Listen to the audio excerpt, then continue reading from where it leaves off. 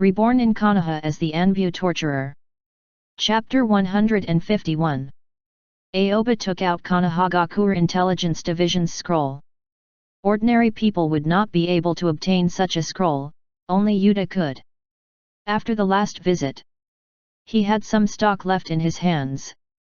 At that time, the purpose of this leftover was to make Yuta's name appear again at a certain time period. Especially when the suspicion might be on his head. At that time, Yuta would be able to carry the blame. Even though he was not suspected. But Aoba felt that he need to use it. Using the limited Yuta scroll and Tatsuma's secret code. This could perfectly push Tatsuma's death onto Yuta. Instantly, Aoba picked up his brush. He was prepared to write down Kumagaku's information and pass it to Danzo. Wait a minute. I have a new plan. Just as Aoba was about to write it out, another thought suddenly popped up in his head. Gradually, the corners of Aoba's mouth curled up slightly. His eyes gradually changed. Sha. Aoba held a brush in his hand as he imitated Yuta's writing on the scroll. After writing a scroll, then, he started writing another scroll. 2 scrolls. The contents were completely different. It's time to act. After Aoba finished writing the 2 scrolls, he put them in his ninja bag, changed into a ninja outfit, and quickly walked out of the Anbu's dormitory. At this moment, it was already late. The night shrouded Konohagaku. After leaving Anbu's dormitory, Aoba directly went into the dark little forest. Henge no Jutsu, transformation technique. A loud bang sounded from Aoba's body, and then his whole body turned into another appearance. It was the appearance of Yuta. The reason he used the Henge no Jutsu, transformation technique, this time was not to show his identity as Yuta. After all, the Henge no Jutsu, transformation technique, had flaws. It was possible to be perceived and seen through by special means. In that case, it would be awkward. Right now, he was not sure if his sage body and current chakra could achieve a perfect transformation. If he was not sure, then he would not take the risk.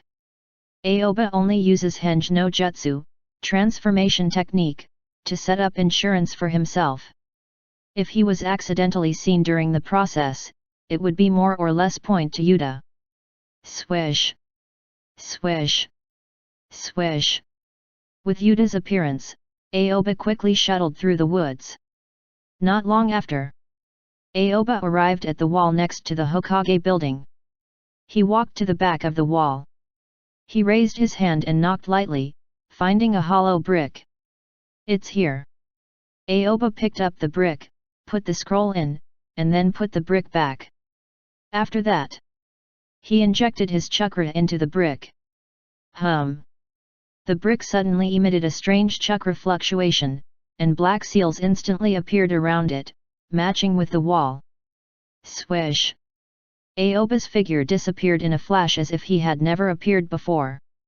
A few minutes after Aoba left, 2 ninjas wearing Anbu's mask appeared here. They use a secret technique to break the barrier in the brick and take out the scroll inside. Then, the 2 of them disappeared. On the other side, using Sekai's memories, Aoba found the Konoha Military Police Force's area. At this time, Konoha Military Police Force was brightly lit. One by one, Konoha Military Police Force's ninjas were rushing in and out. There were too many things they needed to investigate. It was destined to be a sleepless night. At this moment, Akaru and Fugaku did not return. Aoba's gaze immediately fell on Kenji, who he had seen in Ramen Ichiraku Noodle House. This person. It seemed like it was possible. They were all Konoha Military Police Force's people. Suddenly, Aoba held the scroll in his hand. He then activated his ninja throwing technique. He threw the scroll precisely at Kenji from afar. Whoosh! The scroll broke through the air. It directly cut through the air. A piercing sound was heard. It charged towards Kenji like a hidden weapon. Hey! Kenji suddenly felt a sense of danger approaching him and instinctively dodged it. Bang! Just as Kenji dodged it, the scroll crashed into the ground. Startled by the sound, he fell to the ground. Who? Kenji immediately turned to look in the direction where the scroll come from, but he could no longer see anyone. Who is it? What is this thing? What's going on? Several question marks popped up in Kenji's head. He was thinking about how to frame Aoba and then discredit Fugaku through Aoba. As he was thinking about the details, he was interrupted by the scroll that had suddenly appeared. He was shocked. What's going on? When Kenji saw the scroll, he bent down and picked it up. He immediately saw the words on the scroll. Need to personally open by Uchiha Aikaru. Kenji took a deep breath. He looked left and right, and his eyes flashed with determination. He put the scroll into his ninja bag and quickly returned to his residence. After throwing the scroll out, Aoba quickly left. He understood that this kind of behavior was quite risky. However, he had a sense of propriety. He was sure that he wouldn't be discovered. It was mainly because the arrival of Kumigakure Enbuhari made him faintly feel the aura of a conspiracy. In the anime, this time period is a blank space. When Aoba was watching Naruto's anime, the normal narrative started with Naruto and how the Fourth Ninja World War happened. But about the Third World War only appeared in flashbacks and some dialogues. He only knew that the fuse for the Third Ninja War was the disappearance of Third Kazekage. After the news of Third Kazekage's disappearance spread, it greatly declined Tsunagakure's strength, which in turn led to the imbalance of power between the forces, making other major forces eager to move. But other than these that were on the surface, Aoba had a question that he could not figure out. Why would the disappearance of the Third Kazekage cause the three countries to attack Konoha? Kumigakure in the country of lightning attack Tsunagakure in the country of wind can be justified. So what happened to Konohagakure? Why did they collectively attack Konohagakure? Aoba was very clear that even in times of war, there had to be a reason. As long as there was a high-sounding reason that could be said, it is enough. But regarding the Third Ninja World War, Aoba only knew three. The first was Doi opening all 8 doors to fight against the 7 ninja swordsmen of Kirigakure.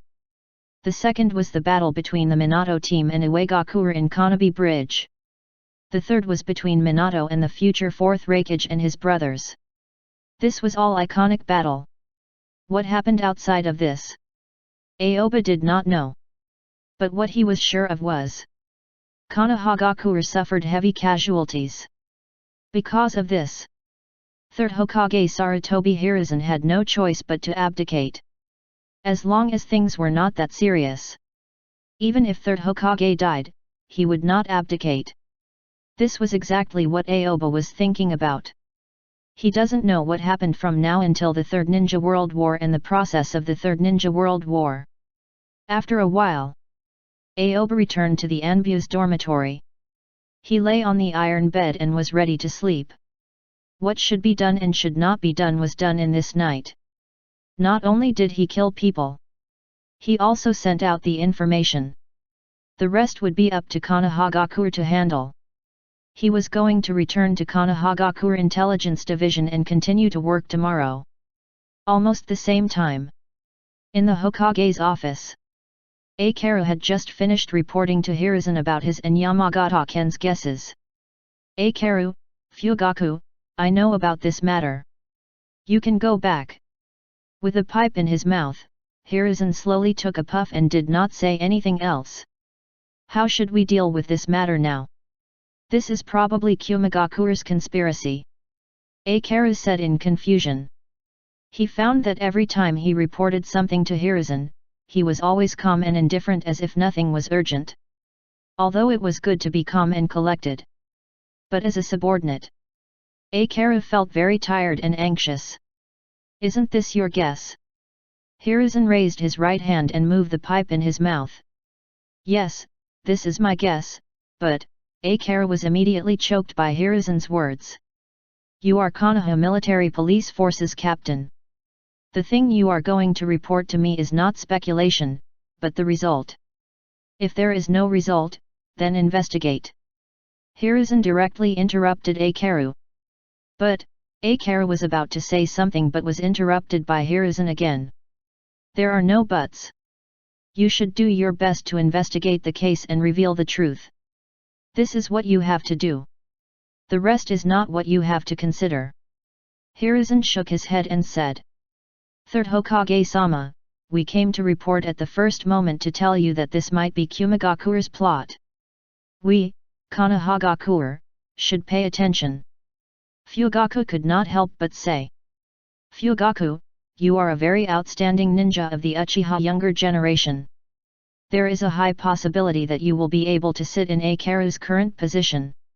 As a member of the Konoha Military Police Force, you should understand this principle more. You can doubt a person, but when you are not sure, you cannot use your suspicion as a basis. Do you understand?" Hiruzen stared at Fugaku and said, "I understand this principle." Fugaku helplessly revealed a bitter smile. "Since you understand, then go and do what you should do. As Konoha Military Police Forces people, you can't think that something may be a conspiracy, or there may be some danger. You can judge this thing through your emotions. That will only cause the village to become more and more chaotic." Hiruzen said in a deep voice. "Yes." Akaru and Fugaku responded weakly. Then, they looked at each other and could see deep helplessness in each other's eyes. There was no other way. They knew that no matter what they said, Hiruzen would not continue to listen. This would not only cause Hiruzen to pay any attention to this matter, but it might also even cause Hiruzen to dislike them in the end. Even though there was much unwillingness in their hearts, they still left the Hokage's office. They helplessly returned to the Uchiha clan's area. In the Hokage's office, Hiruzen stood by the window with a pipe in his mouth, looking at the backs of the two Uchiha leaving, his eyes flashing with thoughts. Kumigaku self-directed and self-acted. The corners of Hiruzen's mouth curled into a sneer. He did not believe that such a thing would happen. As Konohagakure third Hokage, he was very clear. If Kumigaku wanted to attack Konohagakure, there was no need to lose a Jonin ninja at all. This was simply unnecessary. It was even more illogical. All of a sudden, Hiruzen looked at the two Uchiha with a complicated expression. Isn't the power given to the Uchiha clan too much during this period? Hiruzen muttered to himself in a voice that only he could hear. As for Akaru and Fugaku's suggestion, Hiruzen felt that they were concealing their incompetence even more. They lacked the ability to find the murderer and evidence. Thus, they pushed the entire matter to Kumigaku as an act of their own. Then, they went up to the village to give a warning to Kumigaku's attack that had a small probability of appearing. In the end, it caused everyone to feel anxious. This was all caused by power. Unconsciously, Hiruzen felt a faint sense of unease about the way Uchiha's clan handled things. Will there be a day in the future? If Uchiha's clan did something wrong, then he punished this clan. What if they imagined that the village was targeting them and thus making excessive defenses? Thinking of this, Hiruzen's expression became heavy. At the root base in the underground of the Hokage building, Danzo did not participate in what was happening in the outside world, but now he had a scroll in his hand. You said that it was transmitted through Tatsuma's secret code. Danzo held the scroll and did not open it immediately. His face was gloomy, and no one knew what he was thinking. Yes. The two root ninjas nodded. Strange. Danzo stared at the scroll, which contained only a word on it, which read need to personally open by Danzo-sama. Other than that, there was nothing. The handwriting on it was not Tatsuma's handwriting. You may leave. Danzo waved his hand at the two root ninjas, then checked the scroll, turned around, and walked towards his office. Tatsuma is already dead, this is definitely not an accident. Tatsuma has the cursed tongue eradication seal, there is no possibility of telling the secret code to others. In that case, then there is only one explanation. Someone read Tatsuma's memories and saw the secret code between us. That person is the one who wrote the scroll. Danzo narrowed his eyes slightly and looked at the scroll that had not been opened. His heart was already in a state of chaos. It had been a long time since there had been such a fierce fluctuation in his heart. The last time. It was when the second Hokage asked who could be the bait to cover the retreat. At that time, he was extremely scared. Now, his heart was also filled with intense worry. You can read Tatsuma's memory and know the secret code of communication between us. Danzo stared at the scroll coldly, and his eyes became dangerous. How many more things do you know? Chapter 152. Danzo's heart instantly became chaotic. The scroll in front of him. Although he had not opened it yet. However, it already made him feel a strong sense of crisis. This scroll was transmitted through Tatsuma's secret code. This meant that Tatsuma's memory had been read. Tatsuma was not an ordinary small character. He knew too many things. Yamanaka Yuta. Danzo stared at the scroll. His first suspect was Yuta from the remnants of the old era. After all, reading memories was a secret technique of the Yamanaka clan. After saying that, he tore open the seal on the scroll. He then slowly spread the scroll open. Lines of text appeared in his line of sight. These words were not Yuta's handwriting, but more like Yuta was deliberately concealing his handwriting. Through the degree of distortion in the strokes on it, one could see Yuta's own shadow. Humph! When Danzo saw these lines, he immediately snorted coldly. He actually used such a method to conceal his identity, and it was still so clumsy. Do you think that I won't recognize you just because of this? Danzo had already started to suspect Yuta based on the preconception of the matter. He didn't think that there would be anyone else who had the ability to read memories and would go against him. Instantly, Danzo looked at the scroll. The crooked handwriting had traces of clumsy handwriting. Dear Shimura Danzo-sama. You must have been looking for traces of Yuta-san all this time. Did you find him? Let me tell you now. Yuta-san was hiding in the woods in the western suburbs. He will only hide there for a few days. If you want to catch him, you have to be early. If you are late, he may run away. By the way, a friendly reminder. You better bring more people when you go. He has a lot of powerful Jonin ninja.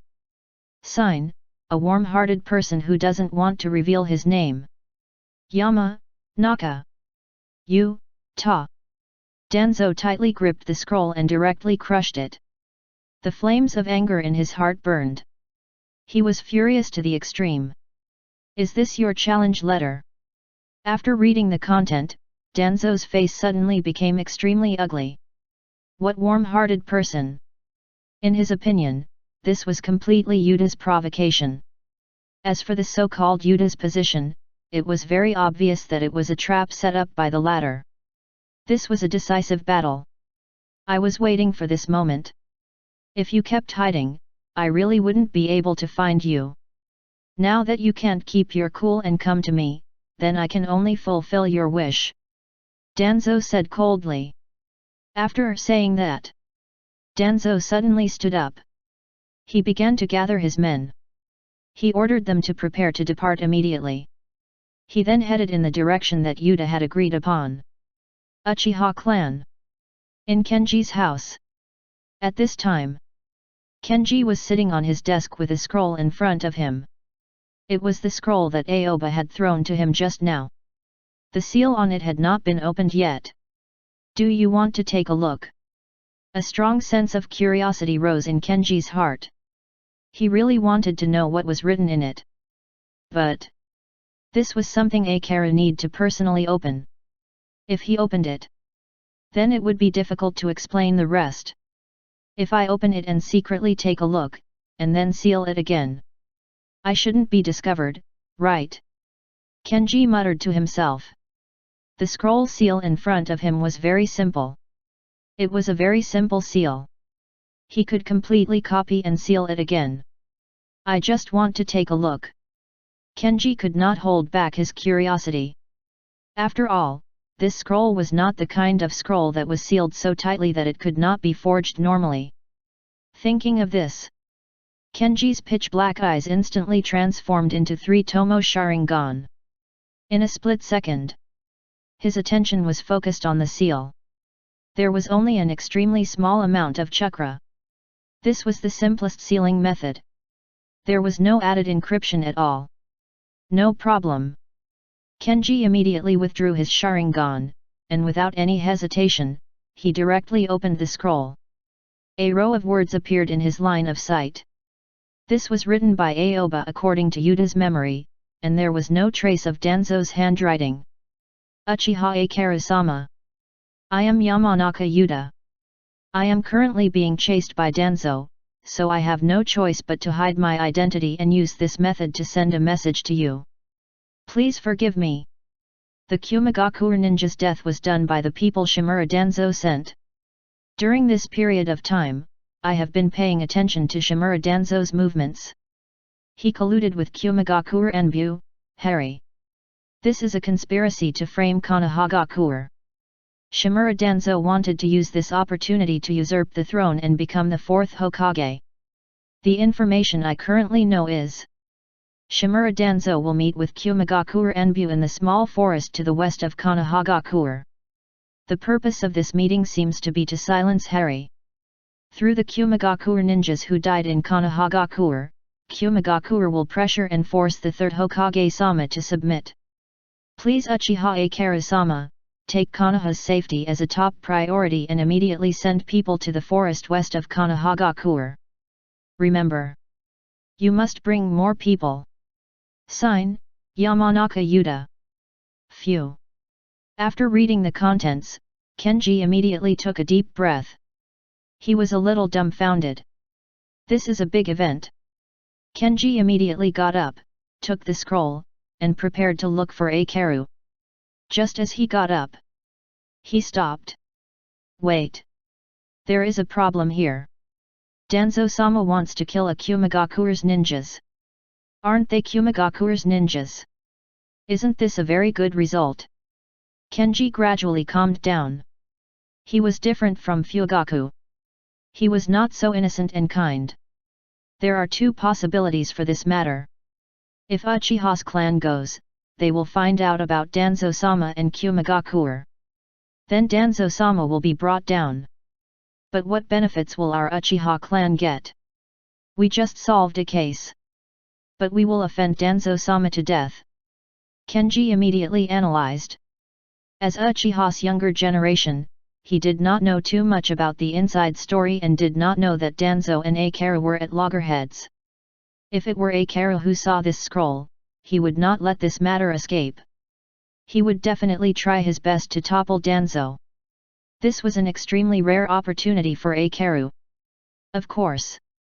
Perhaps this was also a rare opportunity to change the fate of Uchiha's clan being exterminated. If our Uchiha clan does not go over, then it is Danzo-sama who killed Kumagakure and solved the current village crisis. As for how much Kumagakure will pressure Konoha in the future, that is something 3rd Hokage-sama has to consider. What Danzo-sama wants to do is to start a coup and seize the Hokage position. But what does this have to do with our Uchiha clan? As long as we don't participate, no matter who the Hokage is, Konoha military police force belongs to our Uchiha clan. Through his analysis, Kenji immediately calculated the pros and cons for the Uchiha clan. As to how to handle this, don't do anything. Doing nothing was more beneficial to the Uchiha clan. This was the difference between Kenji and Fugaku. When Fugaku encountered this kind of thing, he would consider the whole village. However, Kenji was completely thinking for the Uchiha clan's sake. According to this way of thinking, in fact, Kenji was more suitable to be the Uchiha's clan head than Fugaku. But I can make use of this matter. Now that we know that Danzo-sama is colluding with Kumagakure, Then I will lead that Yamanaka Aoba to the forest in the west and make him a witness who accidentally discovered the matter. This way, Yamanaka Aoba will die. If my speculation is correct, Danzo-sama will kill Yamanaka Aoba, and the matter of colluding with Kumagakure will be blamed on him. At that time, Fugaku, who has no relationship with Yamanaka Aoba, will definitely be involved. Although there is a risk of pulling the Uchiha clan into this, and this risk is not worth it. This might also change my fate. Kenji's eyes flashed with light. He had already made a decision in his heart. This scroll. He won't give it to Akaru. In any case, the person who handed over the scroll was Yamanaka Yuta. That old guy was now Konohagakure's wanted criminal. There was no way for him to appear in front of the Konoha military police force. He didn't even have the chance to confront him. This way, there wouldn't be any obvious mistakes. Most importantly, Kenji seized the few minutes Aoba used to spend to buy dango. He could use this time to throw this matter onto Aoba. Of course. He did not think that it was Aoba who did it. That sickly person. How could he do such a thing? But it was a pity. He was going to become a sacrifice because of Fugaku. If you want to blame someone, blame yourself for being good friends with Fugaku. Kenji took out the match and quickly lit a fire. Then, he lit up the scroll, burned it completely, and threw it into the garbage bin at home. Go find Yamanaka Aoba. After Kenji made up his mind, he would do whatever he wanted. This was a very rare opportunity. If he missed this opportunity, it would be very difficult for him to find another opportunity to frame Fugaku. Once Fugaku's reputation rose, he would be able to become famous. In the future, Konoha military police force's position as captain would be Fugaku's. In the future, Fugaku might also become the Uchiha's clan head. Taking advantage of the fact that the overall situation was still uncertain, Kenji intended to fight for it. Instantly, Kenji walked out of the house and shuttled through the darkness, walking towards Konohagakure Anbu's dormitory. Not long after, Kenji arrived at the Anbu's dormitory. After he inquired about it with his identity as Konoha military police force, he found Aoba's room. Dong dong. Kenji knocked on Aoba's dormitory door. Aoba was already asleep. After throwing out the scroll, he no longer cared about the follow-up matters. Who knocked on the door so late? Aoba was woken up in his sleep. He was very unhappy and dissatisfied, but he still maintained his usual indifference. He got up from the bed and walked towards the door. He twisted the lock. He then opened the door. Aoba immediately saw Kenji standing behind the door. What do you want? Aoba put on a puzzled expression, but he was extremely shocked in his heart. Why was this person here? Could it be that he was exposed? It can't be, right? Was the Uchiha clan's scouting ability this strong? Chapter 153. Aoba never thought of this. Someone would come knocking on his room door at midnight. He did not expect that the person was Kenji, who he had just thrown the scroll at. In an instant, there were many things in Aoba's mind. His brain was spinning rapidly. It couldn't be. This person couldn't have suspected him, right? Did he tell anyone else? Was he here to test or to show off his cards? Was it that hard to send a damn piece of information? There were thousands of thoughts in Aoba's mind, but he did not show it on his face. Instead, he maintained his usual calm and showed a hint of displeasure from being disturbed. Ha ha ha, Aoba, Fugaku asked me to find you. He said that he has something important to tell you. He is in the forest to the west of Konohagakure. Kenji said with a smile. He did not beat around the bush and got straight to the point. Hey! Aoba was stunned. Something was wrong. This person should have seen the scroll. But was he suspecting him? Aoba instantly became cautious. After all, he had just handed over the scroll and he had already found him. Wasn't this too much of a coincidence? It was Fugaku who asked me to tell you to go to the forest in the west of Konohagakure to find him. He has something important to tell you. Kenji smiled awkwardly. He knew how clumsy his excuse was, but he couldn't think of any other reason at all. He could only force himself to continue. Right now, his main goal was to trick Aoba. As long as Aoba witnessed the scene of Danzo-sama and Kumagakure, then Danzo-sama will inevitably silence Aoba as well. As a result, no one knew that he had found Aoba. Even if Danzo read Aoba's memory, the last thing he would get was that Uchiha Fugaku asked Aoba to go to the forest. It had nothing to do with him. In short, he had to make use of this opportunity, and dragged Fugaku into the water.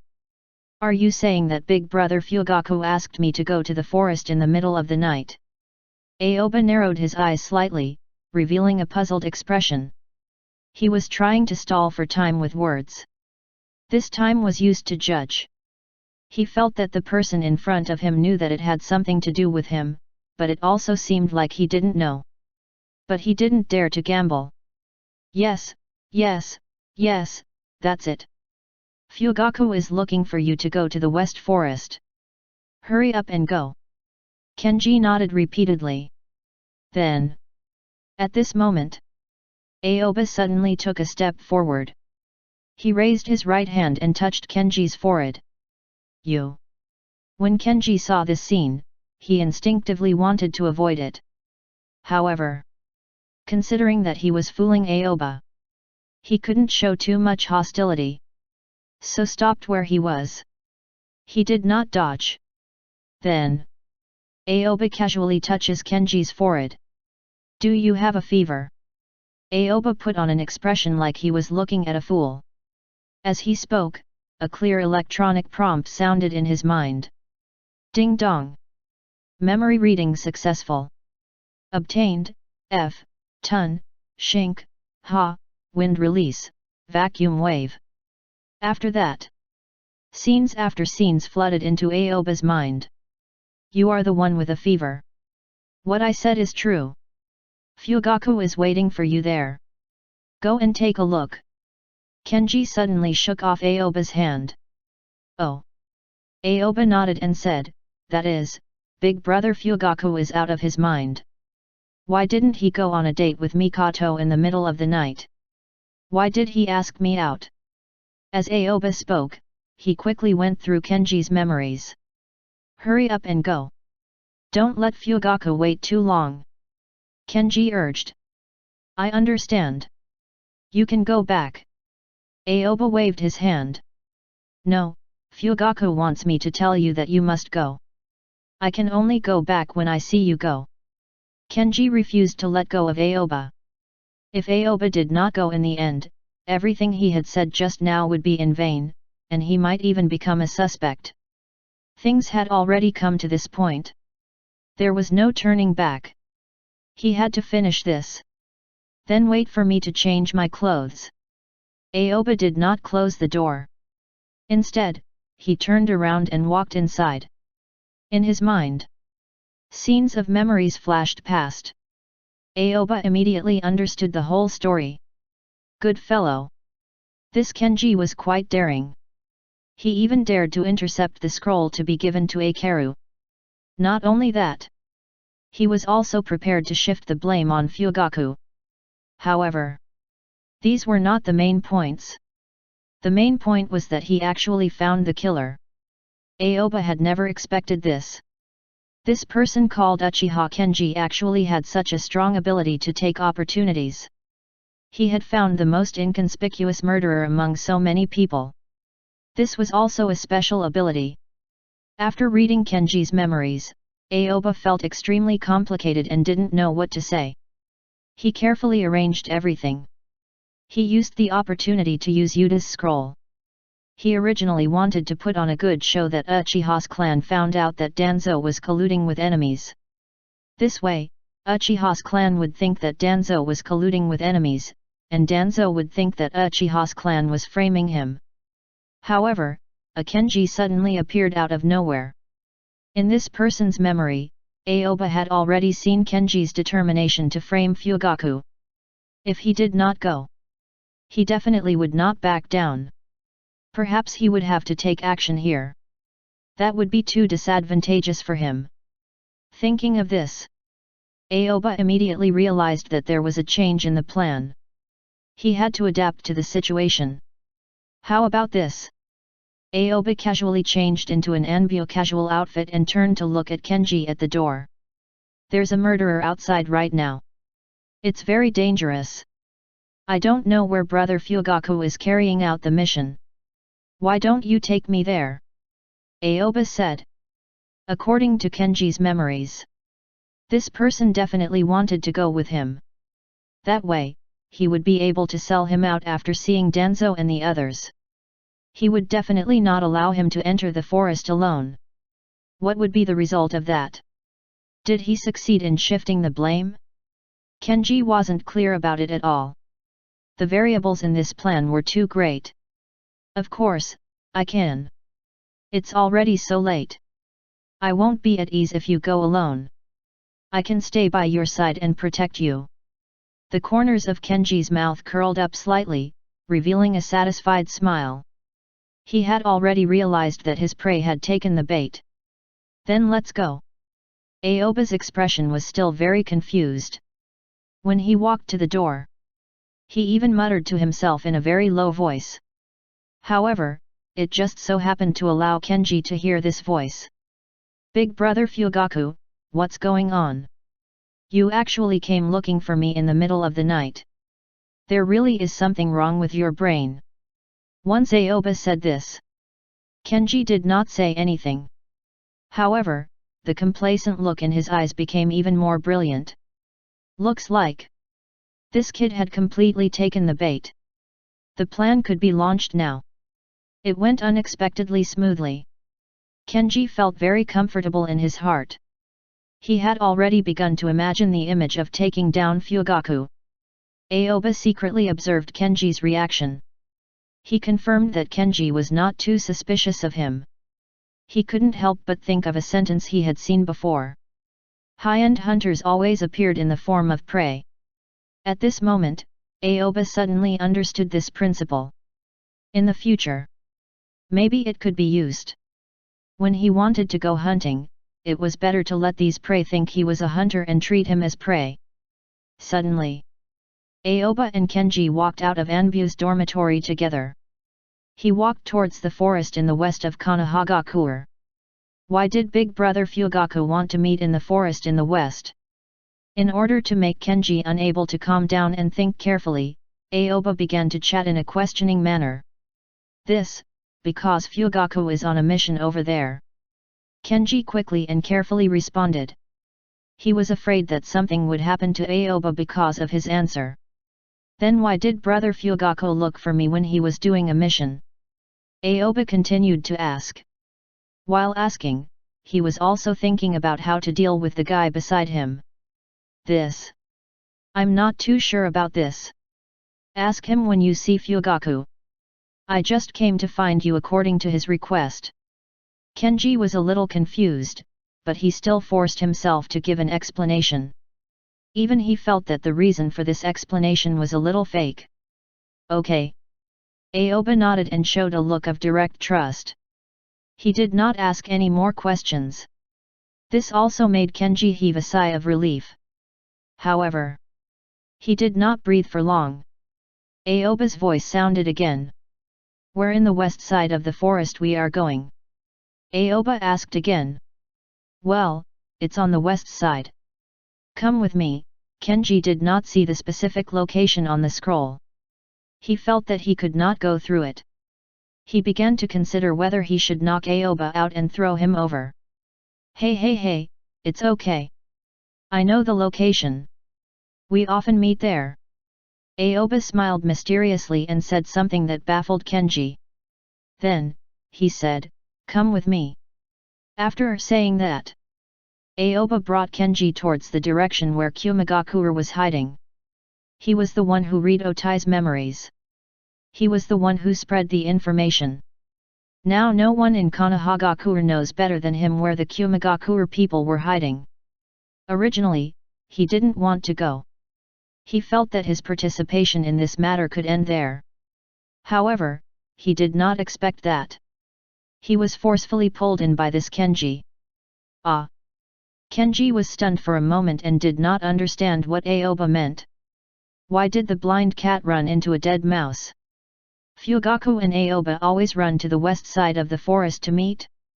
What was this? Deep doubts arose in Kenji's mind. He was already confused by Aoba's continuous words. At first, it was a question. Then he said that he often met with Fugaku. The above questions had no logic to the following words. In addition, Kenji had been lying to bring Aoba here, including the contents of the scroll that Kenji had secretly seen. For a moment, the amount of information in Kenji's mind was too much. So much so that he was a little confused. His thinking speed became slower. Slowly, the two walked a distance. Now it was Aoba who was leading the way, and Kenji was following behind. But the general direction was not wrong. It was indeed the forest on the village's west side. Look over there, is that Danzo-sama? All of a sudden, Aoba's voice rang out. It clearly entered Kenji's ears. At the same time, Aoba raised his hand and pointed at a dark place in the distance. There was some tall grass over there. There were no figures at all. However, there were some shadows. SHH. After hearing Aoba's words, Kenji's face suddenly changed. He did not want to be seen by Danzo, or else he might be silenced.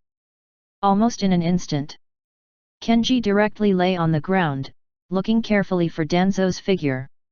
He focused all his attention on the dark part. Puchi.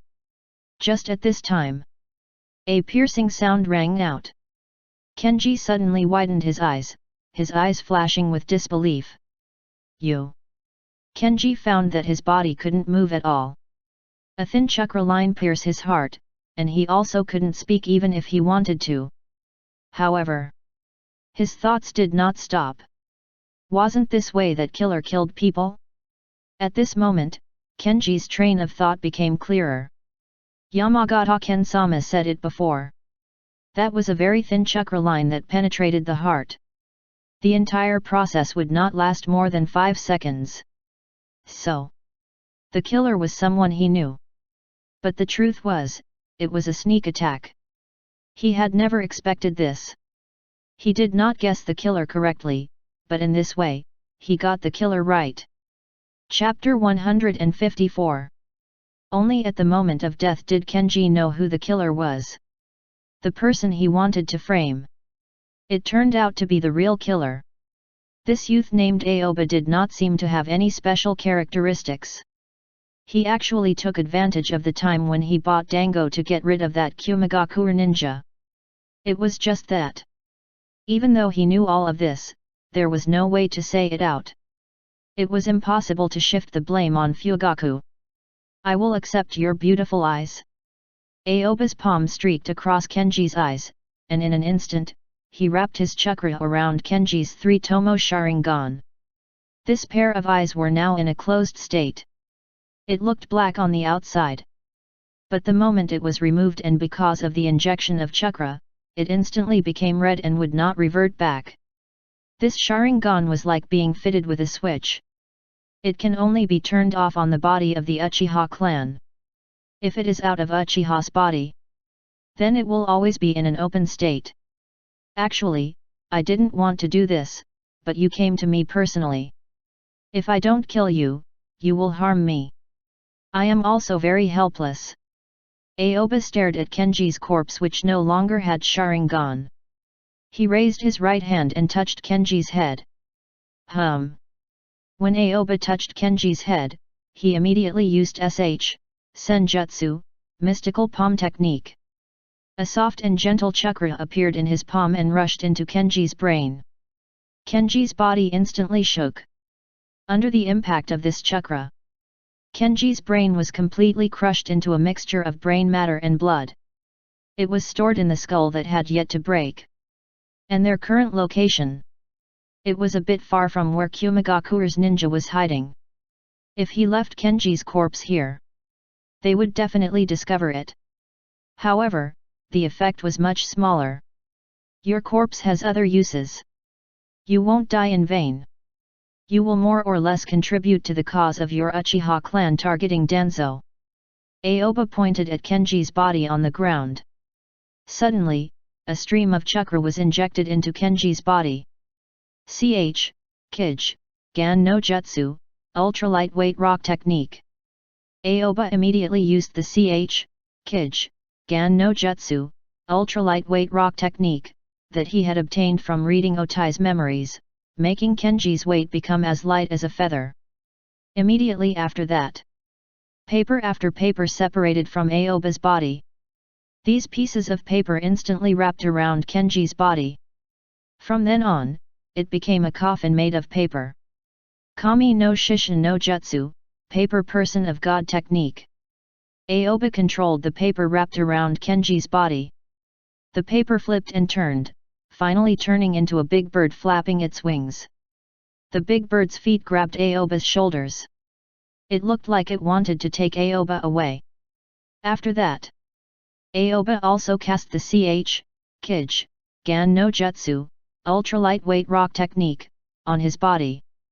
And under this premise, he used Henge no Jutsu, transformation technique. In an instant, he turned into Kenji. This kind of scene was formed. Under the cover of the moonlight, the big bird flapped its wings and grabbed Kenji's body. The two of them flew in the air together. This was not something that Aoba had casually done. According to Kenji's memory, this person's summoned beast was a cloud eagle. So he used Kami no Shishin no Jutsu, paper person of God technique, to imitate it. Kenji was a ninja who could occasionally use the cloud eagle to fly. However, it could not last too long. After completing this series of changes, Aoba immediately turned around and flew in the Uchiha clan's direction. More than 10 minutes later, Aoba flew to the top of Uchiha's clan. He suddenly shouted, "I found the killer!" It was Danzo-sama who colluded with Kumigakure ninjas. They are meeting in the forest in the west of the village. I will go first. You come and support me. Aoba imitated Kenji's voice and shouted. After the roar, he controlled his body and quickly flew towards the forest in the west. Step step step step step step step step step step. A moment later, the people of the Uchiha clan walked out of the house one after another. Most of these people were Konoha military police forces people. Among them were Akaru and Fugaku. Kenji. Akaru watched from afar as a figure being grabbed by a cloud eagle flew towards the west of Konohagakure. Although he did not see it clearly, he still determined that this person was Kenji. There were not many people in the Uchiha clan who had a cloud eagle summoned beast. Moreover, when he came back just now, he went to look for Kenji, but he did not see the latter. Combined with the fact that Kenji had always been eager for quick success, he did not doubt Kenji's identity at all. Let's go. Akaru immediately made up his mind. Regardless of whether it was true or not, he quickly followed up and took a look. Fugaku, I will catch up with Kenji first. Gather Konoha military police forces men and follow them. You must be fast and have more people. We must not let that old fox Danzo run away. Akaru said. Yes. Fugaku immediately replied. Instantly, Akaru's figure flashed as he chased after Kenji. As he ran forward, scenes after scenes flashed through his mind. Why it was always like this? Every time he felt that there was something wrong with Danzo, Third Hokage would always obstruct them. Although he was unwilling to admit it, he was very clear that Third Hokage was protecting Danzo. This matter was the same. When he reported this matter to Third Hokage earlier, he was still dismissed away. So that was the case. At this moment, Akaru understood everything. No wonder Third Hokage was indifferent to this matter and was not worried that it was Kumagakure who directed and acted on their own. Because Third Hokage knew that this was not Kumagakure acting on their own, but the matter of Shimura Danzo and Kumagakure conspiring together. What exactly was the purpose? Akira temporarily could not imagine it. But he was sure. It was definitely not a good thing. At this moment, if he could catch Danzo on the spot, that would be the best chance to topple Danzo. For a moment, Akira became nervous. He held his breath and quickened his pace, not wanting to miss this opportunity to catch Danzo. Aoba flew in front. He was high up in the sky, and he could see Uchiha's clan people moving quickly. He understood that they had been baited by the words just now. Kenji, look. I told you that your death would not be so meaningless. Aoba said to the Cloud Eagle on his shoulder. However, the Cloud Eagle would not reply to him. It was formed by Kami no Shishin no Jutsu, paper person of God technique. While in midair, he guided the Uchiha clan people towards the direction of Kumagakure's ninja hiding place. About 10 minutes later, Aoba could see that the Uchiha clan people had already determined the exact location. I can leave now. With a thought, Aoba immediately swooped down, as if he was attacked and directly fell to the ground. These were all designed by him. He had Kij, Gan no Jutsu, ultra-lightweight rock technique, on him, and the fall would not cause any damage to him at all. Aoba quickly fell to the ground. Then, he jumped up. He landed on the trunk of a tree. He immediately used the Kage Bunshin no Jutsu, shadow clone technique, to create a clone. He then used the clone to cast Kami no Shishin no Jutsu, paper person of God technique, turning the clone into a part of the tree trunk along with him. The entire process happened in the blink of an eye. Aoba directly merged with the tree. Even if a Sharingan swept over his body, it was impossible to distinguish his disguise. This was Kami no Shishin no Jutsu, paper person of God technique. The place where Aoba hid his body was precisely the place where Kumagakure was hiding. At this moment, Kumagakure's ninjas had already heard the sounds coming from this side. One by one, they entered a state of battle preparation, all of them becoming nervous, their eyes staring in Aoba's direction. They seemed to have seen a black shadow just now. But they did not see it clearly. The black shadow disappeared after falling. This kept them in a state of vigilance. What's going on? At this time, a slightly neutral voice sounded. A ninja with long pink hair who could not tell whether it was a man or a woman came out. This person was Harry. Harry-sama, we seem to have been discovered, a Kumagakure Anbu reported. I really underestimated Konohagakure. Not only did they get rid of Otai so easily, but they also found our location so quickly. It seems that this plan has failed. There was no anger or dissatisfaction on Hari's face. What should we do? A dark-skinned, white-haired man walked out and asked Harry. This person was Ryui. Retreat? Harry said slowly. Otai died for nothing. Ryui asked in confusion. Of course, he won't die in vain. We can use it to pressure Konohagakure. We will definitely make them pay the price. But if we are discovered here, then it will become a different nature. Harry said with a clear mind. But, Ryui was very unwilling to retreat like this. There are no buts. If we don't retreat now, it might be too late. Harry could already hear the sound of footsteps approaching from afar. All right. Ryui pursed his lips and said helplessly. After that, Ryui made a gesture to Kumagakure ninjas hiding here. Retreat? Ryui ordered with a gloomy face. He knew what this order meant. It meant that they were going to fail in kidnapping the Kyuubi Jinchuriki. Are you in such a hurry to leave? However, at this time, a cold voice rang out, clearly transmitted into the ears of everyone present. Then, in the dark forest, there was a rustling sound. Who is it? Ryui was surprised, and his eyes looked towards the darkness. He did not expect that when Harry had just reminded him, someone already found them. This speed was too fast. Let me introduce myself. A cold voice rang out in the forest. After that, everyone could see a pair of blood-colored eyes appear in the darkness. I am Konoha Military Police Force current Captain Uchiha Aikaru. Chapter 155. Aikaru's cold and serious voice echoed in the woods. He chased them with the fastest speed. He wanted to stop them before these Kumigakure ninjas left. It was just that. He did not see Kenji. Where was Kenji? Aikaru had some doubts in his heart, but he knew that now was not the time to find Kenji but to keep these Kumigakure ninjas in front of him. Kenji was considerate.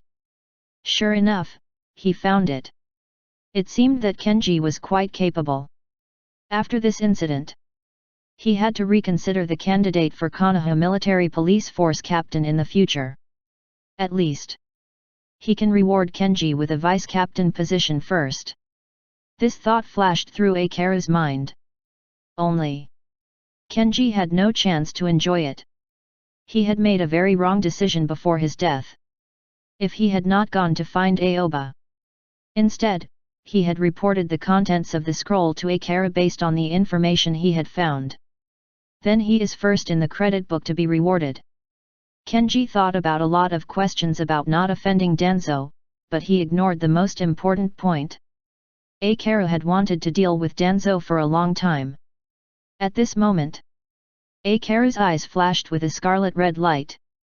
The three tomo in the night sky revealed a bloodthirsty color and a great sense of oppression. This scene also fell in Aoba's eye, which was not far away. Aoba was now hiding using Kami no Shishin no Jutsu, paper person of God technique, disguise. This disguise was like a one-way glass. He could not be seen outside. But he could see the outside.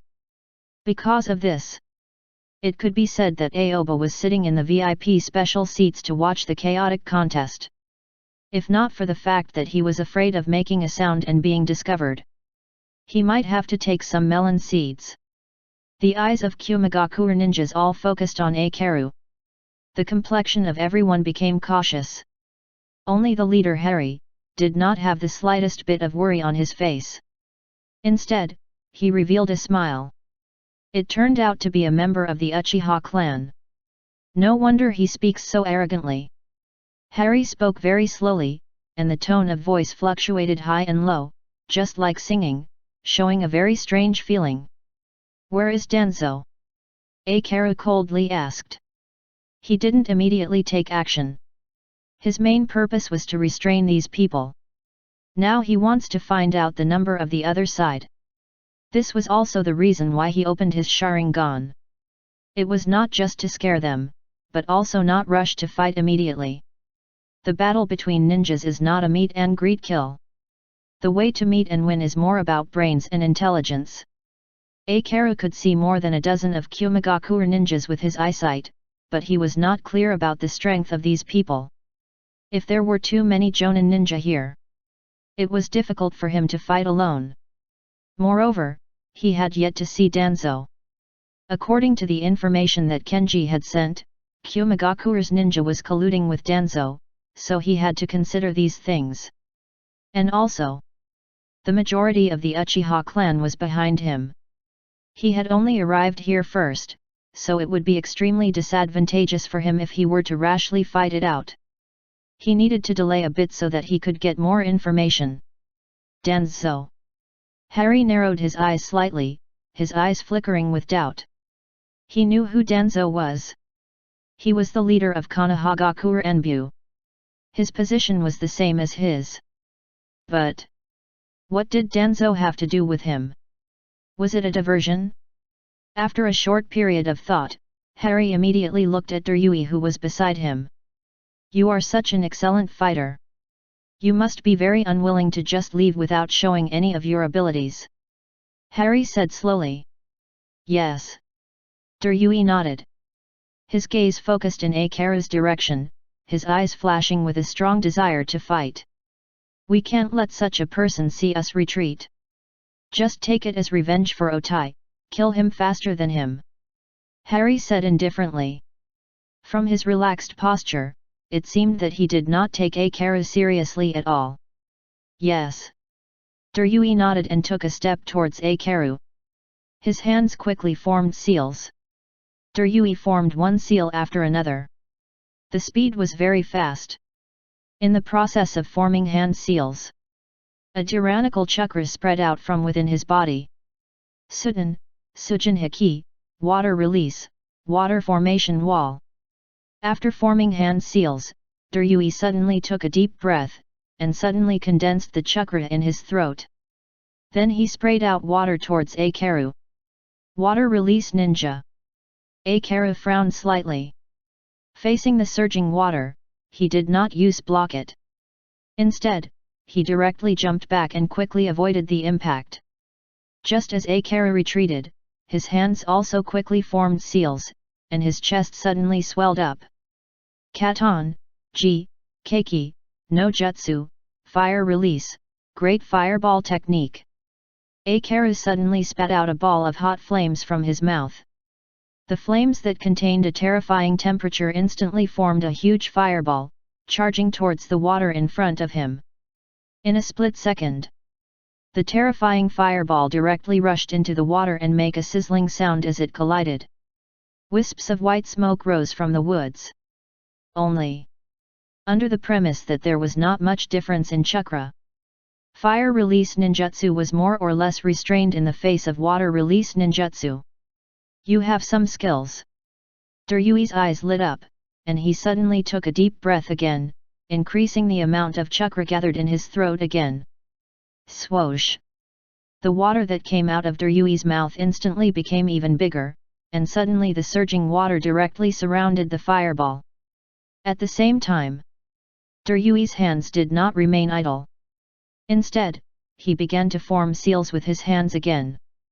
Raiden, Kangekiha, lightning release, wave of inspiration. Noisy sounds rang out, and terrifying lightning radiance directly climbed up along the current, rushing towards Akaru. Puchi! Akaru's body was instantly electrocuted by the lightning. But at this moment, he turned into a cloud of smoke and disappeared. A shadow clone. Along with the disappearance of this clone, the figure of Akaru reappeared where he had just walked over. Worthy of being called Kumagaku or Jonin Ninja. There was no expression on Akaru's face. His pair of blood-colored Sharingan was filled with indifference and ruthlessness. It's actually a shadow clone. A trace of surprise flashed through Ryui's eyes, and then he fell into deep thought. Was it when the water vapor evaporated just now? Ryui quickly analyzed the battle in his heart, and he understood that he had underestimated Akaru. Konoha Gaku's ninjas like these small movements. Ryui coldly ridiculed. Compared to this so-called Kawarimi no Jutsu, body replacement technique, and the like, he preferred to fight directly. Ryui, let's end the probing. It's time to go. There are already many people coming. Harry indifferently said. He could already feel the figures constantly shuttling through the surrounding woods. Okay. Ryui nodded his head, then his eyes suddenly focused on Akaru. In an instant, Ryui made a hand seal with both hands, and terrifying chakra gathered in his hand.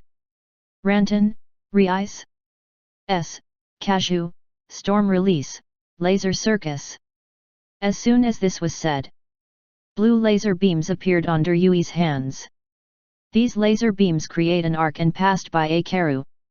In a split second, the blue laser illuminated the night. It erupted with terrifying power. Bloodline limit. Akaru's eyes widened. The scarlet red eye stared at the terrifying laser beams that kept turning and attacking him. Swish! Swish!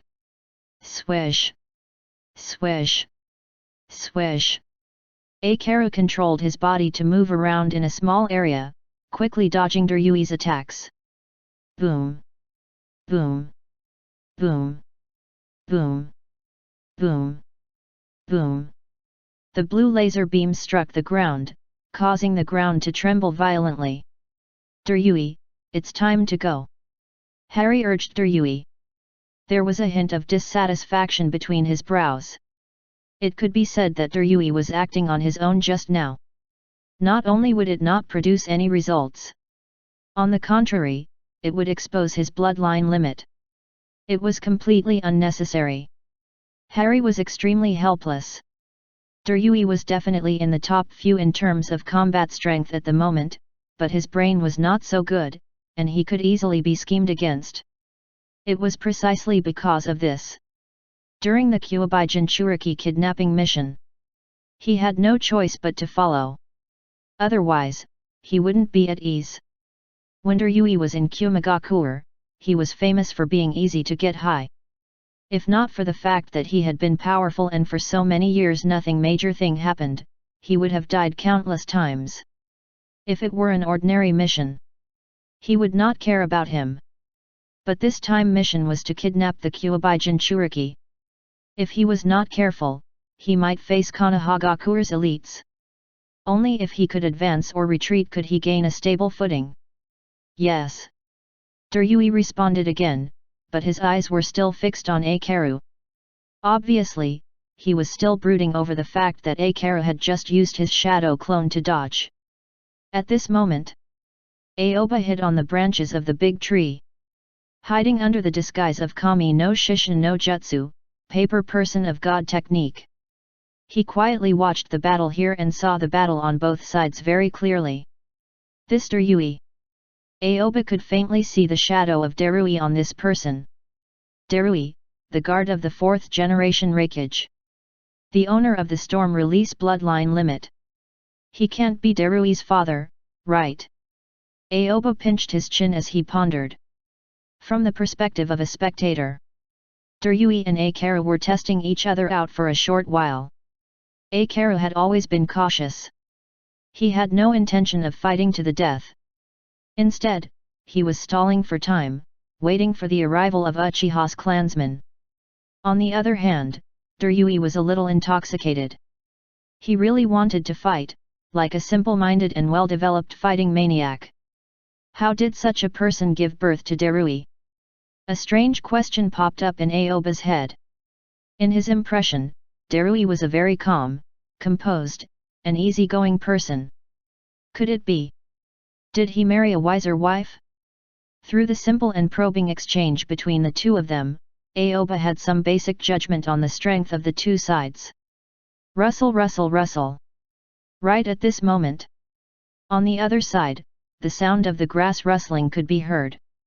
After that, one figure after another appeared in front of Akaru and Kumagakure ninjas. It was Shimura Danzo who had led Root to rush over. Not good. When Harry saw Danzo and the Anbu ninja who was following behind Danzo, his calm expression finally changed. How did we lure this old fox out? Harry suddenly realized the seriousness of the matter. If it were just Konoha military police force, they still had the confidence to leave.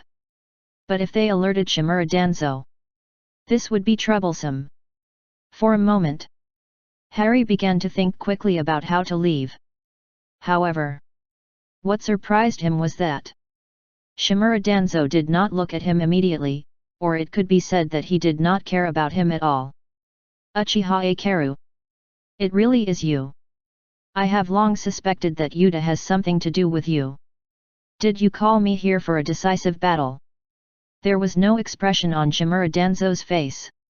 After saying these words, his gaze shifted from Akaru to the nearby Kumagakure ninjas who were preparing to leave. All of a sudden, the two of them looked at each other. Isn't this Kumagakure Harry?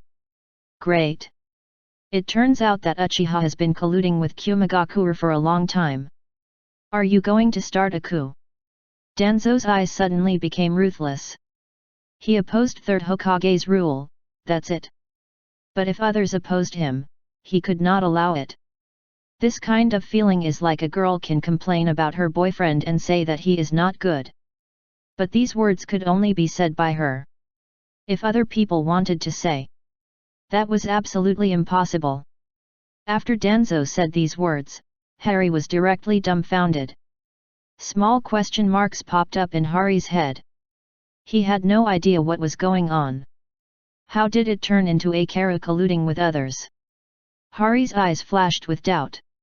However, he chose not to say anything and waited for the situation to come. Suddenly, Akaru's face changed greatly, and he instantly became furious. He raised his hand and pointed at Danzo. He was angry that he almost wanted to kill Danzo on the spot. Danzo, you actually dared to complain first. It was clearly you who cooperated with Kumagakure and wanted to covet the position of Hokage. Akaru coldly said. He knew that Danzo was thick-skinned, but he did not expect it to be so thick. Hari's eyelids twitched violently. He looked at Danzo and then at Akaru, unable to react. What the hell? Are you guys playing a two-man show? Wasn't it just that their mission was exposed? Was there a need to make people feel this way? He had never seen such a scene before. Hari felt that his brain couldn't keep up with these Konohagakure ninjas' play. Chapter 156. Akaru was very angry. He came here to catch Danzo colluding with Kumagakure. Now, Kumagakure was caught. He saw Danzo too. It was clear that the evidence was conclusive. Only, before he could speak, Danzo actually poured a basin of dirty water on him. This was simply intolerable. Akaru glared at Danzo, his blood-red eyes seemed to be burning with anger. Danzo, don't pretend with me here. I will personally send you to Konoha prison. I will personally send you to Konoha prison. I will not only tell Third Hokage-sama of your affairs but also tell Konohagakure what you have done. You will forever be nailed to the pillar of Konohagakure's shame. Akaru said coldly. The anger in his heart had reached an extreme level. When Kenji informs them, he had not taken it seriously. But he knew that he could not miss this opportunity. When he came here and happened to see Kumagakure ninja, he already believed Kenji's words. Now that he saw Danzo here, he completely believed that Danzo was going to collude with Kumagakure.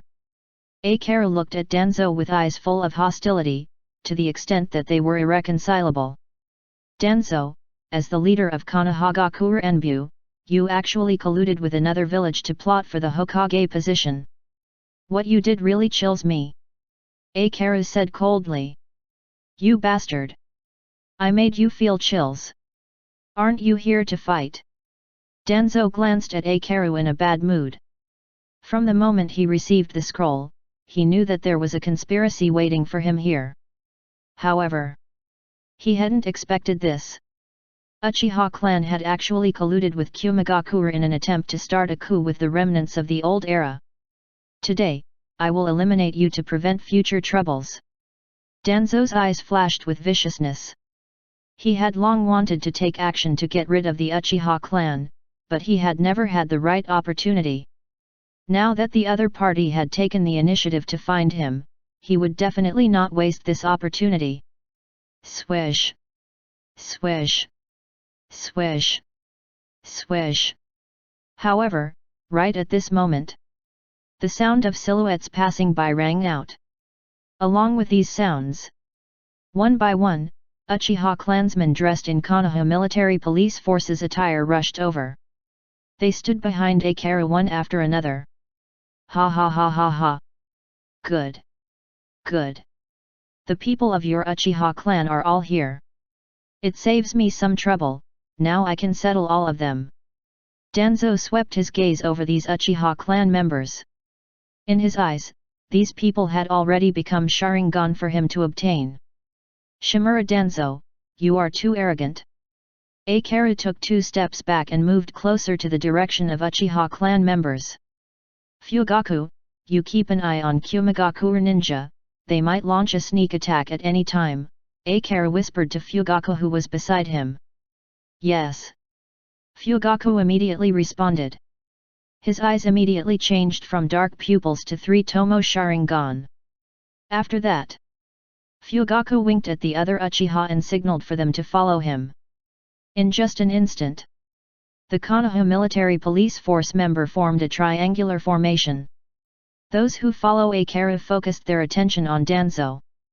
Those who follow Fugaku focused their attention on Kumigakure ninjas. At this time, everyone had a cautious expression on their faces. When Danzo saw this scene, a hint of doubt flashed through his eyes. "Be careful and prepare for battle," Danzo whispered. In his heart, he had already grouped the Uchiha and Kumigakure ninjas to be in the same force. Although he brought many elite ninjas from Route, this place was arranged by the other party. Danzo still responded to everything in front of him with a cautious attitude. What's more, he had no idea why Akira was acting. The other party was obviously working with Kumigakure. Why did it look like he was on guard against Kumigakure? Was this an act? Isn't it just a decisive battle? Don't talk nonsense, do it. Danzo sneered. He felt that Akira's attempt to deceive him in this way was simply childish and mentally retarded. No wonder Uchiha's clan always does stupid things. The leader was a stupid person. Aoba sat on a branch. Through Kami no Shishin no Jutsu, paper person of God technique, disguise, he looked at the scene in front of him. His eyes suddenly became excited. Was there going to be a fight? Aoba already knew that there would definitely be a battle between Danzo and Uchiha clan. Could it be that this battle was going to be brought forward? For a moment, Aoba was still a little expectant. This chaotic three-sided battle was completely created by him. Just thinking about it gave him a special sense of accomplishment. On Kumigakure's side, Harry focused his gaze in the direction of Uchiha's clan. He could clearly feel Uchiha's clan's defenses against them, as well as their hostility towards Danzo. He looked in Danzo's direction again, and he could also see Danzo's guard against them and their hostility towards Uchiha's clan. Wait a minute.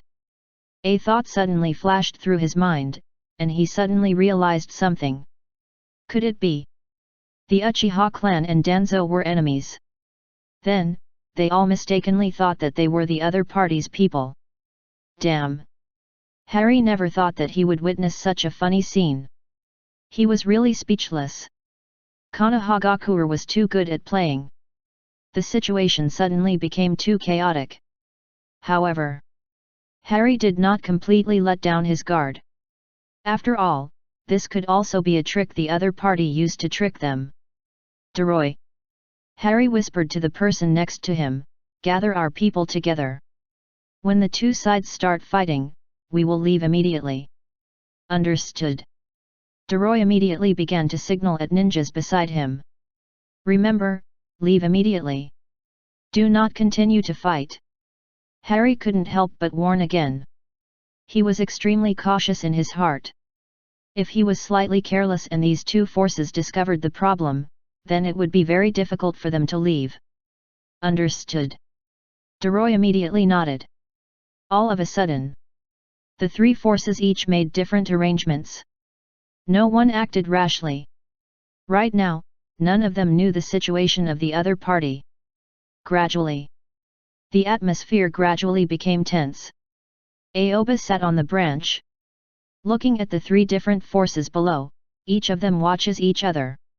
On the contrary, no one dared to take the initiative to attack, so they were in a stalemate. Aoba silently thought in his heart. It seems that I can't do this kind of multi-party thing in the future. It is too messy, and it is not so easy to make a move. If it is just the two sides, they would have already fought. Aoba summarized his experience and lessons. When Akira came here just now, he directly fought with Deroy. If only the Uchiha clan or Danzo's forces were notified this time. Then at this time, it will be a fight with Kumigakure. Now, it was not easy to fight. The most important thing was, Aoba's gaze fell on Kumigakure Anbu leader, Harry. He had already seen through Hari's expression that this person had found something. He knew that Uchiha and Danzo were on bad terms. This would be a bit troublesome. The smile on Aoba's face gradually disappeared. Through this experiment, he had already discovered a small flaw in his plan. If it continued like this, then there was a high chance that Kumagakure ninja would escape when Uchiha and Danzo fought. This was not the scene he wanted to see. No matter how Uchiha and Danzo fought, Aoba still hoped that these Kumagakure ninjas who invaded Konohagakure would get their deserved punishment. He had to think of a way. Aoba frowned slightly, his eyes staring at the three forces in a stalemate.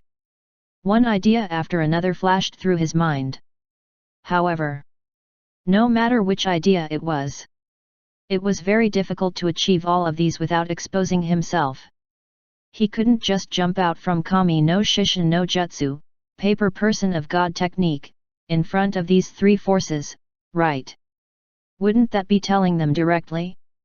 This was simply a misunderstanding. Someone was trying to sow discord. What should I do? Just as Aoba was thinking, his gaze suddenly fixed on Doroi. Wait. It seemed there was no need for him to do anything at all. At this moment, Doroi stood where he was, looking at Danzo and Akira from time to time with an anxious expression on his face.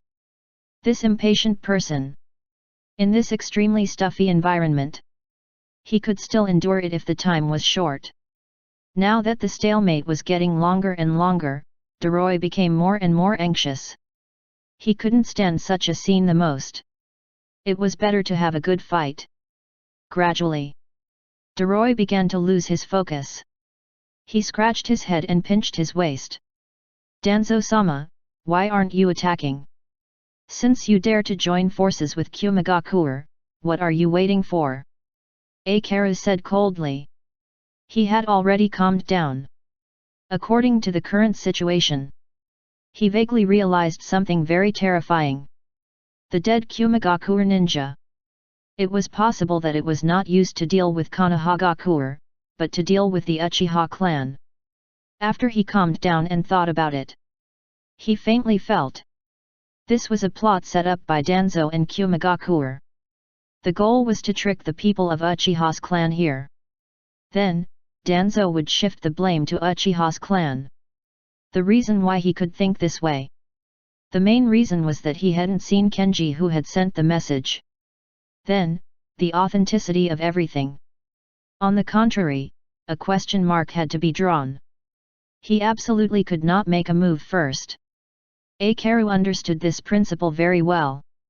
If Uchiha's clan made a move first, then it was very likely that they would fall into Danzo's scheme. If this matter was thrown onto Uchiha's clan, it would put the Uchiha clan in a very unfavorable situation. This was not a decisive battle at all. This was a conspiracy. Danzo was forcing the Uchiha clan to make a move, leaving behind a weakness after making a move. These surroundings. There should be other eyes installed as witnesses at this time. The more Akira thought about it, the calmer he became. The calmer he was, the more he did not want to make a move. The anger on his body gradually subsided, replaced by more caution. Based on his understanding of Danzo, Danzo would not do such a hasty thing. If Danzo wanted to exterminate the Uchiha clan here, then Danzo can't be alone. Akira thought about how Danzo would deal with the Uchiha clan, and that was to use other people's hands and he would not personally do it. Now, Kumagakure did not make a move. Danzo also did not make a move. This was abnormal. There must be something wrong with this abnormal situation. Akira, you are colluding with Kumagakure, and now you are putting the matter on my head. Since you asked me to come to have a final battle, then let's go. Do you still want to sneak attack with so many people? Danzo replied indifferently. Now he also understood. As long as the Uchiha clan did not move, then he would not move either. He did not want Akira to think too much about it, so he was sure of something. From the beginning, he knew that Yuta had lured him into the trap. He was prepared for the final battle. But if he could end it without fighting and killing, then he would never choose this way. Compared to this kind of fair and square fight, he preferred to carry out assassinations in the dark. When Danzo saw that Kumagakure did not make a move, he knew that if he took the initiative, he would definitely be trapped by the other side. This was obviously a scam. Of course. He was sure of this. There was also an important piece of information. That was, he had yet to see Yuta. For a moment, Akaru and Danzo both felt that this was a scam. Whoever makes the first move, he would fall into the other party's trap. Therefore, no one attacked. However, no one dared to let their guard down. They were just waiting for the other party's patience to wear off. Gradually, time ticked by. The two sides were in a deadlock. Whether it was Akaru or Danzo, the more they thought about it, the calmer they became. The calmer they were, the less they had the desire to fight here. As time went on, Doroi really couldn't hold on any longer. He suddenly raised his hands, one finger pointing at Danzo and the other pointing at Akaru. What happened to the two of you? Are we going to fight or not? Why are you so slow? Can you be faster? Doroi shouted at the two of them. His heart was already on the verge of exploding. If he continued to suppress it, he would explode. He was more willing to fight these two forces. He wanted to move. He doesn't want a deadlock. In a split second. As soon as Doroi said this, Hari's expression suddenly changed. He immediately knew that this awkward balance was about to be broken. In an instant, Akaru and Danzo's eyes were all focused on Doroi, their eyes flashing with different thoughts. Then, the two of them actually asked the same question in unison. Aren't you with them? Aren't you with them? Chapter 157. After Akaru and Danzo asked the same question, both of them fell silent. There was a problem. There was a problem here. This Kumagakure ninjas. Which side were they? Just as the two of them were puzzled, Hari rolled his eyes and decisively patted Doroi on the shoulder. Retreat. After Hari finished speaking, he instantly turned around and ran in the direction of the gap in Konohagakure's barrier that they had broken. Yes. Doroi also realized his slip of the tongue just now, but he really couldn't help it. If he was given another chance, he would still do this. It was suffocating. It finally broke the damn deadlock. In a split second, Kumagakure's ninjas quickly moved in the direction of the Konohagakure barrier. Where are you running to? Akaru shouted loudly. He wanted to chase after them, but he was afraid of Danzo who was beside him. Danzo-sama, did you come here to send of the Kumagakure ninjas? Akaru's blood-red eyes flashed with a cold light. Although Danzo had said the same thing to him just now, which made him feel that there seemed to be something hidden. But even so, even if Danzo was deceived by someone, it could only mean that Danzo was wronged in this matter. There was no way to quibble about the past. Humph. These Kumagakure ninjas are not worthy for me to personally send them away. On the contrary, it's you, the clown of the Uchiha clan. Could it be that you were deceived and didn't even notice? Danzo snorted coldly. His mind was far clearer than Akaru's. After saying the same words to Akaru, what he thought of was not the Uchiha clan working together with Kumagakure to trick him to pursue them. In the end, they attacked him together. He knew that was not the case. He had seen through everything from Akaru's expression. It was only at that moment he understood that all of this was a trap set up by Yuta. It was just that the trap itself was different from what he had expected earlier. He had originally thought that Yuta had joined forces with the Uchiha clan to attack him. Now, it seemed that Yuta wanted to plot both him and the Uchiha clan to suffer. Why was this? What role did the Uchiha clan play in this? Could it be that the defeat of the remnants of the old era had something to do with the Uchiha clan? Danzo's brain quickly thought of something. He stood there, unmoving like a mountain, quietly looking at Uchiha's clansmen. The root ninjas around him also did not move and just take a defensive stance. Rather than waiting for the Uchiha clan to take the initiative to attack, It was better to say that he was already standing on the side of the spectators. At this time, Danzo no longer planned to act in any way. The Uchiha clan in front of him had many people, so it was impossible for him to catch all the people of the Uchiha clan in this forest. Or don't do it. If he attacked, he must be sure to destroy the enemy. At present, there was no chance to completely destroy the enemy, so there was no need to make a move to put himself in an awkward situation. Shimura Danzo, if you are sure that you are not with Kumigakure ninja, then please leave this place immediately. We, Konoha Military Police Force, are going to pursue the invading Kumigakure ninja. Eikaru said in a low voice. He really could not understand Danzo's current operation. It looked like he was just wandering outside, but he was in it. If he kept staring at the Kumigakure ninja who was fleeing, it would be difficult to chase after them. But if he was not careful, he might be stabbed in the back by Danzo. When Danzo heard Eikaru's words, his exposed eyes looked deeply at Eikaru. He originally wanted to say, "What does it have to do with you whether I leave or not?" However, he still had a general view of the situation. If he continued to be in a deadlock with Eikaru, not only would he not get any benefits, he would even let Kumigakure ninjas leave. On the other hand, if he left, this matter had nothing to do with him, and it could also make the people of the Uchiha clan and Kumigakure ninja fight to the death. Danzo was not a person who competed with others. As long as there were benefits, he would do it. Let's go. Danzo took a deep look at Eikaru, then slowly opened his mouth and took the lead to leave. Danzo turned around, his back facing the Uchiha clan, but the root ninjas around him all adopted a protective posture, not showing any signs of relaxing their vigilance. Just like that, under the gaze of the Uchiha clan members, Danzo slowly withdrew from this area. Eikaru had been staring at Danzo the entire time, and there was a trace of unwillingness in his eyes. I really want to slaughter that old fellow here. Eikaru resisted the urge to attack Danzo. He watched helplessly as Danzo left the forest. He knew that he had missed a chance to topple Danzo. However, at this time, Eikaru understood.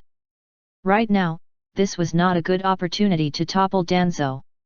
After all, he could already tell that this matter had nothing to do with Danzo.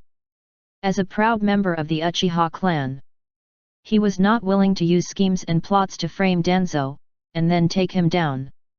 He was more willing to use his own ability to grab hold of Danzo's weakness, and then personally send Danzo to prison.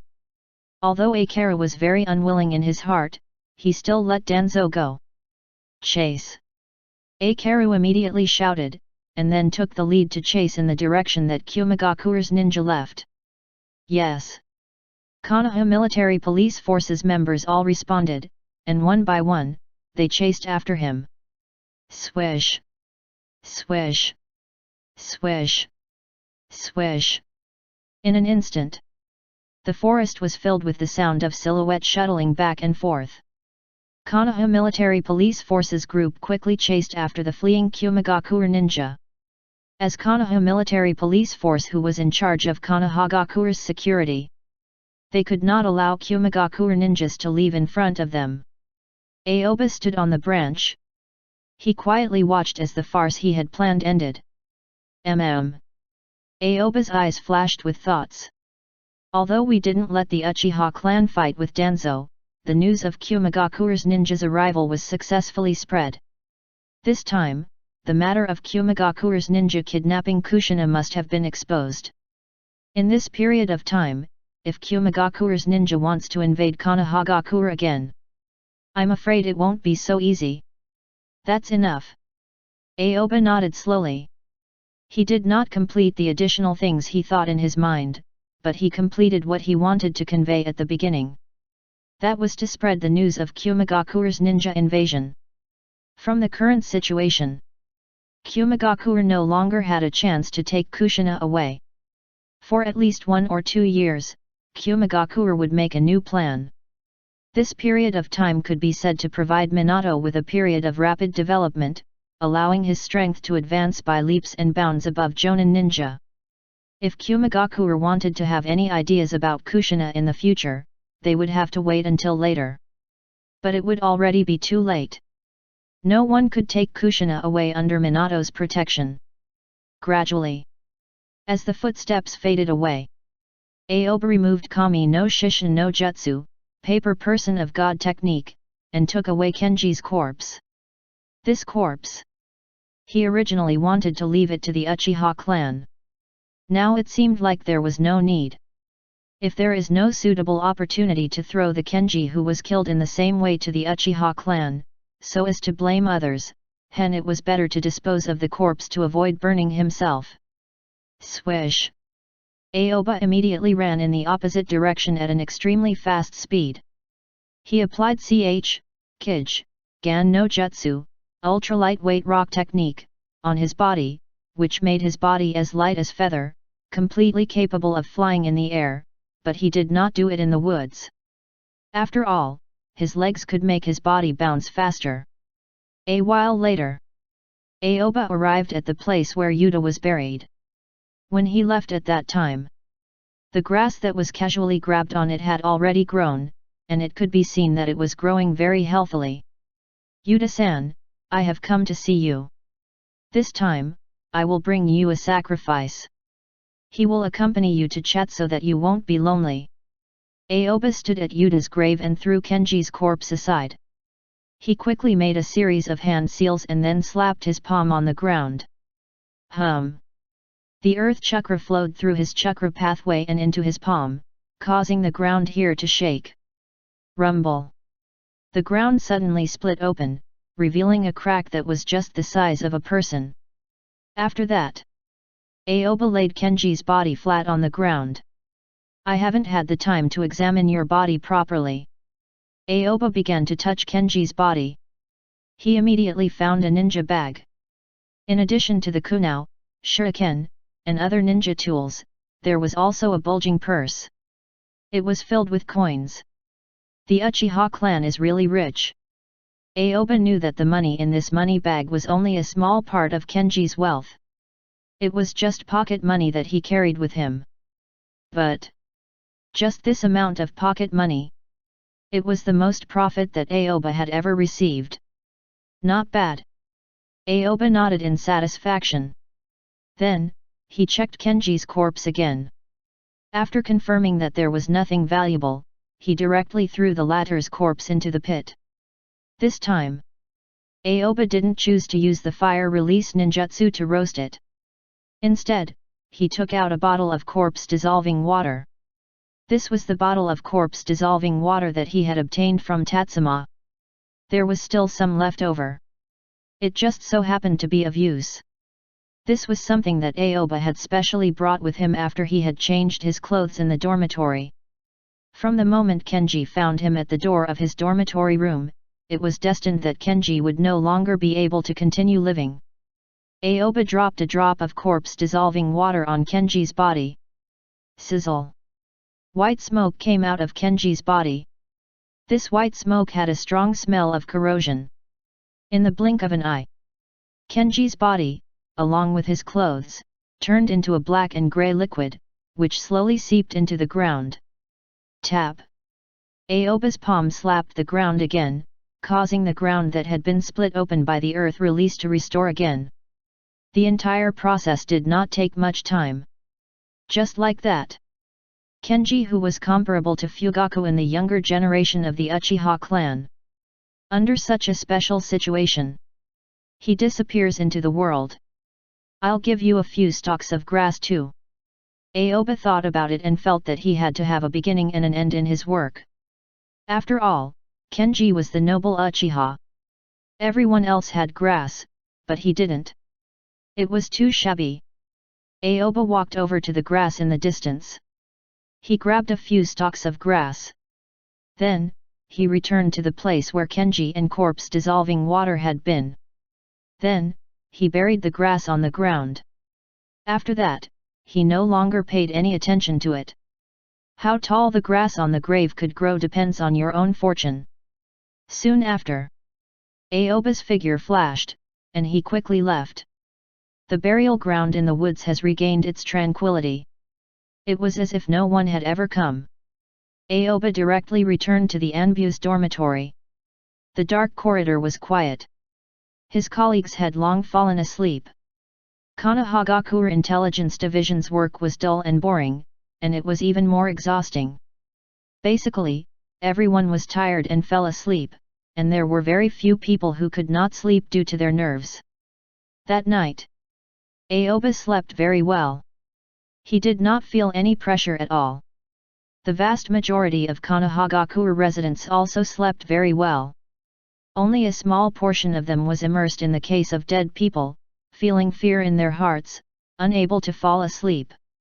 However, this night was a special sleepless night for Uchiha and Danzo.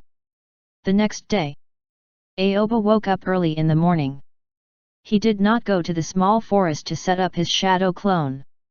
Now, because of Kumagakure's matter, Konohagakure was bound to strengthen its defenses. They would investigate all the forests in the village to find if there were any intruders. It was obviously unwise to set up a shadow clone at this time. Aoba was very open-minded about training matters. He had a lot of time. He was not in a hurry to reach a certain level of strength before a certain time. In addition, he had a cheating device like Tosh Kage Bunshin no Jutsu, multiple shadow clone technique. As long as he trains well in the time he can train, it was enough. Under special circumstances, if he rashly went out and train, it might bring him trouble. Then he wouldn't mind becoming a salted fish for a period of time. Aoba walked out of the Anbu's dormitory early and headed towards Konohagakure's central area. He wanted to go to the shop to buy some things. Not long after, Aoba arrived at a store. This was Konohagakure's famous general store, and he could buy almost any strange things. "Boss, I want a can that can hold water," Aoba said after entering the door. "Okay." After hearing Aoba's request, the owner of the general store immediately looked inside the counter. "Do you want a metal container or a container made from glass?" the owner asked. "A glass container," Aoba said after thinking for a while. After all, the glass container was transparent, and to a certain extent, it was very convenient. "Okay." The owner took out a glass container the size of a can from behind the counter. The top and bottom of the glass jar were wooden lids with rubber pistons around them, which could completely seal the container. "Little brother, do you think this is okay?" the owner asked. "Sure." Aoba immediately nodded. He took the container the owner handed over. Then he bought a few more seasonings. Finally, he paid the money and left. When he left, he put the container away and quickly headed into the forest. Not long after, Aoba came to the place where Kenji was buried. "You didn't expect it, did it? I came back to see you so quickly." Aoba smiled at the grave grass, then opened the container, and used a bit of water-released ninjutsu to fill the container with water. Then he took out the salt, put it a little, and put his finger into the container, stirring it back and forth. A faint green chakra appeared on Aoba's finger. Under the stirring of his finger which contained chakra, the water in the container began to turn dark green. "It's about time." Aoba looked at the color of the water in the container. This was the medical theory he obtained from Tsunade's memory to temporarily preserve the body organs. This was not a very good method. However, it was an emergency method after encountering an unexpected situation on the battlefield. Just as he finished mixing the liquid in the container, he flipped his wrist. A pair of blood-red eyeballs appeared on his palm. It was precisely Kenji's 3-tomo Sharingan. Aoba didn't have any intention of taking off his own eyes and replacing them with Sharingan. He didn't even think about it. No matter how good the eyes of others were, they couldn't compare to his own. Moreover, Aoba felt that it was very disgusting and strange. The reason why he had preserved this pair of 3-tomo Sharingan was that he felt that he might have a chance to use it in the future. After that, Aoba put this pair of 3 Tomo Sharingan inside the container, and closed the lid with the rubber pistons, making the bottle in a sealed state. After doing all of this, Aoba raised his hand and stretched towards the tree trunk in front of him, and his fingertips emitted sharp chakra energy. This was Chakra no Mesu, Chakra Scalpel. Aoba controlled Chakra no Mesu, Chakra Scalpel, with his right hand and directly cut off the bark of the big tree, digging a hole in it. He stuffed the jar with Kenji's Sharingan into the hole of the big tree. Then he covered the tree trunk again, and the right hand with Chakra no Mesu, Chakra Scalpel, turned into Senjutsu, mystical palm technique, and immediately attached the tree bark to the trunk again.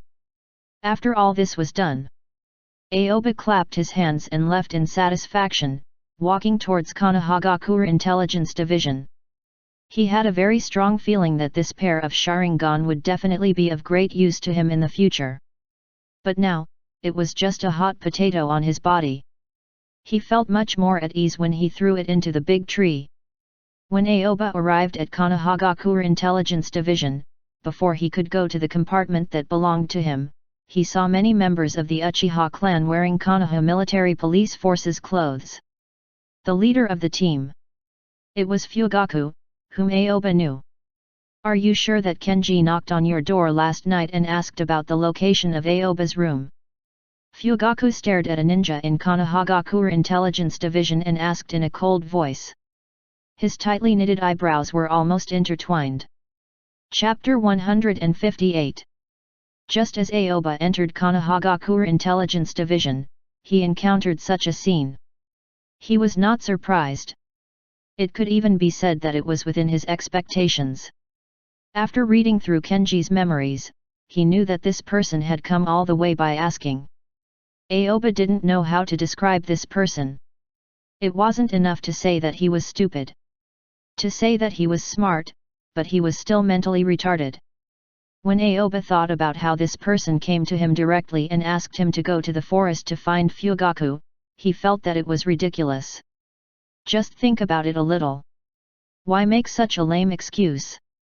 It can indeed be seen that the time was too tight, so there was no way to think about reasonable excuses, so he just bite the bullet. This was how it was done. It was too reckless.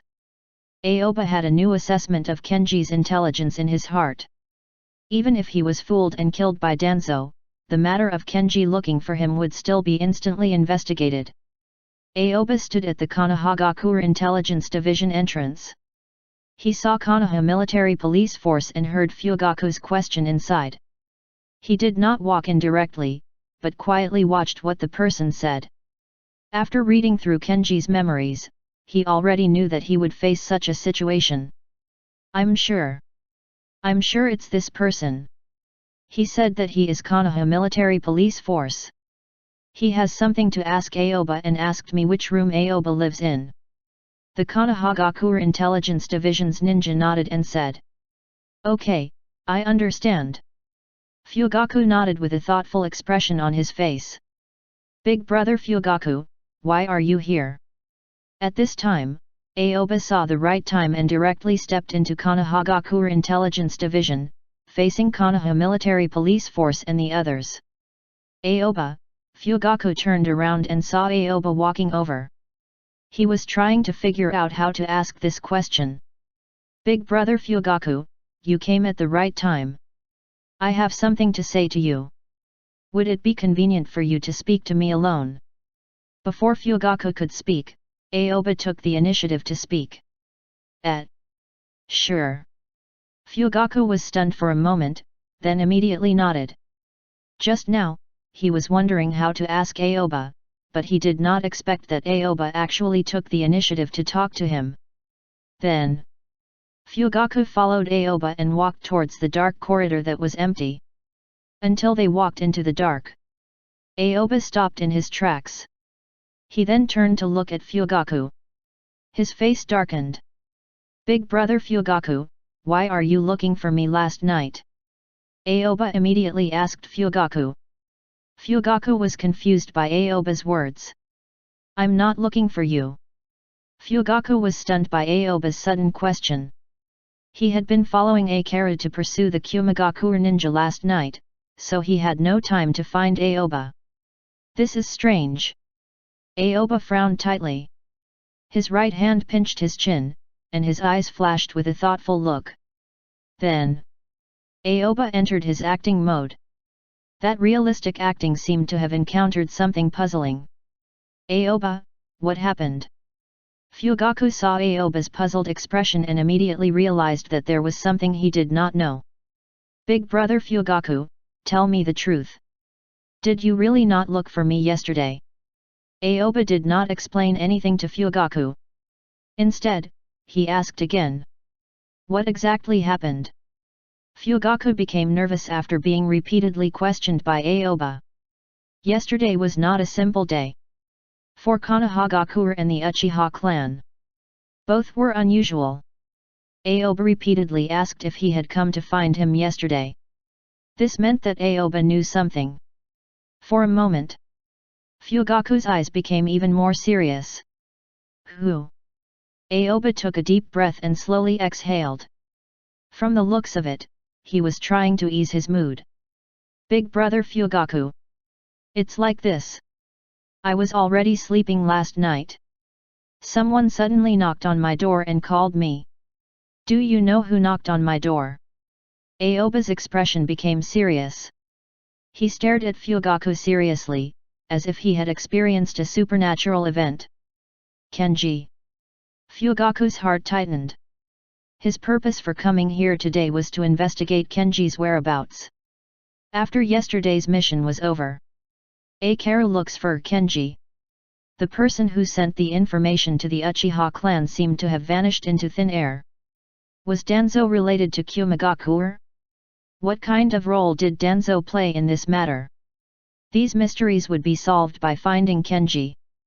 But right now, everyone in the Uchiha clan. No one knew where Kenji was. Because of this, Akaru had just given Fugaku a task, asking him to investigate Kenji's last movements and find Kenji's location. Now, he had just followed the possible whereabouts of Kenji last night and found here in Konohagakure Intelligence Division a person with clues. But this clue pointed to Aoba. Now, Aoba said that someone was looking for him. He immediately thought of Kenji. Yes, it's him. Aoba nodded. The expression on his face was still extremely serious. His eyes were fixed on Fugaku as he slowly said, guess what? Why does he want to see me? It can't be related to me, right? Fugaku's heart tightened. Combining what Aoba had just said, he had this strange feeling. Aoba had just asked him why he was looking for him. Now he wanted him to guess why Kenji was looking for him. Fugaku thought of this. An ominous feeling rose in his heart. That's right, it has something to do with you, brother Fugaku. Kenji came to me and told me that he wanted me to go to the forest on the west side of Konohagakure. He said that you were on a mission there and wanted to see me. The part that Aoba was talking about was not made up. It was indeed true. This was also why he was very speechless about Kenji's IQ. What? Fugaku couldn't help but shout, and at the same time, his eyes were wide open and there was a look of disbelief in them. He actually told you that I was looking for you. Fugaku's heart was instantly in turmoil.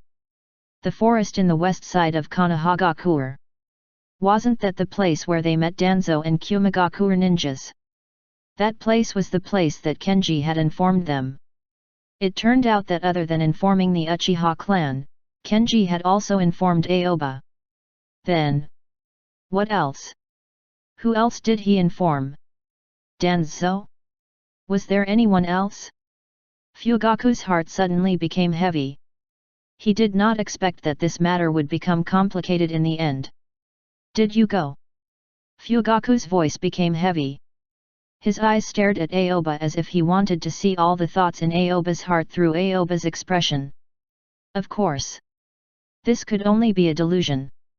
The only expression on Aoba's face was that of someone who was talking like he was telling a ghost story and seeing supernatural events. I didn't go. Aoba shook his head and said, there has just been a murder case in the village, and now I have to go to such a remote forest. I don't have the courage. Did Kenji not make things difficult for you? Fugaku asked. If Kenji let Aoba go so easily, it was not Kenji's character at all. Yes. Aoba nodded and paused. After a short pause, he said, he looks like I have to see you. It's because of him that I don't dare to go. It's good that you don't go. Fugaku breathed a sigh of relief. Last night was super muddy water. Whoever went in would be covered in mud. Aoba, let me ask you a few questions. This is very important to me.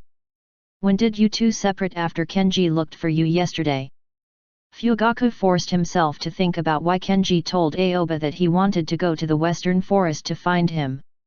However, he did not need to think too deeply about it. He had already guessed it. It was obvious that he wanted to frame him. You might not believe it. After Aoba finished his introduction, he was ready to enter the mode of making up stories. Last night, Kenji blocked the entrance of my room. He wanted me to go to the West Forest to find you. I had no choice but to go. I even felt a trace of killing intent from him. That feeling is like, if I don't go, I might be killed by him. I had no choice but to change my clothes and follow him out. Just when we went out, we met a man in black. He then talked to Kenji, then the two of them left together. They didn't bring me with them. They seemed to think that I was a burden. When Kenji left, he still reminded me to go to the West Forest to find you. Otherwise, you will be angry with me. Aoba immediately fabricated the role of a man in black and pointed the clues in the direction of the man in black to change the key point of Fugaku's investigation. The man in black. Fugaku's face became more and more serious. What happened just now sounded a little ridiculous, but it was really something that Kenji could do. He had known Kenji for many years. That person would do what he wanted to do without caring about the occasion or the details. It was just like in Ramen Ichiraku Noodle House when Kenji asked Mikoto in front of him. Fugaku knew Kenji very well. The latter was someone who could completely mess things up in order to target him. At least the part in front.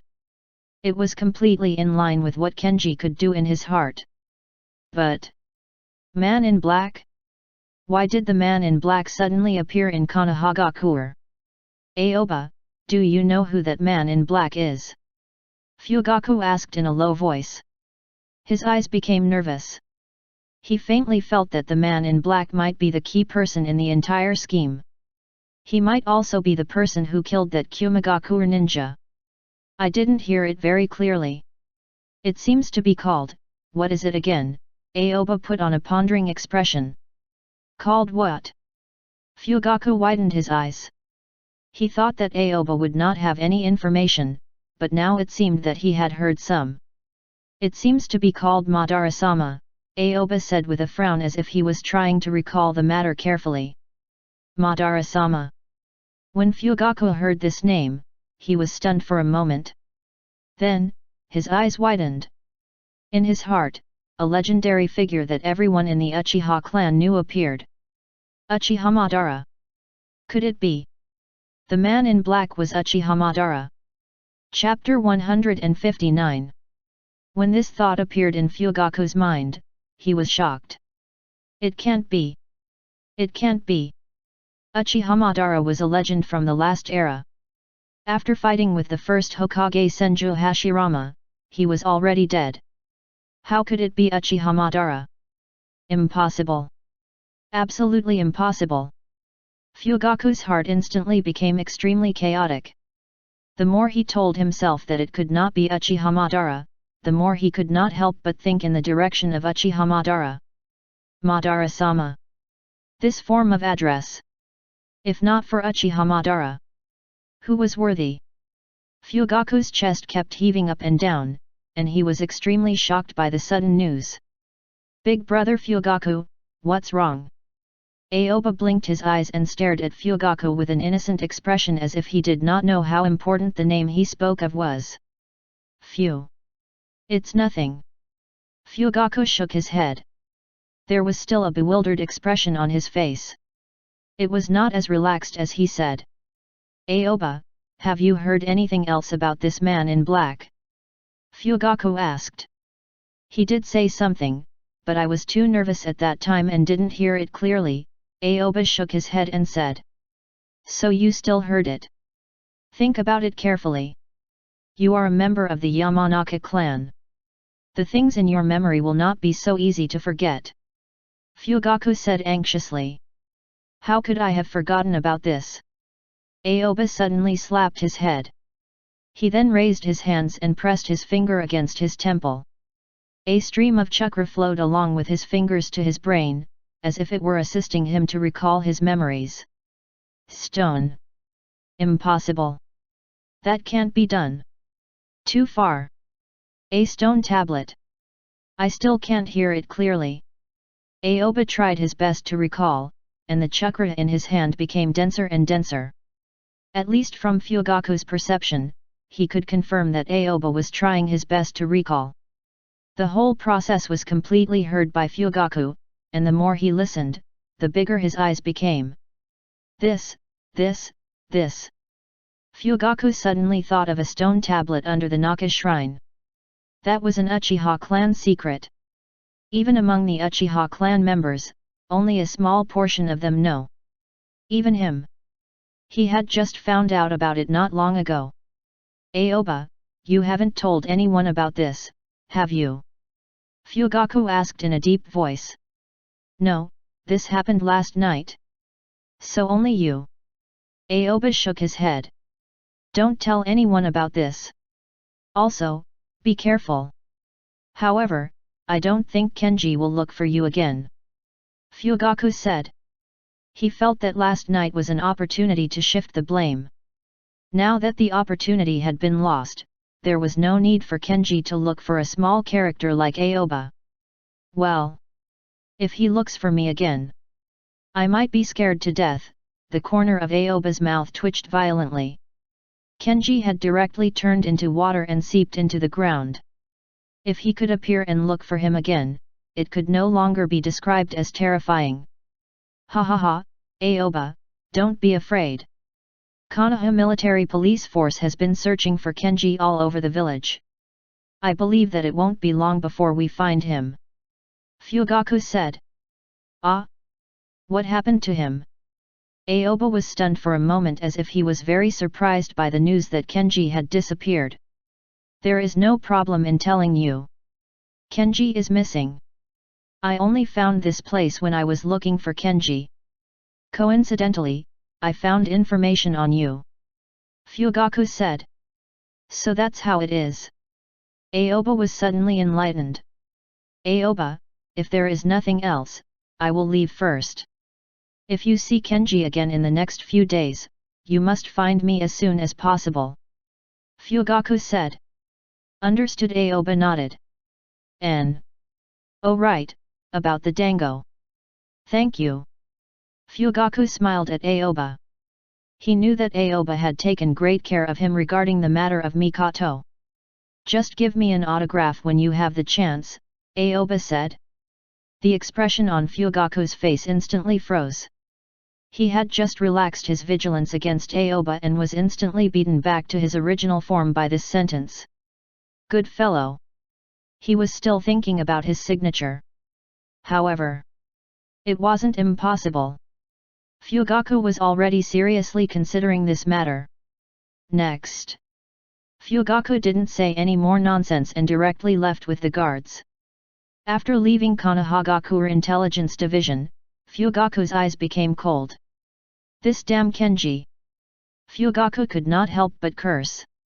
He had already learned about Kenji from Aoba's words, and using his name, he actually asked Aoba to go to the West Forest. He could even think of such a low-level frame. Fortunately, Aoba did not go. Otherwise, even if it were such a low-level framing, it might still bring him dirty water. After all, the more clumsy this seemingly way of shifting the blame, the more the higher UPS would wonder if it was fake. Fugaku did not doubt Aoba's words. Many of the points that Aoba had just said could not be fabricated. In the forest in the west of Konohagakure. Madara-sama. The stone tablet. Fugaku recalled Aoba's words and could not help but fall into deep thought. Is there any connection between these things? Fugaku temporarily could not think of anything. He planned to report these things to Akaru and then discuss how to catch Kenji again. After Konoha military police forces people left, Eden found Aoba. Aoba, what happened? Why did Konoha military police forces people look for you? Did they encounter any trouble? If there is anything, you can tell me. Eden patted his chest and promised. As the only person who knew that Aoba was Tsunade's student, he was ready to hold this potential in his hands. I didn't ask too clearly. It seems that someone in the Konoha military police force has disappeared. They came to ask about the situation. It has nothing to do with me. Aoba said with a smile. Is that so? That's good. Eden's tone was strange. It was hard to tell if it were because Aoba was at ease or because he had no chance to show off. Aoba, if you encounter anything in the future, come to me directly. I will settle it for you. Eden still did not forget to express his goodwill to Aoba. Thank you, Captain Eden. Aoba immediately thanked him. What are you thanking me for? You are too polite. We are good brothers. Eden said with a smile. When he said this, his eyes immediately widened. A sudden realization struck him. That's right. We are brothers. In the future, don't call me Captain Eden. Just call me Big Brother Eden. If you have something to say, come find Big Brother. Eden said to Aoba. He suddenly discovered this method of getting closer. That's right. It was the Big Brother. Wasn't this kind of relationship more intimate than a superior and subordinate relationship? Okay, Brother Eden, I won't be polite with you. If there is anything, I will really trouble you. Aoba said with a smile. He was also happy to do so. After all, Eden was the boss of the Konohagakure Intelligence Division. With the boss protecting him, he would be freer in the future. You must not be more polite. Eden grinned and said. He felt that his choice was too wise. It was too comfortable to accept a Sunin student as his younger brother. Aoba exchanged a few more words with Eden and then walked towards Konohagakure Intelligence Division's compartment. Eden looked at Aoba's back and heaved a heavy sigh of relief. The proud smile on his face gradually disappeared. Fortunately, the crisis has been averted. As soon as Eden arrived at Konohagakure Intelligence Division, he heard that Konoha military police forces people had arrived and were even asking Aoba questions. This made him go crazy. Others in the Konohagakure Intelligence Division might not know, but Aoba was his treasure. He still wanted to use Aoba to be on the good side with Tsunade. This had a great impact on his career. If Aoba left because of this trivial matter and did not continue working in Konohagakure Intelligence Division, then he would suffer a great loss.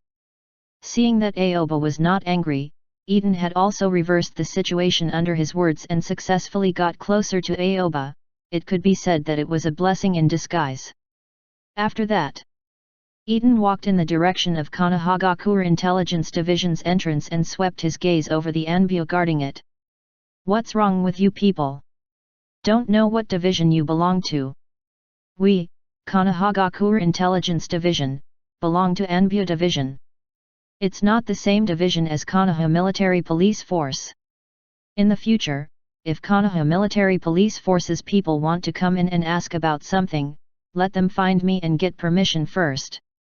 Otherwise, don't let them directly come in. Eden was furious at these ninjas. He was really scared just now and was extremely dissatisfied and angry. Yes. Everyone lowered their heads and answered. No one dared to look straight into Eden's eyes. Only the real Konohagakure Intelligence Division ninja could clearly see how terrifying their captain was. All of a sudden, Konoha Intelligence Division's entrance fell into a depressing atmosphere. After Aoba arrived at his compartment, he welcomed a short period of peace. It was still early at this time. No one to interrogate was sent.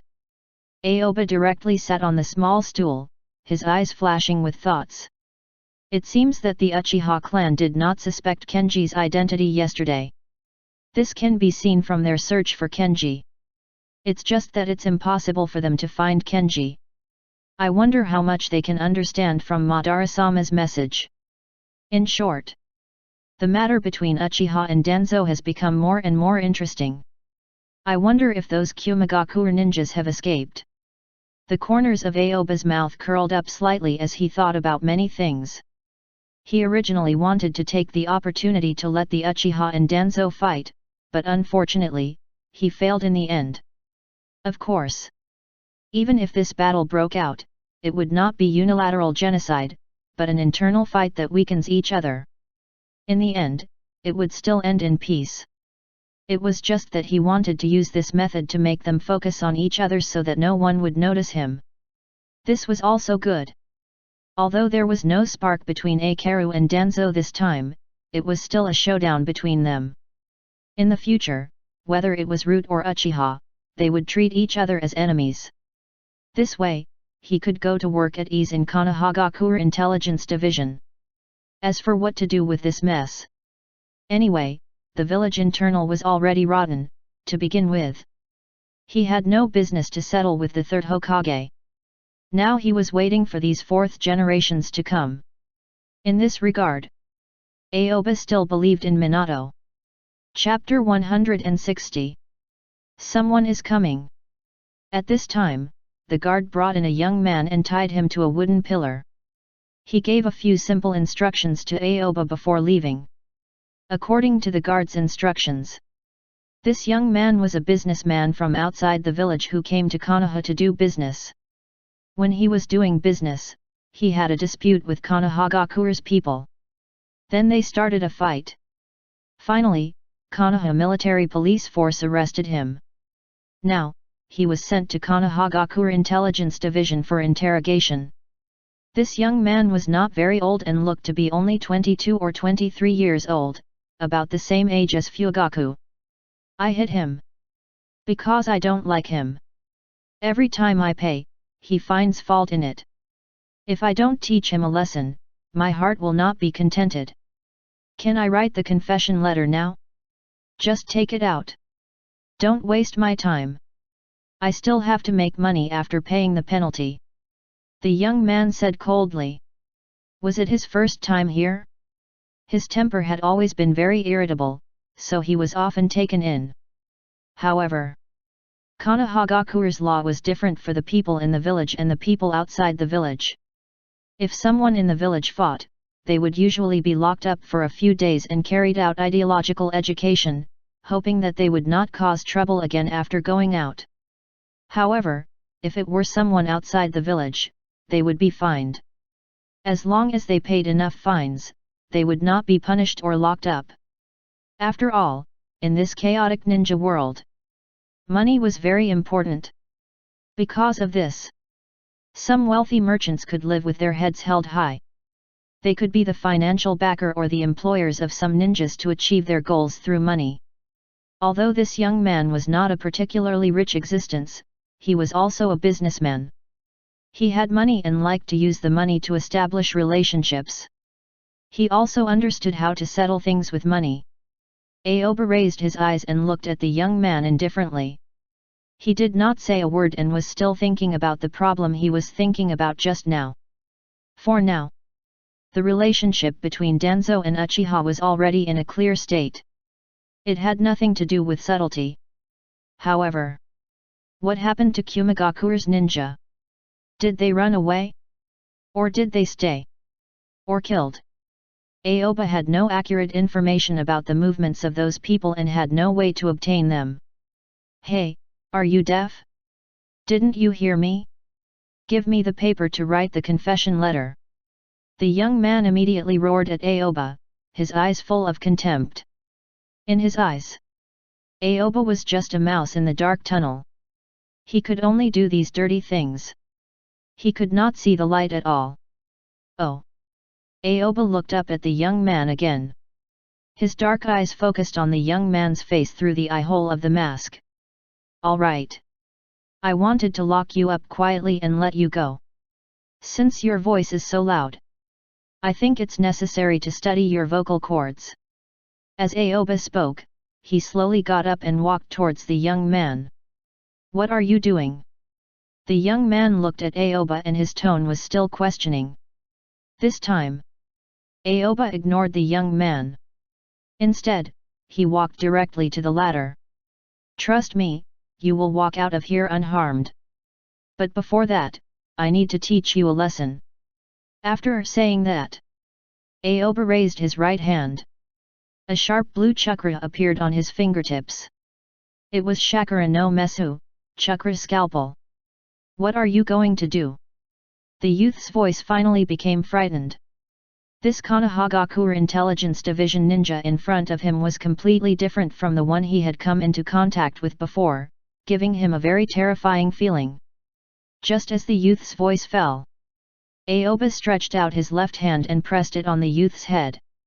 His right hand controlled Chakra no Mesu, chakra scalpel, to instantly cut through the latter's throat. However, he controlled Chakra no Mesu, chakra scalpel, chakra very carefully and continuously doing extremely precise operations on the youth's throat. Almost in an instant, Aoba cut open the youth's throat, then cut off the youth's vocal cords from the throat. The blood-colored muscle fibers fell on the palm of his hand. After that, Aoba raised his left hand and pressed towards the youth's throat. A gentle chakra covered the youth's throat, directly making the youth's throat recover at a speed visible to the naked eye. Woo! Woo! Woo! Woo! The young man widened his eyes. Tears flowed down uncontrollably from the corners of his eyes. When he was cut just now, he thought that he was going to die. He had already smelled the scent of death. An instant pain directly invaded his soul. He wanted to scream. He wanted to roar. But he found that he couldn't make a sound. His throat seemed to be choked by someone, and he felt extremely painful. What happened? What happened? Why can't he speak? What did he do to him? What the hell was he trying to do? The young man was roaring in his heart. He wanted to say something, but he couldn't make a sound at all. This is your vocal cords. Aoba raised his hand. There were 2 bloody muscle fibers in his palm. When the young man saw this scene, he was shocked. He was so scared that he almost fainted. Then he wanted to say something, but he was unable to say any specific words. However, from the expression on his face, he seemed to be begging Aoba. Don't worry. I said that you will go out unharmed. It's just that I want you to be quiet now. After Aoba finished speaking, he raised his right hand and touched the young man's head. Ding dong! Memory reading successful. Reward, chakra increase. Accompanied by a crisp electronic prompt, the young man's memories were added to Aoba's mind. Instantly, Aoba immediately went through the young man's memories. A merchant from the land of hot water. He had a bad temper. He was more aggressive. Every time he fought, he was best at using his right fist. The reason why he was brought along this time was that he suddenly punched a person's face with his right fist, causing a fight. Okay. Your right hand is very developed. Let me study it. As Aoba spoke, under the gaze of the young man, he raised his right hand with the Chakra no Mesu, chakra scalpel, and slashed at the young man's right hand. For a moment, the young man widened his eyes. His eyes were filled with horror. Extremely scared. At the same time, in the Hokage office, Danzo, who was dressed in his green shirt, stood in front of third Hokage, Hiruzen. His expression was extremely serious. What exactly happened last night? Hiruzen picked up the pipe, held it in his mouth, and slowly lit it up. From his tone and movements, he was still very calm. I am still investigating the specific situation, but I can be sure that I was set up by Yuta, but I am not very sure about the relationship between Yuta and Uchiha. It seems that it is not as close as I imagined. Danzo replied in a deep voice. I'm not asking about you. I'm asking about what happened last night. What happened to those Kyumigakure's ninja? Hiruzen took a deep breath and focused his gaze on Danzo. I don't know why those Kyumigakure's ninjas suddenly appeared in Konohagakure. This means that the Barrier Division and Konoha Military Police Force have problems. Danzo immediately threw the blame. Did you catch them? Hiruzen asked in a bad mood. I don't know. That guy Akira sealed the news very well. I sent people to inquire a few times, but they couldn't find out. After Danzo finished speaking, he pondered for a bit and said, Sarutobi, I think we should develop a spy that can go deep into the Uchiha clan. Otherwise, our information about the Uchiha clan is too blocked. If they have any thoughts of rebellion, we have no way of knowing. You also know what the situation of the Uchiha clan is. The entire clan lives in that specific area. There are no other clans around. The entrance to the Uchiha clan is narrow, and there is only a single long alley. If outsiders enter, they will definitely be discovered. Moreover, even if the entire Uchiha clan has internal differences, the outside world is a community of interests. This is a clan left from the Warring States era. It is impossible to develop an Uchiha who can work for the village as a spy. Hiruzen shook his head and said. He had studied deeply about the clan power in the village. Most of the clans changed their heads because of this and announced that they would accept Third Hokage's rule. However, only the Uchiha clan, like a small village in the village, handled their own internal affairs. Uchiha is a big clan. There will always be a few unfilial sons. Danzo said indifferently, let me look for this. If we can develop a spy within Uchiha, it will definitely be a great thing for the village. Right now, we know too little about the Uchiha clan. The only one who can conduct an investigation is still in the Konoha Military Police Force, which is in hands of the Uchiha clan. This makes it impossible for us to get information about the Uchiha clan. Hiruzen said in a low voice. Although he had not had the heart to destroy this Uchiha clan, it did not prevent him from treating this clan, which was very difficult to control, as a thorn in his side. Sarutobi, now we must find Yuta. This person knows too much. He is too dangerous. If we did not get rid of this person, my heart will be uneasy. When Danzo saw the information transmitted by Tatsuma in a special way, he was already flustered in his heart. The matter of finding someone still needs you to do it. Hiruzen was not as concerned as Danzo. Step, step, step. At this moment, hurried footsteps sounded outside the door. A ninja in charge of guarding ran over and immediately knelt down on one knee at the door. Third Hokage-sama, Konoha Military Police Forces Akaru is here. The guard reported. Let him in. Hiruzen nodded and then looked at Danzo. He smiled and said, it seems that the information about Kyumigakure's ninjas has been sent over. Sarutobi, I will go first. You guys can talk. Danzo did not want to have any contact with Akira here now. Compared to what happened last night, he cared more about the whereabouts of Yuta.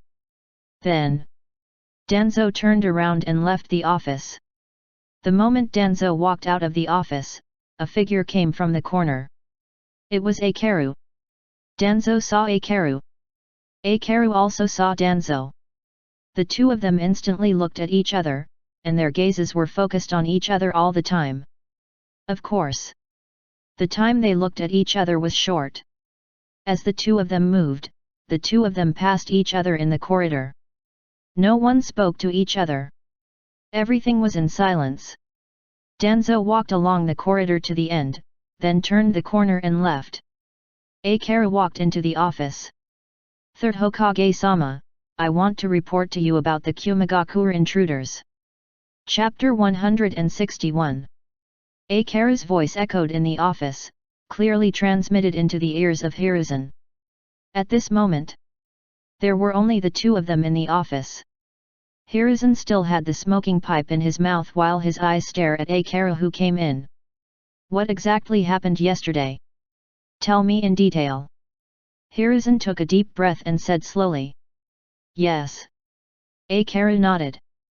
There was no expression on his indifferent face, he was almost expressionless.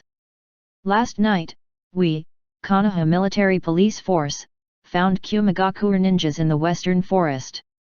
After a desperate fight, we killed 7 Kumagakure Chunin and captured 2 Kumagakure Jonin.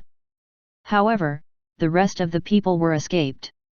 Akaru reported. You actually caught a Kumagakure Jonin. Hiruzen's eyes suddenly lit up. After that, he panicked a little. After all, he knew that Kumagakure was a powerful ninja village right now. If he could keep the existing peace without provoking them, it would be better not to provoke them. Yes, we've caught them, but we haven't decided what to do to them. We are waiting for 3rd Hokage-sama's instructions, Akaru said. If the corpse, then just dispose of it. Hiruzen took another puff in his smoking pipe and said, as for those 2 Jonins, wait for me to negotiate with Kumagakure. Don't touch them for the time being. Yes. Akaru nodded. Why did you suddenly run to the western forest yesterday? Hiruzen did not continue about Kumagakure's matter, nor did he give Akaru any follow-up instructions about how to deal with them. Instead, he turned to ask why the Uchiha clan suddenly appeared in that location. I have received a secret report, Akaru said in a low voice. He did not say Kenji's name. He had already felt doubt and distrust from Hiruzen, then, he would hold some information about it. Moreover, he had not figured out Kenji's current situation and location. Naturally, he would not report it to Hiruzen. It's that simple. Hiruzen frowned. When he asked Danzo why he went to the western forest, Danzo said the same thing. Now, Akaru said the same thing. If he was not sure that Danzo had not discussed it with Akaru, he would think that the two of them had discussed how to answer beforehand. It's that simple. Akaru nodded. He did not intend to tell Hiruzen the details. After he said this, he did not give Hiruzen a chance to ask again. Instead, he took the initiative to ask, there are still many doubts about Kumagakure's invasion of Konoha. Should we send those 2 Jonins to Konohagakure Intelligence Division for interrogation? We do not know their purpose. Moreover, we have not found out what happened to the Jonin who died yesterday. There is no need to rush this matter. Those Kumagakure Jonin, do not harm them for the time being. Hiruzen waved his hand. What he wanted now was the village's peace, not to start a war with Kumagakure. Okay. Akaru nodded. His expression could not help but become even uglier. He found that Hiruzen had never cared about Uchiha's clan casualties in this matter. By the way, Akaru, have you found any information about Yuta? Hiruzen suddenly asked. 3rd Hokage-sama, Danzo-sama has always been responsible for this investigation. It is not the scope of our investigation, and we don't have the right to investigate. Akaru stared at Hiruzen. He could clearly feel that Hiruzen was partial to Danzo.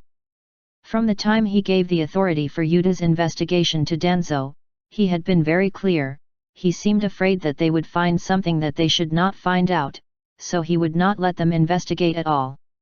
I know. This matter is temporarily settled. You can go back and wait for the news. After I communicate with Kumagakure, I will give you a way to deal with it. Hiruzen said in a flat tone. Yes. Akaru responded and then left the office. After he walked out of the door of the Hokage's office, his face became extremely gloomy, and he was extremely disappointed with Hiruzen in his heart. He did not care about their clan casualties at all. Each and every one of them did not care about the purpose of Kumagakure's ninja invasion of Konohagakure. They did not care about the sudden death of Kumagakure Jonin at all. In Akaru's opinion, Hiruzen was only concerned about how Danzo was framed into the West Forest. Damn it! Akaru muttered discontentedly. He immediately realized that it was the right choice to hold back information and could still secretly investigate many things. In the Hokage's office, Hiruzen sat on the chair at his desk and took a scroll from the drawer. He slowly opened the scroll. He then looked at the words written on it. It seems that the heart of the Uchiha clan is no longer on my side.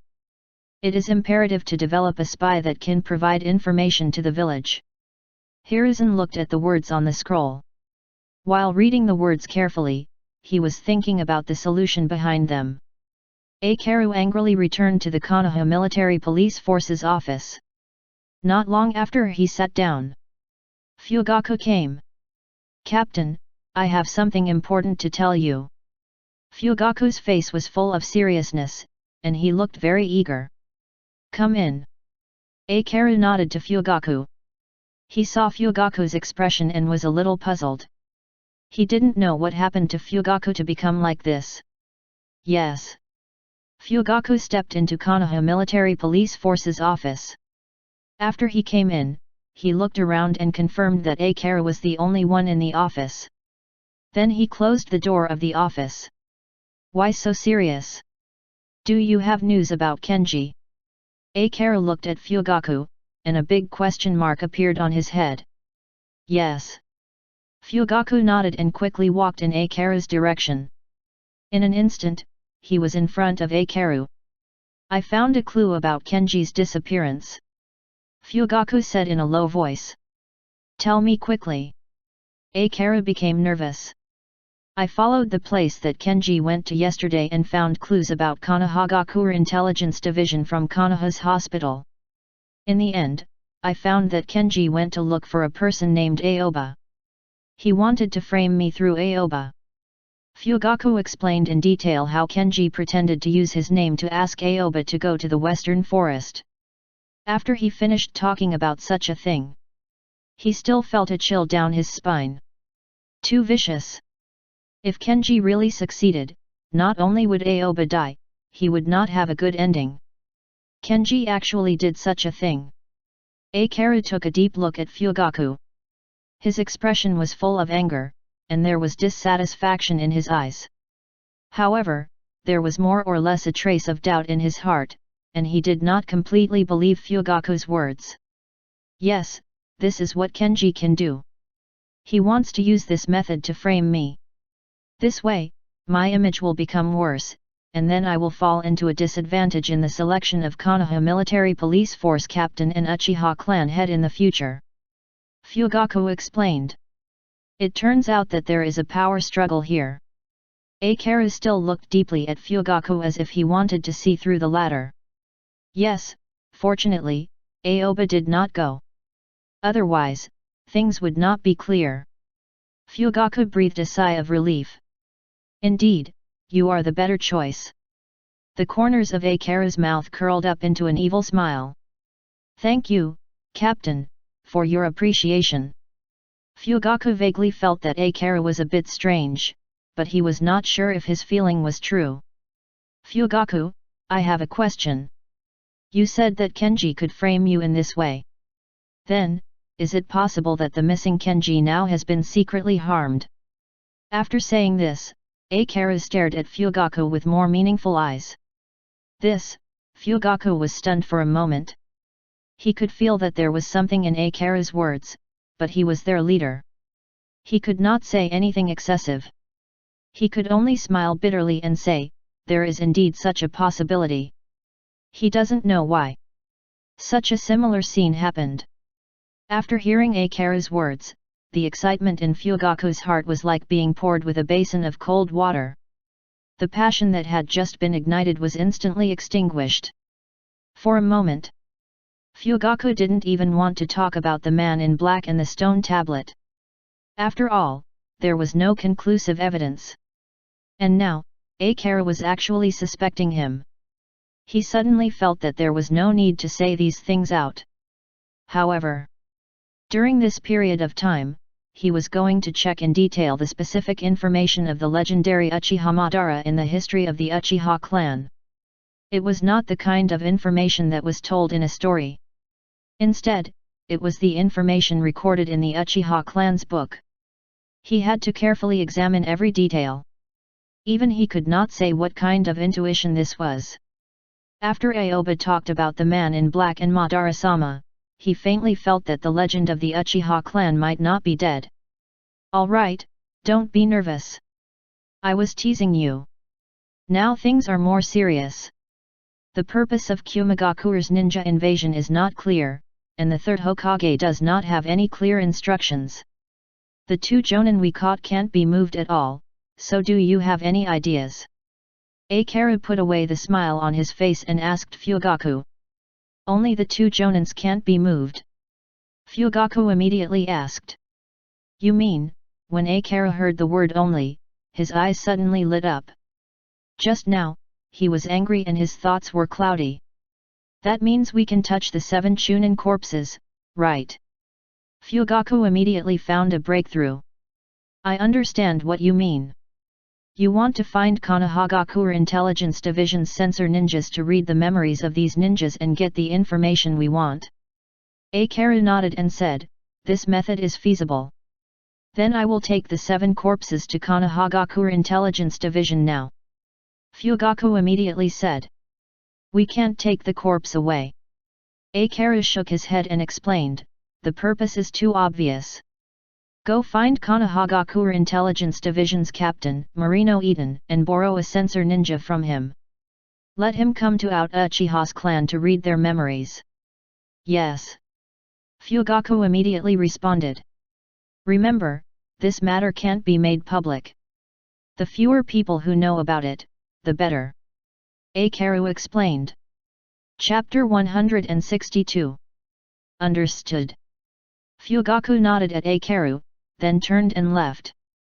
He then walked out of the Konoha Military Police Force building. After he left, his face turned ugly.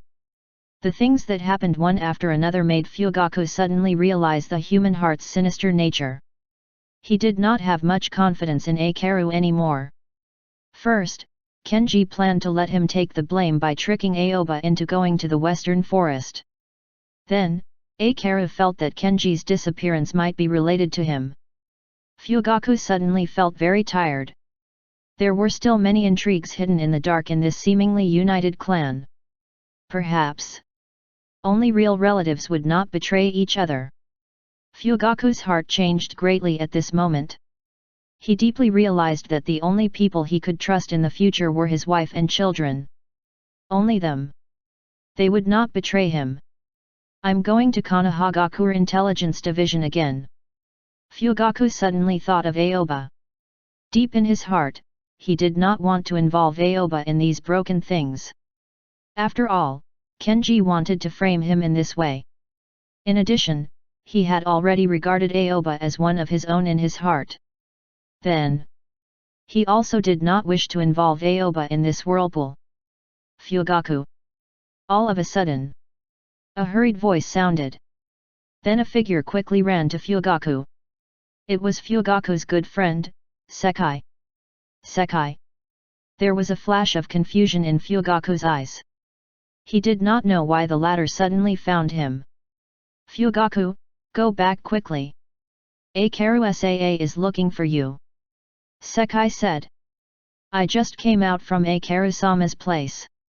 Now I have to go to Konohagakure Intelligence Division." Fugaku thought that Sekai had not updated the news. "No, it was just a second ago. Eikaru-sama asked me to call you back. I will be going to Konohagakure Intelligence Division to call someone," Sekai said. "You're going?" An ominous feeling rose in Fugaku's heart. He stared into Sekai's eyes and asked, "Who will you call over?" "Yamanaka Aoba." Sekai answered directly, "This is what Eikaru-sama asked me to look for." "So that's how it is." Uchiha suddenly smiled, and his face revealed a knowing expression. "Sekai, you can go. I'm going back," Fugaku said and directly returned to Konoha Military Police Force's direction. This time, he understood. Eikaru was suspecting him. This made him very disappointed.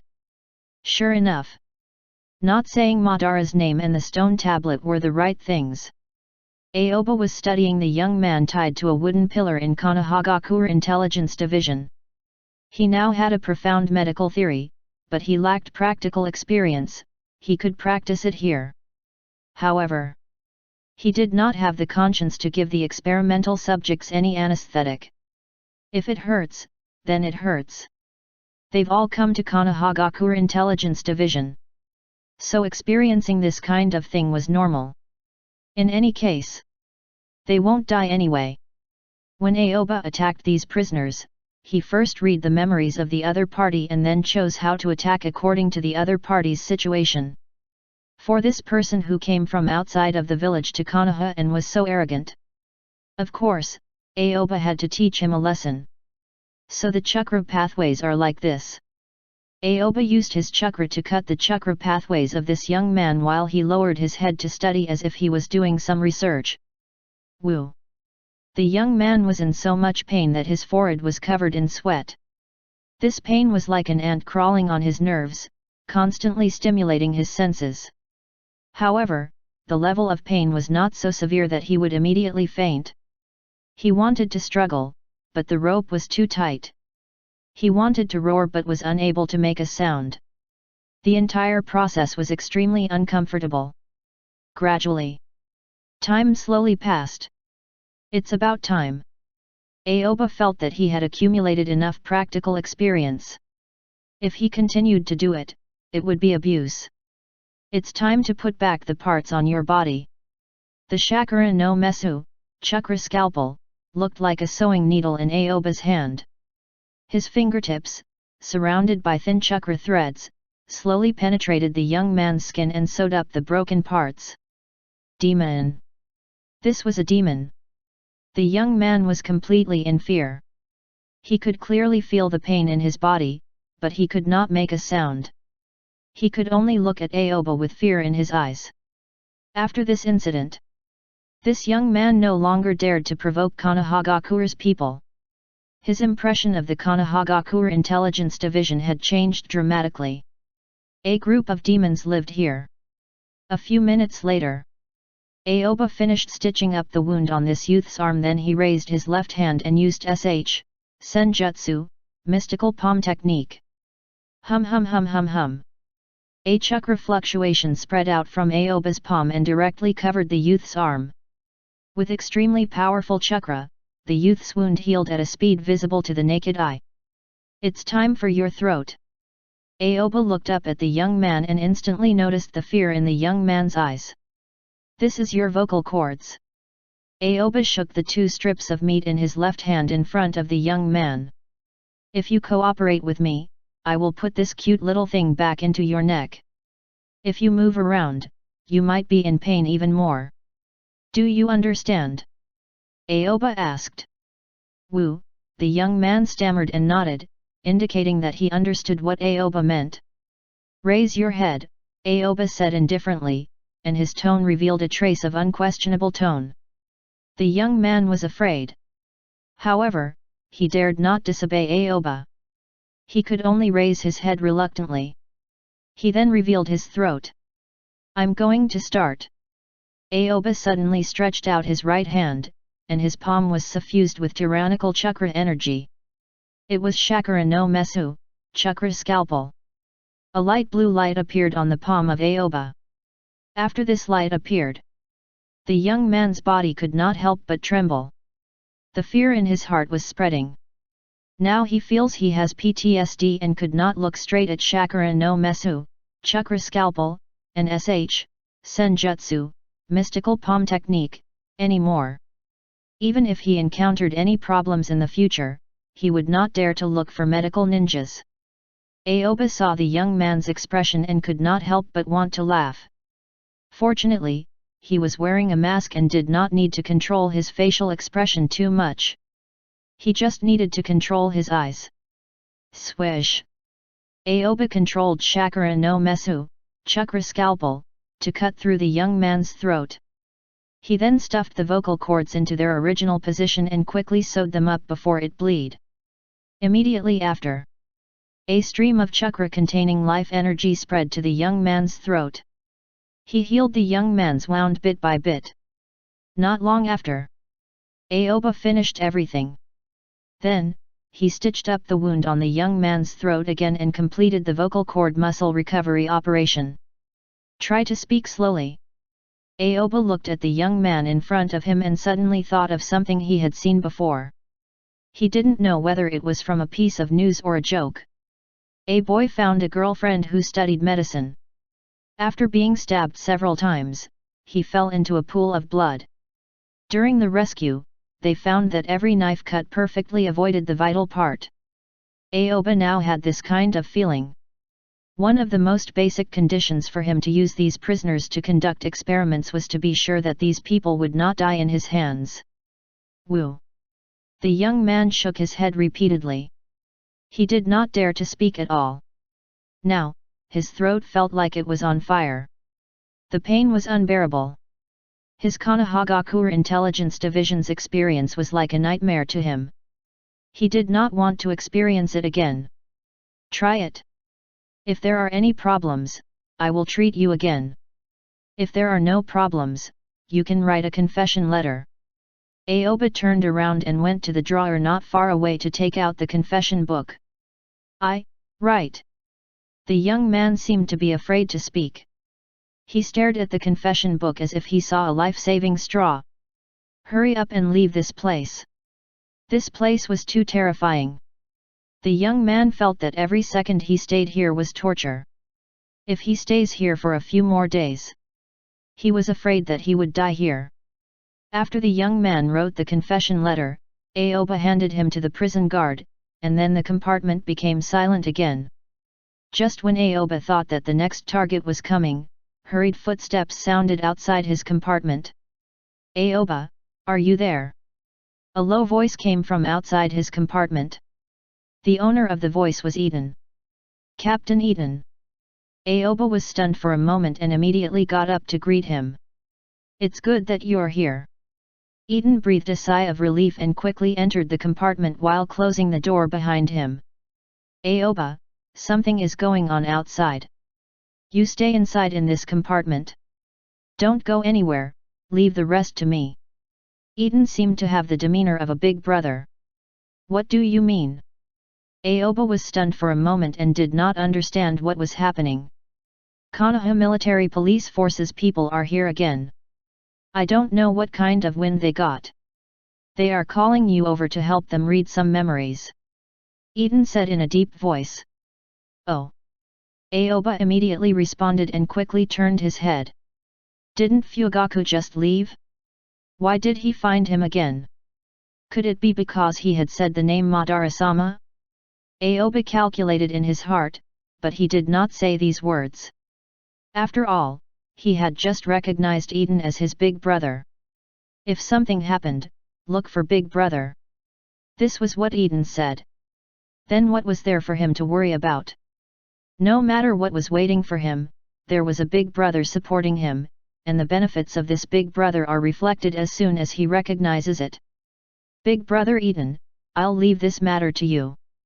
I don't want to have any contact with Konoha military police force, Aoba said. Don't worry, this kind of thing about Konoha military police force has never happened before. They are simply bullying us, Konoha Intelligence Division. I am here, so don't come out. I will come and find you when I am done. Eden warned Aoba. Okay. Aoba smiled and nodded, but his smile was covered by the mask. He was very clear. Unless it was absolutely necessary. It was better not to go to Uchiha's clan. There was a group of red-eyed lunatics there, and no one could guarantee what they could do. After all, the people of this clan, they were ruthless. They could even destroy their own clans.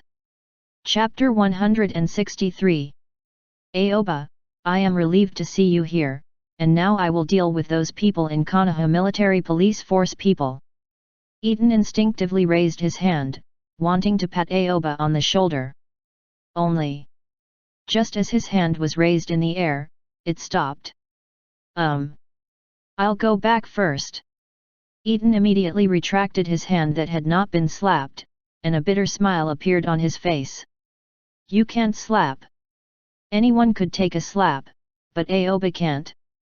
With just a little bit of strength, he might be able to slap Aoba to the ground. Although he knew that Aoba learned some medical ninjutsu from Tsunade and might improve his physical fitness, he did not dare to take the risk. Thank you, big brother Eden. Aoba immediately thanked him, giving Eden enough face. Small matter. Small matter. This is just a small matter. Eden waved his hand, then walked out of the compartment and walked quickly towards the direction of Konohagakure Intelligence Division's main entrance. In fact, it was not that he did not know where Aoba was. Instead, he specially came over to inform Aoba that Konoha Military Police Force's people had come to look for him. Regardless of what Aoba had done, Eden knew that he only needed to do two things. One thing was to provide information to Aoba, and the other was to protect Aoba. However, before doing these things, he had to ask Aoba for credit and tell him what he had done. Do things to please people. He had to let the other party know. Otherwise, the other party might not even know. This was the same principle as licking dog. The ability to lick was one aspect, but he also had to let the other party know how hard you were licking. From a certain point of view, this was the difference between having nothing and having everything.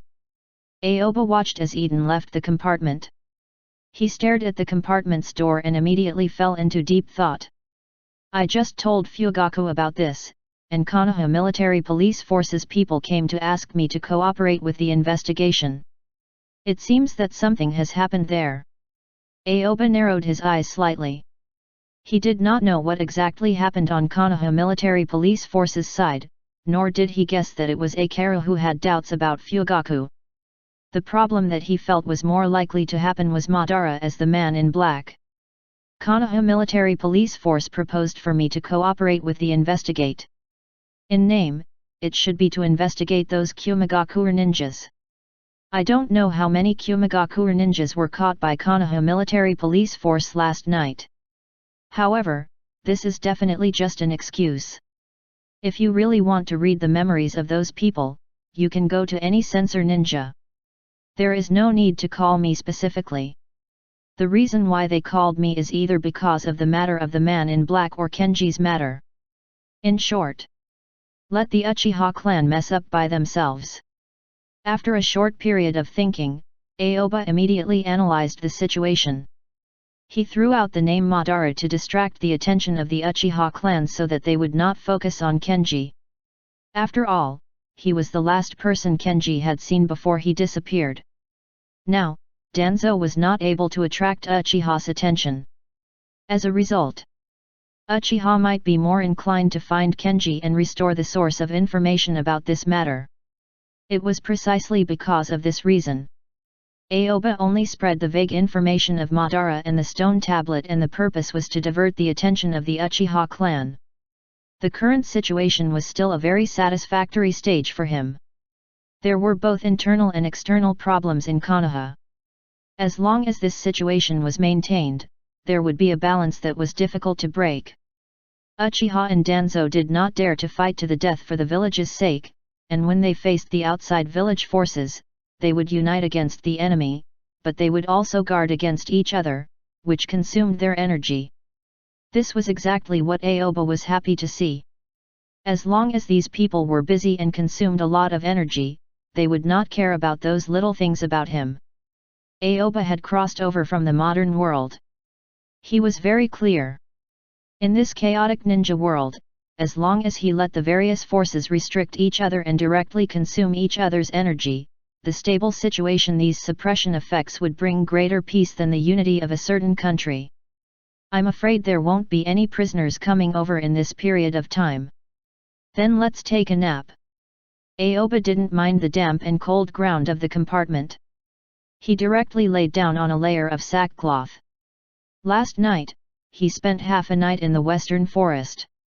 In the morning, he sends Kenji to the west. Indeed, he did not rest much. Now, he was really a little sleepy. After Aoba laid down, he closed his eyes and prepared to fall asleep. On the other side, at the entrance of Konohagakure Intelligence Division. After Eden's instructions, none of Konohagakure Intelligence Division's ninjas dared to let Sekai in. Not long ago, a group of people had been scolded by Captain Eden. Who dares to commit such things now? Sekai was stopped outside Konohagakure Intelligence Division's entrance, so he told the matter of Aoba needed to follow him back to assist in handling a case and then wait here. Gradually, time ticked by. The sun outside was getting hot. Sekai realized that it was almost noon. What's going on? Sekai frowned. He vaguely realized that something was wrong. It seemed that he had been left hanging here. Suddenly, Sekai's expression became unhappy. He directly took a step forward and entered into Konohagakure Intelligence Division building. Sorry, you can't go in. The ninjas at the entrance immediately stopped Sekai. At this time, no one dared to let Sekai in secretly. I want to see Eden-sama. Sekai said in a deep voice. Sorry, we have already conveyed your words to Eden-sama. Eden-sama handling it. Please wait patiently for the news. One of the ninjas said. Do you want me to wait for the news outside? Sekai frowned, and the unhappy emotions in his heart continued to spread. Sorry, we can't let you in. This is Konohagakure Intelligence Division's rule. The ninja said. Okay. Sekai nodded with a cold face and stared at the Anbu ninja. Then can I ask how long I need to wait? I can't keep waiting like this, can I? Sekai was already a little impatient. I'm sorry, Eden-sama told us to let them wait patiently for anyone who wants to rush him. The ninja replied. I have been waiting for so long, help me ask. Maybe Eden-sama has forgotten. Sekai felt that he could not reason with this ninja. Sorry, as subordinates, we can't rush our boss. This ninja immediately shook his head. I'm sorry, I'm sorry. You only know how to say sorry. What else can you say? Sekai was immediately furious. I'm sorry. This ninja apologized. Forget it. Sekai felt that if he spoke a few more words to this person, he would be angered to the point of going crazy. What the hell was this? Wasn't the relationship between Konoha Military Police Force and Konohagakure Intelligence Division good in the past? When Konoha Military Police Force's people wanted to enter Konohagakure Intelligence Division, they had never been stopped like this. Basically, they could enter whenever they wanted. Why were there so many rules now? I'll wait. Sekai turned his back to the Anbu ninjas. He no longer wanted to talk to them. As he turned around, the ninjas guarding the Konohagakure Intelligence Division entrance also stopped talking. Gradually, time passed by. The afternoon had already passed, and Sekai was still waiting. However, Eden still did not come out. At this time, Sekai already understood. Eden had no intention of meeting him at all. Instead, he was using a delaying tactic on him. He was stalling for time bit by bit. He was delaying from morning to noon, then from noon to afternoon. The sun was about to set. For a moment, the dissatisfaction in Sekai's heart was madly breeding, and he was about to lose his temper. However, he thought about it again. After all, this was Konohagakure Intelligence Division. He suppressed his irritable mood and decided to wait a little longer.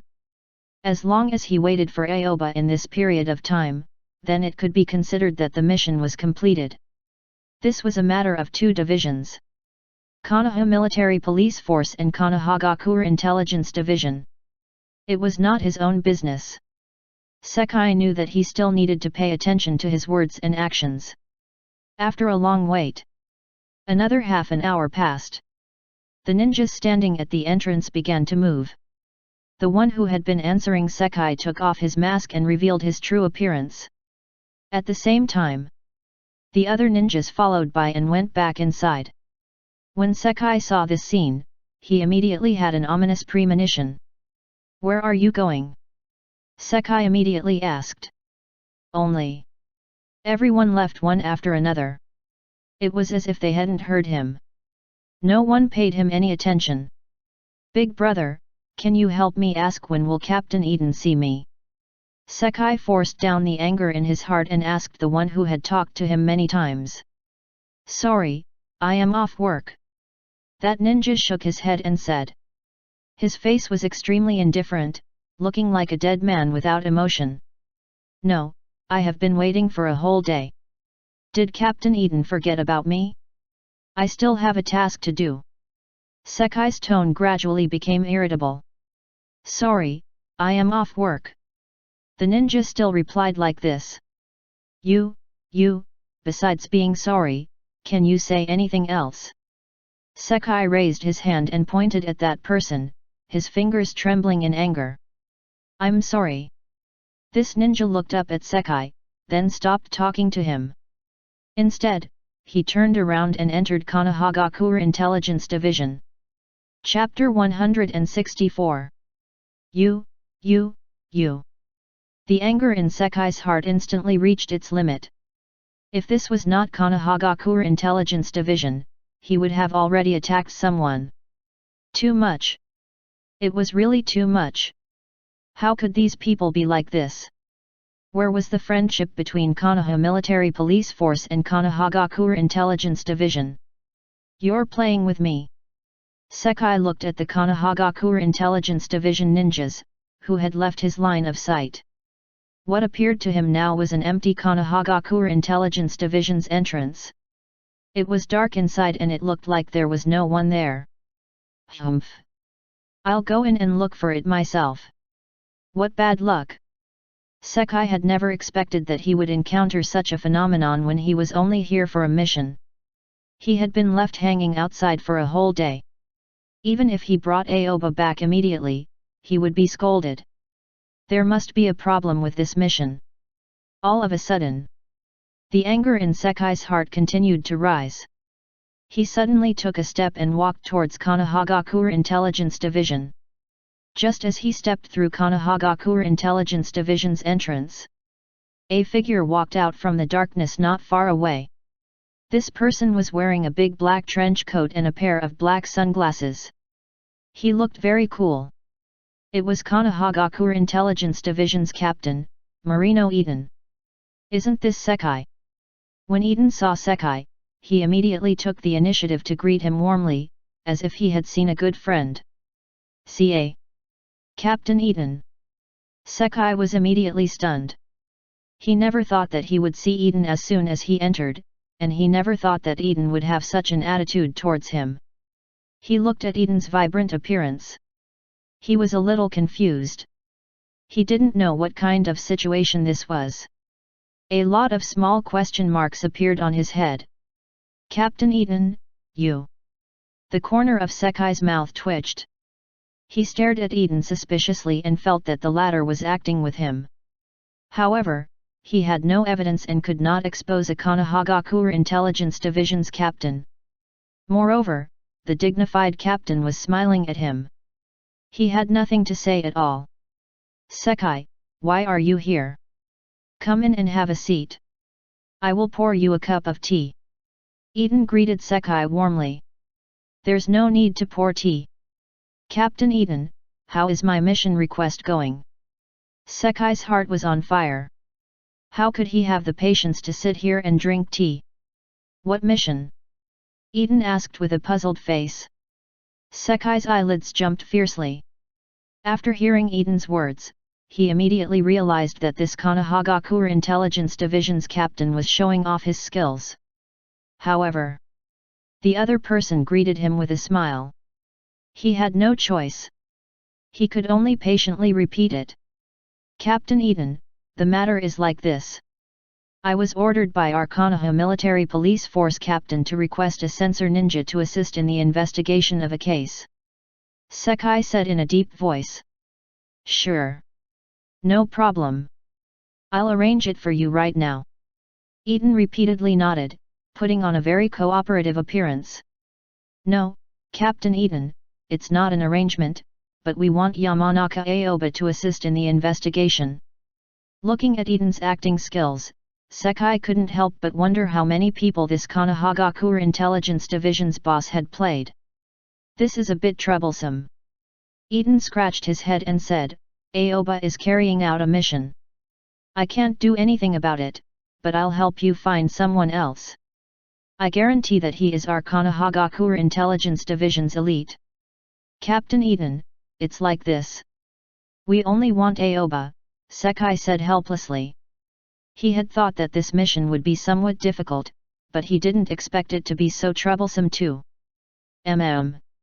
All right, Eden hesitated for a moment before nodding. You agree? Sekai's eyes widened. He did not expect happiness to come so suddenly. He had just felt that things were a little troublesome, but now it was a turn for the better. Of course, I agree. This is not a big deal. It's just borrowing someone. Eden nodded and said matter-of-factly. Thank you so much, Captain Eden. Let's go meet Aoba quickly. After Sekai finished speaking, he walked towards Konohagakure Intelligence Division. Wait! Eden immediately called out to Sekai. With a smile on his face, he slowly said, I didn't explain it clearly, or did you not understand? Aoba is currently on a mission. Ah? Didn't you agree just now? Sekai was immediately dumbfounded. I did agree, but Aoba must finish the mission at hand first. You can go back first and come back another day. The smile on Eden's face still gave people a very friendly feeling, but the expression he showed and the tone of his voice was completely different. This. After hearing this sentence, Sekai completely understood that Eden completely led him by the nose. How could he not know? They had obviously done this kind of thing many times in the past. He directly set up a trap. He was waiting for him to enter. Sekai felt helpless in his heart. He suddenly understood why the villagers did not have a good opinion of their Konoha military police force when they were working in the past. Captain Eden, I want to ask, how long will it take for Aoba to complete his mission? Sekai thought that if Aoba was interrogating a suspect, it was not impossible to wait for a few more hours. 3 days. If you come back 3 days later, the mission on Aoba's hand is almost done. Eden said slowly. 3 days. The corner of Sekai's mouth twitched. This waiting time was too long. He couldn't wait for 3 days at all. He couldn't help but take a deep breath, and his brain spun quickly. Captain Eden, can you make an exception? Our Konoha military police force has a very important case that needs the help of Konohagakure Intelligence Division's ninjas to investigate. Akaru tried to persuade him. There is a problem with what you said. The smile on Eden's face suddenly disappeared, his whole figure suddenly became very serious, and an invisible aura appeared on his body. After all, Eden had been in a high position for a long time, and he was engaged in interrogation-related matters. The aura on his body gave people a very heavy and cold pressure. Suddenly, Sekai's anxious heart immediately calmed down. According to the normal work process, Konoha military police force should submit the people who need to be interrogated to Konoha prison. The Konoha prison will send them to Konohagakure Intelligence Division to confirm the crime. It is unreasonable for you to borrow people from Konohagakure Intelligence Division. But, for the sake of our good cooperation for so many years, our Konohagakure Intelligence Division can send people to assist, and we can also send very powerful people to you. I have to make it clear. It's not that I didn't want to cooperate with you. I will arrange a ninja for you. You don't need to ask Aoba to help you specifically. Aoba is currently doing a mission. I have already promised you that after his mission is over, he will help you. But, that's not enough. You still want me to make an exception. Should I ask Aoba to immediately drop our Konohagakure Intelligence Division mission and help your Konoha military police force do something? Uchiha Sekai. You're here to find fault, aren't you? The more Eden spoke, the more furious his tone became. In the end, even he himself believed in his nonsense, and his entire aura rose. No. No. That's not what I meant. Sekai showed a helpless expression. He didn't know how to explain it. It was clearly just a simple borrowing of someone. How could Eden say a few words to make it seem like he was going to find trouble with Konohagakure Intelligence Division? He couldn't bear this hat. Then what do you mean? Eden narrowed his eyes and stared at Sekai. The powerful aura emanating from his long-standing high position completely enveloped Sekai. Sekai found that there was no reason for him to say anything. Eden had already said everything. Moreover, the other party had already occupied the high ground. On the basis of these words, all his explanations would be pale and powerless. I will say it one last time. Eden looked at Sekai coldly. Don't say that we, Konohagakure Intelligence Division, have not cooperated with you. I'll give you two choices now. First, I'll assign you 1 or 2 sensor ninjas to help you investigate the case. Second, if you insist on asking Aoba to help you, come back in 3 days. Aoba must complete our Konohagakure Intelligence Division's mission first before he completes other missions. This time. Do you understand? Eden's eyes flashed with a cold light.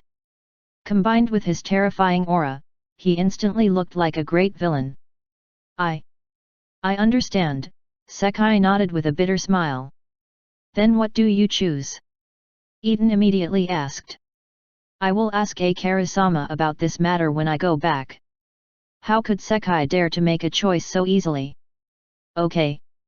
Eden immediately stood up and stared at Sekai and said, then you can leave. Okay. Sekai's face was full of helplessness, and Eden's performance suppressed all the anger in his heart. After this time, he realized his lack of experience. He was directly expelled and waited in vain. It was too miserable. It was too difficult. It was a failure. Sekai helplessly walked out of Konohagakure Intelligence Division and returned in the direction of the Konoha Military Police Force. He did not know what kind of scolding and punishment was waiting for him. As Eden watched Sekai leave, the corners of his mouth curled up slightly. This kind of delaying technique. It was not his first time using it. However, it worked very well every time. You'd better give up your idea to Aoba as soon as possible. Otherwise, 3 days later, another 3 more days will be added. Eden closed Konohagakure Intelligence Division's entrance in satisfaction and ended today's work. Chapter 165. After making sure that Sekai had left, Eden closed the entrance and then walked towards the compartment directions. It was now time for Konohagakure Intelligence Division to get off work. Almost all the interrogator ninjas who did not have any interrogation tasks had already left. Eden specifically told Aoba to wait for him in his compartment. Now, he sent Sekai away. He immediately walked towards Aoba's compartment, wanting to take credit. At least, he wanted to express the effort he had put in on this matter. Soon, Eden arrived outside Aoba's compartment. He did not hear any movement from inside. He raised his hand. He then gently knocked on the door. Dong! There was a low knock on the door, but there was no response. Aoba, are you there? Eden knocked on the door again. It was true that Aoba did not leave. This time, the force of the knock was slightly stronger, making the sound of the knock even clearer. Creak! The sound of iron door rust rubbing sounded. The sleepy Aoba opened the door and appeared in Eden's line of sight. He yawned and rubbed his eyes. Captain Eden, it's you. Why are you looking for me so early? Aoba asked. Eden looked at Aoba's current appearance and couldn't help but frown. Good fellow. He had fallen asleep. Moreover, he was sleeping in this dark compartment. So he couldn't distinguish between day and night. You treat this place like a dormitory. Eden said with a smile. Ah. Aoba immediately put on a surprised expression and looked around. Then, he suddenly realized something. I fell asleep here. There was no prisoner waiting to be interrogated just now. There was nothing to do, so I fell asleep when I was waiting. He he he. Aoba smiled dryly. Of course, he was acting. He really needed sleep to help his body recover quickly, but it was far from being so tired. You are too tired. Eden instinctively raised his hand and wanted to pat Aoba on the shoulder, but when he raised his hand in the air, he instinctively retracted it. The whole action was very smooth and practiced. He used his instinct to restrain his instinct.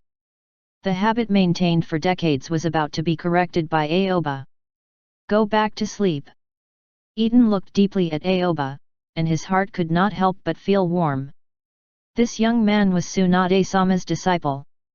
However, he was still willing to stick to Konohagakure Intelligence Division. He never said that it was hard or tiring. Not only did he not look for opportunities to slack off like his other subordinates, he even took the initiative to work overtime. Since there was nothing much to do, he directly treated the compartment as a dormitory and fell asleep. What kind of working spirit was this? What kind of working attitude was this? Thinking of this, Eden couldn't help but feel touched. Even when he was young and joined Konohagakure Intelligence Division, he didn't do his best for Konohagakure Intelligence Division as Aoba did. Most importantly, Aoba didn't do this for any benefit at all. Aoba didn't even want Konohagakure Intelligence Division's captain position. Moreover, Aoba was Tsunade-sama's disciple. As long as he wanted to, he could have a higher position and a more relaxed job at any time. But Aoba did not. This was his deep love for Konohagakure Intelligence Division. Eden looked at Aoba's tired little face. There was no change in his expression on the surface, but his heart had already set off a storm. He was in a state of extreme shock. Okay. Aoba nodded and prepared to walk out of the compartment. He still maintained his drowsy posture, looking like he was still sleepy. Wait a minute. Seeing that Aoba was about to leave just like that, Eden thought about how he had not yet taken the credit and hurried over. Aoba. I almost forgot. I have already dismissed Konoha Military Police Force. You don't have to worry about anything. Well, and also, I see that you are quite tired. Do you want to rest for a few days? This is a small matter. Just tell Brother Eden. When Eden said these words, he had a flattering smile on his face. He stared at Aoba, waiting for Aoba to give him a positive answer. Brother Eden, thank you. Aoba stopped and turned to look at Eden. His eyes instantly became clear. He was no longer sleepy. There was a grateful expression on his face. I don't need to ask for leave. I have slept well this day. There are no more problems. I can work as usual tomorrow. Aoba said to Eden. He didn't want to take any more leave. Not only was it boring, but he won't get anything. It was so interesting to work here. Not only could he read other people's memories, but he could also use other people's bodies to accumulate medical experience. This was far better than being idle in the dormitory. As for the trainings part, Aoba knew his current situation better than anyone else. With his training's cheating device, Taj, Kage Bunshin no Jutsu, multiple shadow clone technique, his training was equivalent to 1,000 days per day. A rough calculation would take 2.5 years. He had sufficient chakra to support such a cheating device to operate. So now, one more day without training didn't have much of an impact. It was still the same sentence. His life was long, so he didn't care about 1 or 2 days of without training's progress at all. However, when Aoba thought of training, a thought immediately emerged in his mind. The Hirei Shin no Jutsu, Flying Thunder God technique, he practiced some time ago. This technique training had been completed. In a few days, he would be able to arrange for a new training goal. Instantly, Aoba's thoughts start working. This, alright. After hearing that Aoba did not want rest, Eden immediately understood that Aoba was a person who had dreams about his profession. Aoba, as long as you are tired, you can come to me at any time. You can talk about anything, so don't be too shy. Eden still could not help but say. Thank you, big brother Eden. A smile appeared on Aoba's face. You are too polite. When Eden said this, his stomach growled. He was already hungry. He was going to pick up Ibiki from the ninja school, then take his son to eat ramen in Ramen Ichiraku. Wait. Ramen Ichiraku. Eden widened his eyes and thought of something that he had almost forgotten. Pa. Eden suddenly raised his hand and slapped his own forehead. Look at my memory, I almost forgot. As Eden spoke, he reached for his waist and took out a bulging money pouch from his ninja bag. He then stuffed it into Aoba's hand. Aoba, this is the money for the Ramen Ichiraku's membership you gave me last time.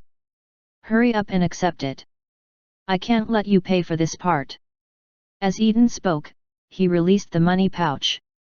It looked like this thing was too hot to hold, and he was eager to throw it into Aoba's hand. I can accept it, but this is too much. Aoba said with a wry smile. The membership card he got for Eden was only 10,000 ryo. However, there should be about 30,000 ryo here, which was 3 times more. Even loans did not have such fierce interest.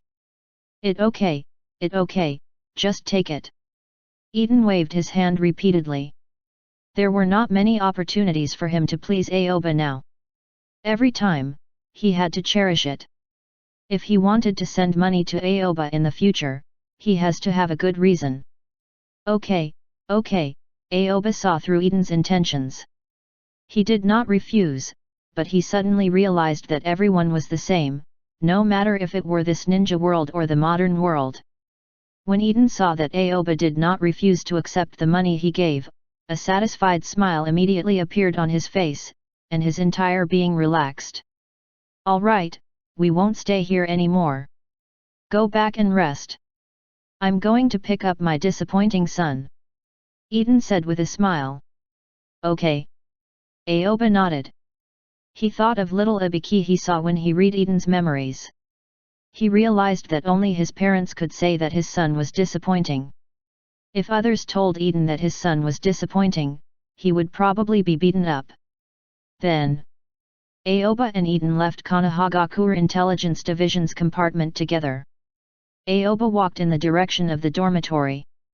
Eden chose to return to his residence. He was different from Aoba. He had a family, so he needed to go home. After Aoba returned to the dormitory, he took out Eden's money bag and Kenji's money bag. Just in time. Aoba was just worrying about how to take out this small private money, but Eden gave him a money bag.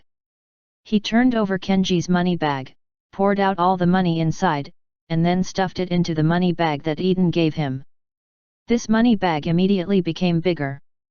After he had dealt with all of this, he picked up a match and lit a fire. He then burned Kenji's money bag. There's nothing much to do now. I'll just study some memories carefully. Aoba was really sleeping in the compartment's room earlier because he might have been discovered if he had used Kage Bunshin no Jutsu, shadow clone technique. So it was much better to go back to the dormitory. With Eden's reminder, no one would come to disturb him now. However, he still needs to prepare. He had to be careful at all times. Rather than trusting others, it was better to trust himself. He had to avoid all kinds of accidents that might happen to him to a great extent. Instantly, Aoba formed a seal with both hands. He immediately executed Tosh Kage Bunshin no Jutsu, multiple shadow clone technique. Bang! Bang! Bang! Multiple shadow clones appeared in Aoba's dormitory. This time, there were only 3 shadow clones. It was not that Aoba did not want to use more shadow clones. It was just that the dormitory was only this big. so he can't use many shadow clones at all. One shadow clone was responsible for carefully reading through Kenji's memories. One shadow clone was responsible for carefully reading Otai's memories. These two shadow clones were responsible for the task of searching for information and details in their memories. As for the last shadow clone, he walked directly to the door and raised his hands, his palms facing the direction of the door. Swish! Pieces of paper flew out. It directly used Kami no Shishin no Jutsu, paper person of God technique. As it sealed the dormitory door, it also concealed the scene inside. Aoba's original body did not do anything. He only stared at this basic operation every time he used the shadow clone to read memory or practice. Only now that he watched it over, suddenly, he discovered something different. I should create some ninjutsu too. Aoba recalled the scene where Minato intended to create Rei's Nan. Now he suddenly had some inspiration. It seemed the technique that he had mastered now was worth further development. Just do it. Aoba instantly made up his mind. He decided that after learning Hiraishin no Jutsu, Flying Thunder God technique, he would study the inspiration he had just suddenly come up with. Chapter 166. Konoha Military Police Force. By the time Sekai returned, the sky had already darkened. He took heavy steps. He did not know how to answer Akira's questioning. However, he knew that this kind of thing could not be avoided. Sekai came to the door of Akira's office and gently knocked on the door. He then pushed the door open and walked in. Akira-sama. After seeing Akira, Sekai immediately bowed and greeted him, but the expression on his face looked a little depressed. Did you bring him back? Akira looked up at Sekai and asked slowly. No, my mission failed. Sekai shook his head. Failed? A hint of doubt flashed through Akira's eyes. He then asked, what exactly happened? It was like this. Sekai immediately told him about his visit to Konohagakure Intelligence Division, how he was delayed and how Eden set him up. Ha ha ha. After listening, Akira couldn't help but laugh out loud. He was not angry, instead, he was amused by what Sekai had experienced. Old ginger is still spicier. This is indeed something that Eden can do.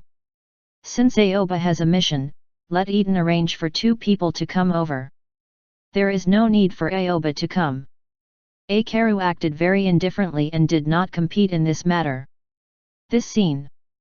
Sekai did not expect this at all. He thought that Akira would be very angry.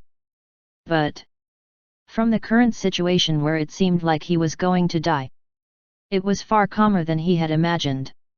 Akira-sama, then this matter, Sekai still did not react. You did well in this matter. Don't feel any psychological burden. There is nothing else to do now. Go to Konohagakure Intelligence Division again tomorrow and ask Eden to send 2 people over. Akira waved his hand and said. Yes. Sekai responded and left. Then he turned around and walked out of Akira's office. Until the moment he left, there were still many question marks on his head. It didn't make sense. This didn't seem like Akira-sama's style at all. Why wasn't he angry? He couldn't figure it out. Akira looked at his table, and the smile on his face disappeared. Why did Eden suddenly become so tough? After being ignored by the 3rd Hokage, Akira gradually became suspicious. Logically speaking, there is no need for Eden to reject me for such a small thing. And don't need to entangle with Eden because of such a thing. It's just that there should be a problem here. Could it be that Konohagakure Intelligence Division and Danzo are on the same side? Akira narrowed his eyes slightly, and his eyes flashed with a cold light. He did not think that Aoba might be the focus of this matter. Anyone with normal logic would not think that it had anything to do with Aoba. In his opinion, what Eden wanted to convey was not to protect Aoba. Instead, it was not to let him have his way easily. According to what Sekai had said, they would have to wait for 3 days if they still wanted Aoba. If it were someone else, they could immediately send him over. This was not a problem about Aoba. No matter who the person was, he would be brushed off.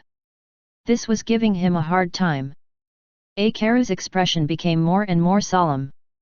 He was very clear that as Konohagakure Intelligence Division's captain, Eden had a lot of information and might even know some things about Danzo. For so many years, Eden had always maintained a friendly strategy towards Uchiha and Root. He fawns both sides, but never stood on one side. Of course, this also had something to do with the fact that they had never openly confronted each other. Now, Eden had made this decision. This made Eikaru feel that Konohagakure's situation had become subtle. It seems that I have to seize the time to accumulate my forces. Eikaru had already realized that if he did not rope in some forces, then, in the end, everyone, including the third Hokage, might stand on Danzo's side. At that time, their Uchiha clan might have to face the entire Konohagakure. He could not allow this situation to occur. I'll go to Hyaga's house tomorrow. Eikaru calculated in his heart. The first thing he thought of was the old family that had existed since the establishment of Konohagakure. However, the way Hyaga's clan ruled their clan was even more special than Uchiha. Even their clansmen did not need to go to ninja school for training. Hyaga's clan had such strength. However, they only have some privileges and no right to speak in Konohagakure. It seemed like they had a respectable status. In fact, it was just an empty title. They couldn't even compare to the Uchiha clan who had Konoha military police force. Because of this, Eikaru recognized the strength of the Hyaga clan, but he had never really had much contact with the Hyaga clan. But, now was the time. Root.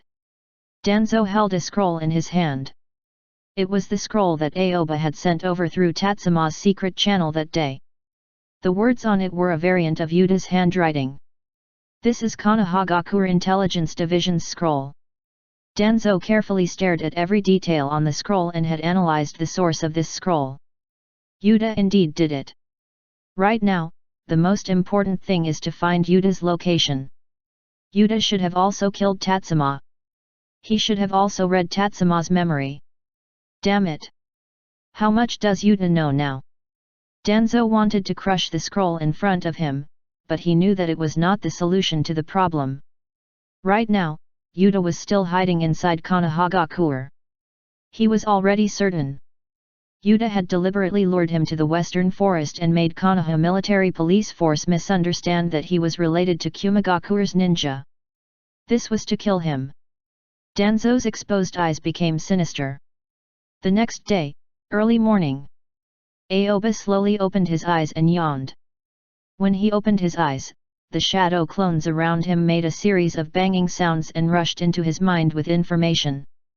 Almost in an instant, Aoba absorbed the information perfectly. He had already adapted to absorbing information from the thousands of shadow clones. Now, the information of the 3 shadow clones was almost nothing to him. Kumigakure's body technique. In the information that Aoba got, he saw the Kumigakure training method using lightning chakra to stimulate the muscles and cells in the body to exercise the body. This training method was not an undisclosed secret from the Reikage line. On the contrary, it was the opposite. Since the second generation of Reikage opened a ninja school, they used the Reikage training method as a compulsory course for Kumigakure Ninja School. This was similar to Konohagakure's ninja school's transformation technique, clone technique, and body replacement technique. For Kumigakure, the lightning body technique was the foundation. However, not everyone's body could transform the lightning body technique into the lightning chakra mode, which was the lightning armor. However, this method could still make the overall physical fitness of Kumigakure ninja become very strong.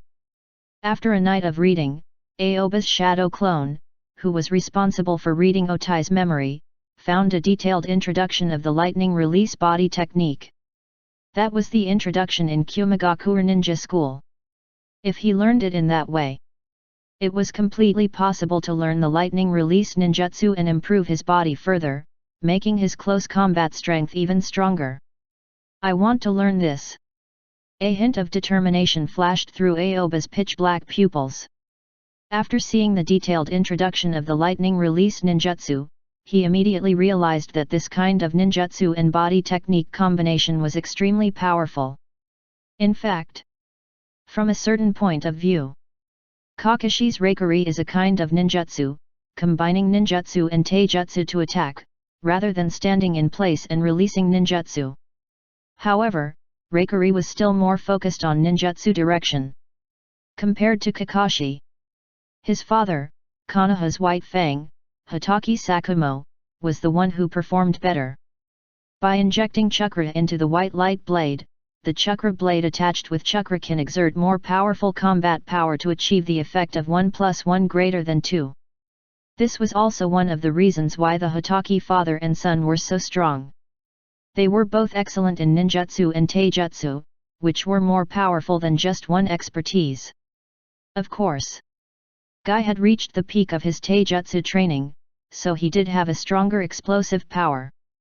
However, if he was able to use the lightning release physique at the same time when he opened the 8 gates, then the destructive power would be even more astonishing.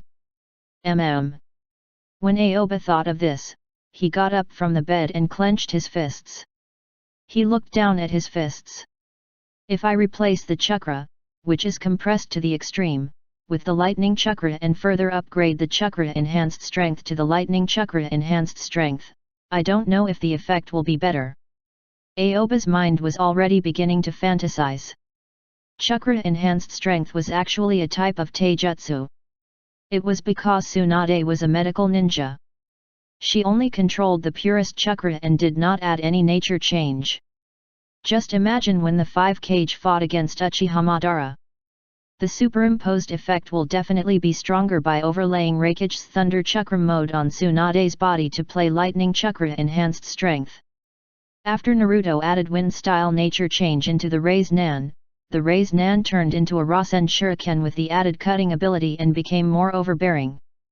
This shows that some skills that originally had no nature change may have a qualitative change after adding some chakra nature change. The more Aoba analyzed, the more excited he became, and he almost couldn't hold back his eagerness.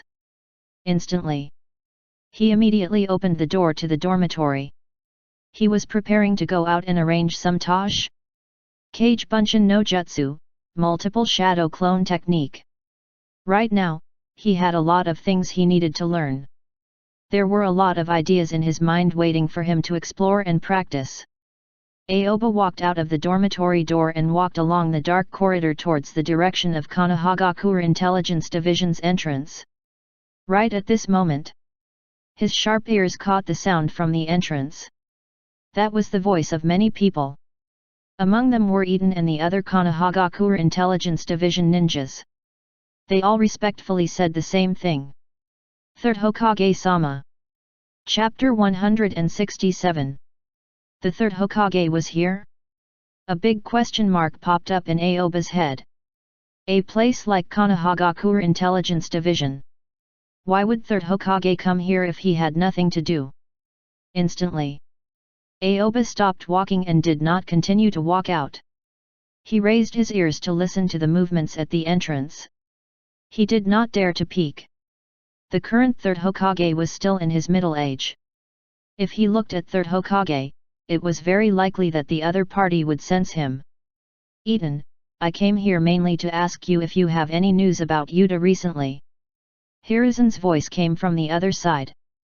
It was not loud, but Aoba could still hear it. Reporting to 3rd Hokage-sama, I have not heard any news of Yuta for a long time. I have not seen him since he retired. Eden's voice rang out. I see. Hiruzen hesitated for a moment before continuing, if you see Yuta, capture him immediately. He is now a very dangerous person. Yes. Eden replied. After that, it was the sound of 3rd Hokage leaving. Aoba stood at the end of the corridor. He did not expect that 3rd Hokage would come to Konohagakure Intelligence Division at this time. What he did not expect was that third Hokage actually asked about Yuta. It seemed that the third Hokage still cared about Danzo. Aoba stayed where he was, waiting for the people at the entrance to disperse gradually. However, just as he was about to go out again, there was another sound at the entrance. "Sorry, you can't go in." A neither arrogant nor humble voice sounded. It was the Konohagakure Intelligence Division's entrance guard on duty. When Aoba heard this, he frowned slightly. What is happening today?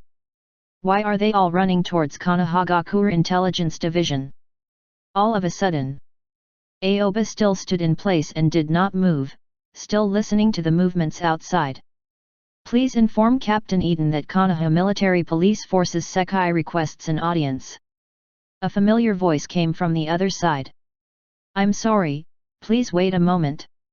The ninja's voice sounded, then he turned around and walked inside.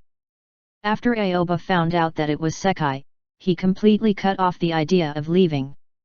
He turned around and walked in his compartment direction. Sekai actually came again. This clan is really troublesome. Aoba complained helplessly in his heart. Not long after, he came to his compartment. It was very quiet here now. No one was sent here at all. This was also Eden's arrangement. In order to prevent Konoha Military Police Force from finding any excuses and reasons or finds any clues, Aoba sat inside the compartment. He then slowly closed his eyes. He casually flipped through the memories in his head. It was as if he was watching a movie. Not only could he pass the time, but he could also explore some details. After an unknown period of time, there was a knock on the compartment door. After that, Eden walked in. "Aoba, the matter with Konoha Military Police Force is over. They will not come to find trouble with you again," Eden said with a smile. After hanging Sekai up for some time, he learned that Konoha Military Police Force no longer insisted and chose to arrange 2 censor ninjas to go over. This made Eden overjoyed. He immediately arranged for 2 relatively more experienced Yamanaka clansmen to follow Sekai back. After Eden finished arranging this matter, he immediately walked towards Aoba's compartment. This was something he had to do. He had to tell Aoba. He had to deepen his image and status in Aoba's heart. After all, he had to curry favor with Aoba, the disciple of one of the legendary Sunin, Senju Tsunade. "Thank you, Big Brother Eden." Aoba's eyes lit up, and he immediately thanked Eden. He did not know what had happened. However, even if he knew, he would still thank Eden. If not for Eden's work, Konoha Military Police Force would never have given up so quickly. "Aoba, if you are tired during this period of time, you should rest. If you need anything, you can look for your big brother Eden at any time." Eden patted his chest and put on a big posture. "Thank you, Big Brother Eden." Aoba thanked him again. "No need to thank me. We brothers, you don't need to be so polite." Eden instinctively raised his hand and immediately overcame his body's instinct to put his hand down. Even though he felt sorry for himself, he didn't feel embarrassed. He slowly said, "Aoba, I still have something to deal with. I will be going first." "Okay." Aoba nodded and watched Eden leave. Ever since Eden was trying to curry favor with him, his life in Konohagakure Intelligence Division had been too good. Following Eden's departure, after a while, the guard of Konoha's prison sent a person over and tied him to the wooden pillar. For a moment, Aoba's life returned to the right track. Unknowingly, night fell. It was time to get off work. After a day of medical research, Aoba walked out of the compartment with slightly tired steps and returned to the dormitory. He fell on the iron bed and fell into a deep sleep. When Aoba woke up in the morning, he was in a very good mental state. He walked out of Konohagakure Intelligence Division this time and did not encounter the previous unexpected situation. Everything went smoothly and quietly as usual. The days returned to the rhythm that made him feel comfortable. After Aoba walked out of Konohagakure Intelligence Division, he walked directly into the small forest behind the prison. After walking for about half an hour, he arrived in the forest's depths where no one usually goes. Aoba raised his hands and crossed his fingers together to make a hand seal gesture. Taj! Kage Bunshin no Jutsu, multiple shadow clone technique. Aoba's voice suddenly resounded. Then, the dense chakra within his body was instantly divided into 1,000 parts, and 1,000 shadow clones appeared around him. Now, you will still be divided into 5 groups. Each group has 200 people, of which 199 will be practicing, and 1 person will set up the Kami no Shishin no Jutsu, paper person of God technique. The first group will study Hirai no Jutsu, flying thunder God technique, S summoning method. The second group will study the lightning release body technique. The third group will study Tsunade Sensei's medical skills. The fourth group will study the mission experience of Konoha's White Fang, Hitaki Sakumo. The fifth group will study Du's Taijutsu. Let's start now. After giving instructions to these shadow clones, Aoba left the small forest in a flash and returned to Konohagakure Intelligence Division. In a split second, the shadow clones divided into 5 different areas and began to enter their training state. Swish swish swish. Paper after paper covered up these shadow clones, forming extremely realistic camouflage. After Aoba arranged all these shadow clones, his mood immediately became a lot happier. This was his rhythm. He liked this quiet and comfortable life. Just like this. Aoba hung the shadow clone in the forest during the day and went to Konohagakure Intelligence Division's compartment to accumulate medical experience. At night, he calmed down and slept well. Life returned to what he hoped for. Unconsciously. 1.5 months passed. On this day, Aoba asked Eden for leave. He came to the forest early in the morning to enjoy the short holiday he had for only 1 day. He did not pay any attention to what had happened to Konohagakure during this period of time. However, he still got some information from the prisoners' memories who were waiting to be interrogated. The power disputes within Konohagakure became more and more complicated. In the memory of a thief who went to the Hyuga clan, he found the figure of the Uchiha clan, but the thief had rushed to the side and did not get any more information. However, Aoba could still see it. The Uchiha clan seemed to have reached some cooperation with the Hyuga clan. This was something he had never seen in Naruto's anime. In his knowledge, Uchiha and Hyuga both thought that they were the number 1 family in Konoha. For this reason, there were many disputes. If they can put down their prejudices and get together now, they will definitely reach an agreement on some kind of benefit. Of course. This was a scene that Aoba was happy to see. As long as Hiruzen and Danzo were still there, more internal forces would hold them back, and it would be very effective to distract them. In this situation, after the 4th Hokage took charge, Aoba would no longer provoke them back and forth like this. But before that, he still hoped that the major forces in Konohagakure would weaken each other. At this time, Aoba was standing in the small forest. There was no one around. He flipped his wrist. A handful of kunao appeared in his palm. This was a very common kunao. Almost every ninja had it in their hands, and the style was the same. When Aoba was holding a kunao, a piece of paper suddenly appeared in his palm. There is a black circle on this piece of paper, which seems to have an indescribable feeling. A pure white square paper. In the middle, there was a black circle. It was suffused with an extremely strong sense of mystery. This circle. It was precisely Aoba's Flying Thunder God formula. The paper in Aoba's hand was glued to Kunao's handle at the moment of appearance, and then he threw the kunao in his hand outwards. Swish! This kunao instantly let out a piercing sound, flying straight towards the tree trunk in front of him. At the same time, Aoba controlled his mind, using his mind to communicate with the Flying Thunder God formula on the paper. A spatial force instantly captured his body, and he disappeared from where he stood. Swish! Almost at the same time, Aoba grabbed the kunau's handle with his right hand. I succeeded. A joyful smile appeared on Aoba's face. Only he knew how much pain he had suffered in training Hiraishin no Jutsu, Flying Thunder God technique.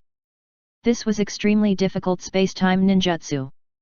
The principle of using it was to upgrade the summoning technique by imprinting the summoning technique on other objects and using the mind to communicate with the technique on the object.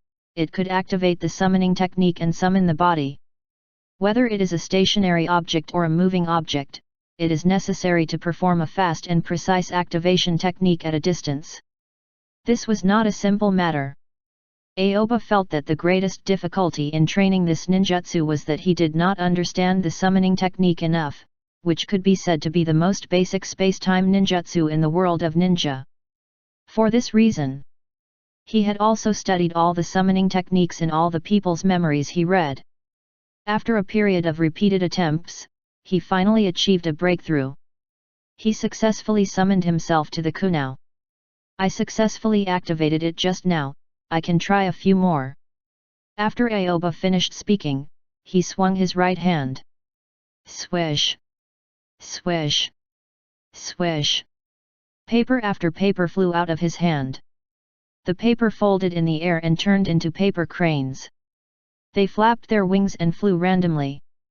On the heads of each paper crane, there was a small black circle, which looked like the paper crane's eye. These circles were the Flying Thunder God formula that contained space-time energy. In a split second, the corners of Aoba's mouth curled up slightly, and his figure disappeared from where he was. Chapter 168. In the depths of a small forest, where there was no one, paper cranes flapped their wings and flew about, looking like they were drifting aimlessly in the wind. Every paper crane had small eyes formed from a black circle. It was the Flying Thunder God formula that Aoba had imprinted. This was also why Aoba chose the Flying Thunder God formula as a circle. All he needed to do was draw out the circular formula. Whether it was the big circle or a small circle, they were all round, and they could all have space-time energy. Aoba looked at the countless paper cranes in front of him. Of course. Not only in front of him but all around his body, directly surrounding him. Now I finally understand why Kumagakure wanted Byakugan so much. When Aoba saw the sky full of paper cranes, something that he didn't quite understand, he instantly understood. It was too chaotic. He couldn't finish looking at all these paper cranes. He could only rely on his perception to feel the flying paper cranes around him and touch the Flying Thunder God formula on them. Depending on his eyes was no longer enough. Presumably, Minato is also looking for his Flying Thunder God formula in this way. Aoba slowly closed his eyes, and the whole world seemed to have become dark. He was in the middle of this dark world. Instantly, all of his perceptions spread out. The black circle eye of the flying paper cranes suddenly appeared in his dark world. They were like lamps. These lights were the coordinates. Now, he could communicate with any of these lights to trigger the Flying Thunder God technique and reach the place he wanted to go through the use of space-time ninjutsu. He had to use his perception. Because eyes couldn't see it. Begin. Aoba said slowly. Then, with a thought, he determined the location of one of the paper cranes and directly appeared in the location of this paper crane. Swish!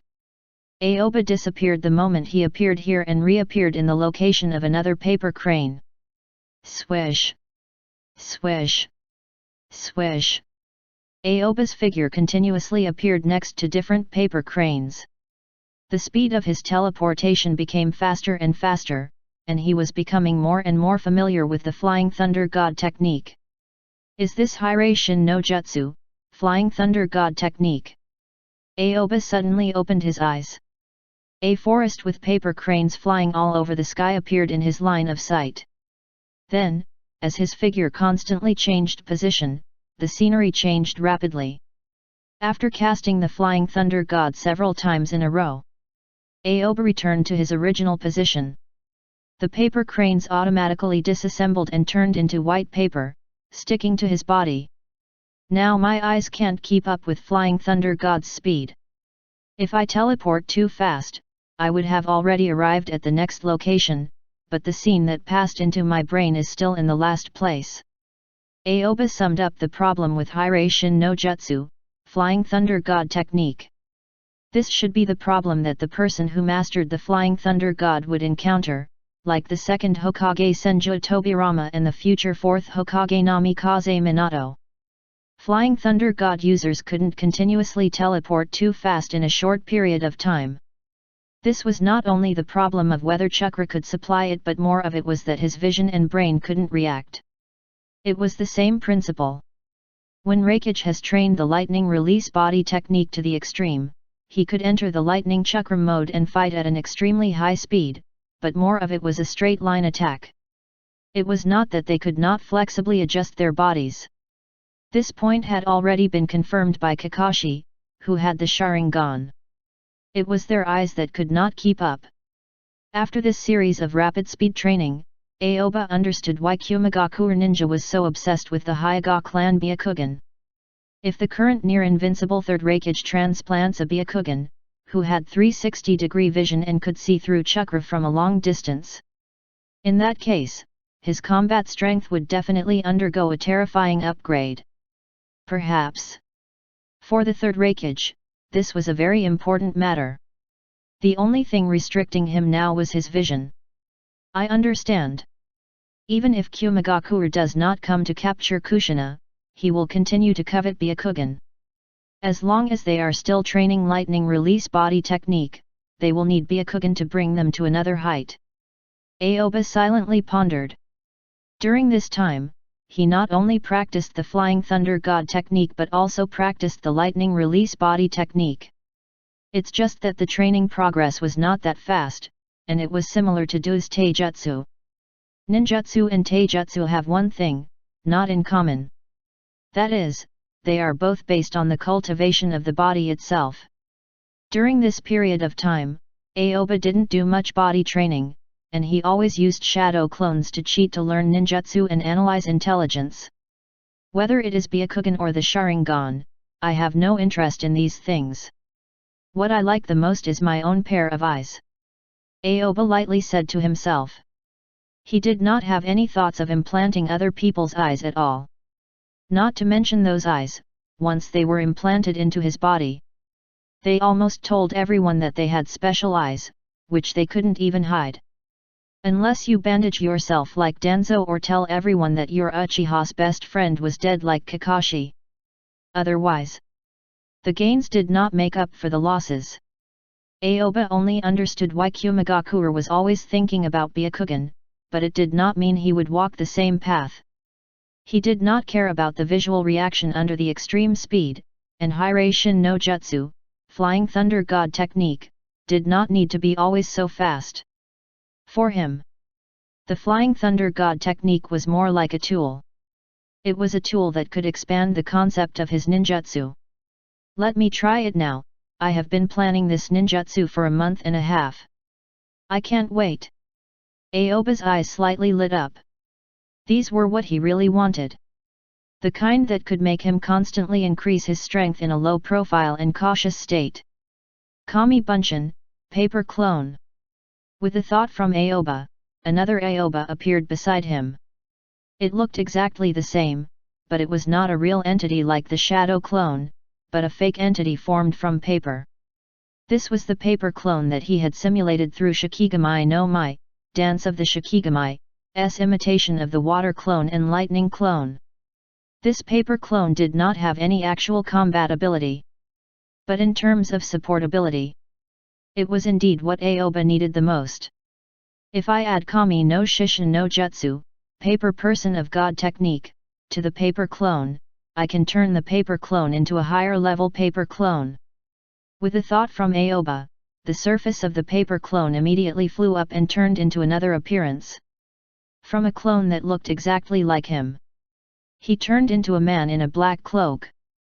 Under the shadow of the cloak, the outline of his face could not be seen. Of course, This black-clothed man had no face at all. This is the advanced paper clone formed from Kami no Shishin no Jutsu, paper person of God technique, and Kami Bunshin, paper clone. Even Sharingan can't see the real and fake paper clone. It can be said that it was a Shikigami no Mai, dance of the Shikigami, combined with the Henge no Jutsu, transformation technique, and Bunshin no Jutsu, clone technique, into one. The corners of Aoba's mouth slightly curled up. This was the idea that he had thought about for a night while lying in bed that day. However, only after this period of time could he realize it. Then next, Aoba raised his right hand and snapped his fingers. As he did so, the advanced paper clone instantly exploded and scattered, turning into countless pieces of white paper. A black circle appeared on each piece of white paper, containing space-time fluctuations. Through the paper clone, I can create countless flying thunder god paper pieces. These pieces of paper can be turned into paper cranes that fly randomly, or they can be turned into paper shuriken for fast dashing. There are many techniques that can be matched. Aoba's eyes flashed with satisfaction, and then he snapped his fingers again. Swish! Swish! Swish! The pieces of paper that filled the sky gathered together and reformed into an advanced paper clone again. However, this time, it changed into another appearance. This was the appearance of Yuta. The advanced paper clone can be transformed at will, and it is extremely difficult to be recognized. It can carry out some special missions. Even if it is recognized, it still has a backup plan. Aoba snapped his fingers again. With a snap, the advanced paper clone of Yuta instantly transformed into square paper again. On this square paper were no longer the Flying Thunder God formula but the exploding tags, which could directly form a random array of explosive tags. Now, I can only use normal explosive tags to support an advanced paper clone, but I can buy some paper for drawing gaje. Kaibaku Fuda, mutually multiplying explosive tags, in the future. In short, this advanced paper clone can also be used as a bomb that changes face and can secretly infiltrate. Maybe it can be used at that time. Aoba was very satisfied and snapped his fingers again. After that, the explosive tags scattered, and the surroundings returned to their original appearance, as if these pieces of paper had never appeared before. At present, I can only do these two things regarding the paper clone. As I slowly accumulate experience and ninjutsu, I believe there will be more changes. Aoba silently nodded. This was his recognition of himself and his recognition of the paper clone. After studying this ninjutsu, he instantly found that many things became simple. Whether it was battle or disguise. This would bring him great help in the future. Aoba pinched his chin, and a trace of thought flashed through his eyes. He felt that there was no problem with his training choice. He constantly accumulated experience and knowledge through reading memories, making his thinking process of creating ninjutsu very open. The advanced paper clone is mainly based on paper. Then anything that can be triggered through paper can theoretically be used alongside the advanced paper clone. In addition to the explosive tags, there are many kinds of tags, especially the sealing tags with different functions. Speaking of sealing tags, I haven't seen Minato for a long time. Aoba immediately walked out of the forest.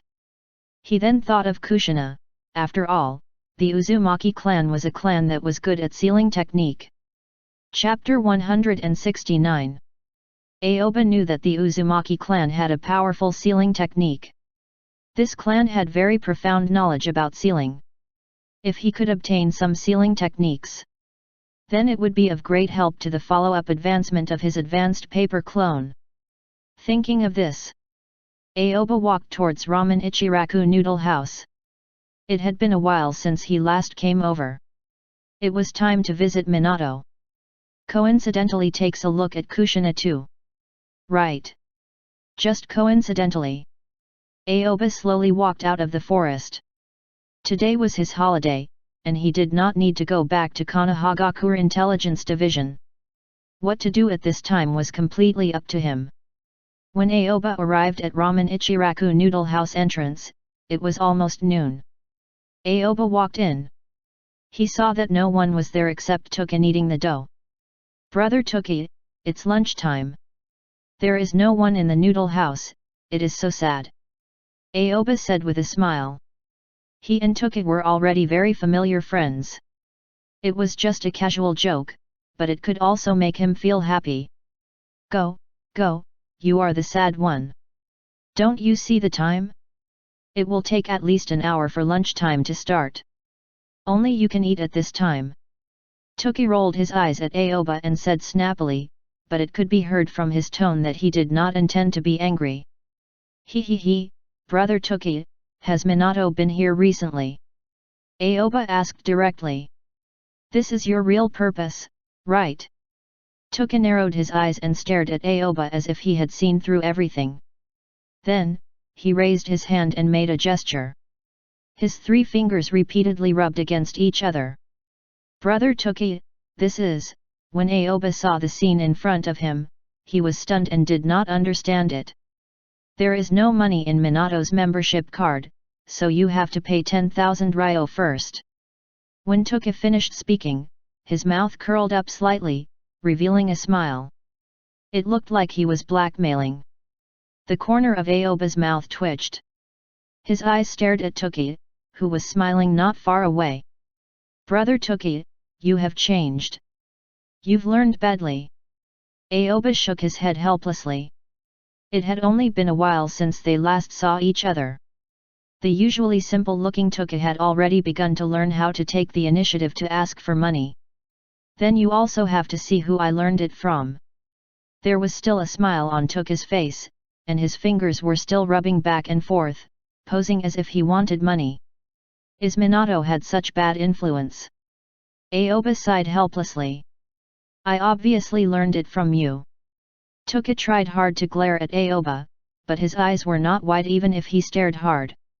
He suddenly realized that he was just a lot worse in front of Aoba in terms of thick skin. All right. I just happened to bring money over this time." Aoba took out the bulging money pouch from his pocket. This was the money pouch that Eden had given him, but what was inside was not only the money that Eden had given him but also Kenji's money. After saying that, Aoba placed the money pouch on the table. In an instant, Tuki's gaze focused on the money pouch Aoba had taken out. Aoba slowly opened the money pouch. He took out a few coins from the bulging money pouch. The face value of these coins added up to only 2,000 to 3,000 ryo. Then, Aoba tied up the money pouch again. "Aoba, this is not enough. Minato has a large appetite. You have not been here for a long time, at least 10,000 ryo." Tuki looked at Aoba's actions and said, "I know." Aoba nodded and took out the coin toward himself. Then, he pushed the money pouch to Tuki. "I'll save all these for you." Aoba put the few coins he took out into the ninja bag on his body. He did not spend much money. He only needed them when he needed to buy papers occasionally. The amount of money had already exceeded the amount Eden gave him. It would only be troublesome to keep it with him. Even if Tuki didn't say this, he would still deposit the money into Ramen Ichiraku. Ha, good. Tuki took the money pouch without hesitation, and the smile on his face became even more brilliant. Now that Ramen Ichiraku had implemented the membership system, his understanding of the amount of money had increased. It was completely an attitude of the more the better. The more the better. Who cared about having more money? Tuki immediately took the money pouch and was ready to open it to count. "Brother Tuki, you can slowly settle the accounts later. Now I have something to talk to Minato. Do you know anything about him?" Aoba interrupted Tuki's action of counting money and asked directly. "Of course, I know." Tuki nodded. The money was in place, and nothing was a problem, so he said, "Recently, Minato has been going to the ninja school every day to observe. It seems that he wants to choose 2 future students in advance. White Fang's son performed very well in the ninja school. If there are no accidents, he will graduate early in the future. Ninja school. Aoba nodded, and he now knew Minato's location. Yes, it is the ninja school. If you want to find him, you can go to the ninja school to take a look. He is looking for the other 2 students. It seems that the specific candidate has not been confirmed yet. I understand. Aoba nodded and got up to leave. Since he already knew Minato's location, he would not waste more time in Ramen Ichiraku's shop. If Minato comes over at noon, I will tell him that you are looking for him, Toka said after thinking for a while. He stared at Aoba as if he was looking at Aoba's reaction and asking if this was appropriate. Well, brother Toki, tell Minato that I will come here tonight and ask him to wait for me. Aoba nodded and directly arranged it. This way, even if he did not meet Minato, he could come here at night to find Minato. No problem, don't worry. Toka quickly smiled and nodded. He hoped that Minato could come a few more times so that he could earn more. Brother Toki, I'm leaving first. I'm going to take a look at the ninja school. After Aoba finished speaking, he directly walked out of Ramen Ichiraku Noodle House, walking in the direction of the ninja school. At this time, the students of the ninja school were in class. Aoba strolled on the streets in front of the ninja school, feeling the warm breath of the sun shining on the earth. This feeling was something he could not feel in the cold Konohagakure Intelligence Division. Damn it! Why is Rin always staring at Kakashi? I must defeat him. All of a sudden, a voice that sounded like he was gnashing his teeth sounded in Aoba's ears. He looked over. He immediately saw a child wearing goggles in a long-sleeved blue uniform and a blue jacket with an orange collar and trimmings. Chapter 170. Aoba stared at the unhappy child, and his eyes instantly froze. He recognized this child. It was Uchiha Obito. Aoba had seen the story of Obito countless times in Naruto's anime, so he was very familiar with Obito. Obito at this time. He was still in a relatively innocent period, and the main tone in his heart was still positive. After Obito finished speaking, he raised his hand and pushed up his goggles. He rubbed his eyes. He wiped away the tears that he had accidentally shed. He did not want Rin to see his cowardly side, even though she did not look at him. Only, this was a scene that Obito thought no one would notice. But Aoba has seen all of them. Phew! Aoba slowly let out a sigh of relief. He didn't know what to say, and his mood was strange. After he came to the ninja world, he had seen Kakashi and Obito, but he had never seen Rin. But whether it was Obito, Kakashi, or Rin, they were all the same generations. At the moment, they were only 4 or 5 years old. In the modern world, they were only at preschool age. Aoba thought of how he was still playing with mud at home at this age, but Obito had already begun to consider his life. Wasn't this a little too early to mature? Even if the ninja world was cruel, and the children were early to be sensible, this was still a little too early. Aoba sighed in his heart. However, his target this time was not Obito. Moreover, he did not want to have anything to do with him. Then, he continued to walk in the direction of the ninja school. Uncle. However, at this time, after Obito finished venting his emotions, he walked out of the forest and stared at Aoba through the goggles. Uncle. Aoba's eyebrows jumped. Although he was not a girl and did not care so much about his age, this kind of address made him a little shocked, a person who was only 10 years older than Obito. Do I look that old? Aoba turned his head and glared at Obito. Wasn't this person very good at helping grandma cross the road? How can he speak without even knowing his seniority? Big brother, you are that Ramen Ichiraku's big brother. I remember you. Back then, you told me that I shouldn't easily tell my dream. Obito sprinted towards Aoba with an innocent smile on his face. He looked like a piece of white paper that had yet to be smeared with any color. Oh! Aoba ignored Obito. He turned his head and did not say anything else, and continued to walk forward. Obito called him big brother. Then, this matter was over. Of course. Even if there were no such things. He did not intend to tangle with Obito. Aoba had no intention of communicating with Obito at all. In his opinion, this person was not as good as Fugaku and belonged to a typical white-eyed wolf. TL note: Bei, En Lang, translates literally over to white-eyed wolf. Just by grasping the nature of the literal words used, you can get an idea that this is clearly describing someone who might be vicious. Wolves are known for being combative, vicious, and fierce, not to mention unappreciative and cold. So someone who's incapable of expressing gratefulness and appreciation and even bites the hand that feeds him might be called a Bei, Enlin. Even if Minato and Kushina treated Obito like family, he still repaid their kindness with ingratitude. This kind of thing. Aoba would not talk about right or wrong. Everyone's values and worldview were different. This was a normal thing. It was like how he preferred a quiet life and was unwilling to be disturbed. Perhaps Obito also had a convincing reason. It was just that. To Aoba, this person gave him a very indescribable feeling. It was like a dog that was not well kept.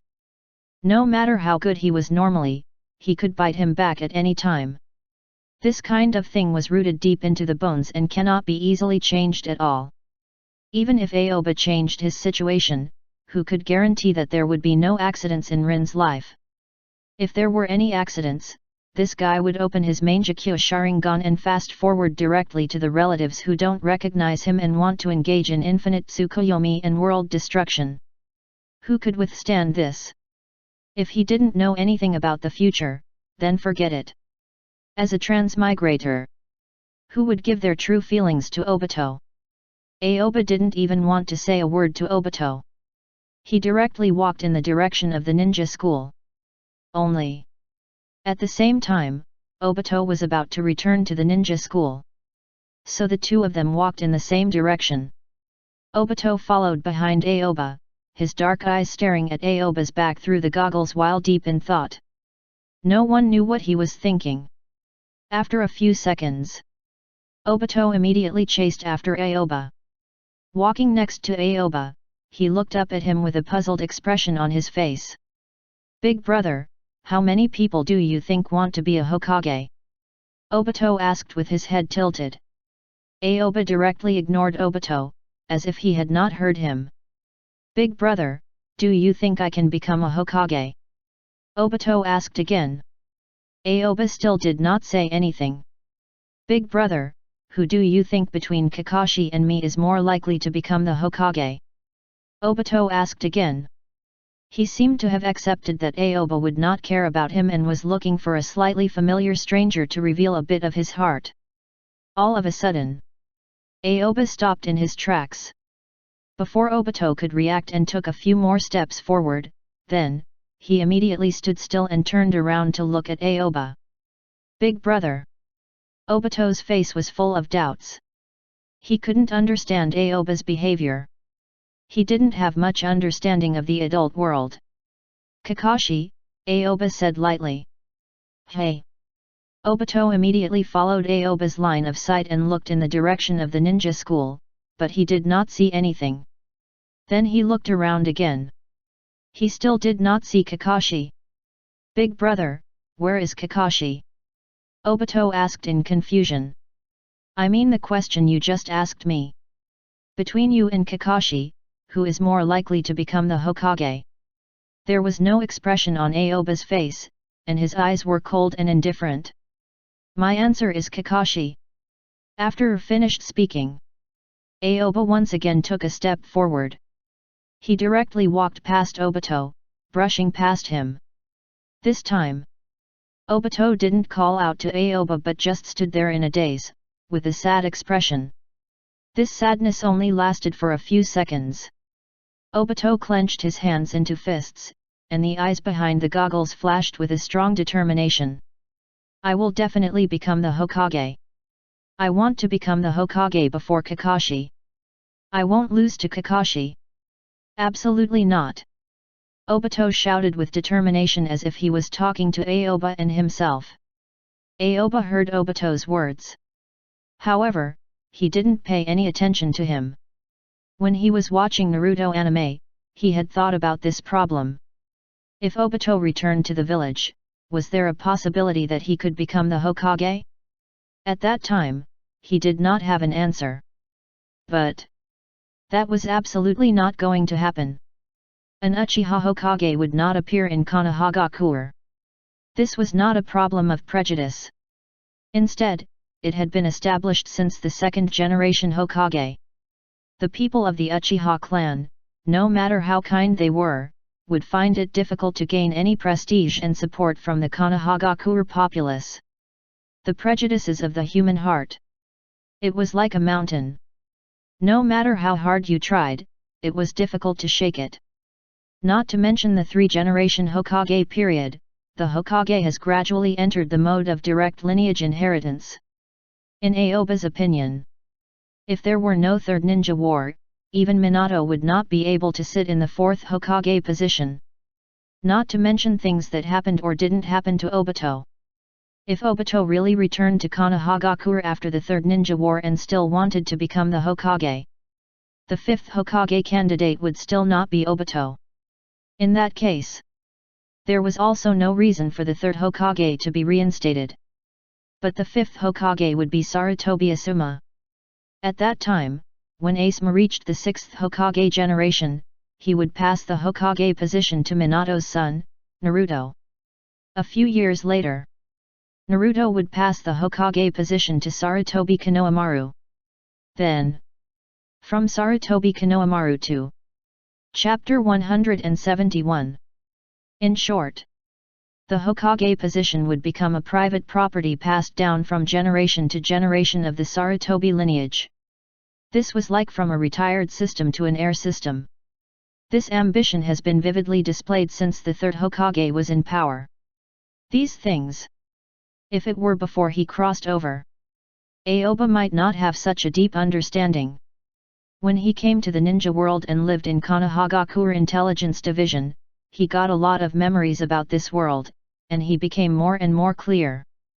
From a certain point of view, the position of Hokage, it was more like Konohagakure's throne, which was not something anyone could sit on. Those ninjas who held the illusion of becoming Hokage. In the end, it was just a fantasy. Aoba walked forward step by step. When he suddenly thought of this topic, he vaguely understood why Jiraiya did not want to become a Hokage. Perhaps Jiraiya had seen through his teacher's thoughts. He doesn't want to get involved in that power struggle. If it weren't for the Third Ninja World War was too tragic. Maybe there was no chance for Minato to become Hokage at all. The third Hokage could rely on his uncompromising attitude to personally pass the Hokage position to Asuma and then from Asuma to Konohamaru. In the end, Minato becoming Hokage was just an accident. At that time, the reason why the third Hokage strongly recommended Minato should also be because Minato did not have any background. He was not from a big clan, so it was easier to control. If Orochimaru became the fourth Hokage, then Danzo would become the advisor behind Orochimaru, and Konoha would definitely undergo a major reshuffle and enter a new era. In that new era, it would be tough for Hiruzen to restore the Sarutobi clan's rule over Konohagakure. After all, Hiruzen had personally witnessed how the remnants of the old era worked hard to overthrow him. In the end, there was no way to overthrow his regime. If he gave the Hokage position to Orochimaru, then his supporters and the Sarutobi clan might be labeled as the remnants of the old era after he died. This was something that the third Hokage did not want to see. Aoba walked towards the ninja school step by step. After saying those extremely hurtful words to Obito, he did not bother him anymore. But in Obito's heart, he had already regarded Aoba as one of those who looked down on him. When Obito caught up with Aoba, he thought that Aoba was someone who could understand him. But when he heard Aoba talk about Kakashi, he was speechless. He knew he was wrong. Aoba was the same as most people in the village. Short-sighted. He doesn't understand his great ambition at all. Aoba walked into the ninja school. He had read the memories of the ninja school in the memory of his predecessor, but those memories were very vague, and it was a long time ago. Now he walked into the courtyard of the ninja school. He just felt that there was a sense of déjà vu inside. He seemed to have been here before. It also seemed that he had never been here. This feeling was very strange. It was more like he was dreaming. After Aoba walked into the ninja school, he looked into the courtyard. Then, his gaze turned and landed on a tree in the corner. The tree's trunk was very wide, and it was unknown how many years it had been through. On the extremely sturdy branches, there were 2 thick hemp ropes tied around it, and below it was a board making it into a swing. Isn't this the little swing that Naruto swung at that time? When Aoba saw this scene, he couldn't help but feel a little emotional. The swing scene could be said to be his first impression of Naruto anime. All the plot started from this swing. Then, Aoba walked towards the swing. He then stood by the tree. His right palm gently touched the tree's bark as if he was feeling the traces of time that this tree had experienced. "Who are you looking for?" At this time, a voice sounded and entered Aoba's ears. Then a ninja walked out of the ninja school. He looked around 24 to 25 years old and gave off a calm feeling. "I am looking for Namikaze Minato." After being asked, Aoba did not panic at all. He did not recognize the person in front of him, but he could guess that this person was the ninja school teacher, but not the teacher when he was in the ninja school. "Wait a moment." The ninja nodded, turned around, and walked inside. Just as the ninja turned around and went back, Obito, who had just sneaked out, crept into the courtyard of the ninja school and secretly followed behind the ninja. This scene completely fell into Aoba's eyes. He suddenly felt a little funny. At such a young age, he had just entered the ninja school. He was not as strong as Kakashi. Not only did he skip classes, but he also has puppy love. Under Aoba's gaze, Obito silently followed behind the ninja, preparing to sneak back to his classroom. When the ninja had just entered the building, he waved to a figure inside. "Minato, someone is looking for you," the ninja said. "Okay."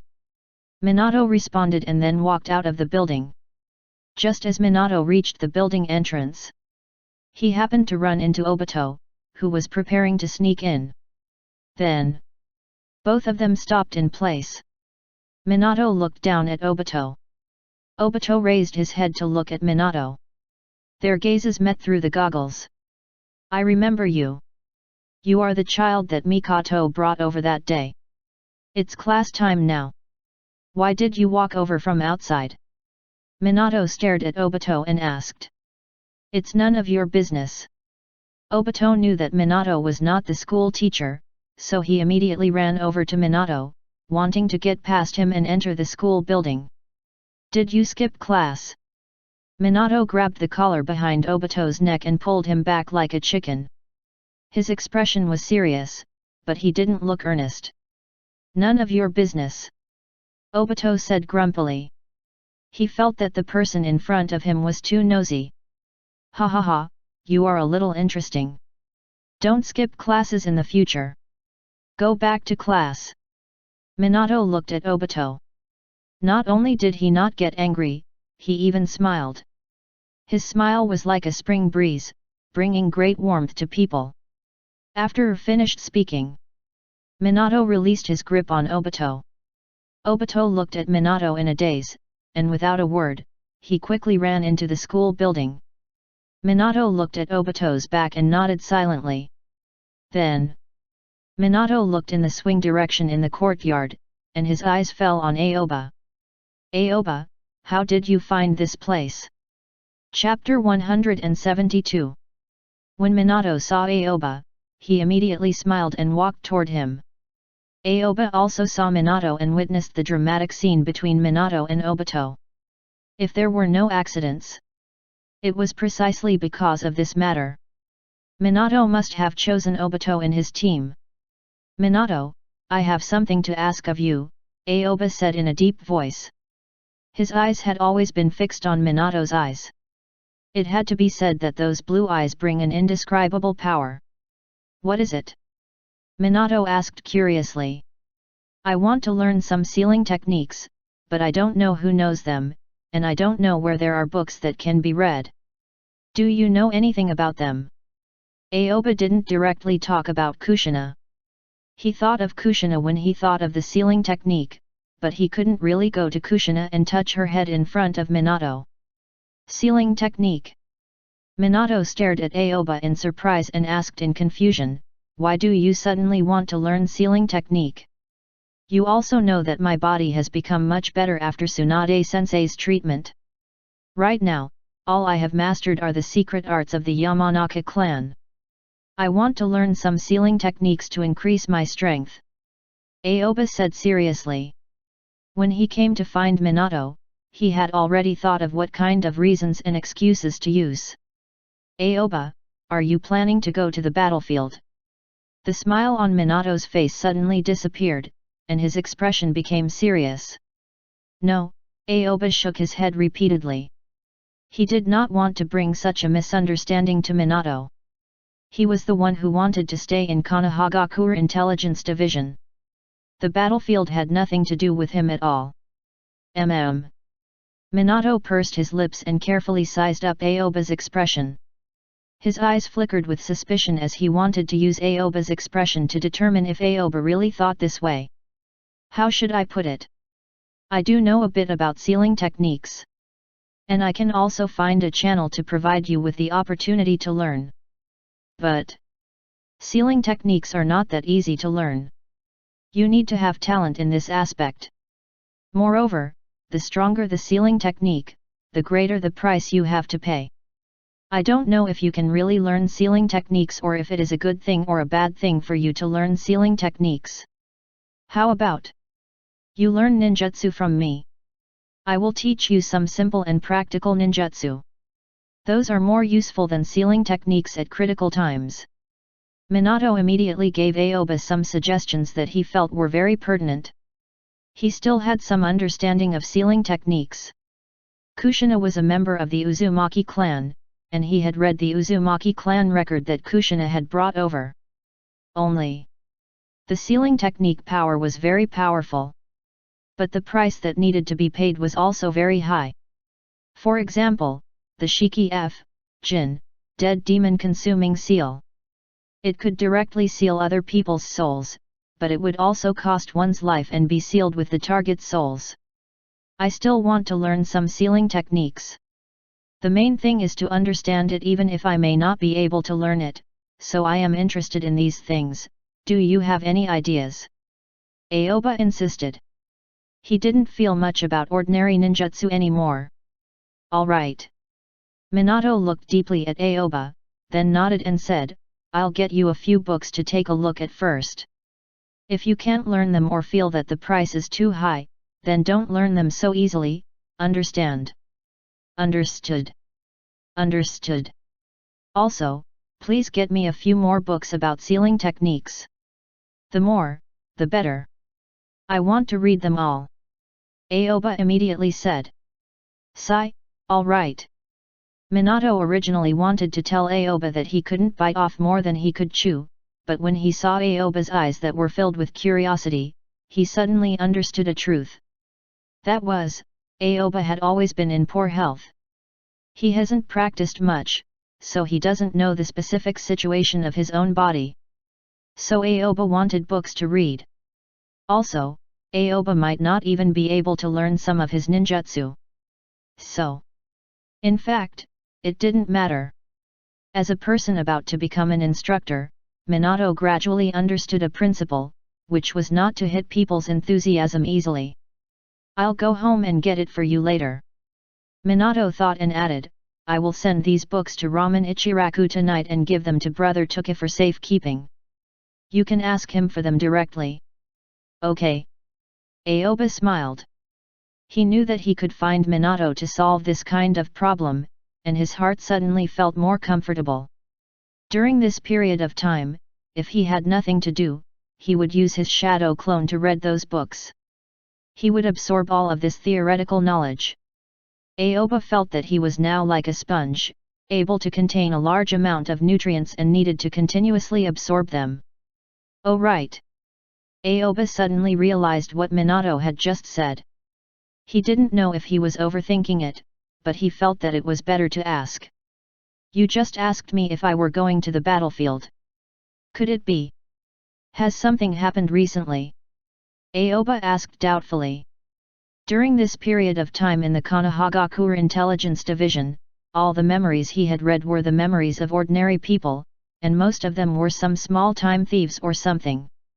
Some of them were familiar faces. The thieves that he had interrogated before had already been released, but they had committed another crime and were caught then sent over. Of course. For these kinds of thieves, Aoba very carefully conducted clinical medicine experiments on them. After ensuring that they had experienced this kind of experience, they no longer wanted to come to Konohagakure Intelligence Division. Who knows when it starts? Konohagakure's crime rate has been reduced because of this terrifying Konohagakure Intelligence Division interrogator. Something did happen. Minato nodded. He had nothing to hide, especially since the other party was Aoba, who he had a good relationship with. According to the time, Kumagakure's ninja group will be coming in about a week, Minato said in a deep voice. Kumagakure is coming here again. Aoba's eyebrows jumped. He felt that this Kumagakure was like a ghost that refused to leave. This time, it is for the last incident. However, the people who will be coming here are not good. The group leader is Harry, who invaded Konohagakure last time and escaped. They have a high probability of making trouble for our village. Minato's face became serious. He had a strong sense of belonging to Konohagakure. Whether it was the matter of Kumagakure's ninja invasion or the other party's strong performance in the follow-up negotiations, they all made him feel extremely dissatisfied. Minato, you mean? Aoba stared at Minato and asked. For this matter, I think Kumagakure will demand compensation that Konohagakure cannot accept. If we can't reach an agreement, the two sides may have to fight. Minato said in a deep voice. From his tone, he could feel the hate for war and also the expectation for war. This was a very complicated emotion. Aoba could understand Minato's emotions. This might be the emotion that many Konohagakure ninjas would have at the moment. If they maintained peace, it would mean that they would compromise, and this peace would make people feel very aggrieved. But if they did not compromise, both sides might start a war. Although they could vent their dissatisfaction, it would definitely cause countless casualties. Minato, don't worry. Believe in the Hokage-sama. If we can solve the problem with compensation, a war might not happen, right? Aoba lightly comforted. Chapter 173. When Minato heard Aoba's words, a lot of question marks appeared in his head. These words. Why does it sound so awkward? Was this asking him to believe or not to believe? It was very strange. Aoba, don't say that. Third Hokage-sama has done his best for the village. Kumagakure's matter happened so suddenly that none of us thought of it, said Minato while shaking his head helplessly. What I mean is, we have to trust Hokage-sama in trying his best to maintain the village's peace and don't worry too much, Aoba said with a smile. Yes. Who wants to fight again? But this Kumagakure is too much. Minato said while gnashing his teeth. Did something happen? When Aoba saw Minato's expression, he could not help but frown slightly. To his knowledge, Minato rarely lost his temper like this. Something must have happened. Sigh. About this. Actually, I should not mention this to you, Minato shook his head. He had already realized that he had misspoken. The information he had obtained was something that the third Hokage had said to the village's jonins and should not be told to others. Don't hide it. Aoba raised his hand and patted Minato on the shoulder. He didn't know if Eden affected him, but now he preferred to do this kind of action. These things will be known to everyone sooner or later. You only told me I won't tell anyone else. Aoba said to Minato. But, Minato's face was full of hesitation. There is no but. Aoba quickly interrupted Minato. He was ready to dispel Minato's doubts and said, You see, I've always been inside Konohagakure Intelligence Division.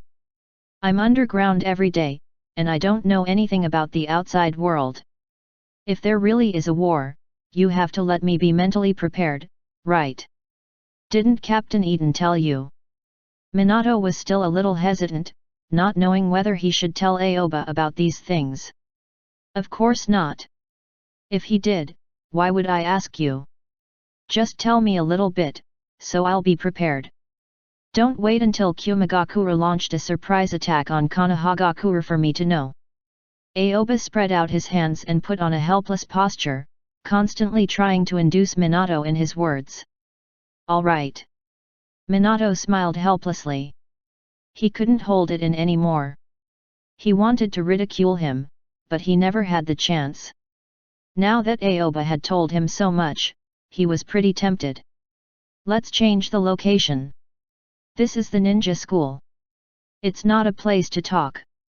Minato gave Aoba a look, then took the lead and walked out of the ninja school. Aoba did not say anything else and followed behind Minato. After walking out of the ninja school, the two of them walked along the relatively prosperous street to the downstairs of the Hokage's office. In front of the two of them stood a huge Hokage rock. On Hokage rock, there were 3 huge heads. They were the first Hokage Senju Hashirama, second Hokage Senju Tobirama, and third Hokage Sarutobi Hiruzen. Aoba, have you been to the top of the Hokage rock? Where can you view the entire scenery of Konohagakure? Minato raised his head and looked at the Hokage rock. His blue eyes flashed with a faint soft light. Never been there. Aoba shook his head and said, My body is not good. The wind is strong, and it is easy for me to catch a cold. But there is no problem now.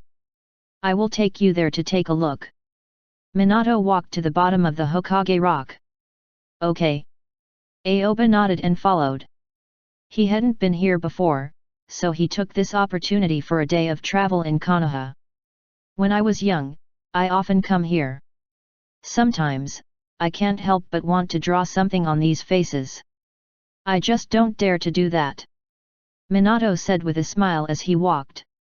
When Aoba heard this, he immediately felt that they were indeed father and son. Even their childhood hobbies were so similar. Ha ha ha, you didn't expect that I would dare to think of such a crazy thing. Minato said with a smile. Indeed, I didn't expect it. Aoba nodded, but he also added a sentence in his heart. If you don't dare to do something, your son and grandson will do it all. As the two spoke, they arrived at the foot of the mountain. There was a row of Z-shaped stairs here that could allow people to climb up. When the Hokage rock was first built, many people from the village came here and climbed over the Hokage rock to look down at the village scenery. As time went on, everyone's curiosity slowly dissipated. It was pretty tiring to climb once. So gradually, no one climbed up. The ones you can occasionally meet now are generally the students of the ninja school who climbed up with 3 to 5 friends and talked about their dreams. Minato walked towards the stairs. When he stepped onto the first stair, he began to climb up. Aoba followed behind Minato. Then, they began to turn back and forth on the Z-shaped stairs, drawing a tortuous trajectory. The last time I came with Kushina. At that time, I saw the beautiful scenery of the village above Hokage Rock, and my heart was particularly comfortable. Minato glanced at Aoba out of the corner of his eye. He deliberately mentioned Kushina, with a little bit of flaunting, but more like he was announcing to Aoba his ownership of Kushina. Is the scenery beautiful, or is she beautiful? Aoba casually teased. Minato was like a boy who had just fallen in love in his eyes. He was full of longing for a happy life in the future. This. Minato was stunned by Aoba's question. It was not that he did not know the answer to the question, but he was too embarrassed to answer. It was just. He thought that Aoba's question was likely targeting Kushina. He could not help but take a deep breath. Beautiful. After Minato spoke, his face suddenly turned red like Kushina's hair. Ha ha ha ha ha. When Aoba saw Minato's appearance, he couldn't help but laugh out loud. Only in front of Minato and Toki could he be so relaxed and not carefully guard against others. Not long after, Minato and Aoba walked to the top of the Hokage rock. Under Minato's lead, the two of them came to the edge of Hokage rock and sat down to watch the scenery in front of them. Houses appear among the lush trees, and people can be seen in the streets and alleys from afar. It had to be said. Konohagakure's environment was second to none among the great ninja villages. There were mountains, rivers, and forests. Aoba, do you know that the first Hokage Senju Hashirama sat here, planning the forest below the mountain to become Konohagakure and then slowly building it up to today's appearance? Minato looked into the distance, his eyes fell on those houses, and his eyes flashed with nostalgia. Aoba did not speak. At this time, whether he knew it or not, it was not the case. I want to protect this village. Minato's blue eyes that were staring at Konohagakure instantly became determined. I will not let anyone hurt Konohagakure. Chapter 174. There was a firm conviction in Minato's voice. It could be heard that he really loved Konohagakure. He would not allow anyone to do anything to hurt Konohagakure. These words were not just words. Minato was really doing this. This point. Aoba was very clear about it. After all, he was someone who had watched Naruto anime. Minato, what exactly happened to Kumagakure? Will it affect the village so much? Aoba asked again. He was more and more curious about what had happened during this period of time. Sigh. It's a long story. Minato looked at the sky without clouds and could not help but sigh. It's fine. You can speak slowly. I'm listening. Aoba hurriedly said. He did not climb the stairs with Minato, just to have a romantic time at the top of the Hokage rock, and then go down without saying anything. Okay. Minato nodded slowly. He had been suppressing these things for a long time. Recently, he had been very depressed. In the past few years, because of the difference in the territory resources of each country, the country of rain successively declared war on the country of iron, country of wind, and country of fire in order to expand their territory, and thus set off the Second Ninja World War. In the Second Ninja World War, the country of fire and country of wind of the five big ninja country was hit hard to varying degrees, and the losses were very serious. This directly broke the balance that was formed after the First Ninja World War. Among the five great ninja country, the country of lightning and the country of Eth are mortal enemies, those forming a restriction on them. However, the country of fire and the country of wind are currently weak and have yet to recover from the past war. This indirectly makes the country of lightning and the country of earth country stronger. Among them, the country of lightning is even more supportive of military expansion. According to normal circumstances, there will be a war soon. This is the current situation of the ninja world. In terms of current strength, we, Konohagakure, are inferior to the powerful Kumagakure. We have always been trying to avoid direct confrontation as much as possible. But you also know what happened not long ago. It started with the death of a Kumagakure Jonin. After his matter, there was a series of chain reactions. Konoha military police force discovered Kumagakure intruders. In the overnight chase, they captured the third Raikage guard Doroi, who was left behind. Minato patiently explained everything to Aoba from the beginning. His thoughts were very clear. Either he didn't say it, or if he said it, he would say it clearly. At this point, Aoba's heart skipped a beat. He immediately understood why the matter had become so serious. That night in the western forest. He was at the scene. He had personally witnessed the strength of the Raikage guard named Deroy. He was indeed very strong. He was definitely not inferior to the 4th Raikage guard Darui that appeared in the anime. He also had the storm release bloodline limit. Even if Aoba used his toes to think about it, he knew that Deroy had a very high position in Kumagakure. The degree of importance he received was definitely very high. This time, Konoha military police force caught Deroy. Kumagakure would definitely take the opportunity to make things complicated and demand a large amount of compensation based on returning their people. After all, according to the future experiences that Aoba knew, Kumagakure only lost an unnamed leader of a diplomatic mission group. It can force the Hyuga clan of Konohagakure to sacrifice Hyuga Hisashi to die, otherwise, it will be Hyuga Hayashi. From this point, it could be seen how powerful Kumagakure's power was, even highlighting the 3rd Hokage's cowardice to the extreme. The matter of Konoha military police force catching 3rd Raikage guard Deroy was not reported to the 3rd Hokage. They completely concealed it, which also made the village miss the best opportunity to negotiate, Minato continued. They actually concealed it. Aoba's brows fiercely jumped. What kind of operation is this? Can you still play like this? Yes, the village higher UPS only knew that Konoha military police force caught 2 Jonin ninjas. Because of this, the 3rd Hokage did not take the initiative to negotiate but waited for Kumagakure to come over. But no one expected. More than a month has passed and the envoy from Kumagakure came, but it turned out to be for Deroy.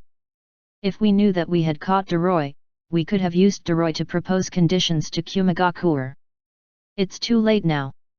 Minato shook his head and could not help but sigh in his heart. Sometimes, things become so helpless because some teammate could make the right choice in operation. Minato, I don't understand. Since Deroy is in our hands, what's the difference between early negotiations and late negotiations? We still have the initiative in our hands. Deroy is an intruder, a captive that we caught. Aoba said in confusion. He could feel Minato's helplessness, but he really did not understand why Konohagakure was so cowardly and had been compromising all this time. This was not a solution at all. Because Deroy is dead, Minato said in a deep voice. Dead. Aoba suddenly realized the difference between before and after. When they were alive, they could negotiate regardless of whether it was early or late. The core point was just the issue of letting them go. But once people die, then, Kumagakure could use force to threaten Konohagakure. There was nothing to restrain them anymore. In this matter, Uchiha has screwed up. It was because Deroy had died, the situation had become more delicate. The country of lightning and the country of earth had been initially restricting each other, but the country of Earth's recent standing had become blurry. If the country of Earth were to keep a close eye on the country of lightning, then the country of lightning might not dare to start a war against the country of fire rashly. But if the country of Earth does not intend to target the country of lightning, or perhaps the country of Earth wants to take the opportunity to deal with the country of fire together and wants some share, then the instantly tilted balance of power will cause war. Minato analyzed the current situation and saw the problem very clearly. This was also the main reason why he was very depressed. I originally thought that the war would come in a few more years. This would give the village more time, but now it seems that it won't be too long. Minato's face was very heavy. When he said these words, he still did his best to ease the situation, not wanting Aoba to have too much anxiety in his heart. In fact, in his heart, after Kumagakure's envoy left this time, the battle between the two countries would come. When that time came, the country of earth and the country of wind would not just sit back and watch the battle. They would definitely choose to join the battle. The Third Ninja World War. It would then erupt. The incident with Deroy. It would become the fuse for the Third Ninja World War, directly driving the war to happen. I understand. Aoba nodded. He was a fool if he could not understand the current situation when Minato spoke so clearly. But to a certain extent, Deroy's death had something to do with him. Or, because of his appearance. It was like a butterfly flapping its wings, which triggered the butterfly effect that led to Deroy's death. At this moment, Aoba recalled what had happened in the past. If he had not guided the Konoha military police force and Danzo to the western forest, perhaps Kumagakure would have left after some time. However, this kind of thing was extremely humiliating. It could be said that if they wanted to come, they could come in. If they wanted to go out, they could go out at any time. Konohagakure's barrier could not stop the strong Kumagakure ninja at all. If it weren't for the strong response of the Uchiha clan that night. In the future, Kumagakure could experience the joy of going in and out at any time. Of course. Except after that night. Aoba thought of the matter of Konoha military police force, looking for him to read memories. If he had gone then, perhaps he would have seen Deroy. Things might have changed. However, Aoba also did not dare to guarantee what changes would happen. Was it possible that it would be better than now? Who knows? For now, just based on the present results, the death of Deroy, it had replaced the disappearance of Third Kazekage. It had become a pivotal event to break the fragile and peaceful situation of the current world. There was a great possibility that it would trigger the Third Ninja World War. Wait. Aoba's eyes suddenly lit up as he realized something terrifying. If the fuse changed, then the main reason for the war would be transferred from Tsunagakure to Konohagakure. The relationship between all the inter-war parties might change. The history of the whole ninja world would change. The plot of Naruto that he had seen before crossing over should not continue on the original path. It was possible that the fates of many people would be changed. Of course. The ones who did not change were the people. Their personalities and ways of doing things will determine their chances of this change.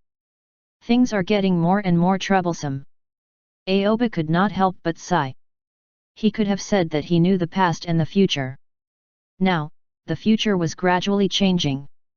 What he knew was only some secret information. I thought you had a way. Minato turned to look at Aoba. When he heard Aoba say wait, he thought that there would be some new discoveries. In his eyes, Aoba had some sly ideas. However, after he heard Aoba say that it was getting troublesome, he also understood. This current situation was not something that a person could change. Actually, Aoba looked at Minato. He thought that Minato did not want the flames of war to spread to Konohagakure, and he only hoped that there would be checks and balances between the inner and outer forces. He did not want a real fight to happen. I have a way to fight against Kumagakure. Chapter 175. When Aoba said this, Minato was obviously stunned for a moment, and then he stared at Aoba with a puzzled look in his eyes. Aoba, tell me quickly, what ideas do you have? Minato immediately asked. If it were another person who said this, he would not believe him. Not everyone had that kind of brain. However, Aoba was different. Minato and Aoba had planned for Ramen Ichiraku's membership together. He was very clear that Aoba was different from others in terms of planning. His thinking was unique, and he might have some tricks to solve this matter. Of course. Minato also knew. Coming up with an idea for Ichiraku Ramen membership was completely different from giving some advice on the Konohagakure matter. But even so, he still wanted to hear it. In fact, you have already said the answer. It's just that you have not found in it. Aoba did not immediately say the answer but pretended to be profound and mysterious. What did I say? Minato was suddenly stunned. He recalled his words just now. He only told Aoba about the current situation of the ninja world and did not elaborate on any views. You just said that, if the country of Earth were keeping a close eye on the country of Lightning, then the country of Lightning might not dare to rashly start a war against the country of Fire, Aoba repeated Minato's words. You mean? Minato's blue pupils fiercely contracted, and he vaguely realized something. In the ninja world, there are 5 big country great ninja village. They restrict each other. In addition to the 5 big countries, there are also small countries like the country of rain and the country of iron. In this chaotic situation, you absolutely cannot fight alone. This is the lesson left behind by the First Ninja World War. Aoba said slowly. These things were not the experience he gained in the ninja world but from the modern world. He had read some history books. He even had a history class. Even though the ninja world was chaotic, it was not worth mentioning compared to the modern world. Aoba, it's easy for you to say that. It's obvious that the country of Earth has already put on a show. It's already good enough that he doesn't take the opportunity to attack the country of fire. How can he compete with country of lightning for the country of fire? Moreover, the relationship between the country of fire and the country of earth is not too good. It's hard to persuade the country of earth to help. Minato shook his head and said. When he heard what Aoba said, he really thought about it carefully. Later, he felt that Aoba was still naive. Minato, you have been confined by your thinking. You have to relax your thinking and make your brain more flexible. This way, you can become a better and more qualified Hokage. Aoba took a deep look at Minato and said meaningfully. In the anime, he had felt that Minato's brain was a little bit choppy. However, that was just a little bit of his understanding when watching anime. He didn't care too much about it. Now that he had become friends with Minato, he found this matter even clearer. After all, in Aoba's eyes, it was just a matter of Kyuubi rampage. Minato could have a better way to deal with it, instead of having to leave the newly born Naruto behind when both husband and wife died. There were still many inappropriate decisions he made. What do you mean? The expression on Minato's face became serious. He belonged to the kind that could listen to the opinions of others. He would not be angry because others pointed out his shortcomings. Instead, he would really think about the right and wrong of this problem. This quality kept him improving and made him have a very good relationship with others. At this moment, Minato stared at Aoba with eyes full of curiosity. We don't need to persuade the country of Earth at all, and we also don't need to be on good terms with the country of Earth. We just need to promise some benefits. Aoba said slowly. Benefit? Minato's eyes fell into deep thought. That's right. Aoba nodded and looked up at the blue sky. Interest. The world is such a joke, it all revolves around interest. Country of Lightning wants to start a war, but not for Doroi. Instead, they want to seize the land of the country of fire and seize more resources. Doroi is just an excuse. This is also why as long as the compensation is enough, the country of lightning is unwilling to fight because the benefits they want are satisfied. Right now, the country of earth is unwilling to join in with the country of lightning because the country of earth can't see the benefits. If they target the country of lightning at this time, they would only suffer some losses while the other countries will benefit. If you are a Tsuchikage, you will not participate. So, we just need to give the country of earth enough benefits and drag them into the water. Not only will we give the country of earth benefits, but we will also give the country of wind benefits. This way, the country of fire, the country of earth, and the country of wind of the 5 big country will be in the same boat for benefits. Naturally, the country of lightning will not dare to start a war. When that time comes, war will not happen. Aoba said his point of view one after another. He hoped that the ninja world was balanced and that the major forces could form a mutual restriction so that no one would dare to break the balance easily. Maintaining this balance, the ninja world would be in peace. It was not necessary to unify the entire ninja world into one. From a certain point of view, this was the way the first Hokage Senju Hashirama used.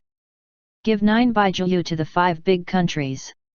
Let the power of the 5 big countries be balanced and equal. This way, they would be afraid of each other and would not dare to make a move easily. Naturally, the war would also be difficult to happen. After hearing Aoba's words, Minato immediately fell into deep thought. All of a sudden, Minato felt that his thoughts had opened up. The question that was blocking him gradually became clear. All of a sudden, he felt more and more that Aoba's thinking was exceptionally clear and transparent, instantly grasping the core of the matter. Interest. Everything was for the sake of interest. Everything was a scheme. Unconsciously, the edges and corners of Minato's face became much clearer as if he had become more mature at this moment. Aoba, I still have a question. What kind of benefits should we give the country of Earth and the country of Wind for them to be willing to help the country of Fire fight against the country of Lightning? Minato really did not think of such a method. He understood a little through Aoba's explanation, but more problems appeared. This question is very simple. The corners of Aoba's mouth curled up slightly, revealing a smile. His words had completely attracted Minato's attention. Chapter 176.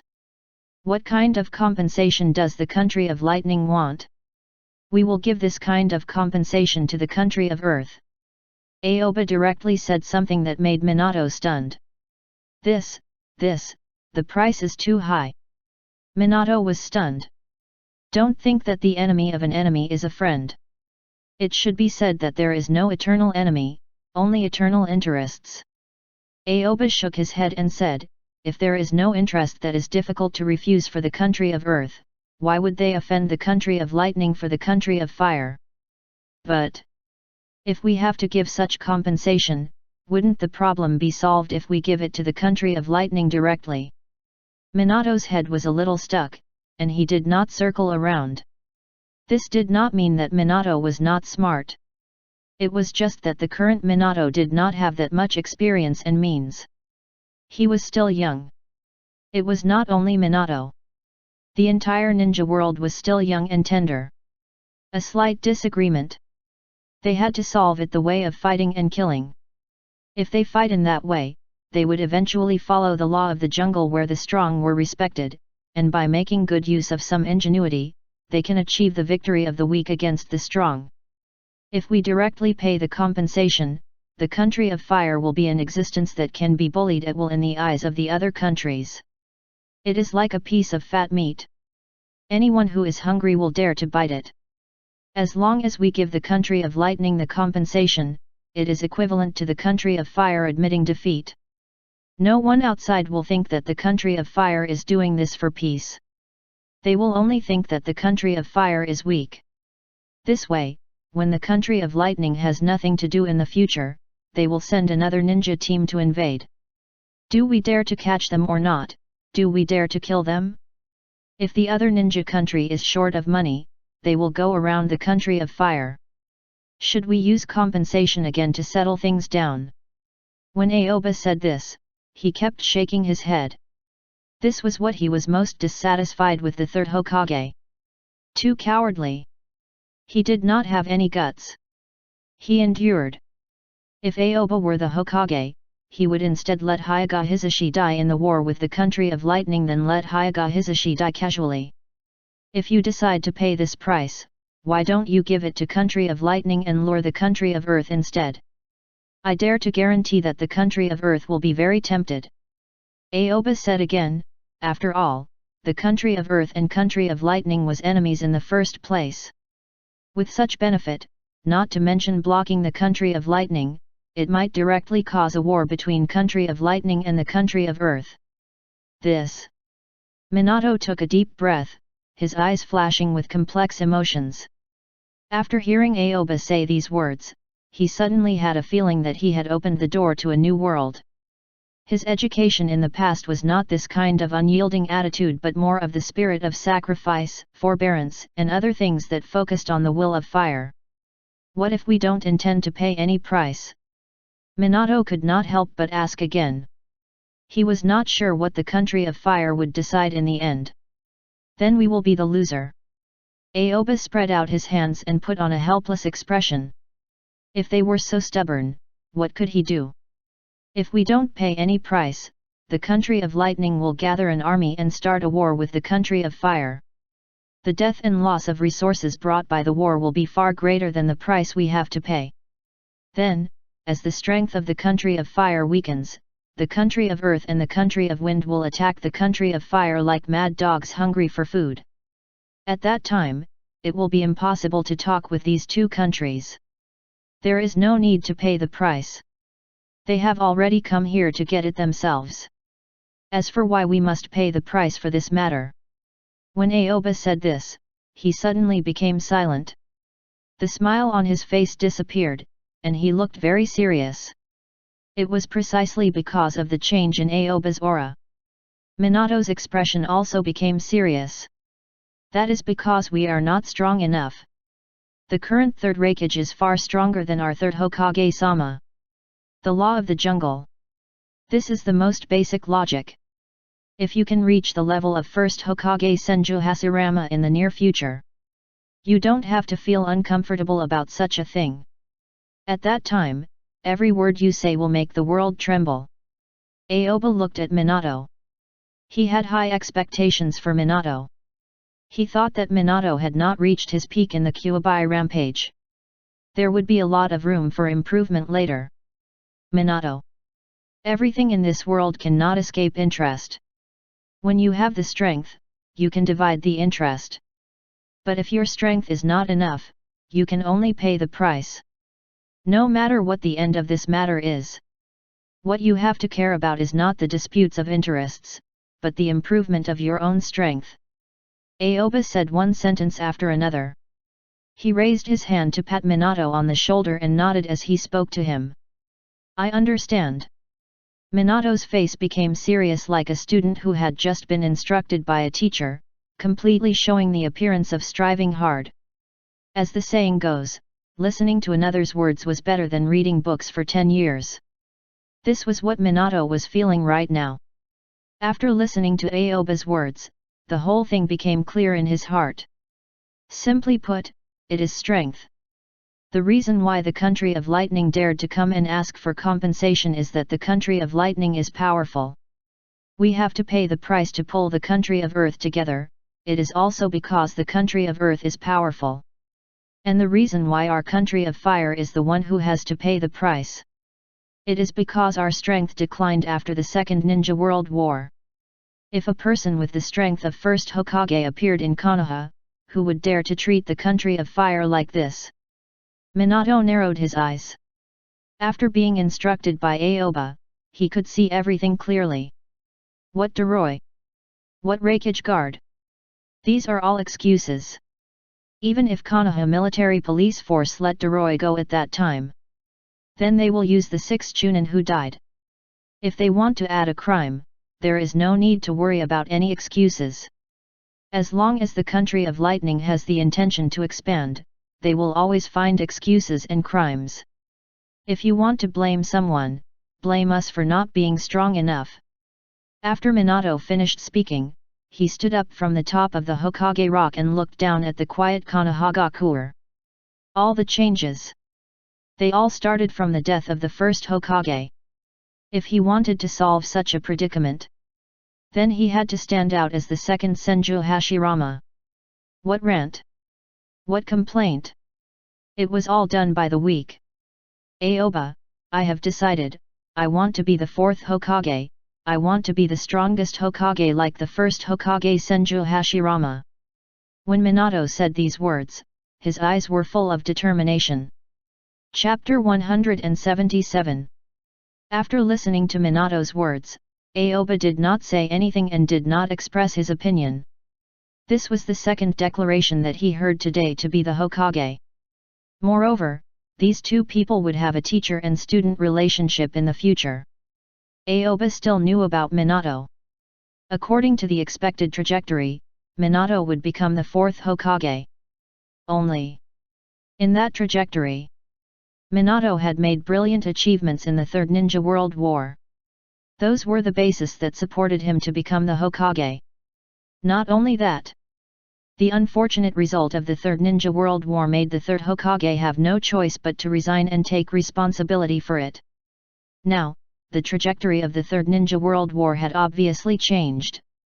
At least, from the looks of it. The change was too big. It might never be able to return to the anime trajectory. What would happen in the future? Even Aoba could not be completely sure, but more of it was based on the character's personality. For example, he believed that even if the Uchiha clan would not be exterminated, Uchiha Itachi would still willingly become a spy for the village to monitor the Uchiha clan. Another example. He also believed that even if Uchiha Obito were not pressed under that big rock, he would still fall into Uchiha Madara's trap of seeing Rin's death with his own eyes, etc. These things were destined from the very beginning. It was very difficult to change. Of course, Aoba did not intend to change this. He supported Minato in his heart about becoming the fourth Hokage, but without the support of the Third Ninja World War, he could face the same ending as Sakumo. Aoba, do you not believe me? Minato once again focused his gaze on Aoba. He did not hear Aoba's affirmation and could not help but ask Aoba. At this time, he also needed some positive words to confirm his thoughts. I believe in you. Aoba nodded and said straightforwardly without any superfluous words. Ha ha ha ha, as expected of my good friend. If I become the Hokage, I need you to help me. There are many things you know better than me. Minato had already thrown an olive branch to Aoba. Do you want me to be your Danzo? Aoba looked up at Minato and asked. Danzo-sama has made a great contribution to the village. It is precisely because of Danzo-sama's assistance that Third Hokage-sama can manage Konohagakure well. Minato did not directly answer Aoba's question. He was unclear about what Danzo had done, but he knew that any Hokage needed such a person around him. The only person he could trust and be qualified for this position was Aoba. I understand. Aoba smiled and nodded. It was still a long time before Minato became the Hokage. Moreover, when Minato became the Hokage, there was no need for Shimura Danzo to exist. Otherwise, he would just be a hindrance. Ha ha ha ha, I knew you would help me. I will definitely work hard to become stronger and become in existence no weaker than the first Hokage Senju Hashirama. Minato's blue eyes flashed with determination. His talent was excellent, and now he had to work even harder in his training. You will definitely succeed. Aoba nodded. He had confidence in Minato, and he was also looking forward to it. If Minato had not died young, then, as his strength continued to increase and his experience accumulated, he would be able to become stronger. What kind of effect would it achieve in the end? One must know. Minato had also learned Sage Mode and mastered the Kyuubi Chakram Mode in the Shinigami Belly. This was a very powerful talent. Aoba, I can't waste my time here. I want to discuss the method you just mentioned with Third Hokage-sama, and then I will go and start training. The dissatisfaction in Minato's heart had already been vented. Having already had a clear goal, he was no longer at a loss. He began to have a direction to struggle in and suddenly felt that time became precious. Don't mention me. Aoba immediately said. Okay, okay, okay. Don't you worry about it, what can I say and what I can't say. I'm very measured, Minato nodded repeatedly. As long as you don't tell anyone about me, you can say anything. Aoba smiled. He was still very confident in Minato. Minato had never told anyone about what had happened before. Aoba, I sometimes wonder why you are so low-key. With your ability, you can at least be a Hokage. Minato asked in confusion. It's good like this now. Aoba did not explain much. After this period of living in Konohagakure, he had already adapted to this kind of rhythm and felt very comfortable. Alright, I will send the book to Ramen Ichiraku tonight.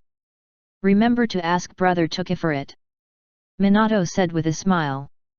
After chatting with Aoba, he was in a completely good mood. He decided that if he had similar doubts in the future, he would come to chat with Aoba. Now I am leaving. The scenery here is quite good. Look at it for a while longer. I will not take you with me. Minato said without a trace of politeness. Then, with a thought, he directly used Hiraishin no Jutsu, Flying Thunder God technique, and disappeared instantly. Aoba watched as Minato disappeared from his sight and was instantly speechless. Good fellow! What a yellow flash! He came and left in a hurry. He didn't even give him a ride. He was so cruel to leave him at the top of the Hokage rock. Just a few minutes before Minato used Hiraishin no Jutsu, Flying Thunder God technique, to leave. In Konohagakure's alley, Kushina and Mikoto walked hand in hand, chatting about topics that belonged only to close friends. I can feel that Minato has been under too much pressure recently, but I don't know how to help him, Kushina said in distress. You still don't know? Mikoto winked at Kushina, and a meaningful smile appeared on her face. You? What are you thinking?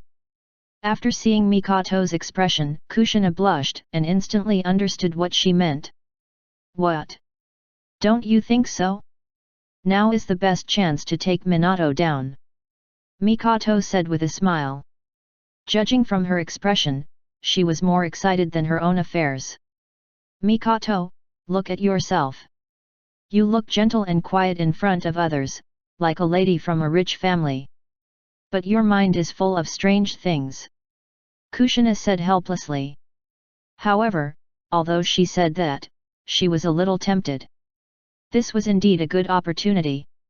It could help Minato relieve the pressure, but it could also further enhance the relationship between them so that they could understand each other more deeply. What am I thinking about? Mikoto suddenly showed an innocent expression on her face. She blinked and stared at Kushina and laughed while saying, Why don't you tell me what I'm thinking? It's too obscure, I can't understand it. Kushina helplessly rolled her eyes at Mikoto. She knew what her best friend looked like. In front of others, she was extremely quiet, but her true colors were exposed in front of her. Hey, how about it? Do you want to reward Minato tonight? You have been together for so long, it's time to get married. Mikoto's face was full of gossip. Don't worry, I will not be the first. It's you, who will definitely get married before me, and you will even have a child. Kushina shook her head and said. She really thought so. Her best friend had a very greedy characteristic, that is, she had not yet determined who her true man was. Otherwise, her child would have run all over the place. What are you saying? How can I be so fast? Mikoto's eyes widened. This time, it was her turn to be red. As she spoke, she really thought about this matter in her heart. Hurry up and stop thinking about me. I think you should hurry up. Maybe your son will be able to catch up with this war when he is born. It's a good time to go to the battlefield and work for the village. Kushina teased. Do you think it's so easy to find an excellent boy? There is only one Minato in our generation. I don't know how he fell in love with you. You don't know how many girls in the village are jealous of you. Mikoto curled her lips and said. If her best friend hadn't beat her to it, she might have tried to get in touch with Minato. At least until now, she didn't find anything that Minato was dissatisfied with. Wait. While Mikoto was fantasizing, Kushina's eyes suddenly focused on the Hokage rock not far away. She was thinking about the last time she and Minato went to Hokage rock to see the scenery. At this time, she saw a figure on the Hokage rock. That person is Minato, right? Kushina frowned slightly, the red hair scattered behind her began to float against gravity, and a trace of anger appeared on her face. Who is he playing romantic with behind my back? Kushina clenched her fists. She had always been like this. Her temper came and went quickly, so no one dared to provoke her. Hey! Mikoto followed Kushina's gaze and looked at the figure above the Hokage rock. At this time, the yellow-haired Minato was standing on the Hokage rock and talking excitedly. Even if she couldn't see his expression, she could see that he was very excited. That is indeed Minato, and it seems that he has vented well. Kushina, your opportunity has slipped up. Mikoto said with a smile. There seems to be someone else. Can you see who it is? Kushina's voice became unhappy. It seems to be. Mikoto widened her eyes and fixed her gaze on the person behind Minato. She said, Aoba. Aoba. Kushina's mood suddenly became more complicated, and the anger that had just flared up made her suppress it again. It was impossible to guard against it. They actually ran over there. Minato looks very happy. Mikoto's puzzled voice sounded in Kushina's ears. Sure enough, when you are confused, it is best to vent your feelings with your good friend. Chapter 178. Mikoto simply said what she wanted to say literally. During this time, Brother Fugaku has been under a lot of pressure. He drinks with Brother Sekai almost every night. I asked him what happened, but he won't tell me. Recently, he hasn't come to me much. I have never seen him like that. I just feel that he is under a lot of pressure. Maybe it will be better to vent it out with a good friend at that time. Mikoto raised her eyes and stared at Aoba above the Hokage rock. She felt that this kind of friendship between boys was very sincere, and it was often easier to solve problems than between men and women. This. Kushina turned to look at Mikoto beside her, her eyes flashing with confusion. Could it be that she was thinking too much? Was her concern just her overthinking? In fact, Minato also had a lot of friends. For example, Shikaku Nara, Yamanaka Inoichi, and Akimichi Choza. However, when she saw Minato with them, she did not have that many thoughts. Could it be because Aoba was very handsome? Well, it was possible. Kushina thought silently in her heart. She felt that maybe it was because of Aoba's good looks that made her a little unconfident. Minato is gone. Just at this time, Mikoto's voice sounded and clearly transmitted into Kushina's ears. Then, Kushina looked up in the direction of the Hokage rock. There was no trace of Minato. Only Aoba was left. Well, let's continue shopping. After Mikoto's unintentional explanation, Kushina instantly understood these things, and her heart relaxed a lot. Ha ha ha ha. Mikoto smiled, winked at Kushina, and continued to pick up the topic. Have you thought about how to reward Minato? You're here again. The corners of Kushina's mouth twitched, and she stared at Mikoto's head. She really wanted to open it and see what was inside. Aoba stood above the Hokage rock, and there was no one here. He stepped forward and looked down at Konohagakure. The scene in front of him was bustling. Even if the people in the village realized that war was about to happen, they continued to live their own lives. This was the meaning of the village's existence. Whether it was the First Ninja World War, the Second Ninja World War, or the Third and Fourth Ninja World War that might happen in the future. Almost all these battles happened outside the village. The ninjas in the village went out to fight. It provided the village with peace. To protect their family and friends in the village. For ninjas, this protection was the meaning of them becoming stronger. I wonder if Danzo will do anything to Minato who wants to become the Hokage. Aoba narrowed his eyes slightly, his eyes flashing with coldness. He was not willing to provoke any trouble. He was even more unwilling to get involved in anything. Even in the face of the upcoming Third Ninja World War this time, the method he proposed was to let Konohagakure establish a balance to prevent the war from happening. From beginning to end, Aoba was not involved in the war itself. However, he had a bottom line. Now he has recognized Minato as a friend. If there are any obstacles in Minato's path to becoming a Hokage, he did not mind helping Minato clear these obstacles. Just like the olive branch Minato had just thrown at him. If Minato really became a Hokage, perhaps he would take over part of Anbu's affairs. He couldn't say for sure about this now. That could be something that would happen in 10 years. Such a long period of time was enough for too many variables to occur. However, there was one thing that Aoba was certain of. He was already used to living in the dark. He did not want to appear on the surface. To him, being a low-key office worker was a choice that made his heart feel very comfortable and peaceful. Now that the sealing technique books have been settled, it is time to prepare some other things. Aoba did not stay too long on the Hokage rock. He strode towards the direction of the stairs and slowly descended the stairs. Not long after he walked down the stairs, he saw two girls walking toward him. They were Kushina and Mikoto. The two of them said that they would continue shopping, but in fact, their bodies were very honest. They still walked in Aoba's direction. "Aoba, why are you here? It's been a long time." Kushina immediately greeted Aoba warmly, but the enthusiasm on her face was more or less a bit deliberate. Mikoto stood beside Kushina.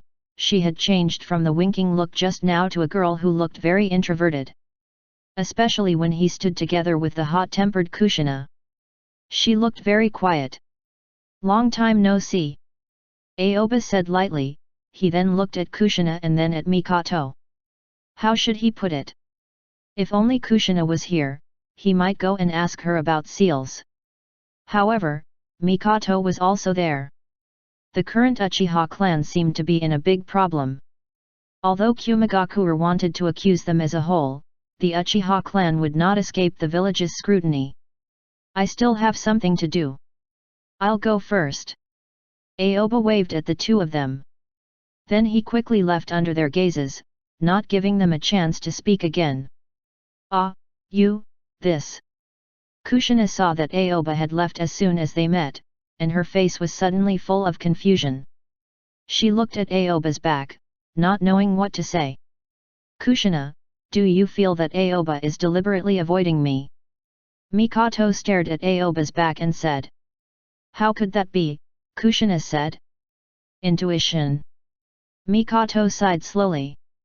She felt that since the first time they met, the distance between the two of them had been getting farther and farther. Moreover, after carefully recalling it, she found that Aoba was already avoiding her when she suspected Aoba's identity at that time.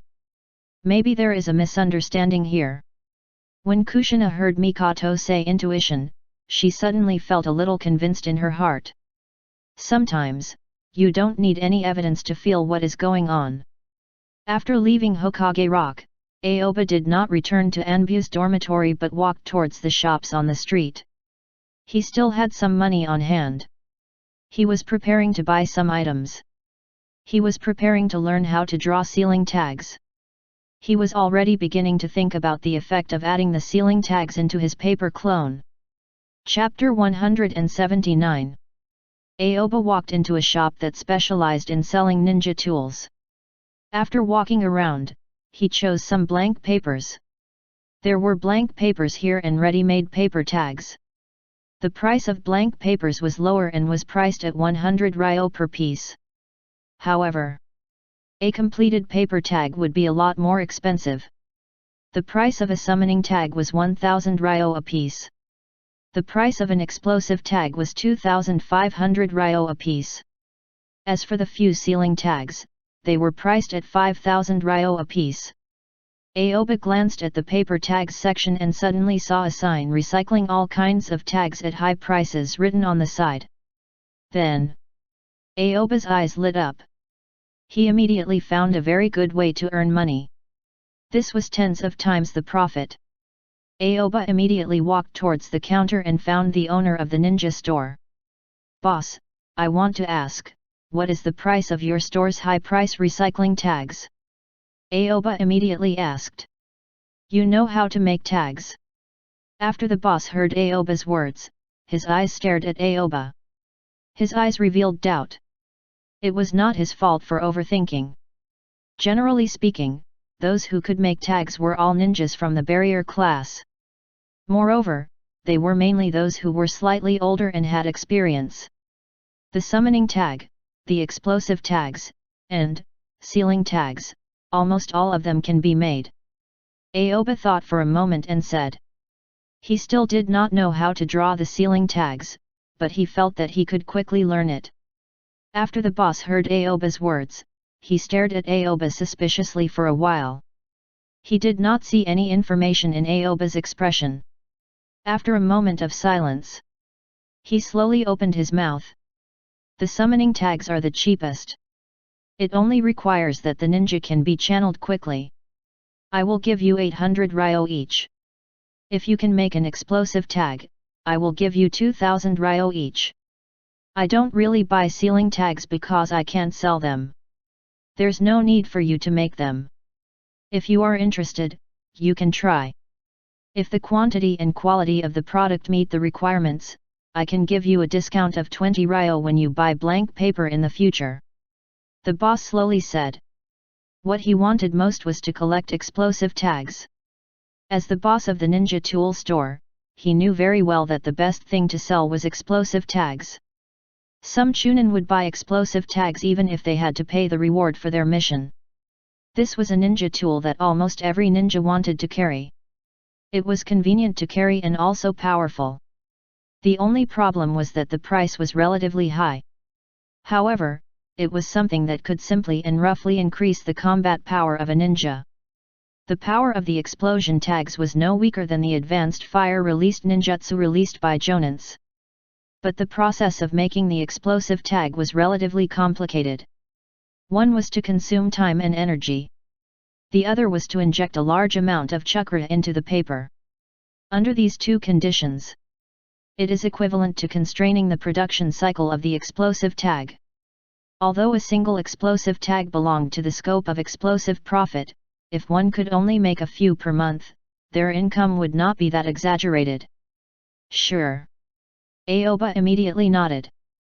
He had roughly calculated it just now. If the purchase of blank paper would be at 80 ryo, then it would be impossible. In that case, he would be able to make a 1920 ryo of profit with just one explosive tag. It was very good. A standard D-rank mission reward was only around 500 to 10,000 ryo. Generally speaking, they were all low-grade rewards. They didn't earn much if they used explosive tags. Now, there was a way for him to earn some money when he was bored. I want to buy a blank paper. Aoba nodded and said. He took out coins from his ninja bag and placed them all on the counter. There should be. Aoba simply counted the coins and said, 4,000 ryo. Are all of them for blank papers? The store owner was stunned for a moment and then stared deeply at Aoba. This young man was an unfamiliar face, and he had no impression of him before. He didn't expect this young man to dare take out so much money to buy blank paper. Yes, all of them. Aoba nodded directly. Normally, the first time you buy, it should be 100 ryo per piece and give you 40 pieces. But since you bought so much, I will give you 45 pieces. The store owner took a deep breath and said. He felt that it was better to give this young man 5 more pieces so that even if he made a mistake in drawing, he had some extra. Thank you. Aoba nodded again with a smile. Wait a moment. The store owner immediately turned around and walked towards the counter in the paper tags section. He then took out 2 boxes. Then, he took out 5 more blank papers. There are 20 pieces of blank paper in this box, so 2 boxes plus the extra 5 totaling in 45 pieces of blank paper. The store owner handed the boxes in his hand to Aoba. Thank you. I will come to you after I have finished making it. Aoba immediately took the boxes. For him, it would not take long. After saying that, Aoba put away the boxes and walked directly to the store's door. When he left the store owner's gaze was focused on Aoba all the way until Aoba left. Can he really make explosive tags? The store owner's heart was filled with anticipation. Aoba. Just as Aoba walked out of the door of the ninja tool shop, he heard a familiar yet unfamiliar voice. When he said unfamiliar, because he had never heard of it since he came to the ninja world. And when it comes to familiar, because he only heard this person's voice in his memory. This feeling was just like when he first came to the ninja world and heard Minato's voice. Then, Aoba looked over. He immediately saw 3 people walking toward him. These 3 people were all wearing Konohagakure's ninja uniform and looked about the same age as Aoba. The person who spoke was a yellowish-brown-haired youth. He wore a dark red robe and Konohagakure's ninja forehead protector. This person was a well-known figure in the younger generation of the Yamanaka clan, the future clan head, Yamanaka Inoichi. On the left of Yamanaka Inoichi was a youth with a scar on his face. His face was filled with helplessness and laziness. His arms were crossed in front of his chest, and his hair was combed behind his head.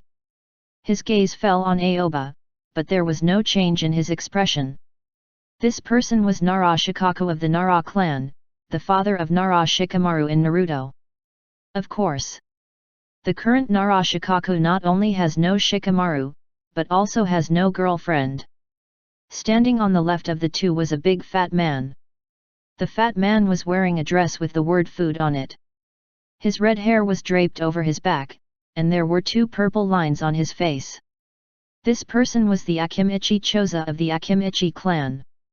Yamanaka Inoichi, Nara Shikaku, and Akimichi Choza were the 15th generation of the Ino Shikacho. The person who spoke was Yamanaka Inoichi. A smile appeared on Inoichi's face. He walked in front of Aoba and greeted him. "Aoba, how have you been? I haven't seen you in a long time," said Inoichi. "It's still the same." Aoba smiled. He answered Inoichi, but there was no complete answer. It was almost the same as not saying anything. "Right, Aoba. 2 months later, the village will hold a Chunin exam. We are the examiners. If you want to participate, you can tell me." Inoichi looked at Aoba and said. "Thank you, there is no need. I think being a genin is still the best," said Aoba, still having a smile on his face. "All right then." Inoichi wanted to take care of Aoba very enthusiastically, but he didn't know what to say. No matter how they chatted, he felt they were very unfamiliar. "If you need it, remember to find me." Inoichi suddenly felt that there was a significant gap between him and Aoba. Maybe it was because of his earrings. Inoichi subconsciously felt that the 3 of them received earrings granted by the 3rd Hokage Sarutobi Hiruzen, which was equivalent to the Ino-Shikacho combination being recognized by the Sarutobi clan and represented the position of the future clan head of the 3 clans. It was precisely because of this hidden thought. When Inoichi was talking to Aoba, he had inadvertently revealed a kind of clan leader care for his clansmen, not a chat between peers. "Inoichi, hurry up. We are going to eat meat," Choza urged with his hands on his waist. His stomach was already growling. "Okay." Inoichi glanced at Aoba one last time. He did not say anything else and followed in Choza's direction. Shikaku followed behind the 2 of them. When he brushed past Aoba, his footsteps slowed down a little. His gaze fell on the 2 boxes in Aoba's hands. A blank paper tags. Shikaku immediately recognized the thing in Aoba's hand.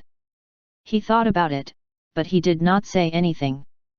"Bye," Aoba said lightly, then took the boxes of blank paper tags and left quickly. Encountering this generation of Ino Shikacho, it was something that Aoba did not expect. He did not notice the earrings on Inoichi's ears. But he knew the significance of this earring to the 3 clans. Nara clan, Yamanaka clan, Akimichi clan. These 3 clans had been extremely close since the Warring States period. If one were to take out any of these 3 clans alone, they would not be comparable to the Uchiha clan or the Hyuga clan. However, their combat strength would increase exponentially once the 3 clans merged. This made the 3 clans, Nara, Yamanaka, and Akimichi, become Konohagakure's mainstay. At the same time, in order to promote the special bond between the 3 clans, the Sarutobi clan will hand over the earrings to the 3 future clans' heads as witnesses, and this rule was passed down from generation to generation of the three clans. Therefore, gradually, from the identity of being a witness, the Sarutobi clan slowly climb up to the identity of being the leaders of the three clans. The Chunin exam. Aoba had no intention of participating in the Chunin exam, but when he heard Inoichi mention the Chunin exam, he would more or less guess something. According to Minato's information, in about half a month, Kumagakure's envoy would arrive. This was going to be a very harsh negotiation. If it did not succeed, then it might cause a war to happen. According to normal logic, they would focus more on how to deal with the negotiation, not the Chunin exam. So, from another perspective, Aoba faintly felt that the third Hokage had already made plans before the Kumagakure's envoy arrived. Otherwise, he would not have let the Inoshikacho prepare for the Chunin exam. I don't care. Whether they fight or not has nothing to do with me. Anyway, I won't go to the battlefield. I won't participate in any Chunin exam.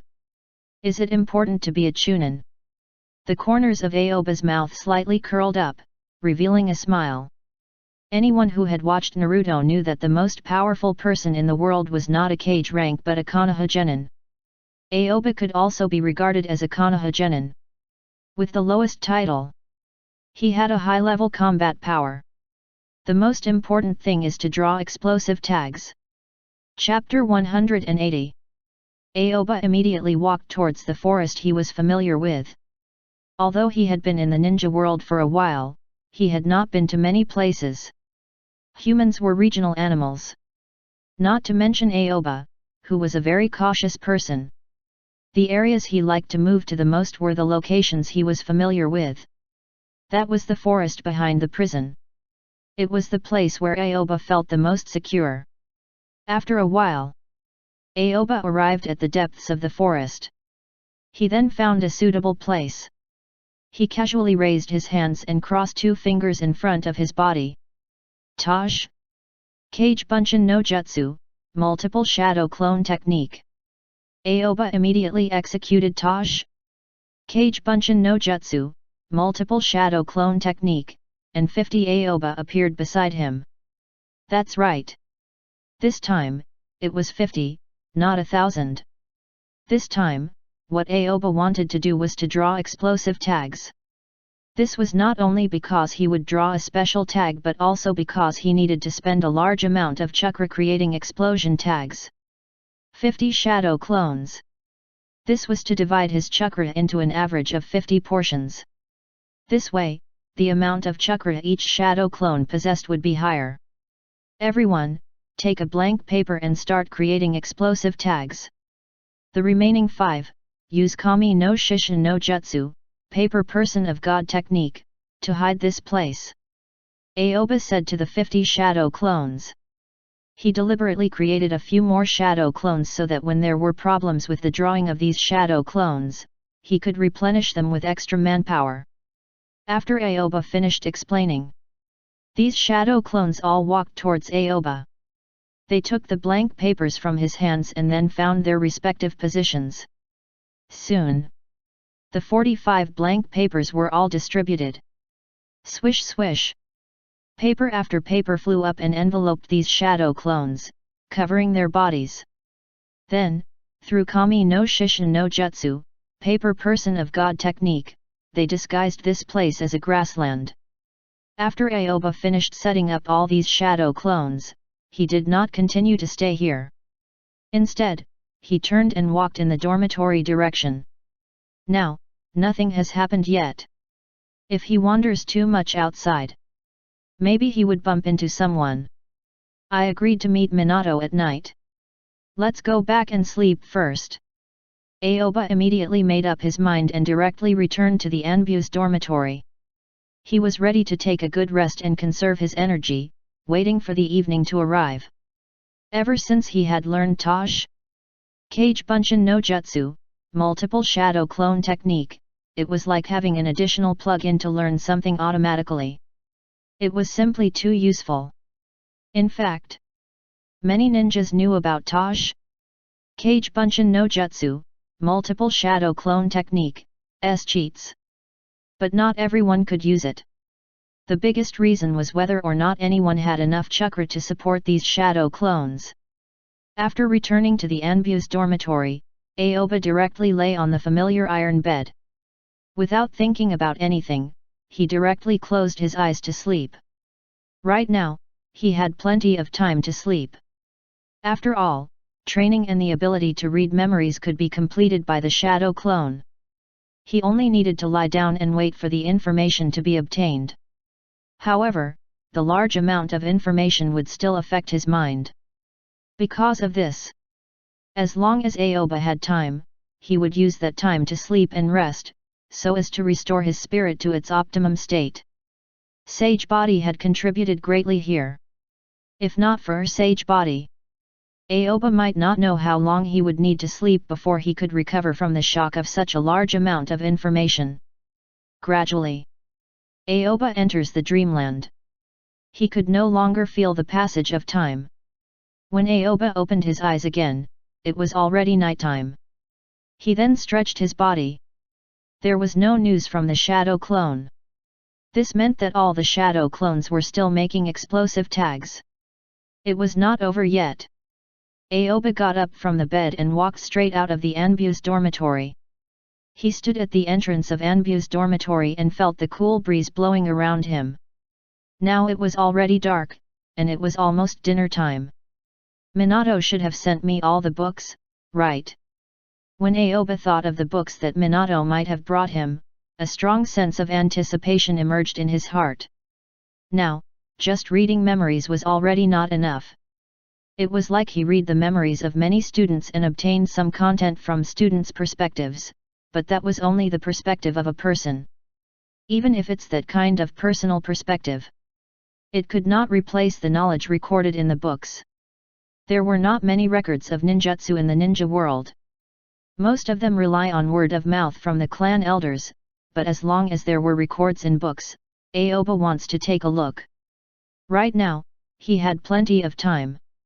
Suppose Tosh, Kage Bunshin no Jutsu, multiple shadow clone technique, were superimposed so that several people could study a book simultaneously. Each book would become the research material, and they would work together to analyze it. Thinking of this, Aoba immediately started walking in Ramen Ichiraku noodle house direction. I just happened to be hungry. Let's eat a bowl of ramen. Aoba had already decided in his heart. After taking the books, he would return to Konohagakure Intelligence Division and continued to work. He would then arrange for his shadow clone to study every day and would not participate in anything related to Konohagakure. Whether it was the Third Ninja World War or not, it had nothing to do with him. He only provided some ideas for Minato above the Hokage Rock, but he didn't care if it was going according to this line of thought. After a while, Aoba arrived at Ramen Ichiraku entrance. At this time, light and shadow flashed inside Ramen Ichiraku. He could see some people inside, but there were not many people. Aoba walked in and saw two familiar figures. Good fellow. Aoba had never expected he would meet these two people here. In the corner of Ramen Ichiraku, two people were sitting in a row. They were all wearing Konohagakure's ninja clothes, and on their shoulders was the red fan of Uchiha's clan. Uchiha Fugaku. Uchiha Sekai. They were both old acquaintances of Aoba. Who? Aoba took a deep breath and slowly exhaled. He did not say anything, nor did he greet them. He pretended that he did not see anything and walked directly toward Toki. Brother Toki, did Minato leave something for me? Aoba asked softly. He only wanted to take advantage of the fact that these two people from the Uchiha clan had not noticed him and take the book that Minato had left him, then quickly leave this troublesome place. Yes. Toki nodded and then said with a smile, you haven't eaten yet. I'll cook for you. No. I won't eat, Aoba shook his head repeatedly. Hey.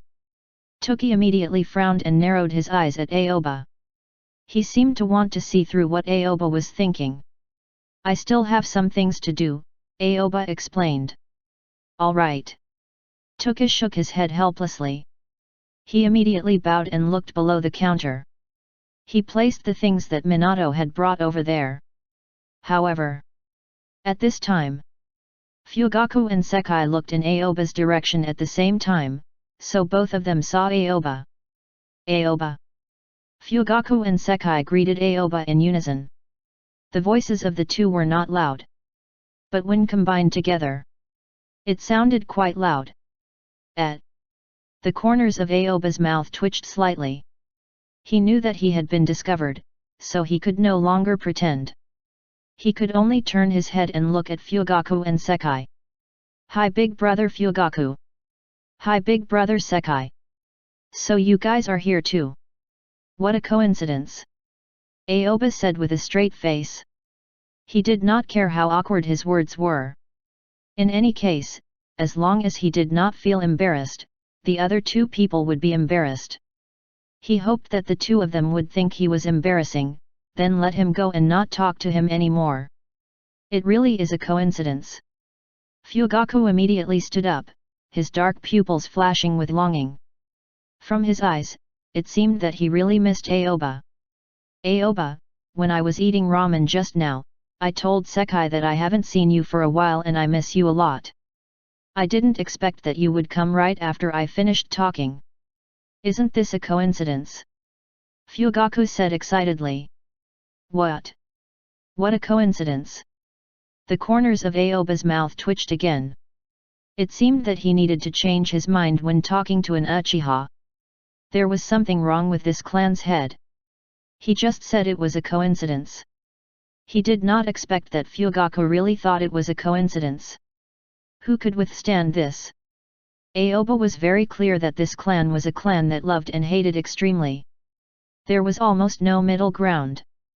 The more they recognized someone, the more enthusiastic they became. He could only see the advantages of the other party but not the flaws. Aoba had already keenly sensed Fugaku's state, and an extremely ominous premonition arose in his heart. This was too dangerous. He had to think of a way. He absolutely could not easily let the people of the Uchiha clan recognize him as a friend. Otherwise, if he was a little careless, he might become the experience bag of the other party who wants to open his Mangekyo Sharingan. "Aoba, come over, and let's eat together. I have looked for you many times before, but I couldn't enter your Konohagakure Intelligence Division's entrance." Sekai laughed bitterly and teased himself. No, I have other things to do. You guys can eat." Aoba waved his hand again and again. He had now realized the seriousness of the matter. This was no longer a matter of fear that Danzo and the others would misunderstand that he had a good relationship with the Uchiha clan. Now, what he was more afraid of was the misunderstanding of the Uchiha clan. "They are all here." Toka stood up and placed a large box on the counter. The box looks very heavy.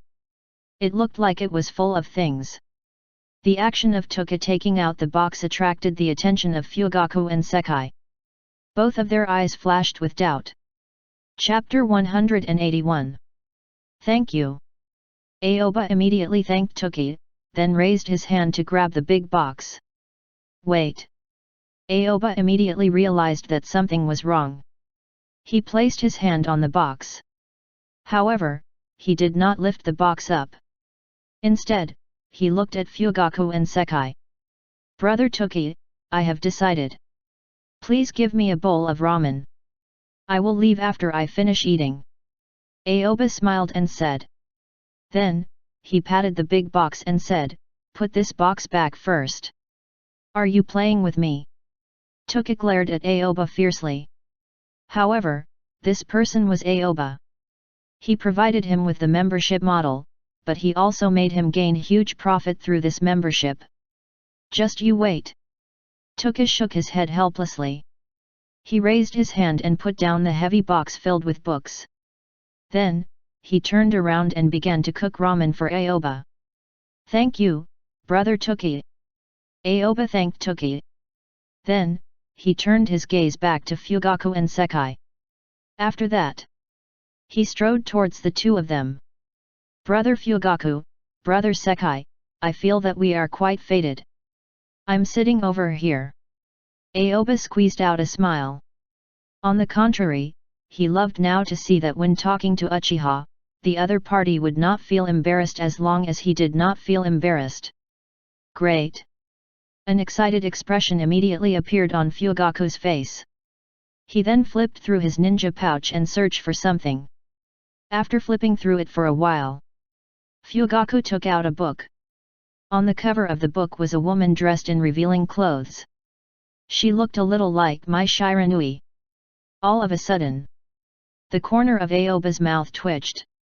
He could not help but look at Fugaku's face, his eyes flashing with doubt. This Uchiha Fugaku who likes to put on airs. Why did he like this kind of thing? It was really... Aoba, the last time we met, you told me you wanted an autograph, but I never had anything.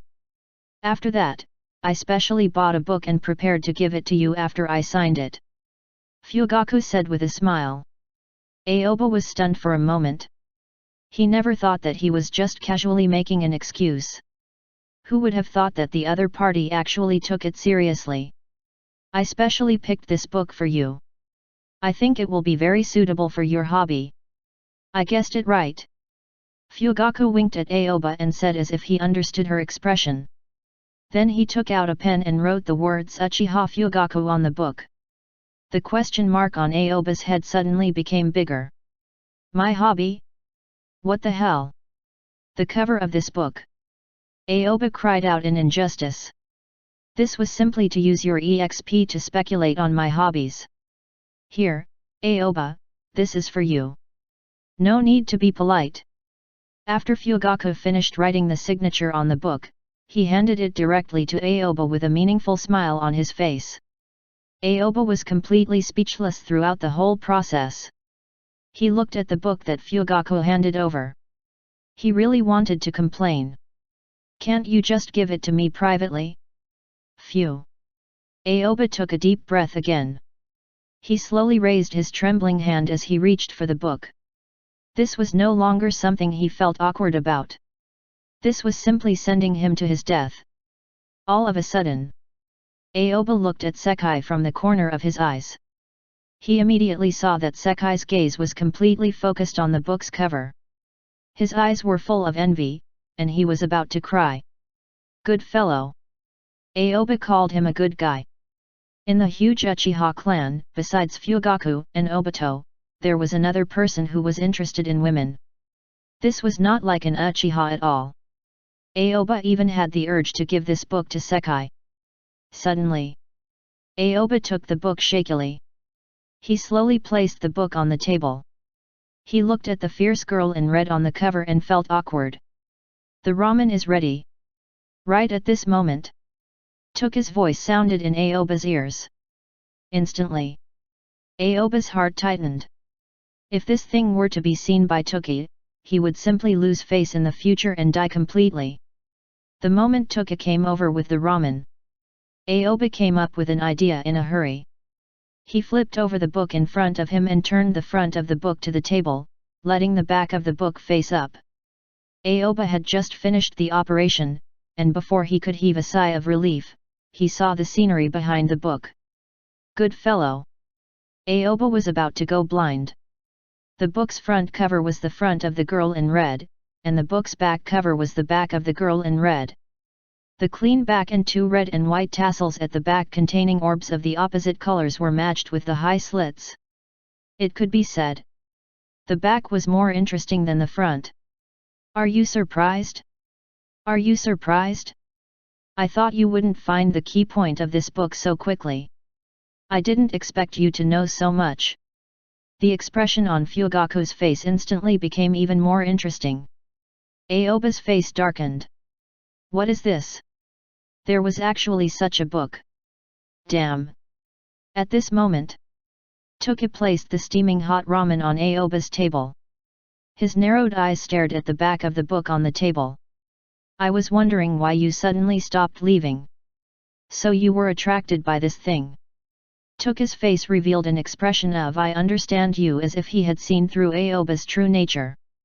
I'm not, Aoba hurriedly explained. It doesn't matter. There's no need to explain anything. This is normal. When I was your age, my thoughts were the same as yours. Toki blinked his eyes and said. You were wronged. Aoba was completely speechless. You bunch of bastard. It's fine if you have this kind of hobby.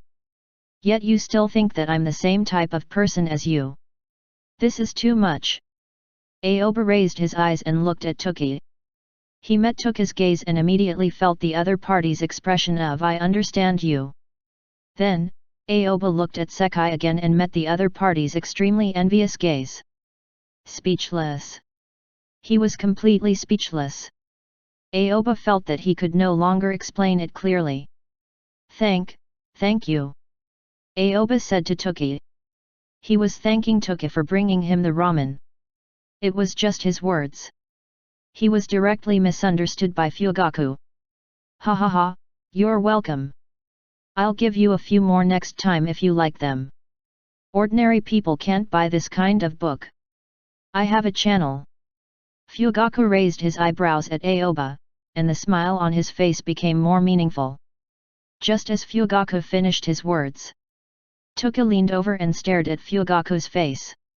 The next time you come to eat ramen, bring me a few books.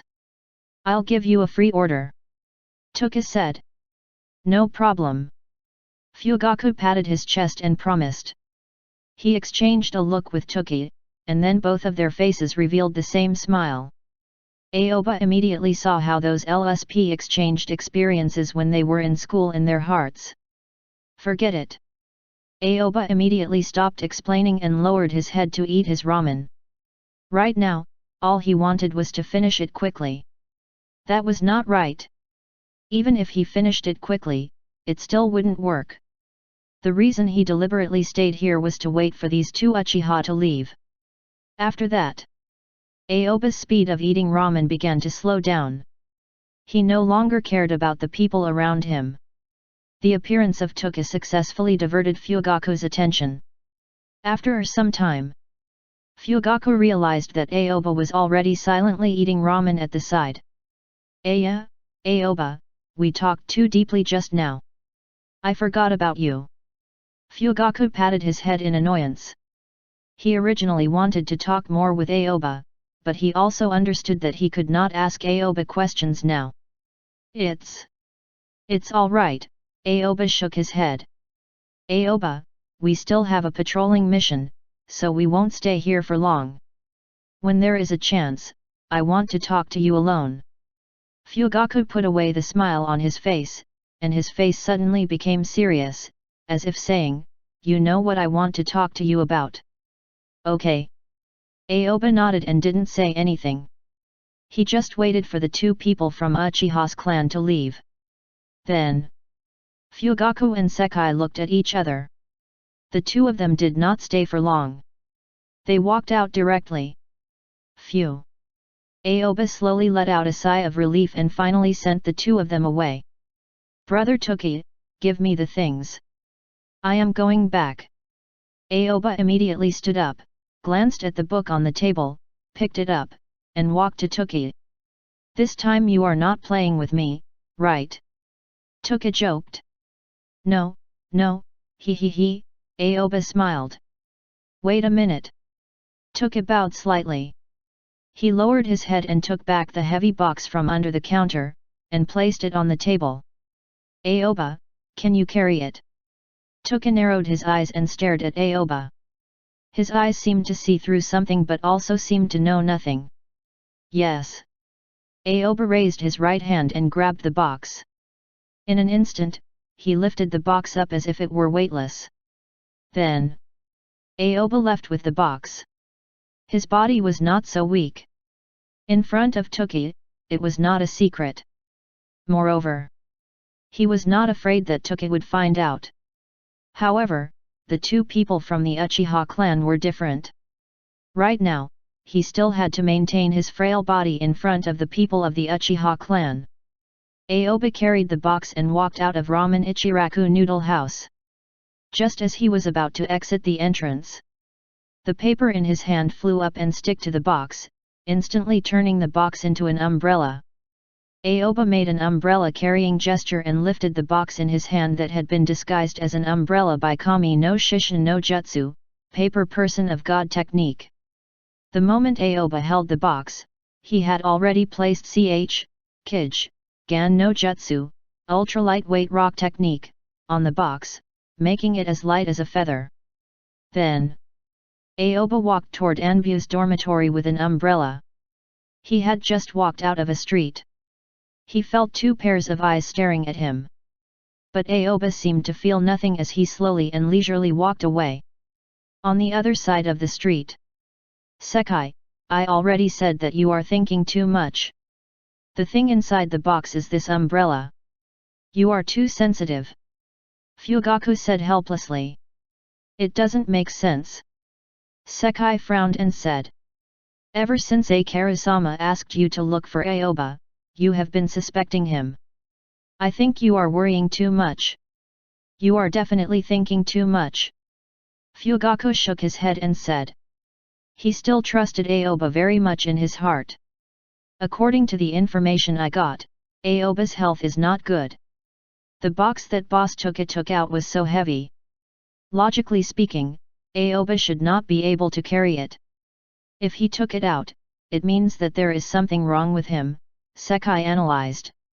What you said is right, but Aoba did not take it out. He only took an umbrella. Fugaku shook his head and said.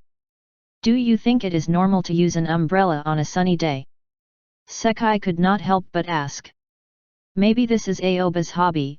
Fugaku didn't really understand, but he didn't feel that there was anything wrong here, so he continued. I think carrying an umbrella on sunny days can be some special hobbies. What about that box? Isn't it a bit too heavy? Even boss Toka can't lift it up. Sekai asked doubtfully. Sekai, you also saw Toka's hobbies. He likes that kind of book. It's normal for his body to be weak. Moreover, I think we Konoha military police forces people shouldn't be so overly suspicious. Fugaku shook his head and added, let's go patrol. Chapter 182. Aoba took the umbrella that Kami no Shishin no Jutsu, paper person of God technique, had turned into and walked towards Anbu's dormitory. He clearly felt two people staring at him and knew that these two people were Fugaku and Sekai. The moment Toka took out the box, he felt Sekai's gaze. He had read Sekai's memories. He was very clear about what kind of person Sekai was. This person's observation was relatively sharp, but his reaction was slightly slow, and his ability to follow up was lacking. He was the type with outstanding advantages and disadvantages. Because of this, Sekai would occasionally be used by Akaru, but he would not always be used. Just as Aoba's hand touched the box filled with books that Minato had brought over, he already knew that if he had directly left with the box at that time, he would have been chased by Sekai and be questioned. At that time, he would really be exposed. If he used Kij, Gan no Jutsu, ultra-lightweight rock technique, at that time, there would be a great contrast and flaws. Aoba was keenly aware of Sekai's attention and immediately retracted his hand, not continuing his previous action. It was only then that there was the matter of waiting for Sekai and Fugaku to leave before leaving. Aoba took a few steps. He gradually felt the gaze on him disappear. However, he did not lower his guard. He knew very well that Sekai had begun to suspect him. No matter what the other party suspected. In short, he had been noticed. This was not difficult to judge. After all, Sekai was the one who went to Konohagakure Intelligence Division to find him. It was just that he had not seen him at that time. Aoba strode directly towards Anbu's dormitory. He did not go to the small forest as he had planned beforehand. He needed to disguise himself temporarily. Just like this. Aoba returned to Anbu's dormitory. The moment he closed the dormitory door, he heaved a sigh of relief in his heart. The next morning, Aoba had been woken up by the bombardment of messages a long time ago. It was even more effective than an alarm clock. I've finished drawing the explosive tags.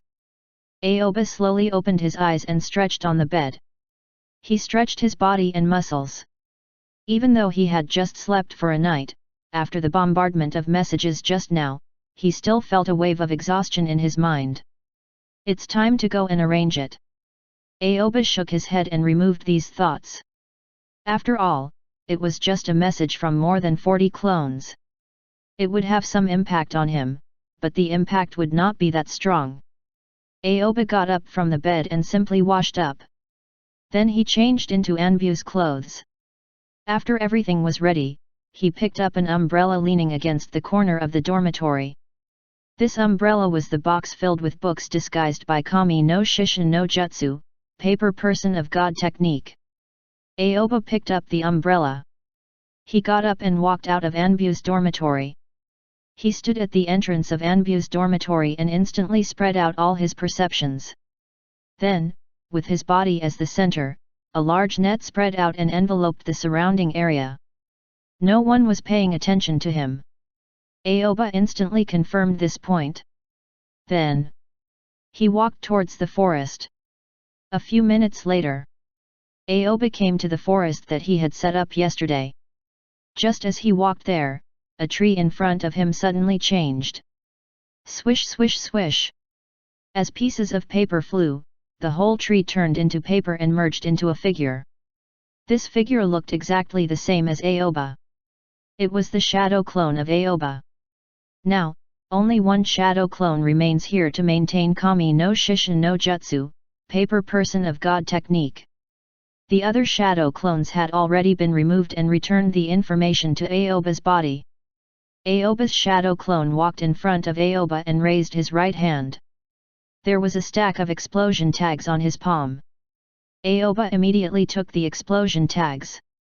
These two identical people only made a move and did not say anything. Bang! Along with the sound of an explosion, Aoba's shadow clone was instantly dispelled, and then another piece of information was transmitted into Aoba's mind. 45 blank explosive tags. A total of 37 have succeeded, and the other 8 have been ruined. The success rate has exceeded 80. It's still acceptable. The corners of Aoba's mouth curled up slightly. He held the 37 explosive tags in his hand. Then, he took out a bag from his ninja pouch and put all the explosive tags into the bag. Swish swish swish. Another burst of paper flew into the air. The piece of paper covering the box suddenly disappeared. Kami no Shishin no Jutsu, paper person of God technique, had been removed by Aoba, and the umbrella returned to its original form. Then, Aoba raised his hands and crossed his fingers to form a hand seal. Taj! Kage Bunshin no Jutsu, multiple shadow clone technique. Bang! Bang! Bang! Bang! Bang! Bang! Bang! Along with the bang sounds, Aoba's clones appeared in the forest, instantly occupying all the surrounding space. Take these books and study them. You can clearly divide the work. Aoba said indifferently. In fact, he did not need to give an explanation at all. Everyone here. They were all his clones. They all understood what he was thinking. Yes. These shadow clones replied in unison. Then, one of the shadow clones walked over in the direction of Aoba and directly lifted his hand to carry the box away. Swish swish. Almost instantly, pieces of paper flew up the surroundings and formed an ocean of paper. These pieces of paper circled around the surrounding space like a tornado and gradually turned into a small hill full of green plants. Under the camouflage of the small hill, there were hundreds of Aoba's shadow clones inside. All of this was almost done in an instant. However, there was still a shadow clone beside Aoba. Suddenly, Aoba lowered his head and picked up the bag on the ground. The bag contained 37 explosive tags that had just been drawn. I'll leave it to you. Aoba handed the bag to another Aoba's shadow clone. Understood. After Aoba took the bag containing the explosive tags, the pieces of paper on his body began to turn as if they were shuffling cards. As the pieces of paper flipped, Aoba's shadow clone directly transformed into another person.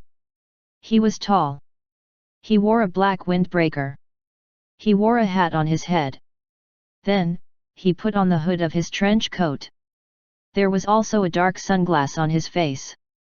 It instantly gave people a very cold feeling. If Konohagakure Intelligence Division's people were to see this, they would definitely be shocked. Aoba's shadow clone had transformed into Konohagakure Intelligence Division Captain Marino Eden through Kami no Shishin no Jutsu, Paper Person of God technique. Aoba nodded at the shadow clone. Then, he turned around and returned to Konohagakure Intelligence Division. He did not say anything more. The shadow clone that had transformed into Eden stuffed the bag with the explosive tags and walked towards the other side of the forest. He did not say anything because he was Aoba's clone, so their thoughts were completely the same. A few minutes later, Aoba returned to Konohagakure Intelligence Division. He walked directly in the direction of Konohagakure Intelligence Division's black room. Captain Eden. As soon as Aoba arrived at Konohagakure Intelligence Division's black room, he saw Eden dressed exactly like his shadow clone. His eyes immediately lit up and greeted Eden. "Still Captain Eden?" Eden looked at Aoba and frowned. His stiff face looked a little angry. "Aoba, how many times have I told you? When there are no outsiders, you can call me Brother Eden." Eden said. "Ha ha ha, okay, Brother Eden." Aoba suddenly laughed. He could clearly feel Eden's flattery. "That's right." A smile immediately appeared on Eden's face. Then, he stared at Aoba with a puzzled look in his eyes. "Aoba, why are you looking for me so early? Is there something you need?" Eden asked, a little puzzled. This was not his fault. According to normal circumstances, Aoba would not come looking for him casually. It was only when there really was a special situation that he would find him. This made him faintly feel that this was an excellent opportunity to win over Aoba. "Brother Eden, I have a few questions and want to talk to you. Do you have time now?" Aoba asked hesitantly. "Yes. Of course. This is not the place to talk. Come with me." Eden nodded repeatedly and led Aoba to his office. "Okay." Aoba followed him directly. A moment later, Eden brought Aoba into his office. This office did not look simple. There was a large bookshelf at the back of the office. The bookshelf was full of books, but most of them were novels. They were not related to Konohagakure Intelligence Division. Aoba had seen this in Eden's memory and understood what Eden was thinking. It was because Konohagakure Intelligence Division's work was a very tiring job. As Konohagakure Intelligence Division's captain, Eden had to find a way to vent his emotions. Still, he had to maintain the image of a leader and could not easily vent his anger on his subordinates. Gradually, Eden found that reading novels was very relieving. Only then did he gradually fall in love with novels. Only. What made him feel pity was the ninja world was in chaos all year round, and people had not even solved the problem of eating. There was not much place for spiritual pursuit. This made the ninja world temporarily lack target buyers for authors. After all, their readers were only a small part. Moreover, they did not have enough financial income to support their lives. This made it so that there were not many novels that could relieve his stress. All the books on the bookshelf in Eden's office could be said to be all the existing novels in the ninja world. "Brother Eden, do you like reading novels?" Aoba looked up at the books on the bookshelf behind Eden. He was here to find a topic. Just now, he was thinking about what kind of topic to talk about with Eden. Now, he saw these novels. He suddenly had a feeling in his heart. "Aoba, you read novels too?" Eden was stunned. He did not expect Aoba to have the same hobby as him. Wasn't this a common topic? "I don't read much. I also want to use this method to relieve stress. Do you have any recommendations? Aoba immediately nodded and asked. His eyes flashed with doubt. His intention was very simple, to find a topic which he could often find Eden. Of course. Eden was also looking for such a topic. However, he did not know that Aoba was deliberately giving him this opportunity. He thought that he had found this opportunity. All of a sudden, Eden's eyes began to shine. Aoba, I just finished reading a particularly good novel recently. It's a pity that the author updated too slowly. Now I only have the first volume, and I haven't gotten the second volume. When Eden said this, his face revealed deep regret. What book? Aoba put on a curious look.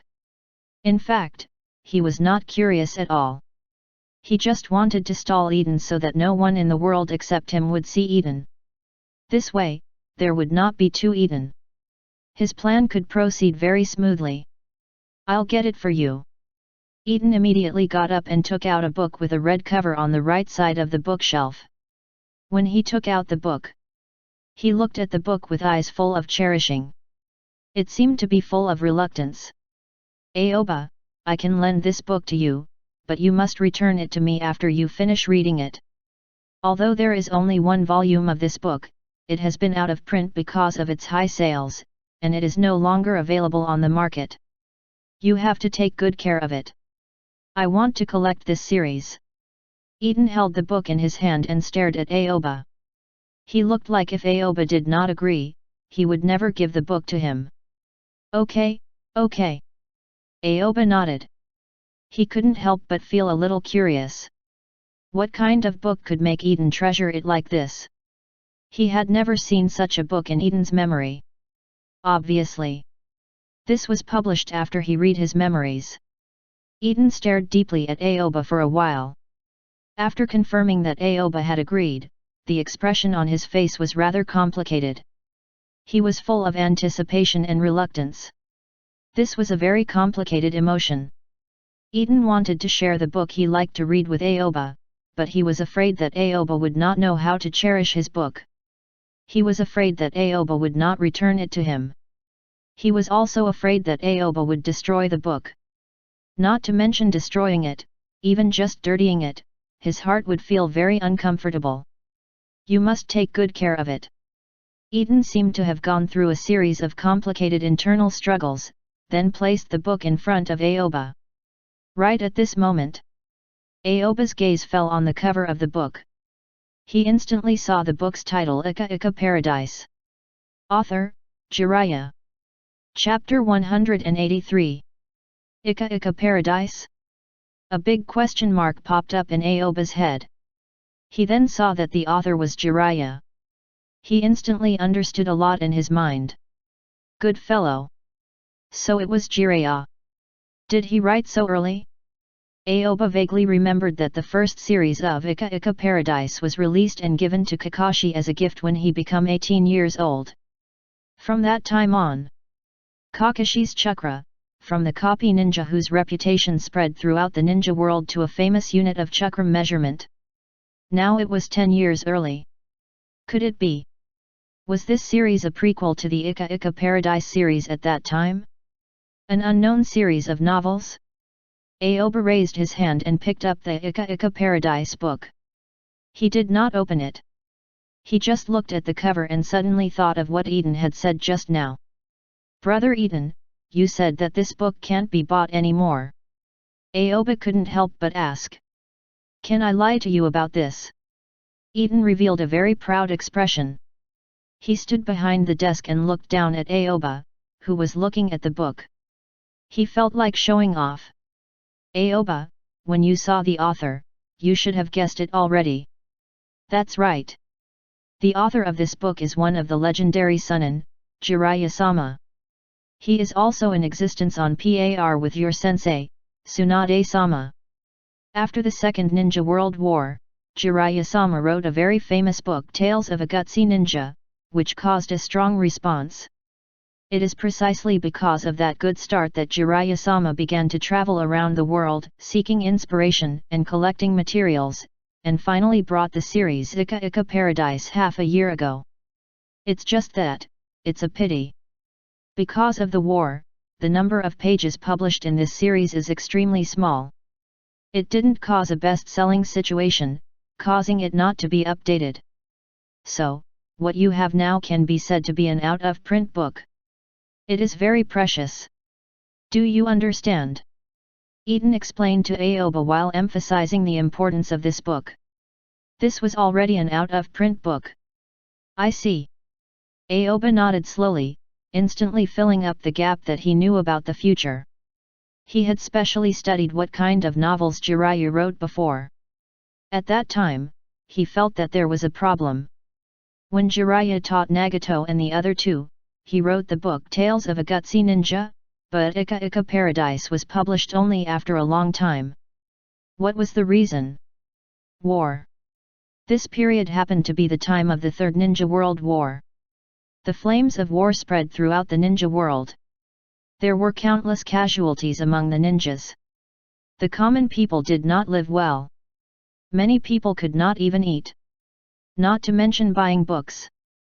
This greatly reduced the number of books published by Jiraiya, and possibly accompanied by the damage of the war, not much was passed on to later generations. Thank you, Brother Eden. Aoba stared at this Ika Ika Paradise and thanked Eden. You are too polite. Although Eden said that, he was still a little worried in his heart. This feeling was very wonderful. It was like a person could not help but want to show off his collection, but he was very worried when he tried to lend it. Brother Eden, don't worry. I will keep it well and return it to you as soon as possible. Aoba immediately assured Eden. He, don't worry, don't worry. Eden shook his head against his will. On the other side, Aoba's advanced paper clone, disguised as Eden, walked out of the woods and came to Konohagakure's downtown area. Aoba had read Eden's memory in detail and knew the latter's behavior and personal habits like the back of his hand. Now his paper clone appeared in the image of Eden. Coupled with his superb acting skills. Not to mention those ninjas who were usually afraid of Eden, even Ibiki might not recognize them. Of course. Eden's wife was a different matter. They knew each other very well. If they changed a little, it might be exposed. This was a black hole that could not be challenged. If he were careless, he might be completely exposed. Not long after, Aoba's advanced paper clone arrived at the door of the ninja tool store. This ninja tool store. It was the place where Aoba had just bought blank paper tags yesterday. Boss. Aoba's advanced paper clone directly pushed the door open and walked in. He imitated Eden's voice and shouted in a deep voice. It was still early at this time. There was no one in the store. Eden-sama. The store owner hurried out of the room from behind. His eyes flashed with doubt when he saw Aoba's advanced paper clone. He was very clear about Eden's identity in Konohagakure. That was the Konohagakure Intelligence Division captain. What kind of place was Konohagakure Intelligence Division? The Konohagakure hell in people's mouths. They were especially strict with prisoners, enemies, and spies. The person who was sent to Konohagakure Intelligence Division. Even if he came out alive, he would at least lose a layer of skin. Such a person. There was no need for them to go to the battlefield or carry out missions. They rarely bought ninja tools. They rarely visited ninja-related stores. Do you want to buy ninja tools? The store owner asked doubtfully. Are you recycling explosive tags? Aoba's advanced paper clone imitated Eden's tone and asked. Yes. The store owner immediately nodded. He had a lot of doubts in his mind. Why did people ask about explosive tags recently? Do you want to sell explosive tags? The store owner asked. How much do you buy it? Aoba's advanced paper clone imitated Eden's voice again. Well, if it's you, how about I give you 2,200 ryo per piece? The store owner asked tentatively. Hey! Aoba's advanced paper clone frowned. Good fellow. Yesterday, when he first asked, he gave him 1980 ryo. Now, he changed his identity and directly gave him 2,200 ryo. One must know that brother took his bowl of ramen was only 60 ryo. Then, 2,300 ryo. The store owner said in a trembling voice. He completely misunderstood Aoba's doubts. He thought that this Eden-sama in front of him was not satisfied with the price. Hey! Aoba was even more confused. He was dumbfounded. He did not expect that he could increase the price. He knew that there was a profit margin here, but why did it seem like he was bullying someone? No. Aoba thought of this. He immediately adjusted his attitude. This was not him bullying others. It was Eden bullying others. 2,400 ryo. Beads of sweat appeared on the store owner's forehead. He really did not dare to bargain with this sir who was filled with killing intent.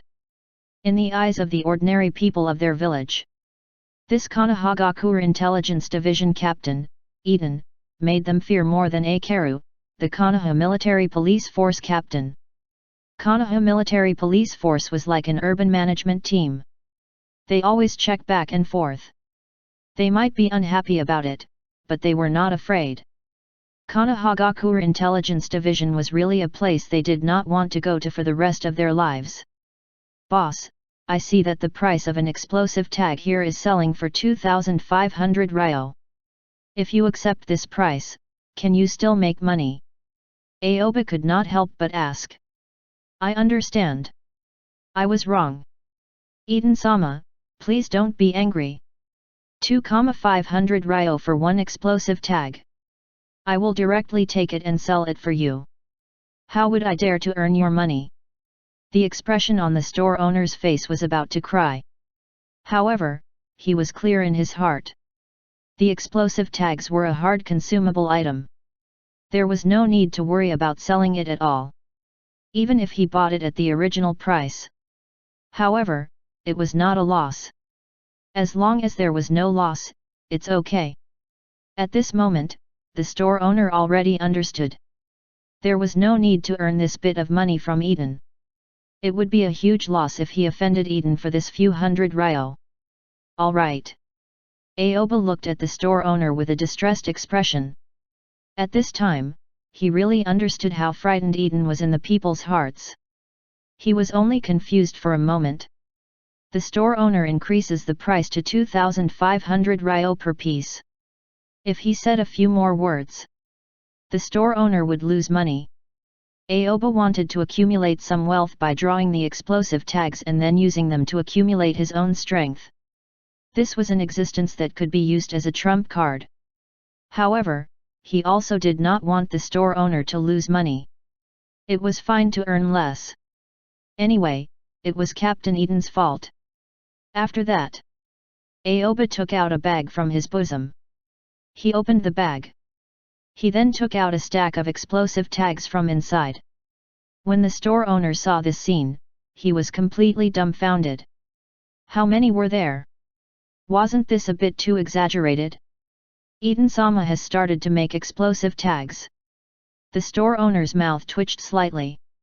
There were so many explosive tags, which was beyond his expectations. I found them from the prisoners who I interrogated. Aoba imitated Eden's tone. Okay. The store owner immediately became spirited. He thought that Eden was ordering him not to ask too much. How could he dare to say half a word?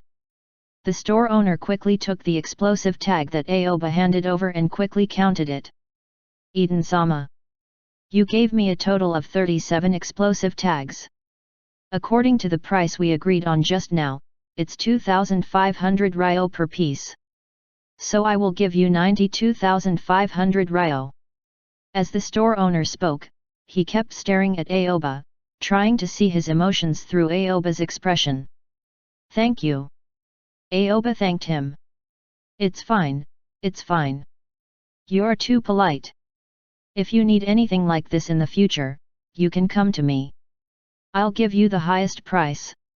The store owner immediately breathed a sigh of relief and did not forget to use this opportunity to get closer to Eden. I will come again. Aoba nodded. Okay, okay. When the store owner heard this, his face was immediately full of black lines. He just said it politely. If Eden really brought another pile of explosive tags over, he really could only bite the bullet and accept it. Eden-sama, this is your money. The store owner took out a bag that was almost as big as Akimichi Chosa's head and directly pushed it to Aoba. Chapter 184. Thank you very much. Aoba's advanced paper clone immediately took the bag handed over by the store owner and put it in his bosom, preparing to go out. Eden-sama, aren't you going to count? The store owner asked doubtfully. Do you dare to give me less? Aoba asked. He had long seen through the store owner's fear of Eden. He did not want to take advantage of this, but he did not intend to blow away his cover. I don't dare. Of course, I don't dare. How can I dare to do this? The store owner shook his head. Then why should I waste this time? Aoba turned around and walked out of the store. Eden-sama, take care. The store owner watched as Aoba's advanced paper clone left. Whew! The store owner silently breathed a sigh of relief. Unconsciously, the clothes on his back were already soaked. Just now, he felt tremendous pressure from Eden. Too terrifying. It's really too terrifying. As expected of the man who led Konoha Intelligence Division. The store owner raised his hand and lightly touched his forehead. He could feel the sweat on his forehead. He had forgotten when was the last time he was so scared. After Aoba's advanced paper clone walked out of the store, he disappeared in a flash. The next moment, Aoba's advanced paper clone appeared on the small hill made by Kami no Shishin no Jutsu, paper person of God technique. On the ground where he appeared, there was a piece of white paper. There was a black circle drawn on the white paper. It was the Hiraishin no Jutsu, Flying Thunder God technique, formula. Aoba's advanced paper clone took out the bag from his bosom. He directly threw it into the empty box that no longer had any books. Bang! After completing all of this, it directly cancelled itself. At the same time, Aoba in Eden's office. His right hand was stroking the cover of the book Ika Ika Paradise written by Jiraiya. All of a sudden, information appeared in Aoba's head. The advanced paper clone had just teleported back and let him know that the explosive tags had been sold. Everything he had experienced had already been reflected in his mind. Interesting. When Aoba found out that the store owner had actually increased it to a price of 2,500 ryo, he couldn't help but want to laugh. Aoba, don't worry. This book is very interesting. I guarantee that you will still want to read it after you finish reading it. It's a pity that Jiraiya-sama's update is too slow. I don't know when the next book will be released. Eden directly mistook Aoba's words as an evaluation of this book. Brother Eden, I have nothing else to do, so I came to borrow a book from you. Now I am going to work. I will read this book quickly and return it to you. Aoba directly stood up, picked up the book on the table, and put on the posture of leaving. After you finish reading it, I will recommend you some books. Although they are not as good as this one, they are not bad. They are all my treasures. Eden said with a smile. No problem. Aoba nodded with a smile and then walked out of Eden's office. Eden followed behind Aoba and the two of them walked out together. Then, Aoba and Eden walked together to Konoha Intelligence Division's Black Room. After Aoba sent Eden back to the Black Room, he held the book and walked towards Konoha Intelligence Division's compartment. Soon, Aoba came to his compartment. He picked up the novel that Jiraiya wrote. He started reading. He was very curious. What was it that Jiraiya wrote that could make Kakashi so addicted?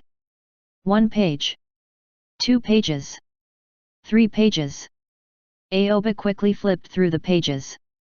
Just as he was reading seriously, a sound came from outside of his compartment's door.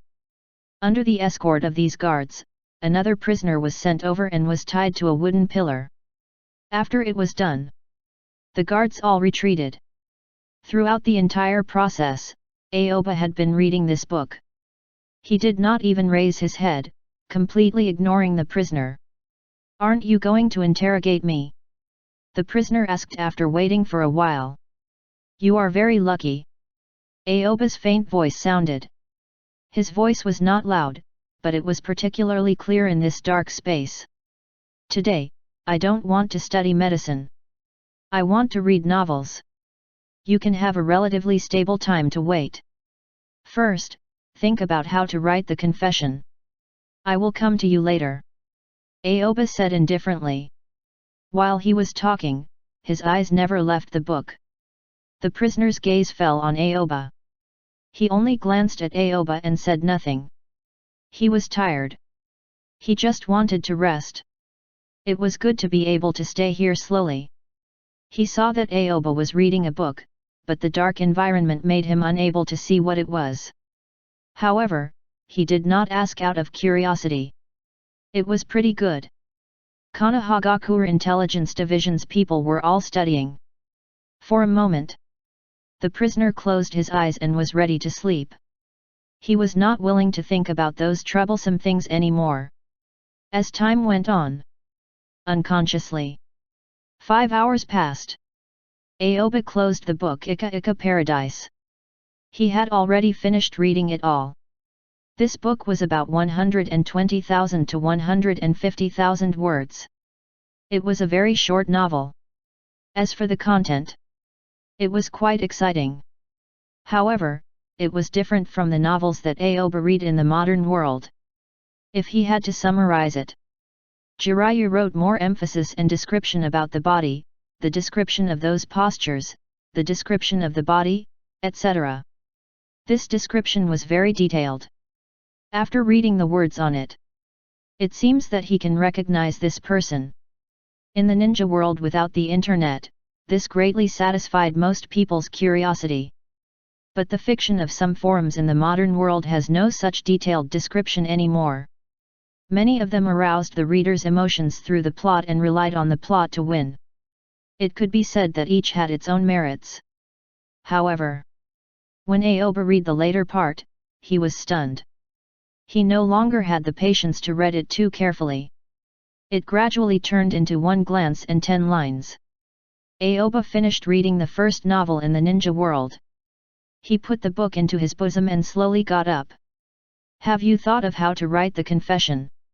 Aoba walked towards the compartment's cabinet, took out a confession letter, and handed it over to the suspect.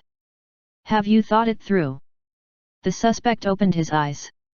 He had not completely fallen asleep during this period of time but was more in a state of self-reflection. He suddenly realized that the interrogator was using a special interrogation strategy in front of him. A strategy to attack the mind. In these 5 hours or so, he had already deeply reflected on what he had done in the past. He understood that there was no use to resist in Konoha Intelligence Division. Instead, he would suffer even more physical pain. Rather than that, it was better to just confess. Very good. After seeing that this person was very cooperative, Aoba no longer intended for him to undergo medical treatment. He held the confession letter. Step by step, he walked in front of this person. He raised his right hand. He directly touched this person's head. Ding dong. Memory reading successful. Obtained, chakra increase. A familiar electronic prompt sounded in Aoba's mind. This kind of prompt was the most he had heard in Konoha Intelligence Division. In a split second, Aoba flipped through this person's memories. The whole thing was clear at a glance. Write it. Aoba handed the confession letter to the prisoner and stared at him as he completed the confession. After writing the confession, he then sent the prisoner out of the compartment. After Aoba interrogated the 2 more prisoners, it was time to get off work. However, the 2 prisoners were not as lucky as the previous one. One after another, they became experimental subjects for Aoba to accumulate medical experience. Aoba left Konohagakure Intelligence Division's compartment. He did not return to Anbu's dormitory directly. Instead, he planned to go to the forest to get the bag of money back. It was just that. Just as he walked near Konohagakure Intelligence Division's entrance, he immediately saw a person standing at Konohagakure Intelligence Division's entrance. He recognized this person. It was Uchiha Fugaku. Aoba. When Fugaku saw Aoba, he immediately waved at him with a smile on his face. Brother Fugaku. Aoba pursed his lips. He did not know that Fugaku was waiting for him here, or else he would not come out. I have been waiting for you for a long time. You finally came out. Come with me, let's talk somewhere else. Fugaku said with a smile. Aoba didn't really want to go, but when he saw Fugaku's enthusiastic appearance, he knew that the other party would still insist if he refused. If they entangled in Konohagakure Intelligence Division for too long, there might be even more people staring at them. Even though he felt a little helpless in his heart, Aoba still follows Fugaku. Brother Fugaku, is there something you need me for? Aoba could not help but ask. They had clearly just met last night, yet he had come to find him today. Ha ha ha, didn't I say yesterday that I hoped to talk to you alone? The clan has been very busy these days, and I haven't had much free time. I just happened to have nothing to do today, so I have been waiting for you in Konohagakure Intelligence Division. Fugaku said. Oh. Aoba silently responded. He vaguely guessed something in his heart. It must be related to the man in black. At that time, he had thrown out this point of view in order to numb the Uchiha clan. Now it seemed he had more or less achieved some results. Fugaku did not take Aoba along the main road. It seemed that he did not want to be discovered. Instead, he shuttled through the woods and finally reached a huge lake. This place is very close to our Uchiha clan, but it is not particularly close. In the past, when I had something on my mind, I would come here to see the scenery. Fugaku sat directly on the lake's edge, then patted the grass next to him, indicating that Aoba should also sit down. Aoba glanced at the lake. It was very familiar. He immediately recognized that this was the place where Fugaku taught Sasuke how to use the Great Fireball technique. Then, Aoba sat next to Fugaku. Aoba, you should have guessed what I want to talk about with you, right? Fugaku stared at the calm lake in front of him.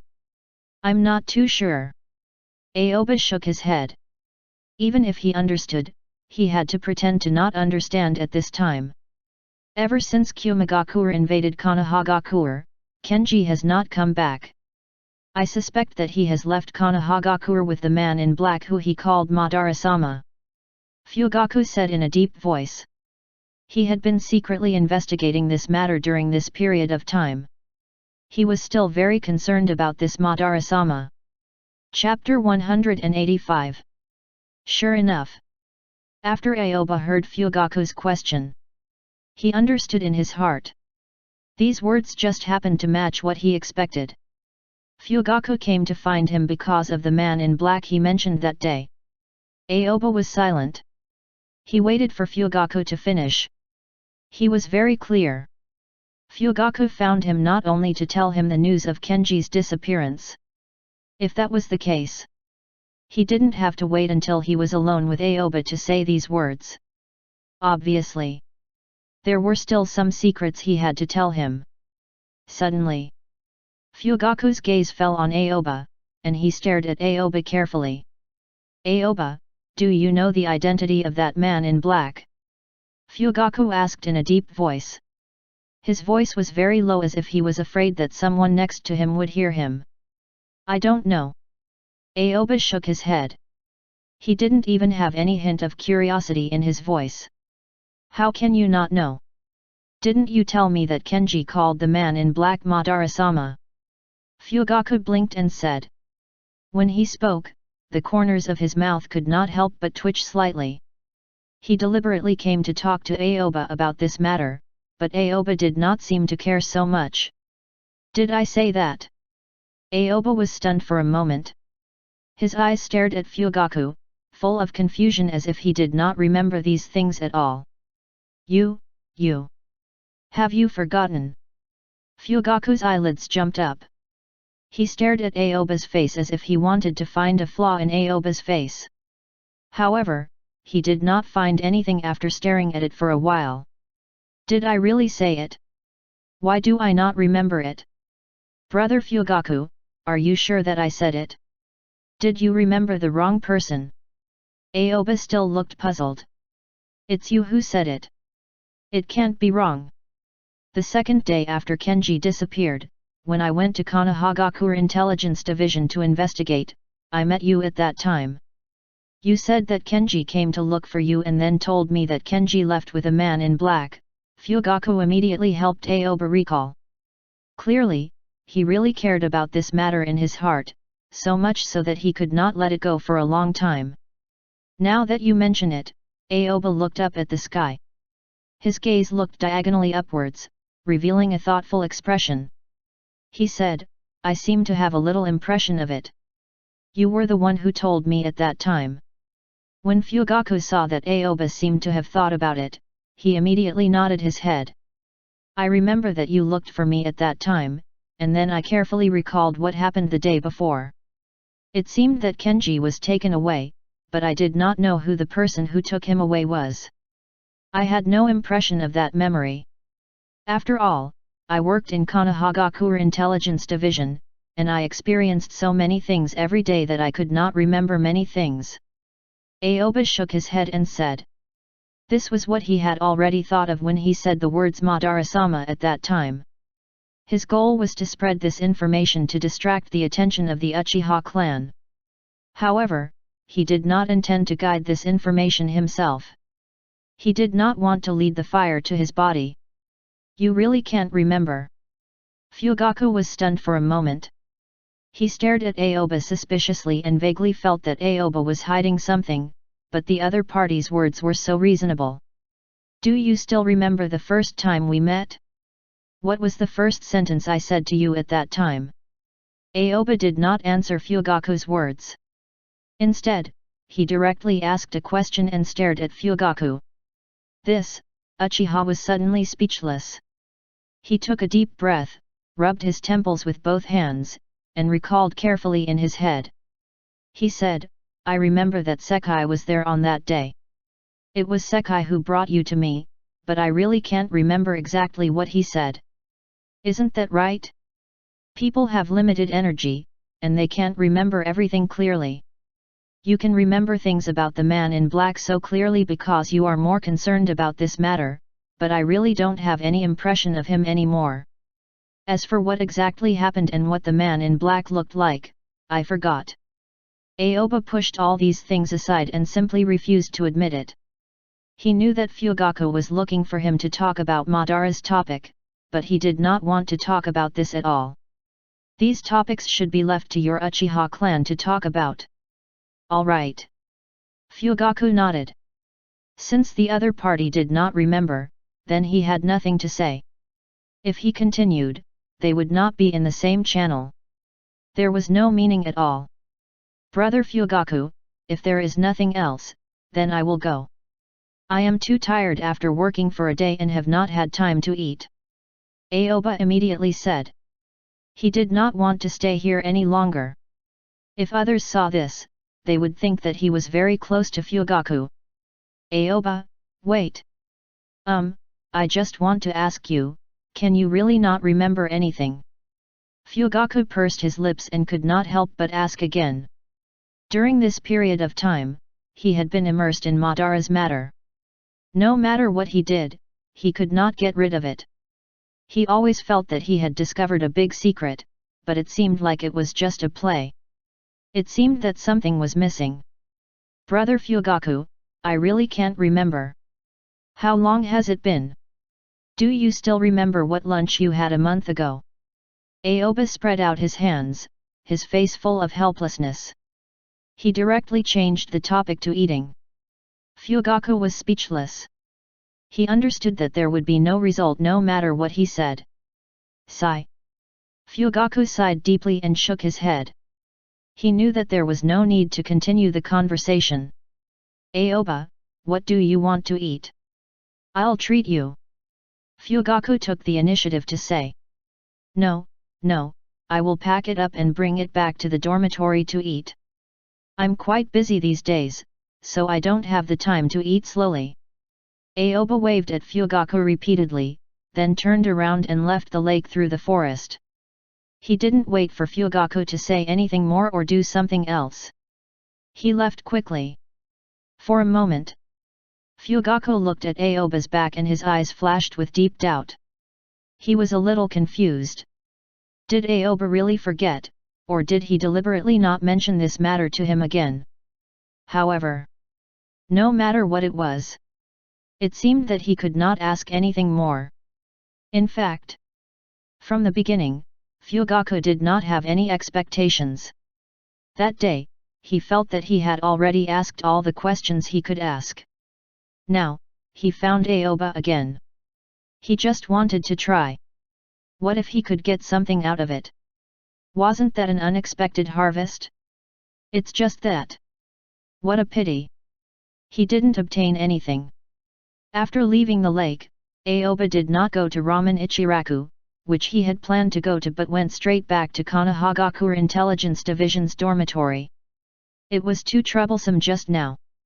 Aoba silently complained in his heart. He had never expected this. He had just walked out of Konoha Intelligence Division when Fugaku stopped him. He was even directly brought to the lake that was very close to the Uchiha clan. Maybe Fugaku can find a great sense of security there. Aoba couldn't help but sigh. However, he didn't think too much about this matter. After this answer, he believed that Fugaku would not come to him to ask anything about the man in black. This question. It had come to an end. Regardless of whether or not Fugaku would tell the others about this matter. At the very least, in Fugaku's heart, leaving behind such a huge question mark would allow Fugaku to think about this matter constantly. After all, from a certain perspective, to plant such a seed in the heart of the current Fugaku was equivalent to planting a seed in the heart of the Uchiha clan. After all, Fugaku would become the clan leader of Uchiha in the near future. It was only a matter of time. Aoba returned to Konoha Intelligence Division's entrance and stood in front of it.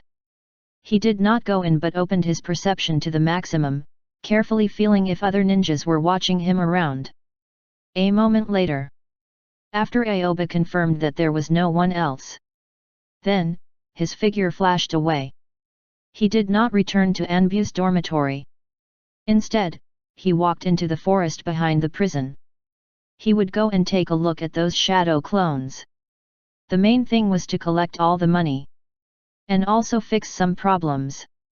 This was the problem that he had discovered when he was drawing the explosive tag, and Aoba had already made plans for this aspect.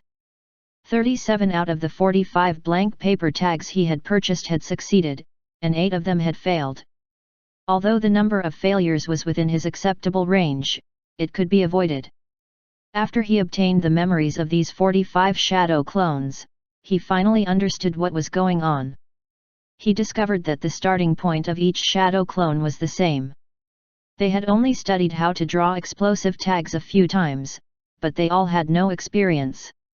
At that time, the drawing of the explosive tags was equivalent to a process of groping and accumulating experience. It was like a teenager who had not had a good grasp of the situation when he first experienced some new things. It was completely unlike the old driver, who could grasp the speed of advancing and retreating in a simple way. However, if this person had experienced it 45 times, then even a newbie could graduate from the driving school. But, from a certain perspective, Aoba had gone through 45 firsts and finally gained a lot of first-time experience. This was indeed a unique experience for him. However, this was also an unavoidable point. After all, he needed to spread out these shadow clones and move them simultaneously to maximize the time and increase efficiency. It could only be said that there were pros and cons. On the other hand, when it came to harvesting experience in one go, it would make Aoba feel full of growth. It was the same principle to read books now. Aoba decided to take all the shadow clones back into his body and then digest the experience. After that, he would create hundreds and thousands of shadow clones to study together. This was a parallel process. There was no way to share data in real time. Of course. If it could be shared in real time, it would be too abnormal. After a while, Aoba arrived in front of the hill that Kami no Shishin no Jutsu, paper person of God technique, had disguised as. His right hand slowly reached out. Swish swish swish. The pieces of paper in front of him flew up, instantly spreading out in all directions, and the scene inside suddenly appeared in front of them. The shadow clones all sat on the same spot, reading seriously. The progress of each reading was different. Moreover, there were several people reading each book at the same time. Different shadows have different understandings when they see various passages. Release. Aoba softly spat out a single word. Bang. Bang. Bang. Bang. Bang. All of a sudden, there was a series of explosions in the forest. The shadow clones all turned into smoke and disappeared. After that, waves of information flooded into his brain, and this information was far more rigid than when he used shadow clones before. It was all that he see when he read the book. It was also mixed with different understandings. However, these books were very profound and could not be read so easily. In addition, with so many people reading together, the information produced instantly made Aoba's head hurt. Just like this, Aoba sat on the ground. It took him a full 20 seconds to recover. Just now, he had walked out from the state of unconsciousness. His face was slightly pale. He had consumed a large amount of spiritual energy in the process just now. At this moment, the pores all over Aoba's body seemed to be breathing. He quickly absorbed the natural energy around him and replenished his body. More than 10 minutes later, Aoba's face regained its rosy color, and the spiritual energy decline caused by the instant message shock was largely compensated for. Taj?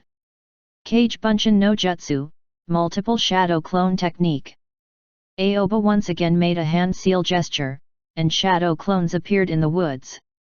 This time, there weren't that many shadow clones. There were only a few dozen people. Each shadow clone corresponded to a book and was responsible for studying that book. After obtaining the information just now, Aoba discovered that there wasn't much progress in reading a book with so many people. It was better to read a book alone. You guys continue. Aoba nodded at the shadow clones. After he finished speaking, one of the shadow clones raised his hand, and the paper in his hand flew up and down. He used Kami no Shishin no Jutsu, paper person of God technique, again and restored this place to the appearance of a small hill. Aoba lowered his head and picked up the heavy box on the ground, which contained the money that the store owner had given him. To be precise, that was the money that the store owner gave Eden. Aoba took the money and stepped on the road back to Anbu's dormitory. After a while, Aoba returned to Anbu's dormitory. He didn't do anything else.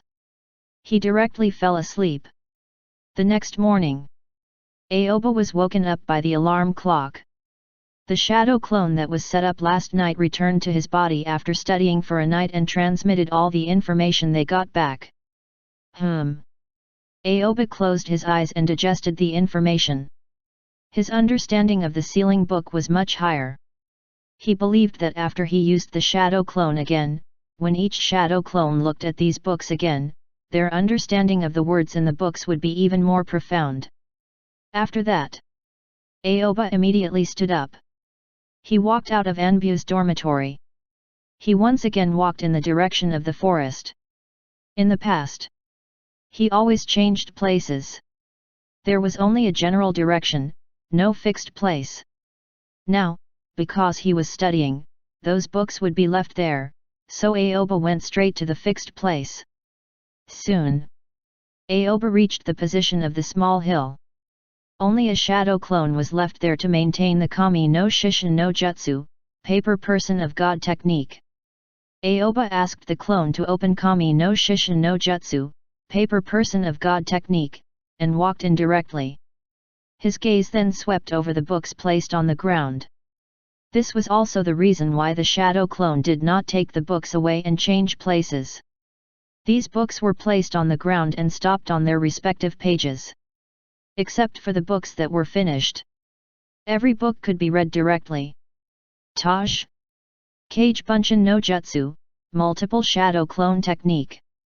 Aoba once again used Taj Kage Bunshin no Jutsu, multiple shadow clone technique. He summoned one shadow clone after another to his respective books and picked them up to read. Other than that, a shadow clone replaced the shadow clone that was maintaining Kami no Shishin no Jutsu, paper person of God technique. This was how a brand new little hill came to be. After the end, Aoba returned and walked into Konohagakure Intelligence Division, arriving at the compartment that belonged to him. Gradually, Aoba's life was back on the right track. In the morning and night, he arranged a shadow clone to study these books. During the day, he was doing interrogation work while taking the opportunity to study medicine. At night, he slept well.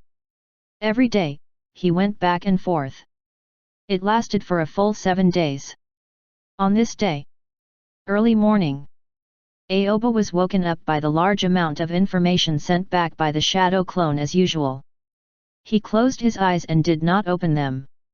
He carefully felt the information sent back this time. I finally finished reading all of them. Aoba slowly opened his eyes and let out a long sigh of relief.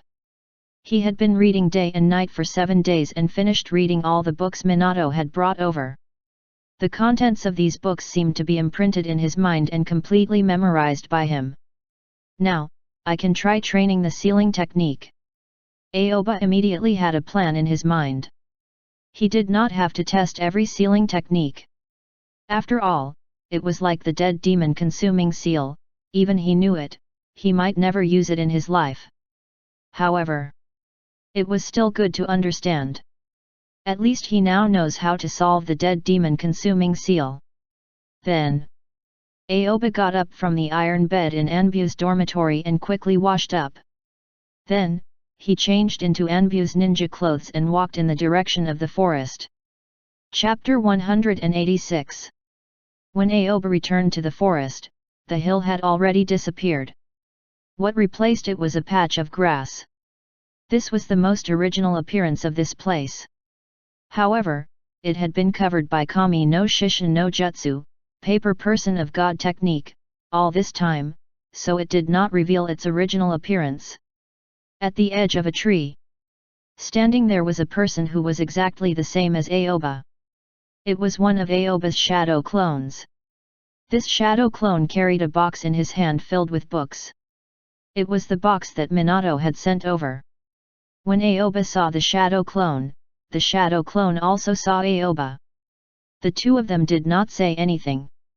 They only exchanged a simple look, and then everything was silent. Bang! Aoba's shadow clone instantly disappeared, and the information entered his body. The box stayed beside the tree. It's time to return the book to Minato. Aoba grabbed the box with his right hand. The moment he touched the box, he immediately used Kage Gan no Jutsu, ultra lightweight rock technique, at the box, making the box as light as a feather. After that, Aoba cast a transformation technique on the box, turning it into an umbrella. At the same time, pieces of paper flew out from his body and covered the surface of the umbrella that was turned into a box.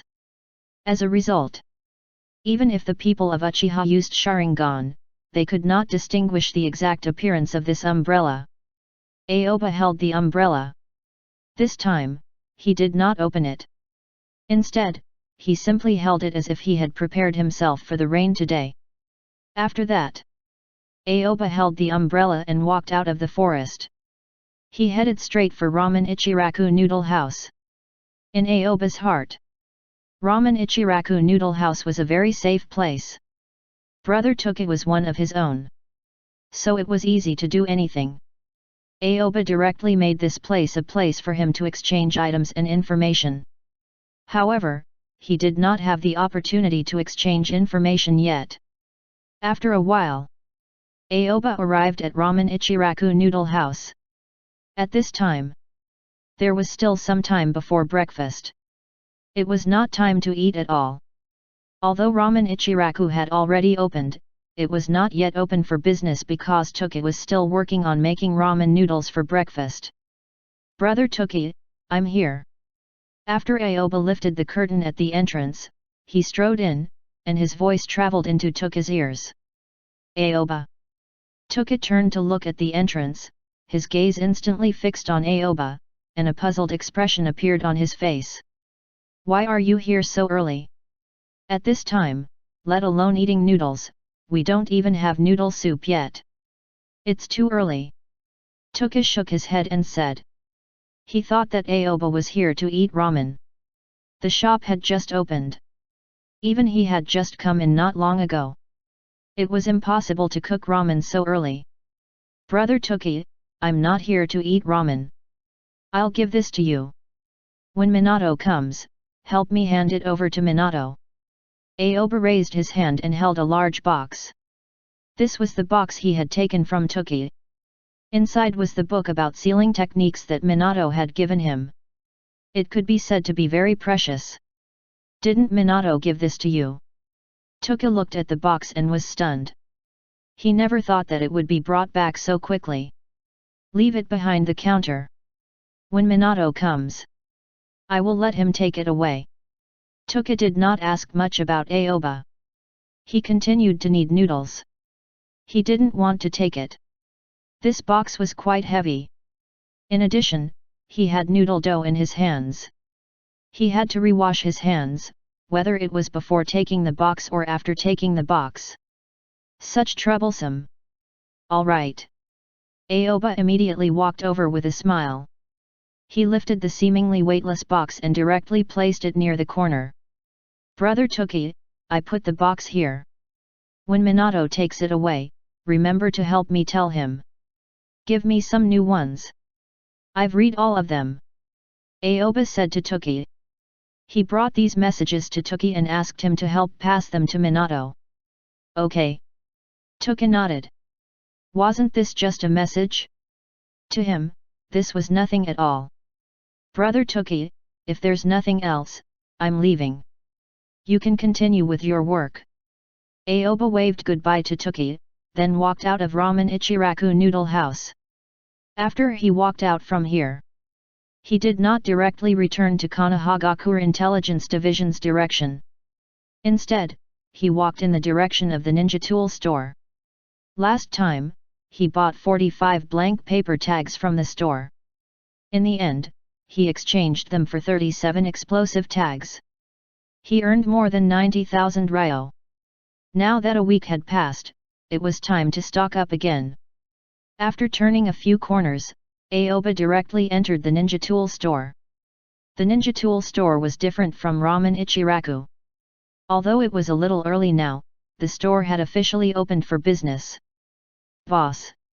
After Aoba walked in, he greeted the store owner with great enthusiasm. This time, he walked in with his own appearance. To him, this was not a problem. This was what he wanted to create. If anyone found out, they wouldn't notice anything wrong. It's you. The store owner's eyes fell on Aoba, and his eyes lit up with expectation. Last time you said you wanted to make explosive tags. How is it? Did you bring me any surprises? The store owner had been looking forward to Aoba for the past few days. He had received a lot of high-priced explosive tags from Eden and would not earn anything if sold. Now, he was looking forward to Aoba's side. He hoped to get some cheap explosive tags from Aoba and then earn some profit from it. It's too difficult. Aoba shook his head helplessly, and a bitter smile appeared on his face. He then spread out his hands and shrugged. Just this action. The store owner understood the meaning behind it. It didn't succeed. Sure enough. The store owner sighed in his heart, sure enough, not everyone could easily draw explosive tags. Don't be too uncomfortable. The store owner hesitated for a moment, but still tried to comfort Aoba. It's not that everyone is suitable to draw explosive tags. This kind of thing is not so easy to make. Otherwise, it would have been flooded, and the price would not be so high. Young people need to try and do everything. Only then will it be easier to find their own position. I think it's good that you dare to try this. How is it? How many blank paper tags do you have now? It doesn't matter if you want to give it back to me. The store owner had a kind smile on his face. He looked at Aoba with encouragement in his eyes. In his opinion, Aoba should have failed after drawing some explosive tags. Now he was here to return the goods. For such a thing. It was not the first time he had experienced it. On his side, there will be opportunities for those who fail to try. Aoba looked at the store owner in front of him in a daze. He had to admit that this person had a good heart. This made him feel a little embarrassed to trick this store owner again. However, this kind of conscience discovery. For Aoba, it was only for a moment. The next moment, it returned to normal. Boss, I don't have the remaining blank paper tags. All of them failed. This time, I want to buy some new blank paper tags. Aoba stared at the store owner and said. Ah? You still want to buy? The store owner was obviously stunned. He did not expect that the young man in front of him had the kind of character that would not shed tears until he saw the coffin. It seemed that he was determined to create an explosive tag. This was not a good thing. Thinking of this, the store owner looked deeply at Aoba. Young man, drawing the explosive tags is not that simple. Why do you have to be so stubborn? There is no need to fight so hard. The store owner said meaningfully. He was afraid of hurting the young man's self-esteem in front of him, but he was worried that it would be useless if he said it lightly. I am fine. Let me try again. Maybe next time, I will succeed. Aoba said with a smile. Then I can't give you a discount this time. After all, if you fail, you will be wasting the blank paper tags. I can only sell it to you at the original price of 100 ryo. The store owner stared at Aoba. He deliberately said this, hoping to increase the price and scare Aoba away. No problem.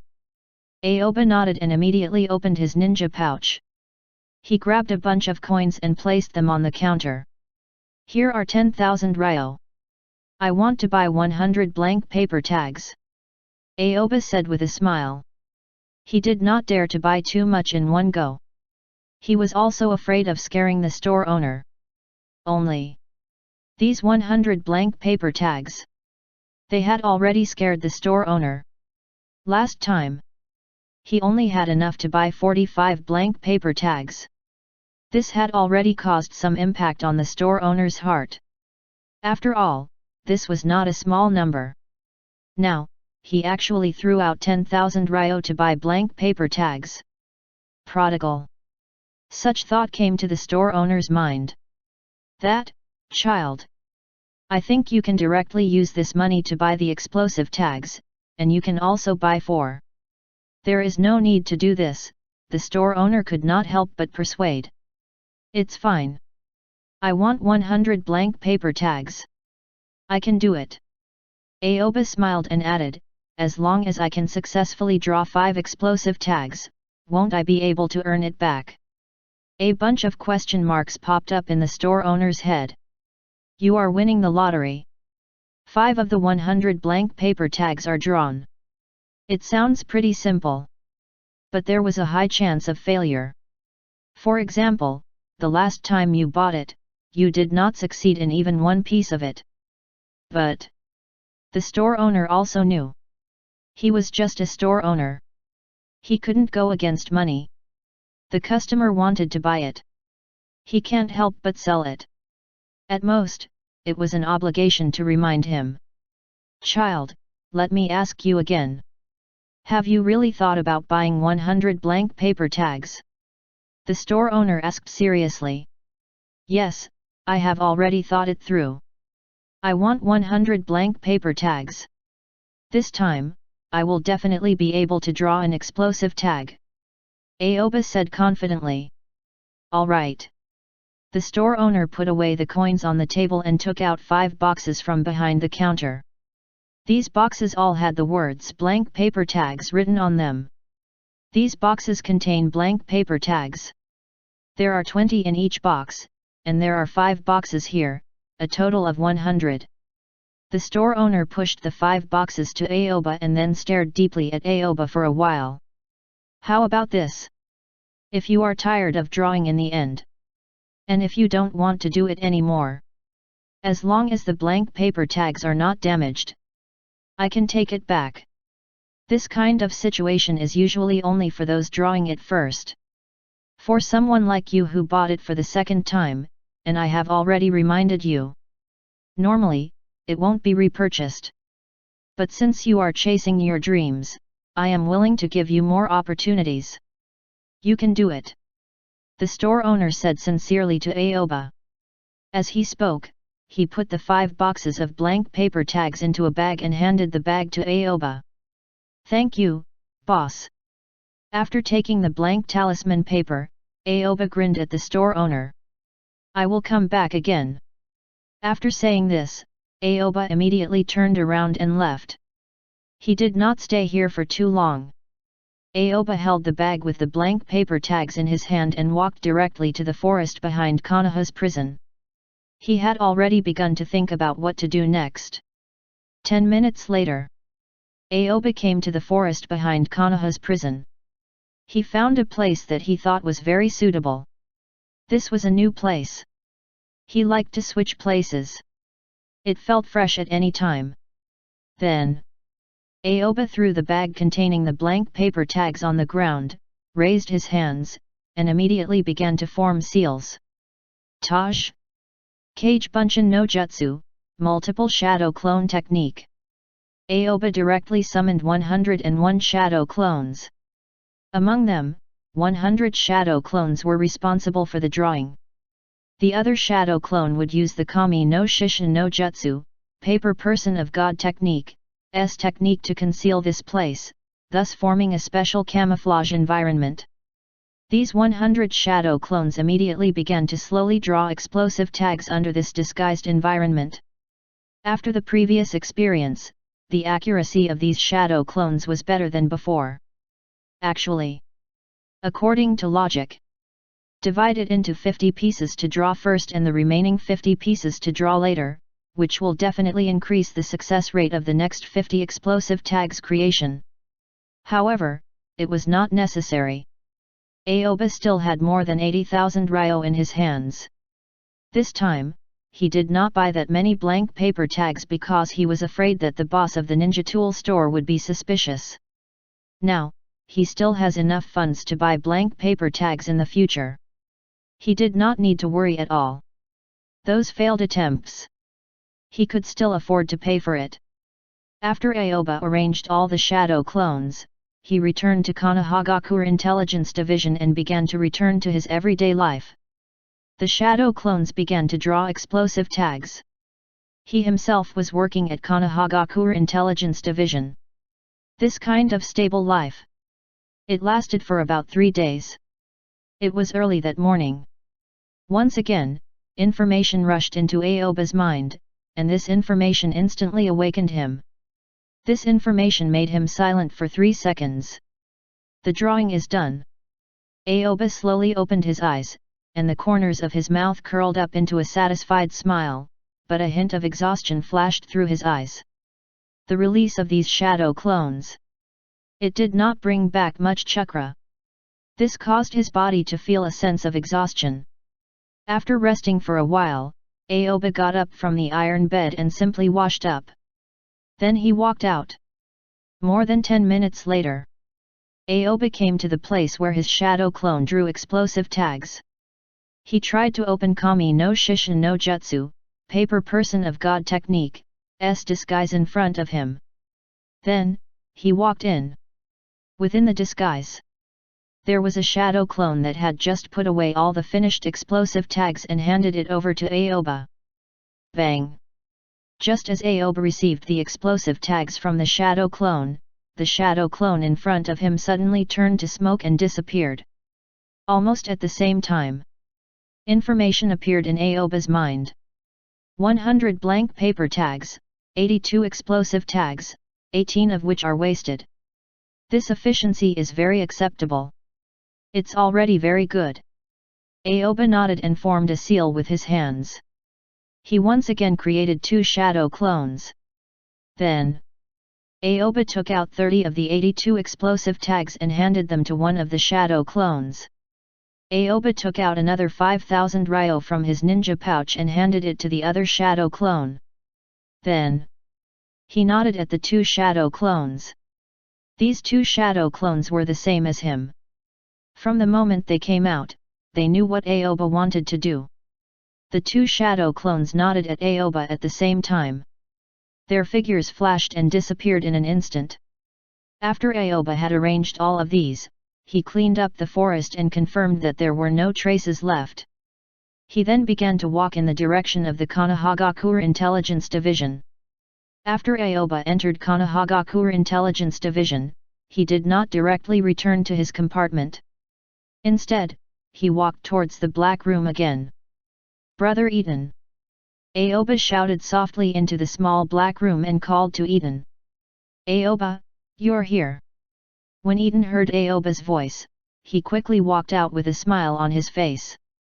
"Brother Eden, I came to find you to return the book this time." Aoba took the book from his bosom and waved it in front of Eden. "All right." Eden immediately took the book from Aoba and quickly hid it. He seemed to be afraid of being seen by others. Then, he nodded at Aoba and said, "Aoba, come with me." "Okay." A smile appeared on Aoba's face behind the cat-faced mask as he leisurely followed behind Eden. He could tell from this route. The destination was Eden's office. Chapter 187. Aoba followed behind Eden to his office. Eden came behind the desk. He quickly took out the book Aoba had just returned to him and carefully checked it. Although he knew that Aoba would not cause any problems, he could not help but want to check it so it could make him feel at ease. Eden did a simple check. He was sure that there were no problems. It was very well protected. It was still his favorite hidden item. Then, Eden placed the book back into the bookshelf behind him and put it on the rightmost side, where it was formerly located. Then, Eden turned his head. He stared at Aoba with a meaningful smile and raised his hand. "Aoba, sit down, and let's talk." Eden's voice was very gentle. After he said this, he took the lead to sit on the chair behind the desk and stare at Aoba. "Okay." Aoba nodded and sat down directly. He did not say anything and waited for Eden to speak first. "Aoba, after reading this book, do you have any thoughts?" Eden immediately asked. It was like 2 book friends discussing their feelings after reading. He finally found a soulmate and wanted to discuss the plot together. Aoba was stunned for a moment. He didn't expect Eden to ask such a question. He was really a bit confused. "Good fellow. The plot of this book. Should it be brought to the table for discussion?" "This. How should I put it?" Aoba pinched his chin with his right hand. He was organizing words in his head. He still remembered the plot of this book, and the story was very simple. More than that, it was a detailed description, very, very detailed. But this thing. How to discuss it? "Brother Eden, I think this book is well written, but there is still a little problem.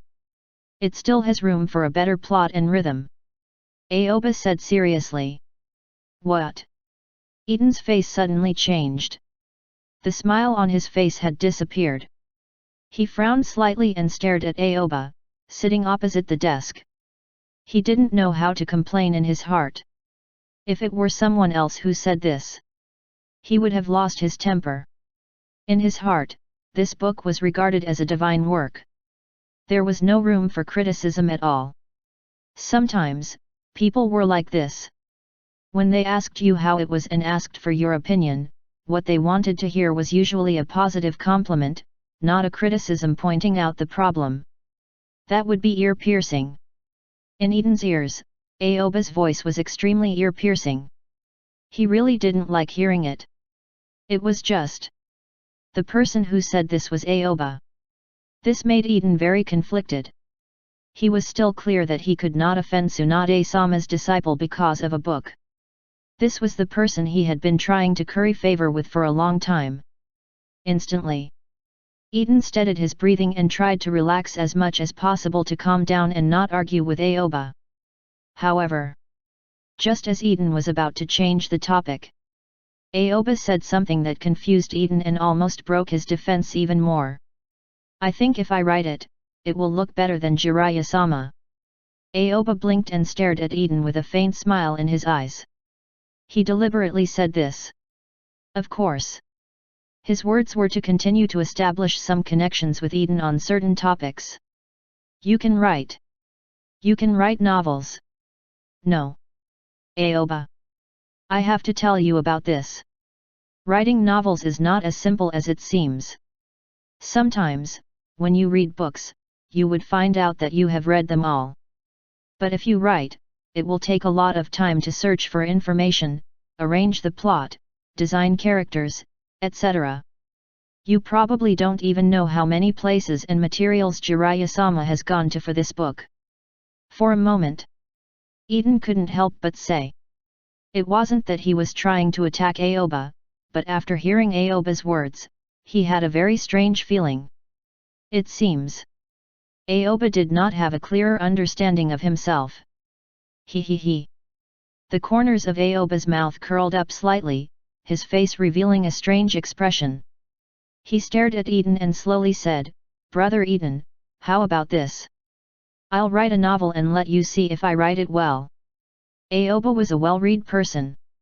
Even if he couldn't perfectly write out all the details from the forum novels he had seen before, he still remembered the general plot and feelings.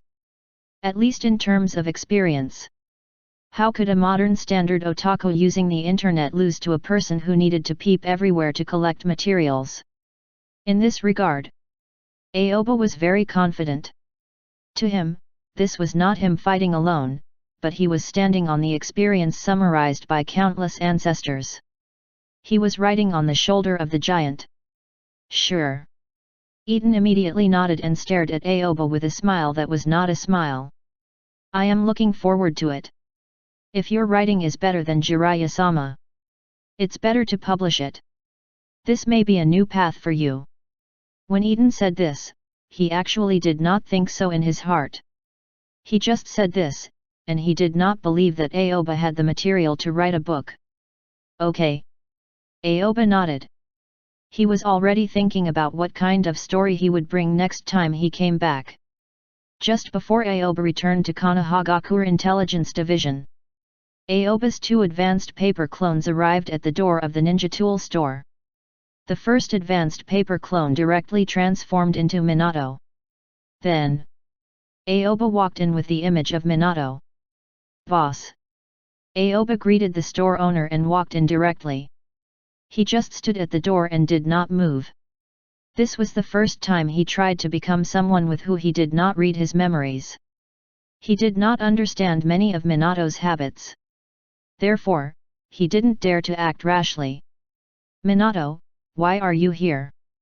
Your batch of custom-made kunao has already been ordered and hasn't arrived yet. When the store owner saw Minato, he smiled and said. I see. I was just checking. Then I will come again next time. When Aoba heard these words, he immediately turned around and left the store. Good fellow. Minato had been here before. If he forcefully bought it with Minato's identity, he would be exposed. Suddenly, Aoba ignored Minato and turned to leave. Still in such a hurry. The store owner watched as Minato walked out. Just half a month ago, he received a list. It was a batch of special kunao that Minato had custom made. The kind that could be used with paper tags and had to have 3 pointed blades. This batch of orders had already been sent to the country of Iron to be processed. It was not ready yet. When Aoba's advanced paper clone left the store, he had already realized that Minato's custom-made Flying Thunder God kunao was ordered here. He understood that he couldn't do things recklessly as Minato. A little carelessness. It could be discovered. In this way, he could only change to another person. Fortunately, Aoba had read enough memories, and there was enough in his consciousness. Suddenly, the paper on Aoba's advanced paper clone flew up and turned into other things in an instant. His whole body directly changed into another appearance. This was an ordinary genin in the village. His name was Tomoki. He didn't have much fame in the village. He belonged to the type that hadn't developed much since graduation from the ninja school. After a while, Aoba walked back into the store with Tomoki's appearance. "Hello, boss." Aoba imitated Tomoki's voice. This person was someone he had read his memories of, but he didn't know him, and he didn't know where this person was at the moment. Because of this, Aoba still wanted to end the battle quickly. He could not waste too much time. Otherwise, meeting Tomoki himself would be a very bad thing for him. "Do you want to buy anything?" The store owner had seen Tomoki before. This was not a strange face, but it was definitely not as familiar as Minato. "I want to buy blank paper tags." Aoba imitated Tomoki's voice. A bunch of question marks appeared in the store owner's head. What was going on? Were there any well-respected ninjas in the village who would start paper tags drawing course? Why was there another person who came to buy blank paper tags? "How many do you want to buy?" the store owner asked, suppressing the curiosity in his heart. "I want 50. Aoba said. He didn't care if the store owner was curious about this person. Anyway, after buying it this time, Aoba would not appear in this identity again. Of course. Nor will he appear in his own identity. If so, it will be suspected over time. 50. The store owner widened his eyes in disbelief. He could not believe what the young man in front of him had said. Heavens! This was too exaggerated. A few days ago, a young man bought 100. Now, another young man said that he wanted to buy 50 pieces. What are you doing? Did you come here to buy all my stocks? The store owner had many things to say in his heart, but he did not know where to start.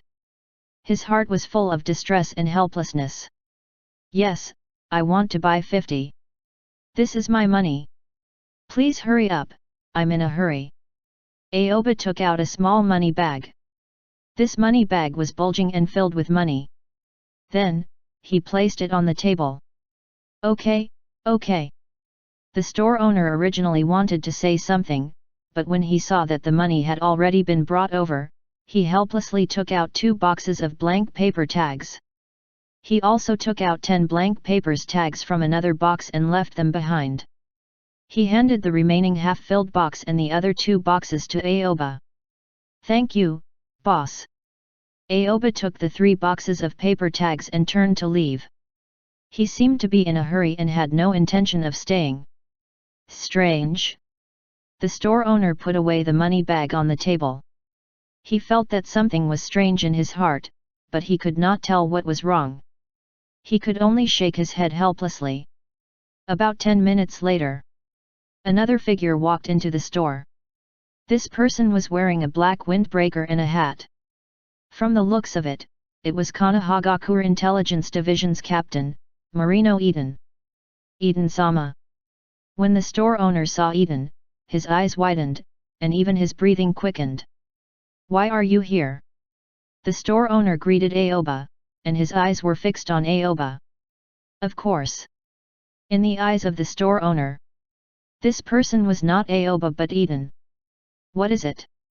Aoba imitated Eden's voice and stared at the store owner in front of him through the sunglasses. He said, Am I not welcome here? Of course not. The store owner shakes his head. He did not dare to offend Eden. I will give you another 30 explosive tags. Aoba did not waste any more time with the boss. He still had a lot of things to do. He could not waste too much time on this kind of thing. The more people saw him, the more troublesome it was. It was all about a matter of time for things like buying blank paper tags and selling the explosive tags. Aoba had his own plans in mind. Purchasing blank paper tags could be a variety of different people. That way, even if they did not return to sell, they could be considered to have failed in drawing and would not attract too much attention. After all, many blank paper tags were sold every day in the ninja tool store. However, there were not many people who could sell explosive tags. In Konoha, he was confident that only a handful of people could make explosive tags. If Aoba rashly stepped into this circle with his identity, he would definitely be remembered by many peers. In this way, it would be best for Eden to appear. In itself, Eden has the identity of Konoha Intelligence Division Captain. This had a very strong deterrent effect on the store owner, making the latter not dare to make a sound at all, and even more so, not daring to make a doubt. 30. The store owner widened his eyes, and many words that he wanted to say appeared in his heart again. Don't you want it? Aoba imitated Eden's serious tone and slightly lowered his eyes, showing a very terrifying feeling. Yes. Yes. Yes. Yes. Yes. Whoever doesn't want it? Eden-sama, I want it all. The store owner nodded repeatedly. He felt that these days were more bizarre than any other time. But he doesn't know why. Eden-sama, according to our previous agreement, 2,500 ryo for one of your explosive tags. 30 of them is 75,000 ryo. After a simple calculation, the store owner immediately took out 7 stacks of banknotes from under the counter. The last time Eden came, he did not have any banknotes in his hands. After that time, he specially exchanged some for Eden. After all, he could not give Eden so many coins every time. Here are 30 explosive tags. Aoba handed the explosive tags to the store owner, took the 7 stacks of banknotes, then put them in his bosom and left. Just as Aoba walked to the door, his footsteps suddenly stopped. You can't tell anyone that I have been here to sell explosive tags, otherwise, there was a hint of threat in Aoba's tone. He did not speak too clearly. These unclear words made it easier for people to imagine something in their minds. I understand. I understand. I understand. The store owner nodded repeatedly. He knew very well that these explosive tags were definitely not drawn by Eden. They should have been taken from the prisoners. They should not have been in his pocket, but he did not dare to say these words. The store owner watched Eden leave. Only after the latter left did he heave a sigh of relief. Has Eden-sama been interrogating some local tycoon recently? The store owner couldn't help but complain to himself, and then his neck shrank. He knew very well that it would be fine if he muttered these words to himself. He definitely couldn't say it easily. Konoha Intelligence Division, Marino Eden Office. Aoba smiled at Eden, then slowly said, Brother Eden, when I write the book that my inspiration came up with, I will show it to you. Aren't you going to borrow a book and take it back to read? Eden stared at Aoba seriously and added, in addition to Ika Ika Paradise, I have also collected many good books. I don't want to read any more. They are not as good as me. When I finish writing, I will bring them over for you. Aoba waved his hand and stood up. Brother Eden, I'm going to work. I also need to think about the plot. Then I won't send you off. Eden felt that Aoba was very good in every aspect and was usually very low-key. However, for some reason, when he mentioned writing books, he suddenly felt inexplicably confident. This made him feel a little uncomfortable. He didn't think that Aoba was arrogant. He just felt that Aoba had tarnished the classic in his heart. I look forward to your work. Eden stared at Aoba's back as he left. The expectation he spoke of was not really expectation. What he wanted to express was that he wanted to see what Aoba would look like after he took out his work. Okay.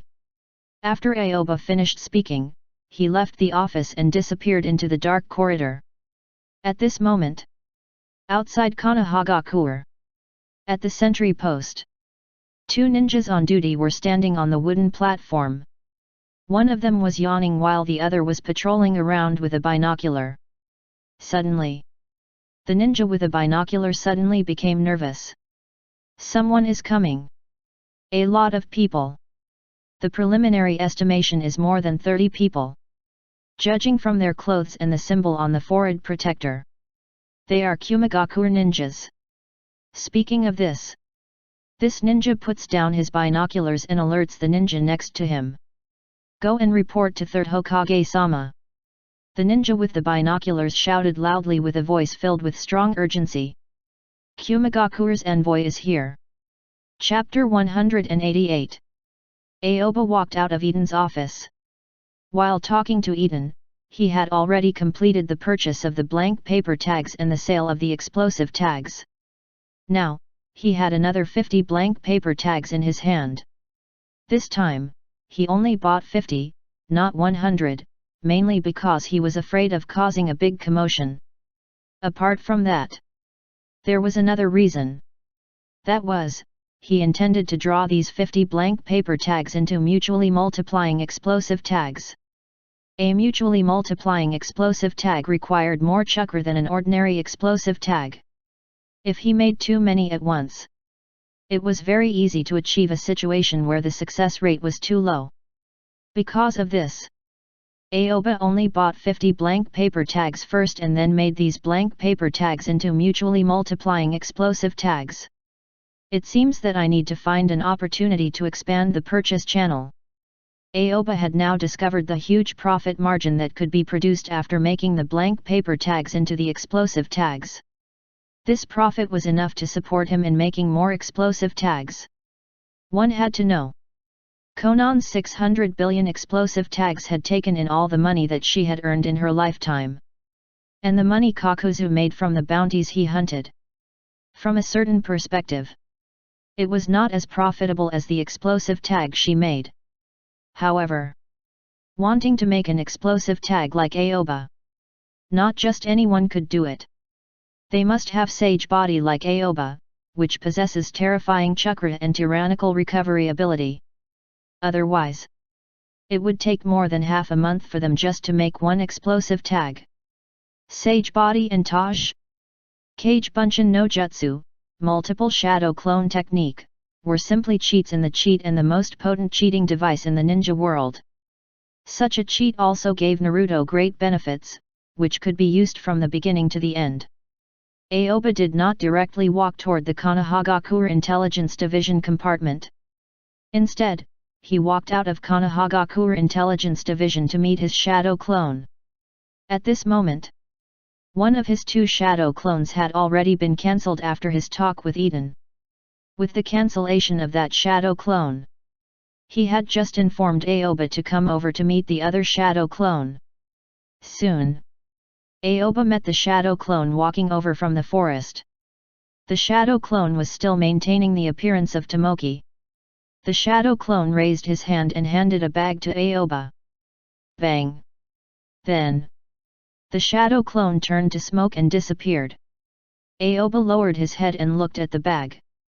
After the shadow clone was cancelled, he knew that the bag contained 50 blank papers tags and 75,000 ryo. Then, Aoba turned around and walked directly into the forest. He walked all the way to a very deep place. Then, he immediately began to form seals with his hands. Taj Kage Bunshin no Jutsu, multiple shadow clone technique. Aoba immediately used Taj Kage Bunshin no Jutsu, multiple shadow clone technique, and 1,000 shadow clones appeared beside him. During this period of time, Aoba had never summoned so many shadow clones. It had always been a small number of shadow clones. They were either reading or drawing paper tags. This time, he summoned 1,000 shadow clones. In an instant, a sea of people appeared in front of him. Let's begin. Aoba nodded at these shadow clones, then turned around and left. The moment he turned around, pieces of paper flew up behind him. He disguised this place through Kami no Shishin no Jutsu, paper person of God technique. This time, Aoba did not continue to draw explosive tags. This thing could only be drawn once in a while. Even though he wouldn't feel tired from the shadow clone drawing it, the experience brought by the shadow clone would still shock his mind. In addition, after reading the books that Minato had sent over, he hadn't had the time to digest them properly. He felt that he needed to use these shadow clones to seriously think about the sealing techniques, and also study the method to make seal symbols. After Aoba finished arranging these shadow clones, he immediately returned to Konohagakure Intelligence Division. I haven't been to Ramen Ichiraku for a while. I don't know if Minato has sent a new book over. I suddenly feel like I don't have enough time. I'm gradually getting busy. Aoba smiled slightly. His smile was very satisfied. He was a person who liked a quiet life.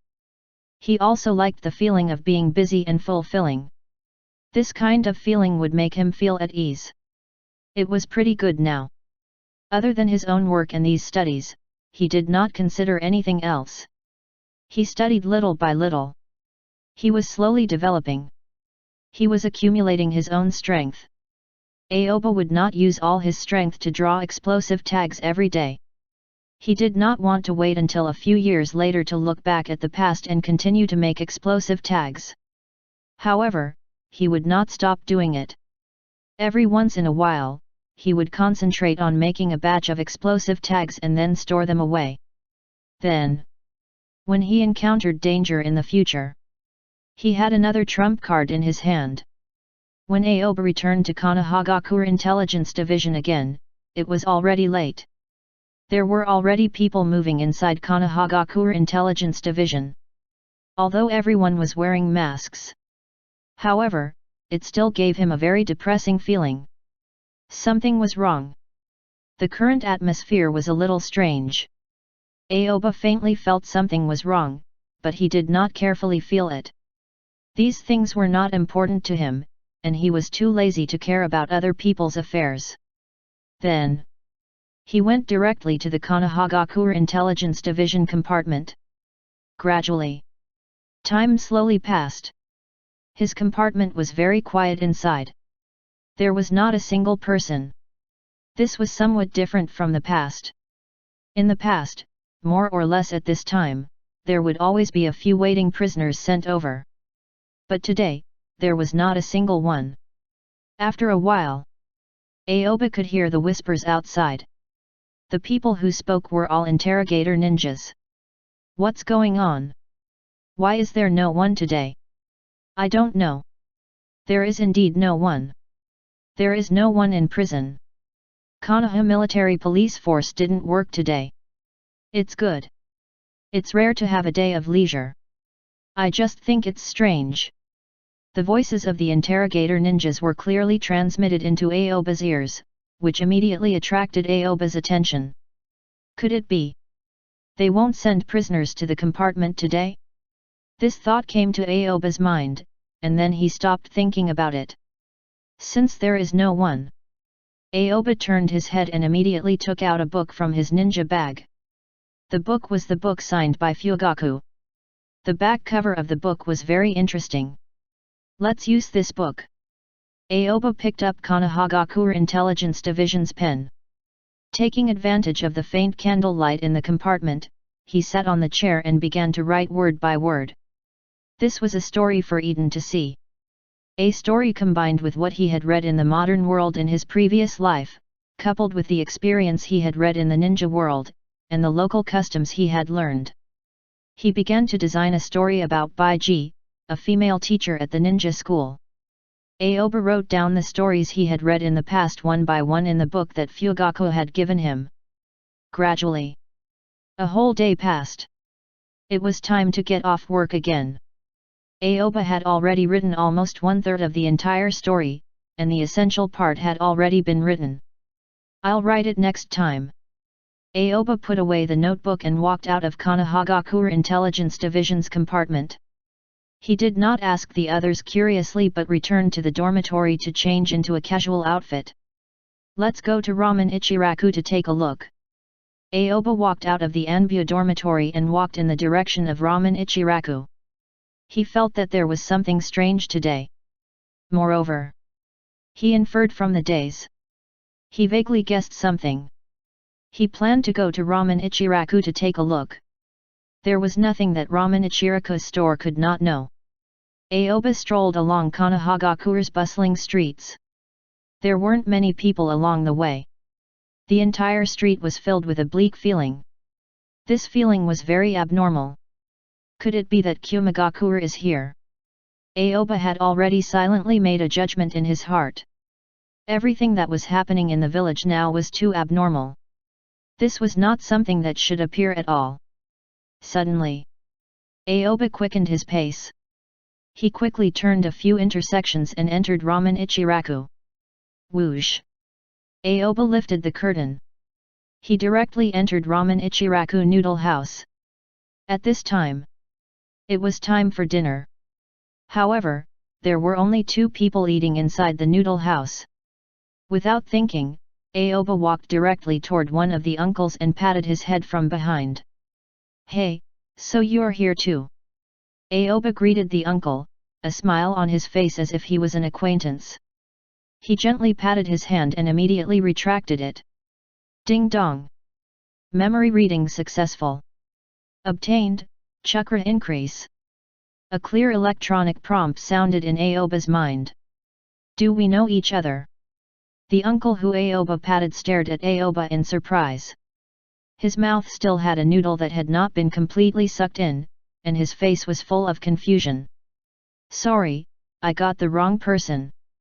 Aoba immediately bowed to the uncle, then quickly hid in a corner and looked at Tuki. At this moment, Tuki was also staring at Aoba. His slightly narrowed eyes seemed to be puzzled by Aoba's behavior. Brother Tuki, give me a bowl of ramen. Aoba waved at Tuki. Then, he held his chin with both hands and closed his eyes, showing an exhausted expression. I am so tired today. I am so tired that my eyes are blurred. It is really. Aoba said to himself with his eyes closed. His words seemed to be for himself, but it was for Tuki and the uncle he had patted. Okay. Tuki took a deep look at Aoba and did not say anything else. He directly began to cook ramen for Aoba. After witnessing Aoba's tired look, the uncle who Aoba had patted just now did not continue to pursue this matter and continued to eat the ramen in his bowl. Aoba maintained his posture. He had already begun to read the memories of this uncle. He didn't need to spend too much time. All he needed to know was what had recently happened. In just a few seconds, Aoba understood what had happened. Kumagakure was here. They had arrived at Konohagakure this morning. They should be negotiating in the Hokage's office now. It was for this reason. Konoha military police force had already informed the village residents to return home to hide for the time being. No one knew if there would be a sudden war. After reading that uncle's memories, Aoba immediately understood the general course of events. Looks like Konohagakure has reached a critical time point. Aoba silently stayed where he was. He did not say anything, but he knew that third Hokage Hiruzen's choice would affect the subsequent course of history. Whether it was according to the method he suggested to Minato to unite with Iwagakure or to give Kumagakure benefits, he wondered if the talk with the Kumagakure people would lead to the early occurrence of the Third Ninja World War. This will affect the subsequent development of things. However, Aoba felt that if the third Hokage chose to compromise, that would not be a good idea at all. If you seek peace through struggle, peace will go on. If you seek peace through compromise, peace will be gone. If Konohagakure were willing to tolerate it, it would only make more people in the ninja world think that Konohagakure was easy to bully. Of course, In Aoba's opinion, the Third Ninja World War was already an inevitable trend, and it was simply unavoidable. The 5 great ninja village forces were already seriously out of balance. This war was inevitable. It was necessary to have a war and then reshuffle the cards to obtain the subsequent peace. According to the historical trajectory he knows, after the Third Ninja World War, the ninja world would enter a very long period of peace. There would be some friction between the various great ninja villages, but it would not rise to the height of the war. It was the so-called unbreakable. It might not be a bad thing for this war that was bound to happen to end quickly. Thinking of this, Aoba's heart began to shift a bit. That's right. If war will definitely happen, then why not let it come earlier? Of course. He only hoped so much and would not take the initiative to do anything that would add fuel to the fire. There was no need to do it. You must believe in the third Hokage. As long as the third Hokage performed usually, the war would come as soon as possible. The ramen is ready. At this time, Tuka held a bowl of hot ramen and placed it in front of Aoba. Thank you, brother Tuki. Aoba looked at the steaming hot ramen in front of him. He picked up his chopsticks and began to eat. In an instant, the rich soup made his mood improve. Right, Aoba, I almost forgot. Just as Tuki was about to turn back to continue cooking ramen, he immediately stopped. With a serious face, he narrowed his eyes and stared at Aoba. Minato sent you another big box. It has been left here for several days. Remember to take it later. Tuka said slowly. Okay. Aoba immediately nodded. After knowing that it was a book from Minato, a trace of warmth arose in his heart. It had to be said. Minato was really a good friend. Half an hour later, when Aoba finished eating the ramen, there was no one else in Ramen Ichiraku. He picked up the box that Tuka had taken out for him. He added Kij, Gan no Jutsu, ultra-lightweight rock technique, to the box, causing the weight of the box to disappear. Then, he used the transformation jutsu and Kami no Shishin no Jutsu, paper person of God technique, to change the box into the appearance of an umbrella.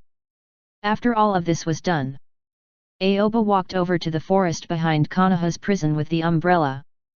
No one paid attention to him during the whole process. Now a moment of crisis has come in Konohagakure. Almost everyone in the village focused their attention on the direction of the Hokage office, waiting for the result that might be brought back. However, Aoba did not rush and maintained his cautious state. When he walked toward the forest behind Konoha's prison, he had already opened all his perceptions. A terrifying perception range instantly spread out with Aoba as the center. Aoba's perception range came from Sage Body. The perception range was extremely wide. All of a sudden, in the forest in the south of Konoha's prison, Aoba sensed the aura of several people. Hey! Aoba was stunned for a moment. He never thought that there would be an unexpected discovery at this time. Then, Aoba retracted his perception that was spreading out in all directions. He concentrated all of his mental strength to control his perception and investigate the south. 1, 2, 3, 12 of them.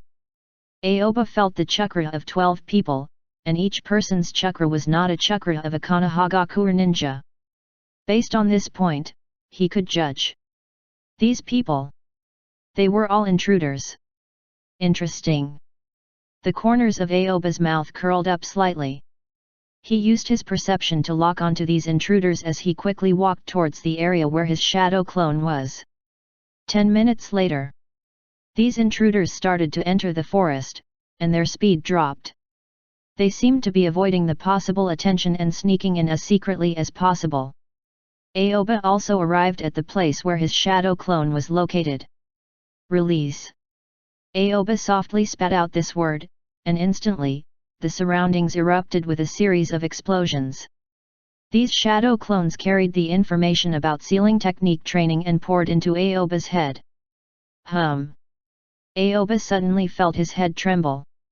After Aoba withdrew his shadow clone, his whole body returned to its normal state after a while, and the consumed chakra was recovering at an extremely fast speed. These people. It was at this time Aoba's attention perceived the direction the 12 intruders were moving in. They were shuttling through the forest not far from him. According to the direction of their path, Aoba accurately determined the final destination of these intruders. The Hyuga clan place. They are actually staring at the Hyuga clan Byakugan. A hint of coldness flashed in Aoba's eyes, whether after he came to the ninja world or when he watched Naruto anime in the past. He had never had any good feelings for Kyumigakuer. These people had repeatedly tried to steal Byakugan. This kind of behavior, Aoba couldn't bear to see it. I don't like to meddle in other people's business, but I don't like to see you, Kyumigakuer ninjas, steal Byakugan under my nose. If I didn't see it, then forget it. Now that I see it, let me send you guys on your way. As Aoba spoke, his figure flashed, and he quickly rushed in the direction of the 12 Kyumigakuer ninjas. This operation had nothing to do with the village, and it had nothing to do with the Hyuga clan. He just couldn't stand Kyumigakuer's behavior. No matter what was said, there was bound to be a war between Kyumigakuer and Konohagakuer. Then let's kill a few first to fill our stomachs. Aoba was not willing to go to the battlefield. Even if there were a war between the two villages, he would not go to the front line. However, the other party had already sneaked under his nose. He could not pretend that he did not see it. Chapter 189. Aoba was a very cautious person. He did not like to be disturbed by others in his quiet life. In fact, if these Kyumigakuer intruders were only Konohagakuer's ninjas, he would not meddle in other people's business. He would even avoid this place. He did not want to be involved. He did not have any opinion about the upcoming Third Ninja World War. That was something that would definitely happen. If it happened earlier or later, it would not affect him. Instead, he would not go to the battlefield. He just liked to grow in Konohagakuer Intelligence Division quietly. And bit by bit accumulated his own strength. Even if he only drew explosive tags and learned some experience from other memories, this was a step at a time accumulation for him. However, in the face of these Kyumigakuer intruders, Aoba was still quite unhappy in his heart. It could be said that there was no end to it. Were they only willing to give up until they stole a Byakugan? What kind of character was this? Even though Aoba was very cautious and liked to avoid trouble when he encountered something, this did not mean that he was afraid. These Kyumigakuer ninjas, they had already provoked him. Things like flies. Aoba took out Anbu's cat-faced mask from his ninja bag and put it on his face. His temperament suddenly changed. The sky gradually darkened. Aoba seemed to merge with the night, giving people a feeling of nothingness. If they did not look carefully, they would not have been able to see him. It was almost impossible to sense his existence. Instantly, Aoba's figure flashed and disappeared. There was no sound. There was no figure. Aoba quickly and quietly shuttles through the forest like a hunter in the night. On the other side of the forest, 12 figures shuttled through the woods lightly and jumped around on the branches like fleas. Their movements were very light. They did not make any sound as much as possible. But there would still be normal sounds. Stop! At this time, the leader of the ninjas raised his hand. Because it was dark, it was difficult to see his facial features. Now, let's arrange a plan. As the ninja spoke, he jumped from the branch to the ground in a flash. The rest of the ninjas followed him and formed a circle. Right now, we have 3 teams. The first team is responsible for observing and keeping an eye on the movements of the Hyuga clan and transmitting information at any time. The second team is responsible for making a ruckus in front of the main entrance and attracting the attention of the Hyuga clan. The third team will directly sneak into the Hyuga clan and quickly find the target. It is best to find a little girl. The younger, the better. All of you, do you hear me clearly? This ninja said. He was captain, the leader of the 3 Chunin ninja teams. He was the overall leader of this mission. Yes. These Kumagakure ninjas nodded simultaneously, indicating that they understood his words. For a moment, everyone had a grave expression on their faces. They all knew. The mission was about to begin. This mission is very important. For the sake of our village, we need to sacrifice ourselves when we have no other choice. I hope everyone can come back alive. The Chunin ninja team leader said seriously. As he spoke, his gaze swept across everyone's faces and looked at everyone. Yes. These ninjas nodded at the same time. When they received this mission, they were already mentally prepared for sacrifice. The mission this time was not a mission for them alone or as a team. It was the entire mission for Kumagakure. For Kumagakure, a certain sacrifice was necessary. They had already thought it through very clearly. They were all ninjas with ideological awareness and did not care about personal gains and losses. I will emphasize it again. Hari-sama has tried his best to attract the attention of Konohagakure's top combat strength. This mission is our best chance. This leader's face was extremely serious. When he said this, his voice paused slightly. After that, he said in a more dignified and steady voice. Only success is allowed. Failure is not allowed. Understood. These ninjas nodded in unison again. Their emotions and fighting spirit had been ignited and driven by these conversations. Everyone was ready to fight. Move. The leader saw that everyone's emotions had been mostly adjusted and nodded slowly. Captain, wait, what is that? However, just at this time, a Kumagakure ninja raised his hand and pointed at a white shadow that appeared silently above their head. All of a sudden, the Kumagakure ninjas all focused their attention in the direction that the person pointed. In their line of sight, there was a paper crane. It was flapping its wings and flying next to them. There was a small black circle drawn on the head of this paper crane. It looked like an eye staring at them. This sudden scene shocked the ninjas. They felt a chill run down their spines. This is... Wait. Look above our heads. There is a problem here. Quick. All of a sudden, the 12 Kumagakure's ninjas suddenly raised their heads. The scene in front of them completely shocked them. The originally dark sky above the forest was now densely packed with white paper cranes. Each paper crane had a black circle on its head. It looked like they had eyes. At a glance, it was endless. Those paper cranes seemed to cover the entire sky. What is going on? The eyes of the leader instantly widened. He had been observing the surroundings just now and did not feel any chakra fluctuation, nor did he notice that something abnormal had appeared. Just before he said a word, and was still standing on the branch, he was 100% sure that there was absolutely no paper crane here. Then, when did these paper cranes appear? And how did they appear? A large number of question marks appeared on the heads of these ninjas. At the same time, goosebumps rose all over their bodies, filling their hearts with chills. There's something wrong with this forest. We can't stay here any longer. Let's go. Hurry up and leave. All of you, hurry up and leave. The leader shouted at the top of his lungs.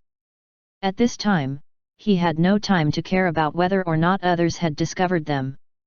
This place was too strange. If they continued to stay here, even if nothing happened, he would be scared half to death. At that time, there would be no way to complete the mission. Swish! In a split second, these Kumagakure ninjas immediately got up and prepared to leave this strange forest. But at this time, all of the paper cranes in the sky suddenly moved. Normally speaking, these paper cranes flapped their wings at a fixed rhythm to move. But at this time, these paper cranes all stopped flapping their wings and maintained their fixed appearance. All of their heads stared at Kumagakure's ninjas. This sudden turn of events. It immediately attracted the attention of all Kumagakure ninjas. Instantly, all of their hairs stood on end. After that, the wings of these paper cranes raised, and the color of the paper suddenly changed from milky white to bluish white. The bodies of the paper cranes began to shine under the moonlight. Run! When the leader saw this scene, he immediately roared hysterically. He smelled death on the paper cranes that flashed with cold light. That was no longer paper. Those were all blades. After this sudden change, the paper cranes that filled the sky had changed from paper to a blade. For a moment, these folded paper cranes, they had already turned into sharp blades under the moonlight. Just as this leader shouted out the last sentence, the paper cranes that filled the sky instantly rushed towards the 12 ninjas from all directions at an extremely fast speed. The speed was extremely fast. The number was also huge. There was no way to avoid it. They couldn't even block it. Swish! Swish! Swish! Swish! Swish! Swish! Swish! Swish! Swish! Swish! Swish! Swish! The sound of something breaking through the air resounded in this area. These paper cranes carried sharp wings as they crazily charged toward these 12 ninjas. In an instant, blood splattered all over the ground. Flesh and blood flew everywhere, and limbs fell everywhere. In just a few breaths of time, these 12 ninjas seemed to have fallen into a meat grinder, falling into a pool of blood, and even their completed bodies could not be seen. Of course, every ninja, a head was left behind. The expressions on their heads were almost the same. Their faces were pale and filled with fear. Their eyes were wide open and were filled with disbelief. Their pupils were slightly unfocused because they could not believe what they had seen before they died. The paper crane in the sky flapped its wings again.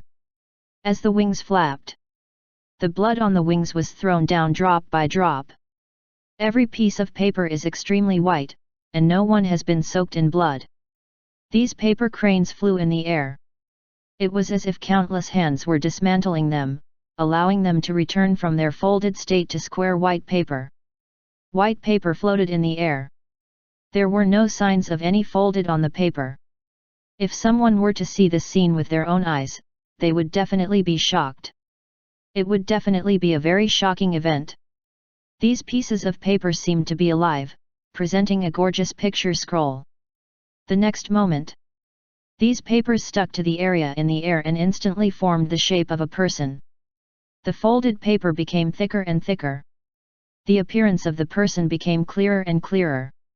Until the last piece of paper was pasted on that person's body. Only then does a figure wearing Anbu's clothes and a cat face mask appear. This person's feet were in the air. It was as if there was no weight. A pair of indifferent and cold eyes focused on the pool of blood below through the peephole of the cat face mask. "Can you run?" Aoba said to himself. He stared at the incomplete corpse in the pool of blood, and there was no joy or sadness in his tone. These words. Those Kumagakure ninjas could no longer hear him. They did not know if the person who killed them was a human or a ghost. They did not even see him. Aoba's body slowly fell down, but there was still a small distance between him and the ground. Now he was more and more proficient in controlling Kij, Gan no Jutsu, ultra-lightweight rock technique, and he could freely control the weight of his body to fly up and down. This feeling was like swimming. It was just that others were swimming in the water, and Aoba was swimming in the air. Aoba kept a distance from the blood on the ground and then came to the heads of these corpses. He stretched out his right hand.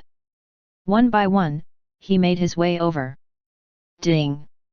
The sound of electronic prompts kept ringing in Aoba's head, and he received one ninjutsu after another. But the rank of this ninjutsu was not high. There was also a portion that he had repeatedly obtained, but it only increased his proficiency. 3 Chunin and 9 Genin level ninjas. Even with Harry attracting Konoha's attention, they still dare to barge into Konoha to capture a Hyuga clansman. Isn't this too arrogant? A hint of disdain flashed through Aoba's cold eyes. With this kind of fighting strength, if they really sneaked into the Hyuga clan, they would still be ruthlessly killed by the Hyuga's 8 trigrams palm. Only. At that time, the Kumigakura leader, who was negotiating, had more authority to speak. Thinking of this, Aoba was unable to distinguish between them. Was this Harry trying to seize the opportunity to kidnap a girl with Byakugan? Or did he want to send these people to their deaths to give Kumigakura a chance to raise the price or attack Konohagakure? Or there were both. It would be best if they could get the girl with Byakugan. If they didn't get it, they could take the opportunity to show their might to Konohagakure. Aoba nodded slowly. He felt that this explanation was the most reasonable.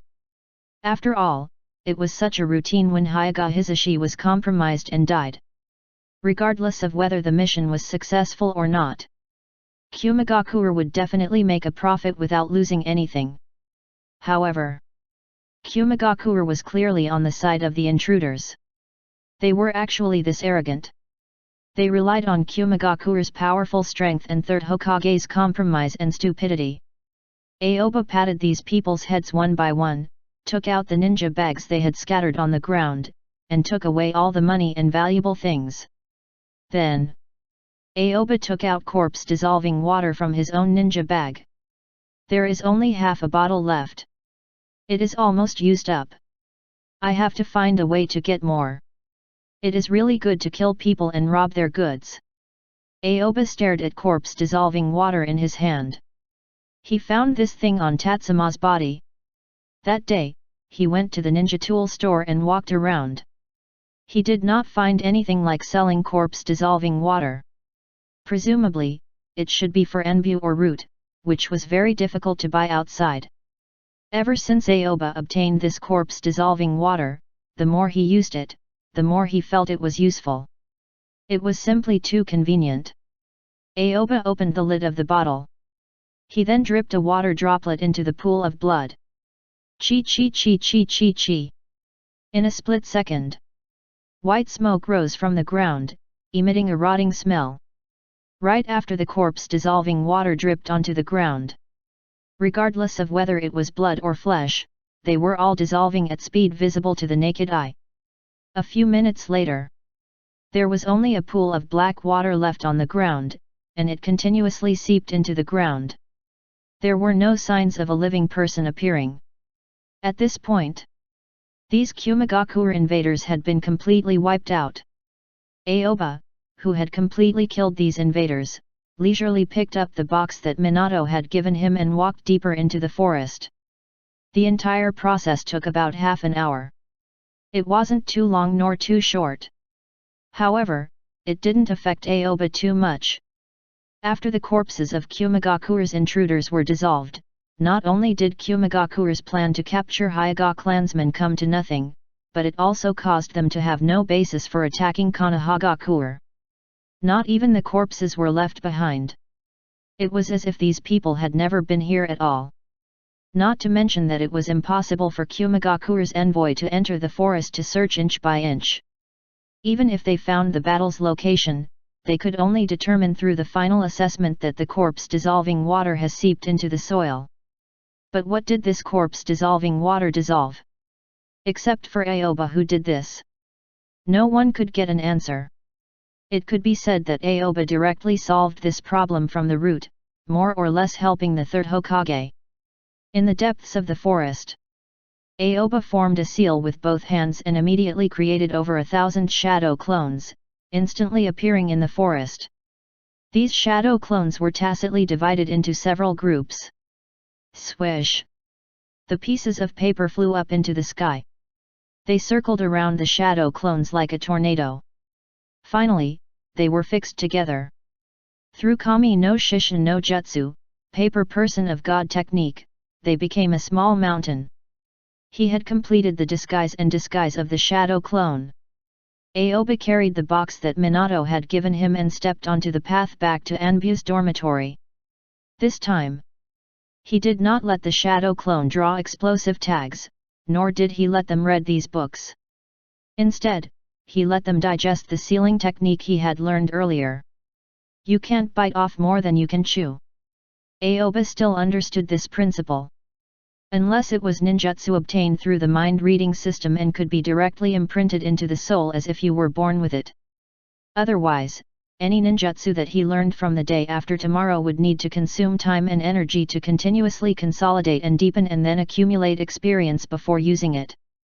Aoba was not that impatient. Compared to running fast, he was more willing to walk steadily step by step. This time, he had to read the books that Minato brought over slowly. Aoba was very clear. As long as he could stabilize the situation in the ninja world, he had a lot of time to accumulate his own strength so that he could face the possible situations in the future more calmly. After Aoba returned to the Anbu dormitory, he placed the box filled with books next to the bed. Then, he jumped up and directly laid on the iron bed. Let me see what tricks you Kumigakure ninjas are up to. Aoba slowly closed his eyes and pressed his hand on his temple. In an instant, scenes after scenes appeared in his mind. It was as if he was watching a movie. He then carefully checked the memories of the 12 Kumigakure invaders. Chapter 190. Gradually, time ticked by. This time, to check the memories, Aoba did not use Taj Kage Bunshin no Jutsu, multiple shadow clone technique. Instead, he went to read it personally. It had been a long time since he had personally gone to investigate. Even though using the shadow clone to do things was still his own will, and it would make the same choice whenever it encountered something, there was still a time difference. He had to wait until these shadow clones returned to his body before he could know what information they had obtained. Because of this time, Aoba personally came to check it. He also wanted to know what task Kumigakure had assigned this time. After a while, Aoba opened his eyes. He had already finished flipping through the recent memories of these people. Just now, he used the shortest amount of time to check out the recent memories of these Kumigakure ninjas, the memories of this mission, as well as their life experiences, and so on. Aoba had yet to dig deep into them. These people have been treated like chess pieces and don't even know about it. Aoba couldn't help but silently sigh. The contents of these Kumigakure invaders' missions were all similar. It was that they were doing a very important thing for the village. They wanted to go deep into Konohagakure and capture a girl of the Hyuga clan so that Kumigakure could have Byakugan.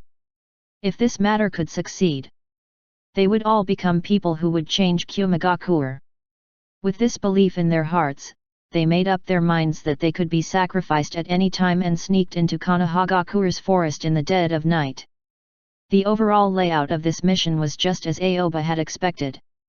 If their mission failed, then they must create a commotion and say that the Hyuga clan had killed some people of Kumigakure's envoy group. As a result, Harry, who was negotiating in the Hokage office, could have something to say. It was just the arrangement of this multiple choice, they were not aware of it, and they were not the means to cause Kumigakure to put pressure on Konohagakure. Not to mention that this task has the next step. Among the 12 people, only the ninja who took the lead knew. This was also when Aoba was carefully reading the leader's memories and found that he had received a secret order from Harry. Interesting. The corners of Aoba's mouth curled up slightly. He increasingly felt that the function of the mind-reading system was too powerful. If he hasn't had the mind-reading system, even if he had the same strength and situation as he was now, even if he killed all the people of Kumigakure's intruder team, he would never have guessed that this mission was not a one-off. There was actually a backup. That was, there was still an elite ninja team outside the barrier to the east of Konohagakure. This ninja team was made up of 1 Jonin team and 3 Chunin. TL note, a Jonin team is composed of 1 Jonin and 3 Genins like in the anime. At this moment, they were waiting for the Chunin ninja leading the team to send a signal. If Kumagakure's invaders successfully took away a girl from the Hyuga clan and did not suffer any injuries or casualties, they would protect these ninjas back to Kumagakure. At that time, their goal had already been achieved. All they needed to do was to let Konohagakure make some more blood loss compensation. There was no need to fight anymore. The ultimate goal of fighting had already been achieved. However, if the mission of these Kumagakure intruders failed, these people did not successfully kidnap the girls of the Hyuga clan, then the Chunin ninja leading the team would order his team to fight with the Hyuga clan and use a bomb to completely detonate the matter. This would also inform the elite ninja team waiting outside through this bomb as the signal. After the elite ninja team received the signal, they would immediately enter Konohagakure through the barrier gap opened in the east. They would enter through the forest and sneak into the Hyuga clan. At that time, both Hyuga and Konohagakure would be in chaos. No one would have thought that there would be an even stronger intruder team after this intruder team. The experts of the Hyuga clan were bound to be attracted by the noise in front of them, which would definitely cause the rear to be empty. This elite ninja team could take advantage of this opportunity to take away a girl from the Hyuga clan. After all of this was done, not only could Kumagakure obtain a girl from the Hyuga clan, but they could also use the Hyuga clan killing a member of the envoy group to attack Konohagakure. Good. Seconds. This Harry really surprises me. As expected of someone who can control Kumagakure Anbu. Anbu's leader is really not a piece of cake. Aoba couldn't help but sigh. If he hadn't read the memory of the intruder, he wouldn't have been able to find out. But there was one more point that Aoba didn't know. If the elite ninja team found that the intruder team didn't send the signal and didn't return for a long time, what would they do? These contents were not in their memory. However, Aoba believed Harry would definitely have his own arrangements. He was the only one who knew what kind of mission the elite ninja team was carrying. So annoying. You Kumagakure ninjas are jumping over our Konohagakure's head. Anyway, I have nothing to do now. Then let's do the good thing to the end. When Aoba thought of this, he directly got up from the iron bed in Anbu's dormitory. He put on Anbu's ninja clothes again and the cat face mask. He opened the door of his room and walked out along the dark corridor. If this was an internal matter of Konohagakure, for example, it was a direct battle between the remnants of the old era and Danzo or the conspiracy between Danzo and Uchiha, then he wouldn't care. If he were to participate in such matters, there would be more and more troubles. This was a very simple standpoint problem. For example, inside Konohagakure Intelligence Division, his position was only for himself, and he would not care what kind of conflict the other Konohagakure Intelligence Division ninjas had. But if it rises among various divisions, then his position was in the Konohagakure Intelligence Division side. He could not let others point at Konohagakure Intelligence Division, even if it causes conflict with other divisions. Now that it involved matters between villages, his position was on Konohagakure. Kumagakure ninjas invade Konohagakure. From a certain point of view, they were in the safe zone of Aoba. Of course, Aoba did not feel any pressure at all when dealing with the people from the outside village. No matter how much Harry suspected, no matter how certain the other party was in his heart, he could only confirm that it was Konohagakure's people who did it. As for who it was exactly, that was impossible to guess. When that time came, the tall one would take the blame. Kumagakure ninja would put the blame on Danzo. In short, then there was no need for Aoba. Aoba directly walked out of Anbu's dormitory. He did not directly walk towards the place where the elite ninja team in the east of Konohagakure was arranged. Instead, he returned to the area where he had arranged the shadow clone. Right now, he only had 1/1000th of his chakra. This was too dangerous. Aoba was a very cautious person. Even when he was playing games, as long as he was not in the best condition, he had to first recover to the best condition before he could fight. If low HP players took the initiative to rush in, wasn't that giving away their heads? If the game was like this, let alone this bloody ninja world. If there was a slight situation of underestimating the enemy, it was very likely that it would be completely irreversible. Aoba did not want to fail miserably in such an incident after staying in Konohagakure Intelligence Division for more than a year. 10 minutes later, Aoba arrived at the area where Kami no Shishin no Jutsu, paper person of God technique, was. He stretched out his right hand and made a grabbing motion, instantly cancelling all the clones. Release. Aoba indifferently spat out a single word. Instantly, the sound of explosions rang out in the surroundings, and all the clones' chakra that had just been released returned to his body. All of a sudden, Aoba's condition had recovered to around 70 to 80%. After Aoba withdrew all of his shadow clones into his body, the pores all over his body seemed to be breathing. The energy in the forest continuously drilled into his body. Now, Aoba was recovering the chakra in his body at a terrifying speed. Next is the time for the game. The corner of Aoba's mouth behind the cat-faced mask slightly curved into a crafty arc. His figure jumped up, and his whole body was light as a feather, rushing towards the east direction. Swish swish. As Aoba's body shuttled through the forest, there was the sound of pieces of paper flying in the air, and then his entire body disappeared. Konohagakure. Outside the eastern barrier, 7 dark-skinned Kumagakure ninjas stood under the tree. One of the ninjas had a muscular body. From his exposed arms, one could see his thick muscles, which were even thicker than the thighs of an ordinary person. Why haven't they moved yet? The tall and sturdy ninja said with a frown. His arms were crossed in front of his chest, and his entire body gave off an extremely serious feeling. Gasui-sama, let's not rush for now. Let's wait and see, maybe the signal will be sent soon. An old man among these people said. Could it be that the entire army was wiped out without even sending the signal? The tall and sturdy ninja called Gasui sneered and shook his head. No, no, maybe they can still complete the task. The old man said with a smile. Only you believe this. Gasui shook his head.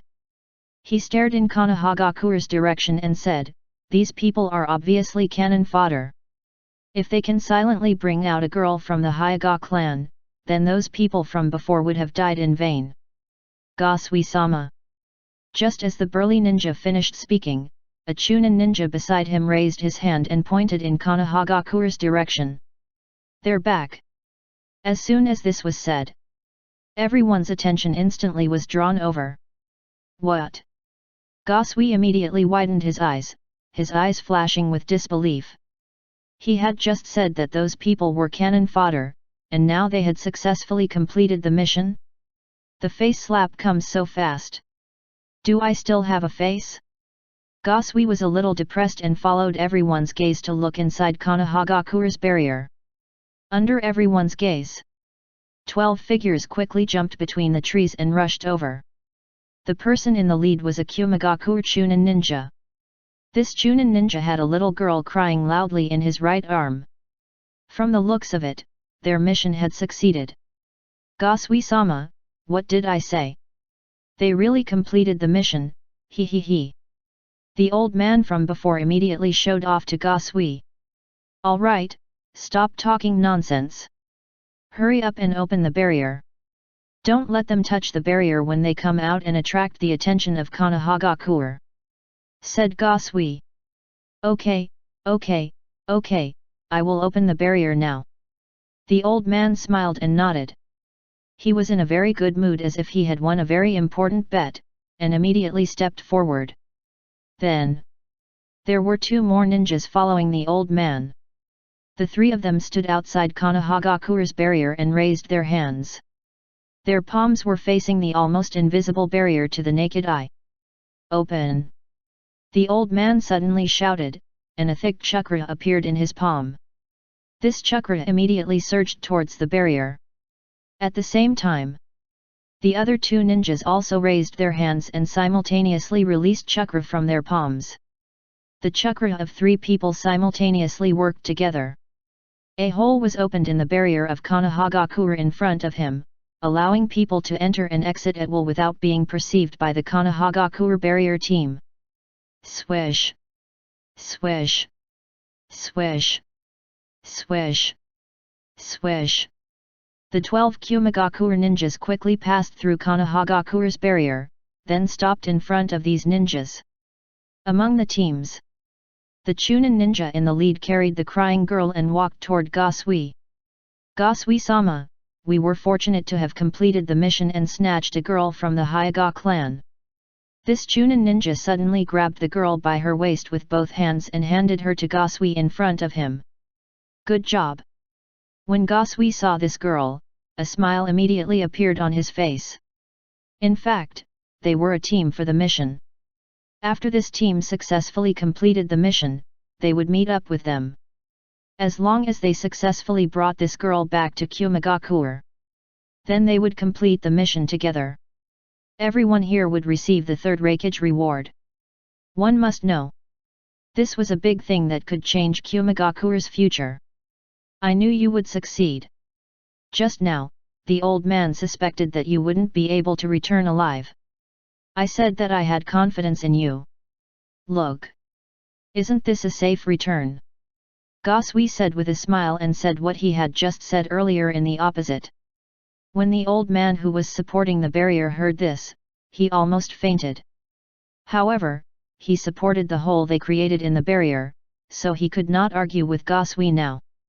After Gasui finished this sentence, he raised his hands and grabbed the girl handed over to him.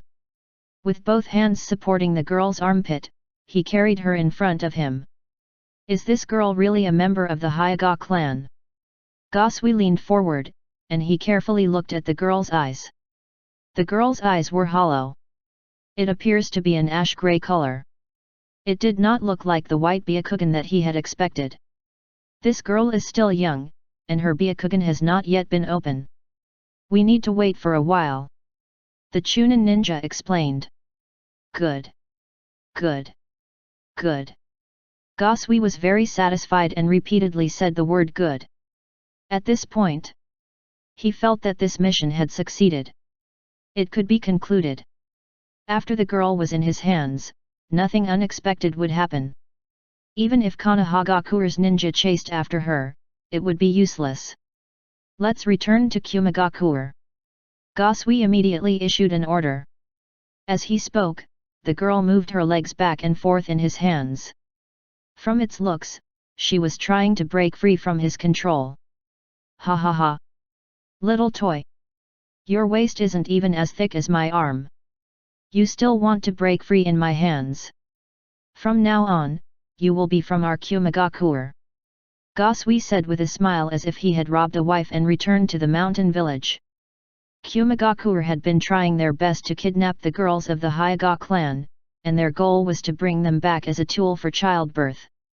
This went on for a long time. Kumagakure had a Hyuga clan of theirs. This way, they could solve the problem of this bloodline from the root. It was far more suitable than just stealing a pair of eyes. After all, a pair of eyes can only change one person. But a girl can change a clan. Ha ha ha ha ha. Along with Gasui's words, the surrounding Kumagakure ninjas all burst into laughter. The laughter sounded very strange, as if everyone was happy about this matter. They didn't know if he was stimulated by the laughter. At this time, the shaking of the girl's body became even stronger. The raised foot seemed to be about to kick Gasui's neck. Little toy! You still want to kick me? The point is, what's the use of you kicking me? Just this bit of strength of yours. It doesn't even feel like tickling me. The smile on Gasui's face became even more brilliant.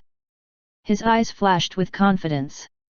As Kumagakure's Jonin ninja, as long as he used the lightning ninjutsu, the hardness of his muscles, even a kunao could only scratch the surface of his skin. Woo! After hearing what Gasui said, the girl in his hand suddenly cried loudly, her legs shaking even more intensely as if she wanted to kick his neck. Okay, okay, okay, I'll let you kick me. This should be okay. Gosui carried the little girl in front of him, and the distance between the two became much closer, just enough for the little girl to kick his chest. Such a scene. It also attracted the Kumagakure ninjas' attention. Especially the three genin who were beside Gosui, their faces all revealed a faint smile. In their eyes, Gosui was just playing with a child. However, in the next scene, this caused everyone to widen their eyes, unable to believe what they saw. The little girl that Gosui was holding with both hands, under the intense struggle, kicked toward Gosui's chest. This kick was a bit off.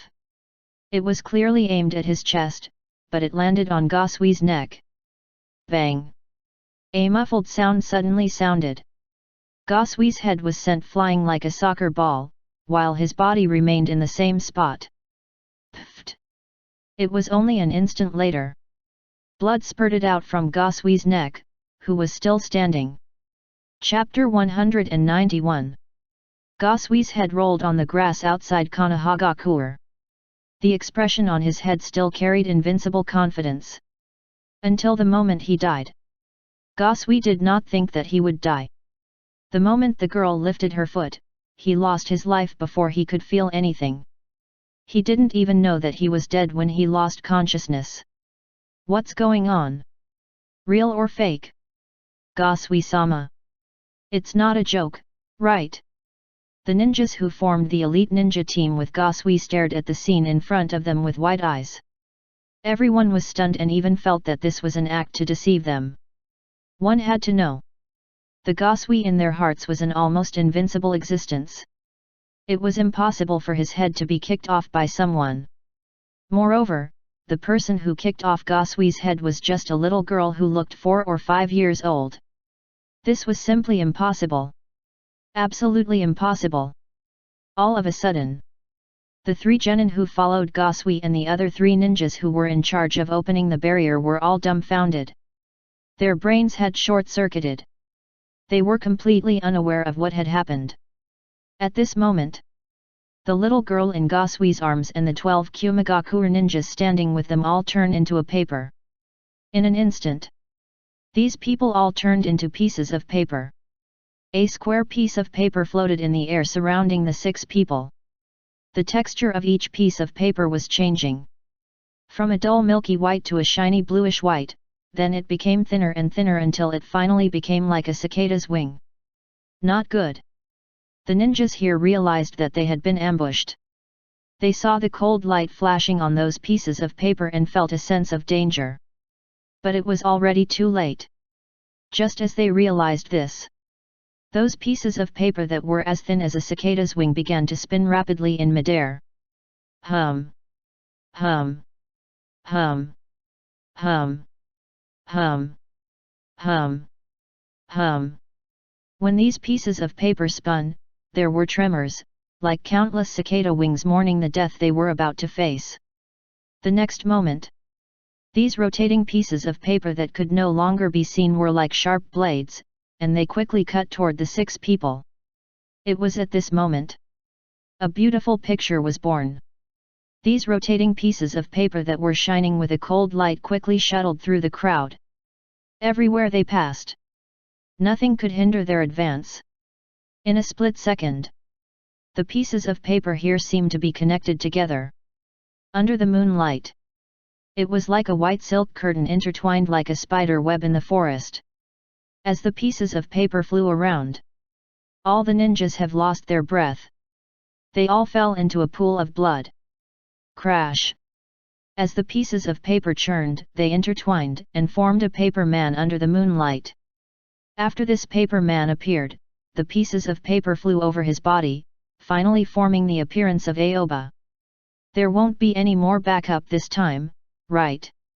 Aoba's face was hidden behind the mask, and his eyes were focused on the head of Gosui, who had rolled far away. He was ready to read Gosui's memory. But before he read it, he already had a rough guess. These people should be the backup plan that Harry had set up. After all, the group in front. They could attack or defend. No matter if they successfully captured Hyuga clan clansmen or died in the hands of the Hyuga clan, they could all contribute. But the team of elite ninjas in the back was a backup arrangement for the intruders in front. As for arranging more, it shouldn't be. From the memory of the Chunin leader, Aoba already knew some information about Gosui. This Gosui was very strong. In Kumagakur, he was an elite jonin. His current strength was not inferior to Doroi, who had come to Konohagakur before. Although he wasn't as abnormal as the third Raikage, he was still one of the strongest among the Jonin ninjas. It was precisely because of Gosui's strength. Harry gave this important task to Gosui. Any ordinary Konoha Jonin could not be a match for Gosui. It was precisely because Aoba had known about this beforehand that he had used his shadow clone and advanced paper clones method to disguise himself as the 12 Kumagakur intruders. Of course, it was not just 12 people. There was also a little girl from the Hyuga clan. When this little girl kicked out, it was also the moment when Gosui was the most careless and could get close to him.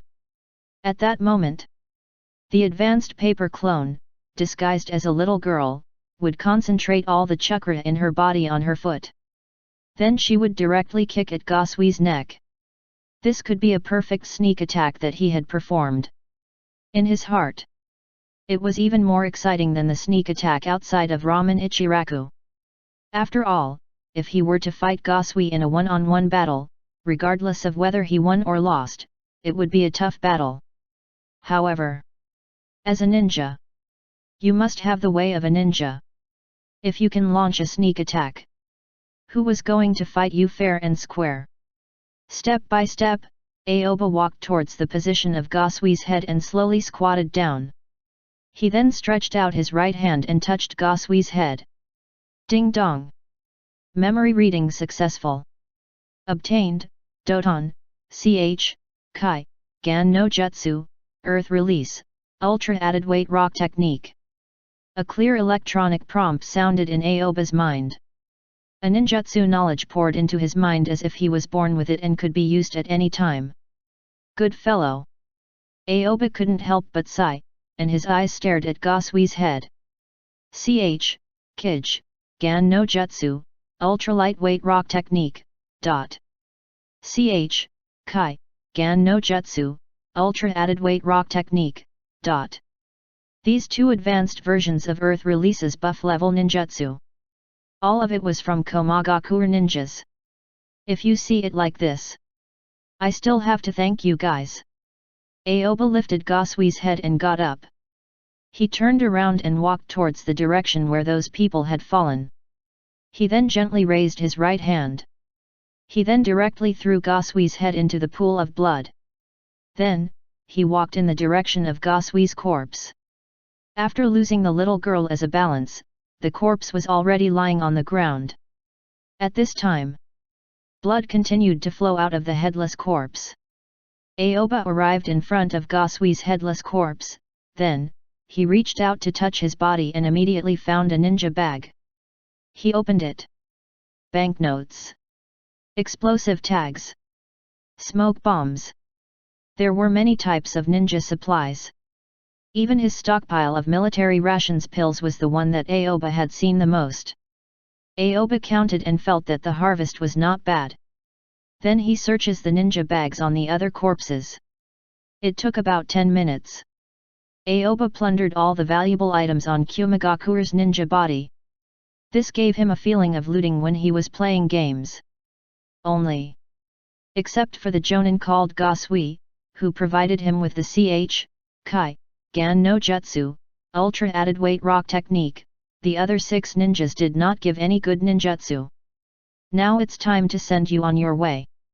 After Aoba finished counting everything, he began to throw all the corpses here together in the pool of blood. But this time, Aoba did not waste any corpse dissolving water. After placing the corpse slightly, he began to form hand seals with his hands. Tun, Kazekiri, Wind Release, Wind Cutter. Aoba then created countless wind blade. Swish! Swish! Swish! Swish! Wind blades instantly slid across the ground, across the woods, and across the corpses on the ground one after another. A moment later, this place turns into a mess. Broken trees were everywhere. Traces of being cut on the ground. The most tragic thing was those corpses that had been cut by the wind blade repeatedly. All right. Aoba looked at the crime scene that he had embellished with satisfaction. It doesn't matter whether or not someone finds out. If someone finds out, they will think these people were killed by a wind release, or they were covered up by a wind release. Anyway, this matter is related to Danzo. People will only think that either Danzo or someone else did it to frame Danzo. It has nothing to do with me. Aoba left this half-natural and messy battlefield here, leaving a crime scene. It was the best method. If all these people disappeared, Kumagakure would continue to find people to invade or attack them directly. He had to let them know that they had suffered. Since they were going to fight, he wanted to dampen Kumagakure's spirit a bit. Moreover, Aoba didn't have many corpse-dissolving water left. He didn't want to waste them on these people. Where exactly did they get this corpse-dissolving water? Aoba had doubts about this problem. After he came to the ninja world, he killed more or less some people. But he only obtained the corpse-dissolving water from Tatsuma, and no other ninja was possessing it, not even a jonin. Most importantly, the others did not even know that there was such a thing. Even in Sakumo's memories, Aoba did not find the corpse-dissolving water. This made him realize the corpse-dissolving water might be something that even Konoha Whitefang didn't know. Is it exclusive to Root? Aoba shook his head helplessly. He knew that these things could not be answered by thinking about them. He could only rely on luck. When would he be able to read a person who knows corpse-dissolving water? It didn't matter if it was buying or making.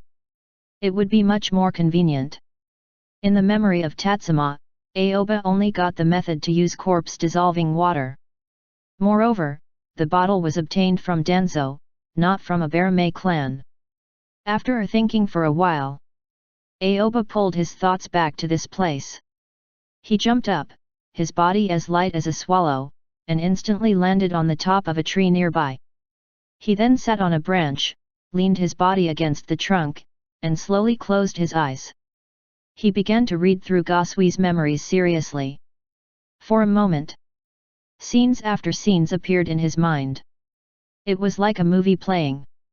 Chapter 192. Rustle, rustle, rustle.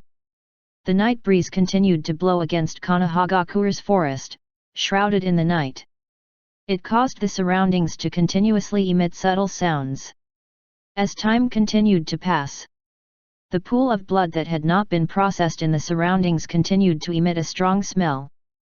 The smell of blood spread into the distance bit by bit with the air. A woo-oo. It was unknown where it came from, but a wolf howl sounded. A woo-oo. After that, more and more wolf howls echoed. It made the originally quiet night less quiet. Rustle. Another period of time passed. The flowers and grasses around the pool of blood began to shake, and some wild beasts could be vaguely seen moving.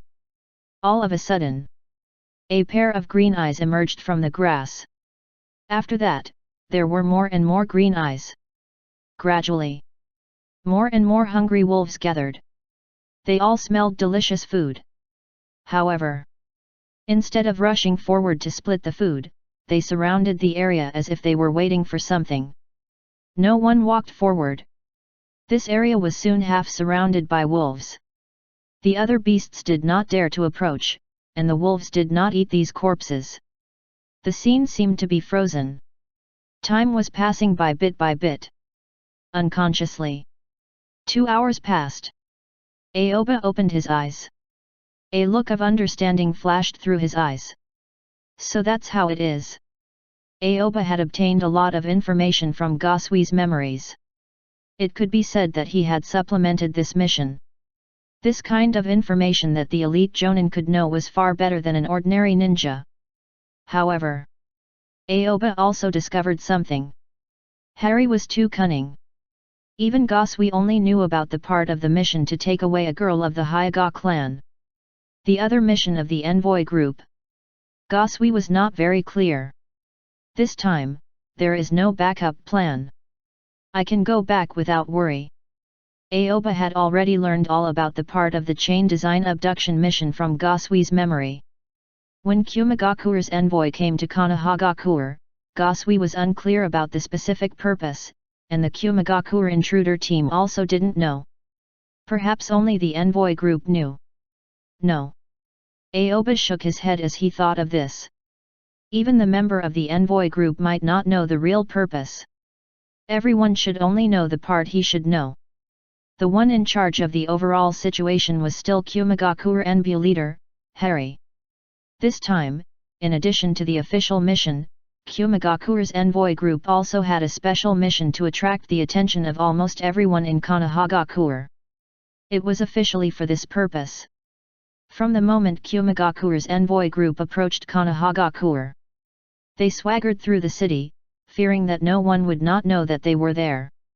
If it were in the past, this kind of meeting between the higher UPS of the village, ordinary people in the village would not know at all. To prevent the higher UPS of the meeting from being attacked, they had to keep a low profile, hide their tracks, and not let anyone know. They had to keep the whole process a secret. After all, the people staring at Kumagakure's envoy were not only Konohagakure's people. Iwagakure, Tsunagakure, and Kirigakure might launch a surprise attack on Kumagakure's envoy. But Kumagakure's envoy group right now was so grand. Their main purpose should be to bring pressure on Konohagakure 3rd Hokage, Sarutobi Hiruzen, and their hidden purpose was to steal the Hyuga bloodline. For Gosui, his mission was to do his best to deliver the Hyuga bloodline to Kumagakure. As for the Kumagakure envoy group mission, he did not know. This time, I have made a great contribution to Konoha. Aoba lowered his head and glanced at the disfigured old man's body. The old man was from Kumagakure's barrier team. For many years, he had worked hard to break Konohagakure's barrier, and in the end, he succeeded. Through this old man's memories, it could be learned. This old man invented a special method to break the barrier, to use the chakra released from his palm to simulate the chakra in the barrier and make it a part of the barrier, then, he could open a hole in it barrier. However, there was a drawback to this technique. That was, you need to release your chakra even after opening the barrier continuously. Once the release of chakra stopped, the barrier would immediately be restored to its original state. This made it so that every time Kumagakure came to Konohagakure to do a mission, he had to be there to support the entrance to Konohagakure for Kumagakure ninjas to enter. Now, this old man had died at the hands of Aoba. Although Kumagakure still had the technique to break the barrier, the experienced old man was no longer there. If they wanted to open Konohagakure's barrier, they had to go through countless practices before they could achieve the same effect. Wolf Pack. When Aoba looked at the old man, he looked down at the wolves that surrounded them. The eyes of these wolves were glowing with green light, and their saliva kept flowing out of their mouths. It was obvious that they were already starving. However, these wolves did not move. That feeling was like this food did not belong to them. They only coveted the food here. If the food owner gave up, they did not mind eating it. You guys are afraid of me, right? The corner of Aoba's mouth behind the cat-faced mask curled up slightly. He jumped lightly and floated down from the branch. His feet slowly landed on the ground as if he was weightless. After he landed, the surrounding wolves took a step back. The greed in those green eyes became fearful. Ha ha ha ha ha. When Aoba saw this scene, he couldn't help but laugh. When he was reading Gosui's memories, he didn't completely retract his aura to ensure that no one was around. Instead, he had been sensing his surroundings. Perhaps it was because of sage body. And wild beasts were often more sensitive and could feel more clearly. At the same time, it would also have more suppressive power. These are your midnight snacks. Aoba silently threw out these words, then directly walked towards the direction of Konohagakure's barrier. When Aoba took a step forward, the wolves in front of Aoba retreated one after another. They directly opened up a path. When Aoba walked out of the wolves, they immediately stopped restraining themselves and rushed to the food they had been coveting for a long time. Awoo! The wolves let out a cry. They stepped into a pool of blood and used their sharp claws and their sharp teeth to bit at the corpses of Kumagakure ninjas. Aoba ignored the corpses. After being eaten by the wolves, it would appear more authentic. After that, Aoba walked step by step in front of Konohagakure's barrier. Suddenly, a layer of chakra halo appeared on his body. After that, Aoba directly walked in. He was a Konoha ninja, and he had been reading the memories of Konoha ninjas. He already knew how to enter the barrier from Konoha White Fang. Konohagakure's barrier was not a defensive barrier but a perceptive barrier. If the barrier recognized the identity of their people, it would not trigger the corresponding warning. Aoba passed through Konohagakure's barrier very smoothly. Then he strolled along the forest. He walked in the direction of Anbu's dormitory. He did not go to the forest to arrange his shadow clone. With so many things happening tonight, it was better to be careful. These 2 days, Kumagakure's envoy was here, so the study and research could be postponed for a while. He did not want to make a mistake in the end and let these things fall on his head. About half an hour later, Aoba returned to the entrance of Anbu's dormitory. Just at this time, he suddenly felt a gaze on him. This feeling was especially strong. It was as if a laser was shining on his body, causing his skin to feel hot and his entire body to feel uncomfortable. Yamanaka Aoba. Where did you go so late at night? If I'm not wrong, your body is not as weak as you appear to be. What are you trying to hide? At this moment, a cold voice sounded from behind Aoba. This voice was particularly loud in the quiet night. If it were a little louder, it would probably wake up the ninjas in the dormitory. Suddenly, Aoba stopped in his tracks. The reason for stopping was very simple. He did not want that person to continue shouting at the top of his voice. Brother Sekai, what are you talking about? I was just under too much pressure recently. I just went out to take a breath. Aoba stood in place and did not move. Even when he spoke, he did not look back and maintained this posture. There was no need to see anyone at all. Just judging from the voice he heard, Aoba knew who this person was. It was Sekai, who came to find him a few times before and was rejected by Eden. Later, he met him in Ramen Ichiraku. It was at that time in Ramen Ichiraku, when he was about to carry the box, he felt that Sekai looked at him strangely. Moreover, Sekai had also monitored him on his way back. He had thought that the matter had passed. However, he had not expected that he would find him at this time. You can fool Fugaku, but you can't fool me. You are not a fan of Fugaku at all. You are just using this reason to get close to him. Am I right? Sekai walked out from the dark shadow next to the Anbu dormitory. At this time, his eyes were red. 3 pitch-black tomo appeared on the eyeball that seemed to be made of fresh blood, which made his eyes reveal a mysterious and evil feeling. These eyes, they were the 3 tomo Sharingan. Sekai controlled the chakra in his body to concentrate on his eyes and stare at Aoba's back. Based on this action, it seemed that he wanted to see through Aoba. Chapter 193. Aoba didn't turn around, but he could feel the condensed chakra in the line of sight behind him. By relying on his body's instinct, he could sense that Sekai had already opened his Sharingan. Moreover, his gaze was full of caution. Brother Sekai, what are you talking about? Why can't I understand? Aoba slowly turned his head. He was still wearing a cat face mask. The moment he turned around, his eyes directly stared at the other party's toes. He did not look at Sekai's eyes directly. For the Uchiha clan Sharingan, he was very curious. One must know that Sekai was an Uchiha clan Jonin, so his strength was not to be underestimated. Moreover, he possessed a 3-tomo Sharingan. If they were to look at each other accidentally, a genjutsu or something might hit him. Then the gains would not make up for the losses. Since you can't understand, then I will slowly say it until you understand. Sekai stared at Aoba. Even though Aoba was still wearing a mask, in front of him, this was nothing. As long as Aoba looked at him a little, he could pull Aoba into the genjutsu world. When we first met, if I remember correctly, it was during the time of the disappearance of people in the village and the floating corpses river case. Sekai spoke slowly.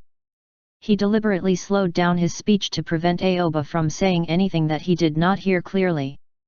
As he spoke these words, he stared at Aoba. At this time, he suddenly felt that Aoba's mask was very troublesome. Not only could it help Aoba cover up some of his vision, but it also made him unable to see Aoba's expression. You mistook me for Fugaku. At that time, I didn't think too much about it. Later, no matter how I thought about it, I felt that something was not quite right. I'm so much more handsome than Fugaku. How could you admit your mistake so easily? When Sekai said this, his tone suddenly paused. He took a light breath and slowly exhaled as if he was calming himself down. Then, this made me think of a possibility. You are not a fan of Fugaku at all. Or should I say, you don't know Fugaku at all. Sekai raised his hand and pointed at Aoba. From his posture, it was as if he had discovered some secret, and the tone of his voice became louder and louder. What is your purpose in getting close to Fugaku? Sekai's eyes suddenly widened, and his aura became very fierce. Since the last time he was in Ramen Ichiraku Noodle House, he found that Aoba took the initiative to carry the heavy box, but he did not do it. He felt that Aoba was hiding something. At that time, he was a little cautious. Later, he pulled Fugaku to wait outside and watch Aoba as he left. However, he did not see Aoba holding the box but an umbrella. This itself was full of doubts. From then on, Sekai felt more and more that something was wrong. When he thought of when Kenji disappeared, Akaru asked him to go to Konohagakure Intelligence Division to invite Aoba over, but Eden stopped him. These things were connected together. It made his mind constantly spread out. He thought of many things. They were all things he did not dare to think about before. Brother Sekai, you are joking. I am really a fan of Brother Fugaku. You also saw it. Brother Fugaku even gave me an autograph. There was a hint of helplessness in Aoba's voice. When Sekai heard Aoba's words, a sneer appeared on his face. Act. Continue acting. You said that you are a fan of Fugaku. It's one thing for you to lie to Fugaku, but you actually dare to lie to me. Sekai said disdainfully. His face was full of wisdom, and he seemed to have forgotten the fact that he had been fooled for so long. I didn't lie to you. Aoba spread out his hands in a helpless posture, but he was thinking about something else in his heart. Ha ha ha. Sekai immediately burst out laughing as if he had heard something funny. Now you are still acting. Don't you know that I am a Konoha military police force member? Before you appeared, Fugaku had never heard of your name. He didn't know your existence at all. But since that day, you will often appear in front of us. What is your purpose in trying so hard to get close to our Uchiha clan? Sekai asked Aoba again. As he said this, he went through the matter again. He found that the more he sorted out this matter, the more suspicious he felt that Aoba was. Right now, he had to clarify things here. If Aoba really had any problems, then he would take Aoba to Konoha Military Police Force for investigation. Brother Sekai, what you said is a bit exaggerated. When did I take the initiative to approach your Uchiha clan? It is clearly your people everywhere. No matter how I hide, I can't avoid them. Aoba shook his head helplessly. Just now, Sekai's words directly made him speechless. He knew that Sekai saw something. In his mind, he was quickly thinking about how dangerous Sekai was and how to deal with this matter properly. But Aoba protested against Sekai, saying that he took the initiative to come into contact with Uchiha clan. There was no such thing. This was all his imagination. Just like how he came to me now, how could Sekai say that Aoba took the initiative to approach him? A deep sense of helplessness arose in Aoba's heart. You don't need to quibble. Sekai could not listen to Aoba at all. They were not the kind of people who could listen to other people's explanations. They were completely determined in their hearts. For this kind of thing like fooling an Uchiha clan, the best person to do it was Black Zetsu. He directly followed what the people of the Uchiha clan wanted to hear and then displayed the self-righteous characteristics of the Uchiha clan to the extreme. Right now, you only need to answer my questions.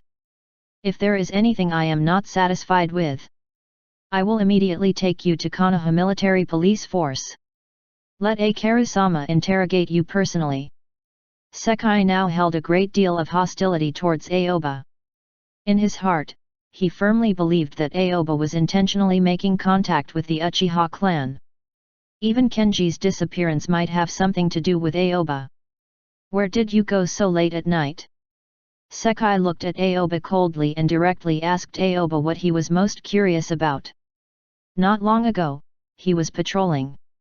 From a distance, he saw Aoba and Fugaku enter the small forest. Later, Fugaku came back. But he did not see Aoba. When he came to Konohagakure Intelligence Division's side, he met a ninja of Konohagakure Intelligence Division. It was the person guarding the entrance at that time. Sekai asked that person about Aoba's dormitory and found that Aoba was not in the dormitory. Then he had been secretly observing, and only now did he see that Aoba had come back. Brother Sekai. Aoba shook his head. His dark eyes became indifferent. He still stared at Sekai's toes, but his mood had become unhappy. Is this how you, Konoha military police force, do things? I'm going out for a walk tonight. Do I have to be interrogated? When Aoba said these words, his tone had become colder and colder. I will report your matter to Akaru-sama later. I believe that at that time, Akaru-sama will naturally judge whether I will act according to the rules. Sekai did not buy Aoba's words at all. All right. Aoba nodded, then looked in the direction of the forest. The corners of his mouth behind the mask curled up slightly. Since Brother Sekai wants to know what I have done, then come with me. I'll take you to see what's going on. After Aoba finished speaking, he immediately started walking toward the forest. Stop! Sekai looked at Aoba coldly and immediately stopped him. He said, Where are you going? I'll take you to see.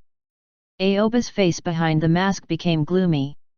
He really didn't want to hear this person shouting in front of Anbu's dormitory. If he had shouted a few more times and woke the others up, it would be too troublesome. You just need to answer my questions honestly. Don't play any tricks with me. I won't take your tricks. Sekai said coldly. He had already identified that Aoba had some problems and thought that Aoba's words were just an excuse. Just now, there were some Kumagakure intruders. I found them. They are on the east side of the forest. If you don't believe me, I can take you to see them. Aoba could only throw out a topic and lead Sekai to that side. Kumagakure intruders. Sekai frowned slightly. He looked deeply at Aoba and suddenly thought of Kenji that night. He felt a sense of déjà vu. Lead the way. Sekai initially did not want to walk into the forest, but he had to confirm whether this was true or not. He could only follow Aoba's instructions. Okay. Aoba did not say anything else. Step by step, he walked in the direction of the forest. His footsteps were not fast, and Sekai could catch up with him. At this time, Sekai did not follow him directly. There was a flash of hesitation in his eyes. His brain quickly turned, and his eyes focused on Aoba's back. Could this be a trap? Sekai was secretly puzzled, but the moment he was puzzled, the pride in his heart convinced him again. What would a trap do? What can a trap do? In the end, Aoba was just a mere genin. Even if Aoba hid some hidden secrets, they were only things on the level of identity and purpose and could not directly affect strength. Most importantly, Sekai was very clear that he had suddenly come to find Aoba and did not give Aoba any time to react. Even if Aoba wanted to set up a trap, he would definitely not be able to set it up in advance. Because of these reasons, Sekai immediately took a step forward. He followed. He was ready to see what kind of medicine Aoba had in his gourd. All of a sudden, Aoba and Sekai, one in front and one behind, walked into the forest one after another. As they went deeper and deeper into the forest, the surroundings became quieter and quieter. Gradually, time slowly passed. The two of them walked towards the depths of the forest. Neither of them spoke, so the atmosphere became heavy during this time. Sekai had been staring at Aoba, maintaining a high level of vigilance. After a while, Aoba brought Sekai to the place where he had just fought Kumagakure. He stopped and stood where he was. The ground here was still a little dark. The Kumagakure intruder came from here just now. Aoba suddenly spoke in a very calm tone. Where are they? Sekai looked around and did not hear any movement. The forest was as quiet as usual. It's right under your feet. It has seeped into the ground. Aoba replied indifferently.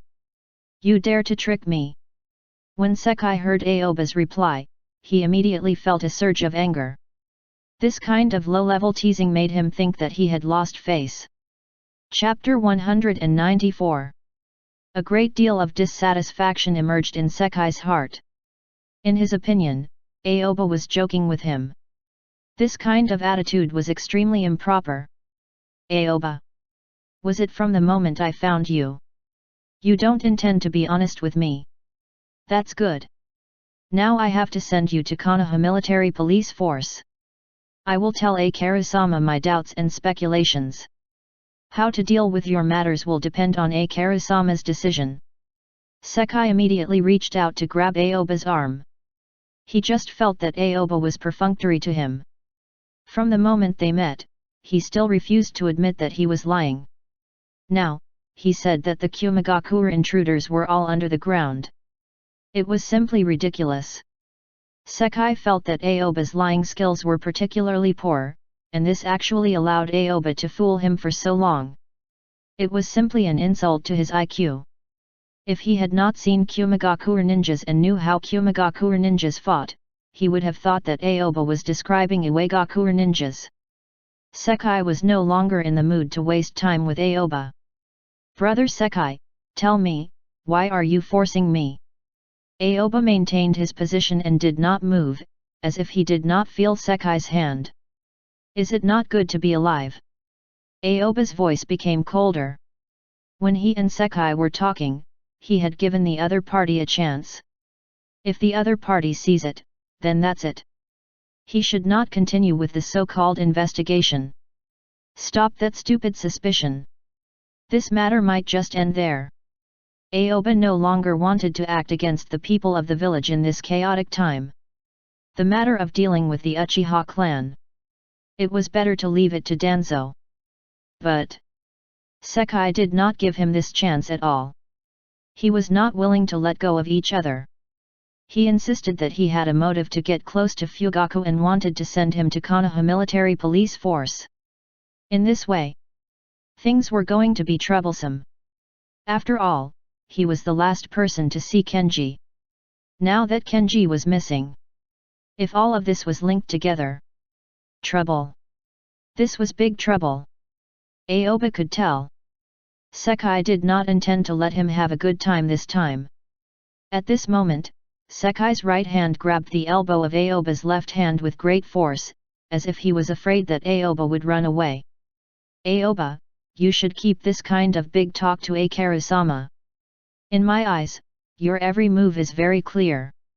This time, you can't run away. Sekai captured Aoba as if he was capturing a criminal. He directly ignored the indifferent words Aoba said to him just now. Instead, he treated these harsh words as prisoner nonsense when being arrested. He had heard too much of this kind of harsh words. For example, when he caught little grey wolf that wanted to steal sheep, and sent him to Konoha prison, he even said that he would definitely come back in the confession letter. In his opinion, Aoba's threat was as weak as little grey wolf. There was no lethality at all. Come with me. Sekai suddenly pulled Aoba's elbow and found that he could not pull Aoba at all. Hey! Sekai was stunned for a moment. He increased his strength again and dragged Aoba with all his might. However, Aoba was like a boulder. The feet that stepped on the ground seemed deeply rooted in the soil. He could not move at all. Why are you so heavy? Sekai frowned slightly.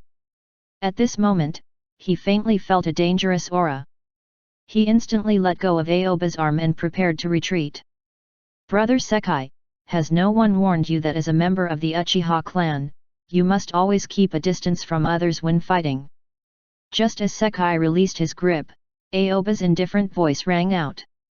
The next moment, he turned around at an extremely fast speed. At this moment, Kai, Gan no Jutsu, Ultra Added Weight Rock Technique, and Kij, Gan no Jutsu, Ultra Lightweight Rock Technique, quickly switched over. Almost at the same time, Aoba made a charging pose and charged toward Sekai. Lariat. Aoba raised his right hand and formed a bow shape. He imitated the appearance of Lariat in Gasui's memory and charged toward Sekai with a terrifying speed. Doton, Kajutsu, Earth Release, Hardening Technique. Doton, Kai, Gan no Jutsu, Earth Release, Ultra Added Weight Rock Technique. The moment Aoba rushed out, he immediately applied 2 Earth Release buffs on his body. Although he had not mastered the Raiden Chakra Lightning Release Chakra mode, yet, there was no way to achieve both offense and defense like Kumigakure ninjas and directly charging forward at a terrifying speed with super defensive power. But he can now simulate a similar impact effect in the same posture with the several kinds of earth release buffs obtained from the system. This was not Aoba's regular attack ability. And for the time being, it would not become a commonly used ability for Aoba. He only used this because it was the only best choice based on the current situation. Sekai suddenly opened his eyes wide. His 3-tomo Sharingan completely saw Aoba's movements. That extremely fast body that rushed out was completely reflected in his sight. However, his eyes clearly saw. But his body could not keep up. Facing such a fast charge at such a close distance, it was completely unavoidable. Bang! Aoba's strong body heavily smashed into Sekai's chest. The destructive power of this collision was no weaker than that of Gasui. It was like a high-speed train crashing into a human body. Puchi! The moment Sekai was hit, he directly spat out a mouthful of blood, and his whole body flew out uncontrollably. His body was sent flying more than 10 meters away and crashed heavily into a tree in the forest. Following the intense collision between Sekai's body and the tree trunk, the tree instantly fell to the ground. It was obvious how powerful and exaggerated the impact was. At the same time, Sekai's chest shriveled and formed a concave shape at speed visible to the naked eye. At this moment, all of Sekai's internal organs were shattered. The blood that flowed from his mouth directly flowed down his lips to his chin. This blood was the blood that flowed out from his internal organs after they were shattered. Also, at the moment of impact, Sekai died on the spot. You shouldn't meddle in other people's affairs. Aoba lowered his head and looked at Sekai, that hit the big tree. Then he slowly raised his right hand and condensed his chakra on his fist. Hum hum hum hum hum. A layer of chakra appeared around Aoba's fist, looking like a thin layer. After that, the nature of this chakra began to change. From the original non-attributed chakra, it changed to lightning-attributed chakra. This thin layer of lightning chakra was very difficult to control and had a very violent feeling. This was a small part of Raiden Chakra Do, lightning release chakra mode. Aoba had not seriously studied it yet, so he could only imitate it like this. The next moment, Aoba controlled his fist to attack Sekai's chest. Bang!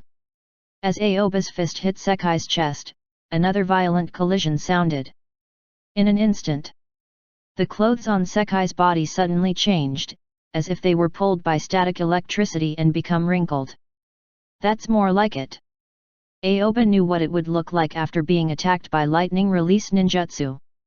Just now, he simulated the lariat only to cause a physical impact on Sekai, but it did not have the damage caused by the lightning release ninjutsu.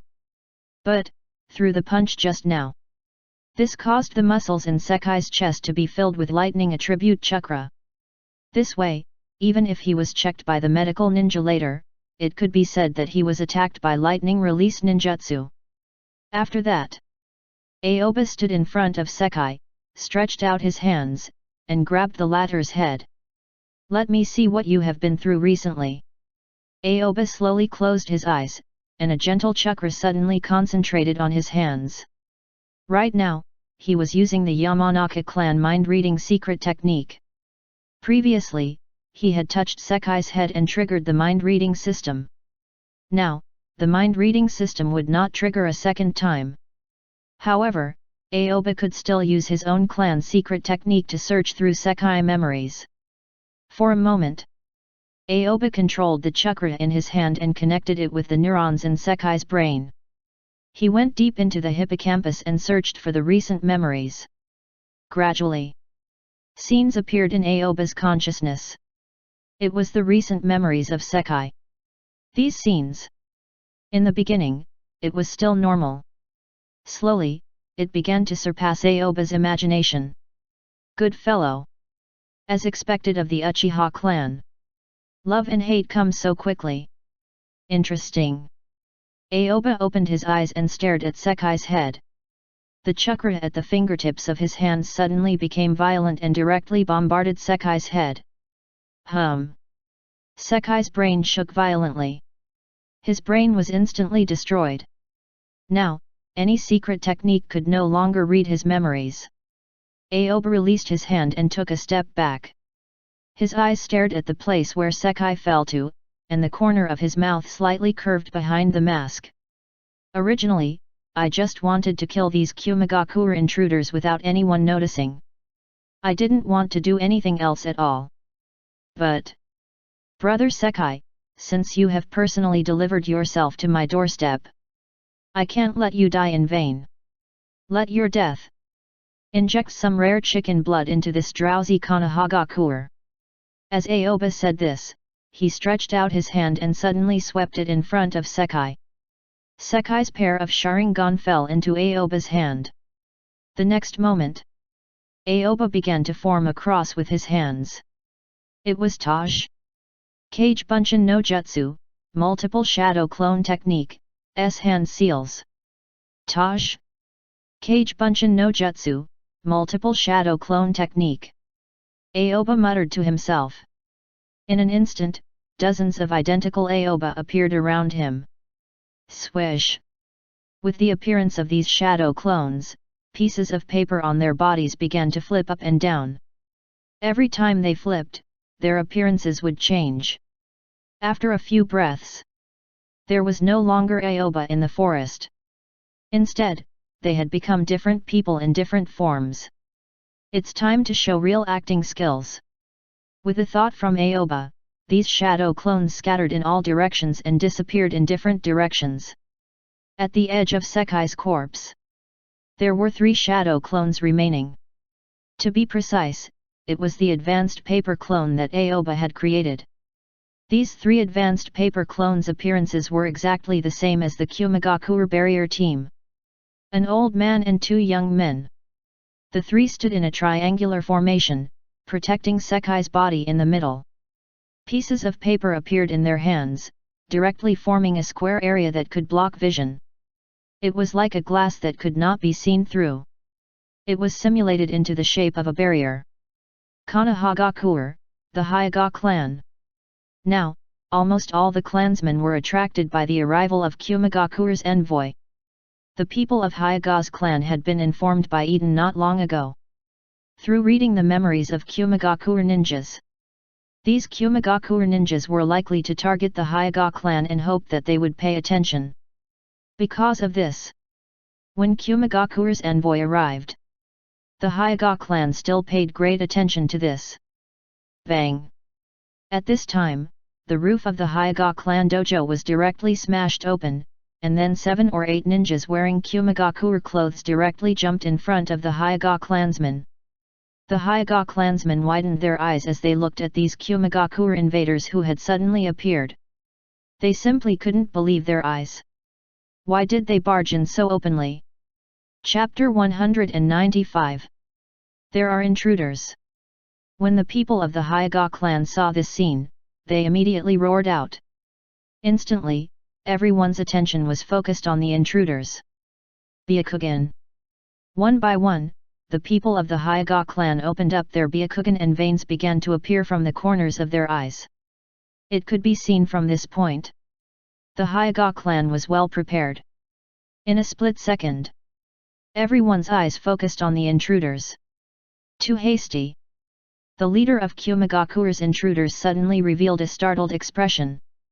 He said this. But he did not think so. He instantly raised his right hand, and a blue ball appeared in his hand. This was the smoke bomb that Aoba had taken from Gasui. He then threw the smoke bomb on the ground. Bang!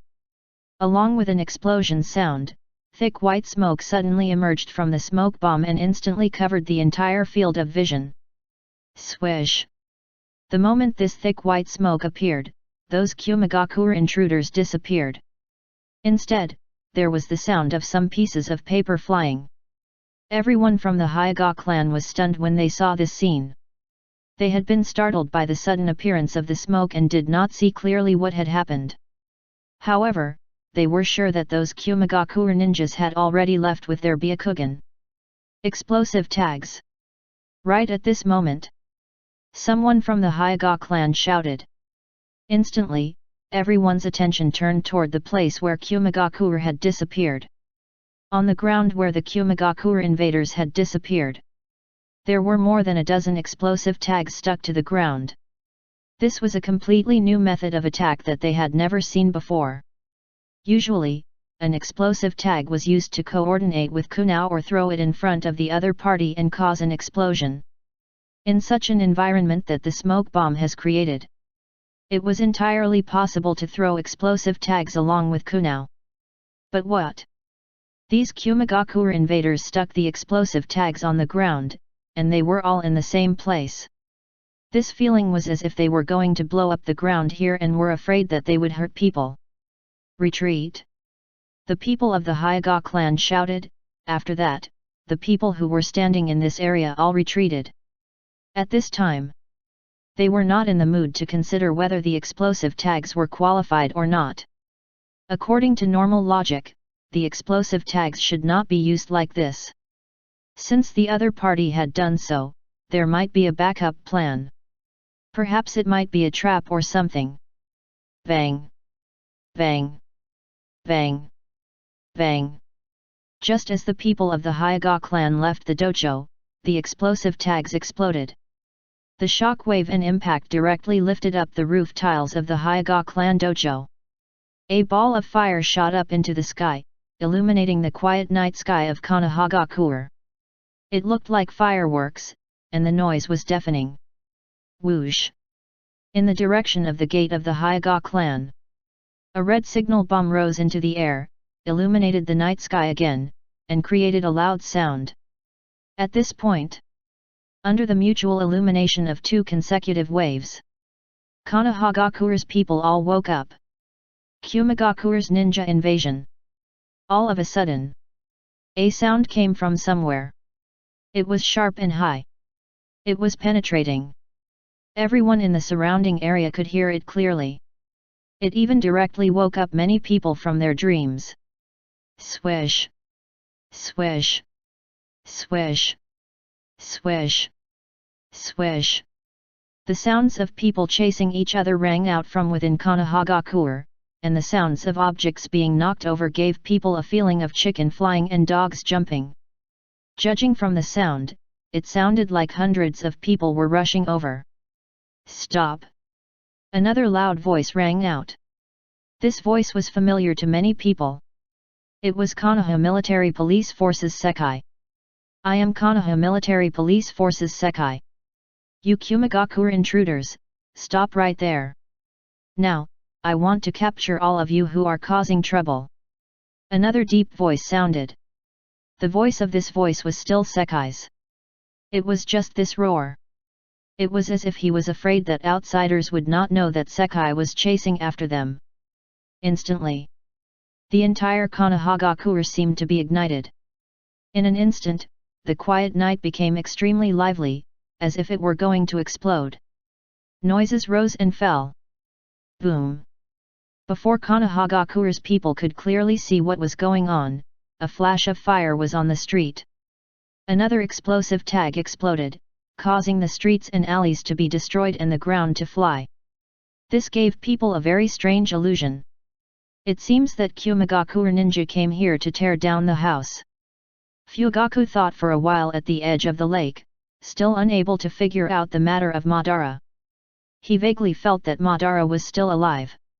However, he also felt that this was not realistic. He wanted to use some evidence to prove that Madara was still alive to convince himself. Just as he was thinking about it, he heard the commotion in the bustling area of the village. Not good. Fugaku immediately realized that something had happened in the village. He was a Konoha military police force ninja. Although he was on leave today, he still rushed in the direction of the commotion based on his professional spirit. Fugaku rushed to the place where the noise was located as fast as possible. Stop! All of a sudden, Fugaku heard Sekai's voice. Without hesitation, he directly flashed towards the direction of Sekai's voice. Under the cover of the night, his pitch-black pupils directly transformed into 3 Tomo Sharingan. Sekai, I am here, what is the situation in front? Fugaku quickly chased after him. There are Kumagakure intruders over there. A figure that looked exactly like Sekai said. Good. Fugaku had a cold expression on his face. He never thought that Kumagakure would dare to invade Konohagakure. All of a sudden, Fugaku joined the chase. Not only did Fugaku hear the noise, but many of the Konoha military police forces people also heard it and ran over. Other than that, the successive explosions that occurred on the streets and alleys of the Hyuga clan also attracted the attention of the higher UPS in the village. Something has happened. Hiruzen got up from the bed and put on the Hokage robe as fast as possible. His face also became serious. Just from the noise outside, he understood the seriousness of the matter. Kumagakure is going too far.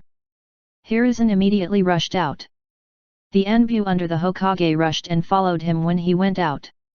On the other side, in the area where Kumagakure's envoy staying, Harry looked through the window and at the flames from the Hyuga clan that were soaring into the sky.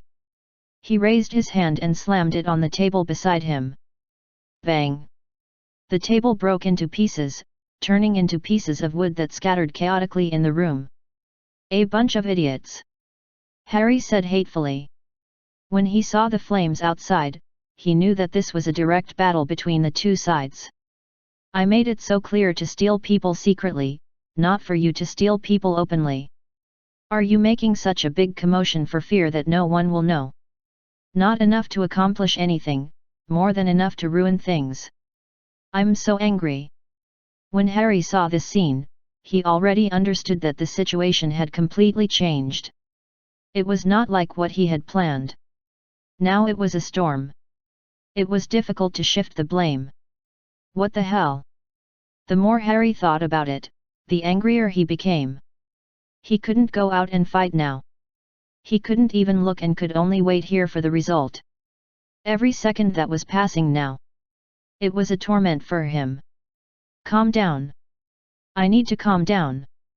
Right now, anyone can mess around. Only I cannot mess around. Harry immediately took a deep breath, trying to relax his mood. He was the leader of Kumagakure's envoy group and was currently the highest authority in this group. The more chaotic the situation was. If even he was in a mess, then their mission could be declared a failure. Let me think. If the reason that Konohagakure's people killed the envoy cannot be used, how can we make this matter beneficial to us? Harry raised his hands and pressed them against his temples. He was massaging his head, trying to speed up his thinking through this method. The current situation was completely out of his expectations. It caused such a big commotion. Konohagakure could completely hold them accountable in turn. Damn it! Why are you destroying Konohagakure when you achieved nothing? Didn't we agree that you only need to steal people, and you can't hurt people? So annoying. Harry couldn't help but complain. As long as Kumagakure's ninjas didn't hurt anyone, then he could have something to say. He could package these dead Kumagakure ninjas as the victims. But once there was a deviation. If Konohagakure's people died, then they, Kumagakure ninjas, would really become intruders. The situation immediately became passive. What a mess! The more Harry thought about it, the angrier he became. The more he wanted to calm himself down, the more difficult it was to calm down. The situation was clearly very good.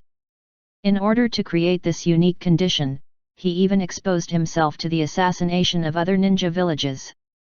As a result, a group of pig-like teammates. They directly ruined the good situation.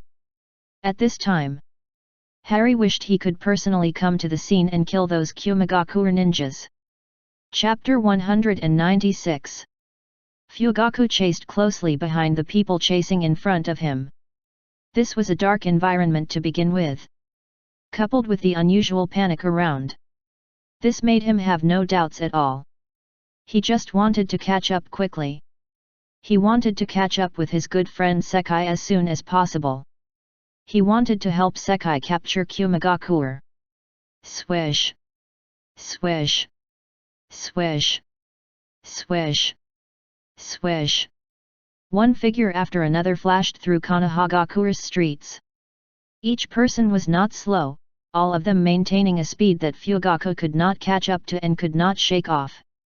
Fugaku, hurry up and catch up. Karusama will be here soon.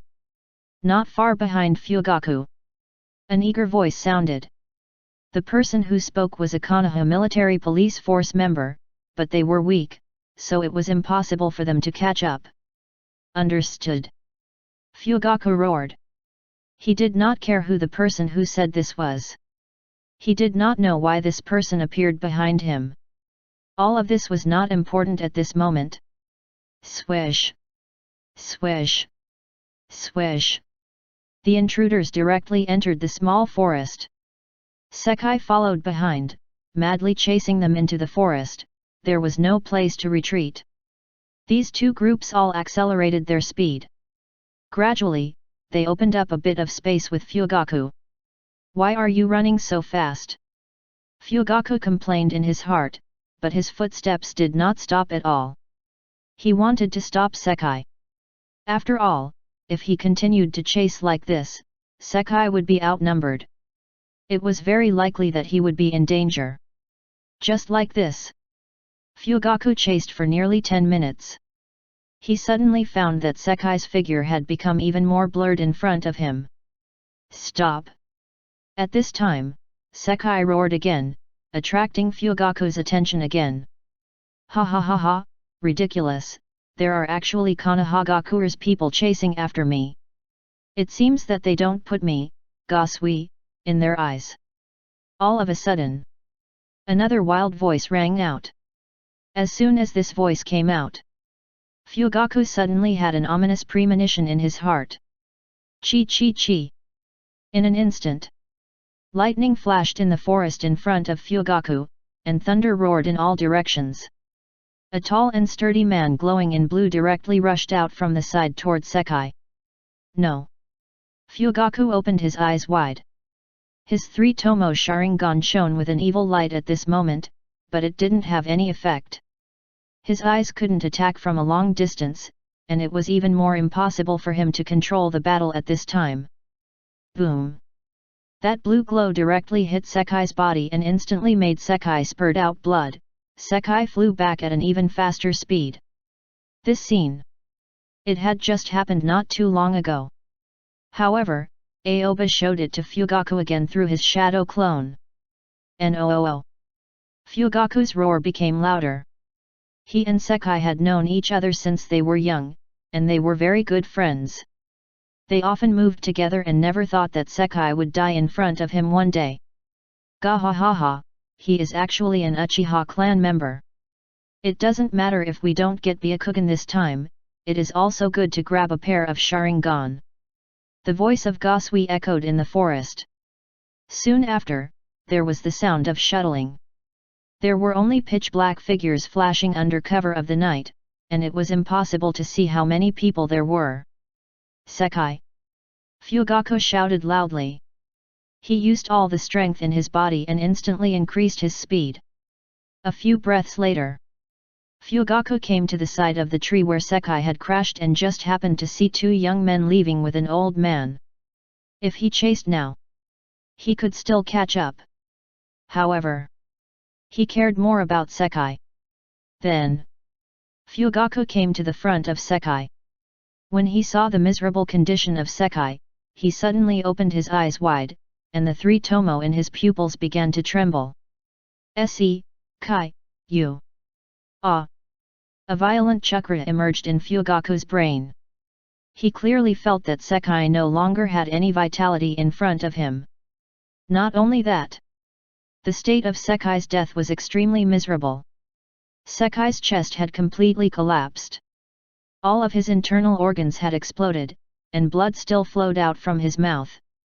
All of them were dyed a dark red from his chin to his neck to his clothes. What Fugaku could not bear the most was, there were no eyes on Sekai's face, and blood was flowing down from those empty eye sockets. "Kumagakur! Gasui! Harry! All of you must die!"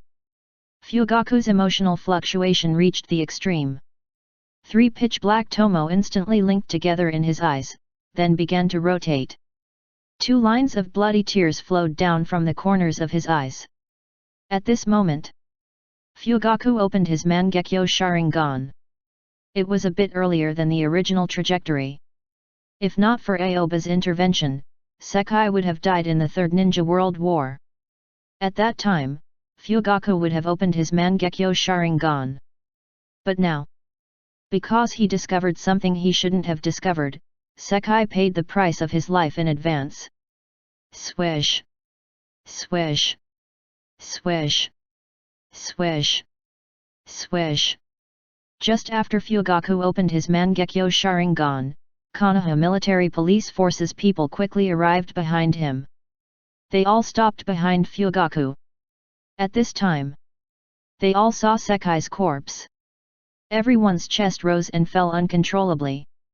It was just that. All they saw was the corpse. They did not witness the entire process of Sekai being killed as Fugaku did. For a moment, everyone fell silent. The Uchiha clan was a clan that loved to the extreme. At the same time, it was also a clan that hated to the extreme. Even though no one said anything, everyone was shocked. A moment later, the crowd parted. The Konoha military police force captain, Aikaru, walked over. When he saw Sekai's tragic death, he closed his eyes and took a deep breath. Fugaku, who did this? Aikaru clenched his fists tightly.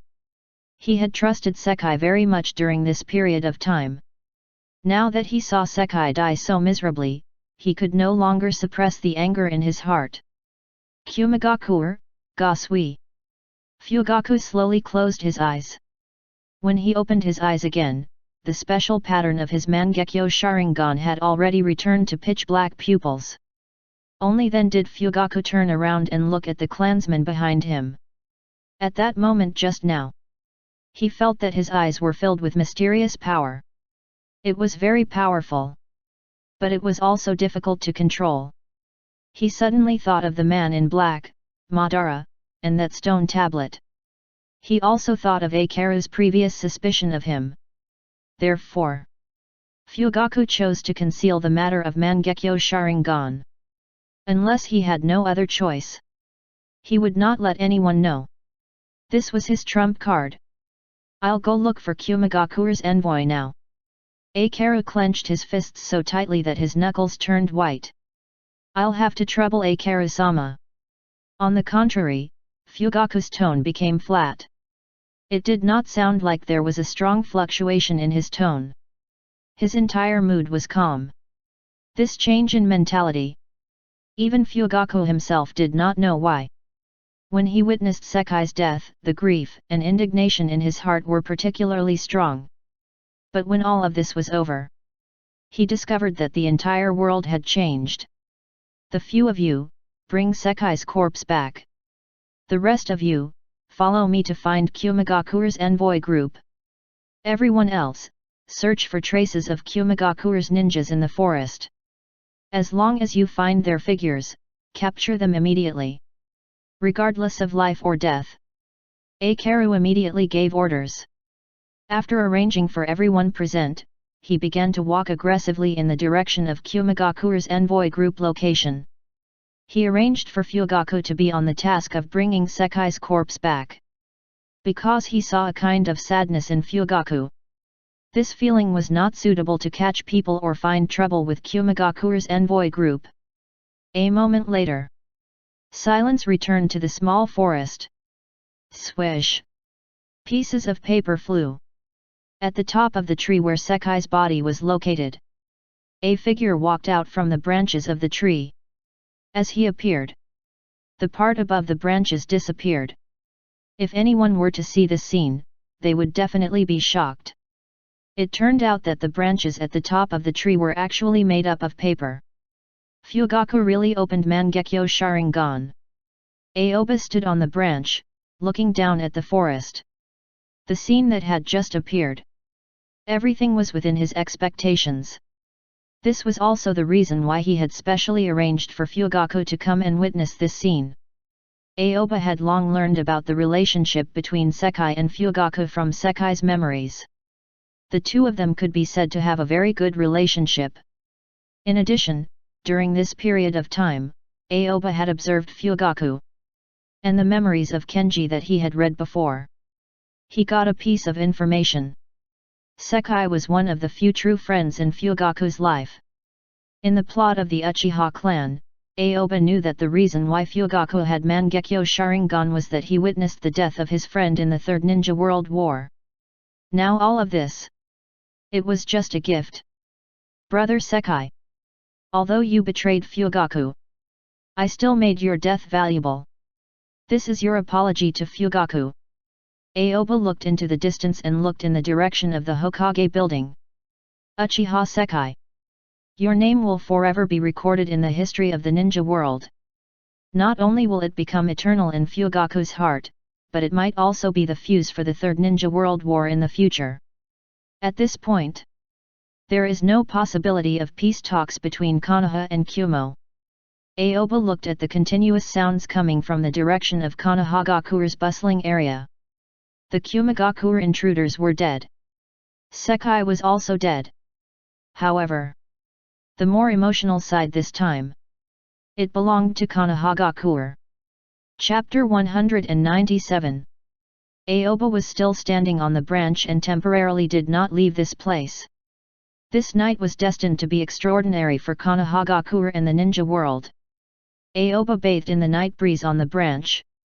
He felt the feeling of secretly controlling the situation in the ninja world. To be honest, he more or less felt a sense of accomplishment in his heart. But that was all. After reading the memories of so many people, Aoba became more peaceful and liked the kind of quiet life that no one disturbed. This was his favorite state. Ambition. It really can make people lose their minds. And thus into the abyss of despair. Aoba couldn't help but sigh. He felt this in Kenji's memory, and now he understood it even more deeply in Sekai's memory. Kenji was a talented ninja. If Kenji hadn't fought with Fugaku for the position of future clan head and finally stepped on the road of no return, he wouldn't have died so early. Moreover, not only that, if Kenji could join forces with Fugaku, then for the new generation of the Uchiha clan, without a doubt, their strength would become even stronger. Of course, the reason why Kenji had the opportunity to stand up to Fugaku was that Akira was in the middle and made it muddy.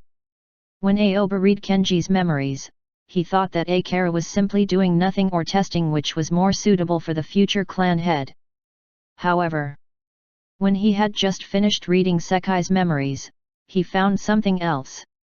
That was, Akira knew Fugaku's strength from the beginning. He also approved of Fugaku's strength in his heart, but he did not want to hand over his authority quickly. Fugaku's rapid rise meant the coming of the Uchiha clan's replacement of power. This was something Akira did not want to see so early. Because of this reason, Akira forcefully looked after Kenji and allowed him to split a portion of Fugaku's reputation, thus creating a sense of déjà vu. This way, Fugaku's focus would become on competing with Kenji. As long as the two of them had yet to obtain a result, the authority holder in the Uchiha clan would not be changed so quickly. However, an accident happened. Along with the disappearance of Kenji, as well as the matter of the Uchiha clan's involvement in the death of Doroya Kumigakure Jonin. This caused Akira's prestige to continuously decrease. Now, both Uchiha and Konoha military police force already had the voice of wanting Fugaku to lead them. Because of this matter, Akira chose to support Fugaku's good friend, Uchiha Sekai.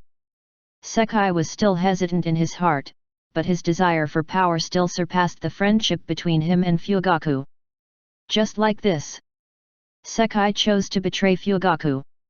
He secretly began to contact the people in the Uchiha clan who originally supported Kenji and had a problem with Fugaku. He was ready to compete with Fugaku. The reason why Sekai was staring at Aoba during this period of time was also like Kenji. He wanted to splash dirty water on Fugaku through Aoba. It was just that. What a pity. This kind of matter was known by Aoba.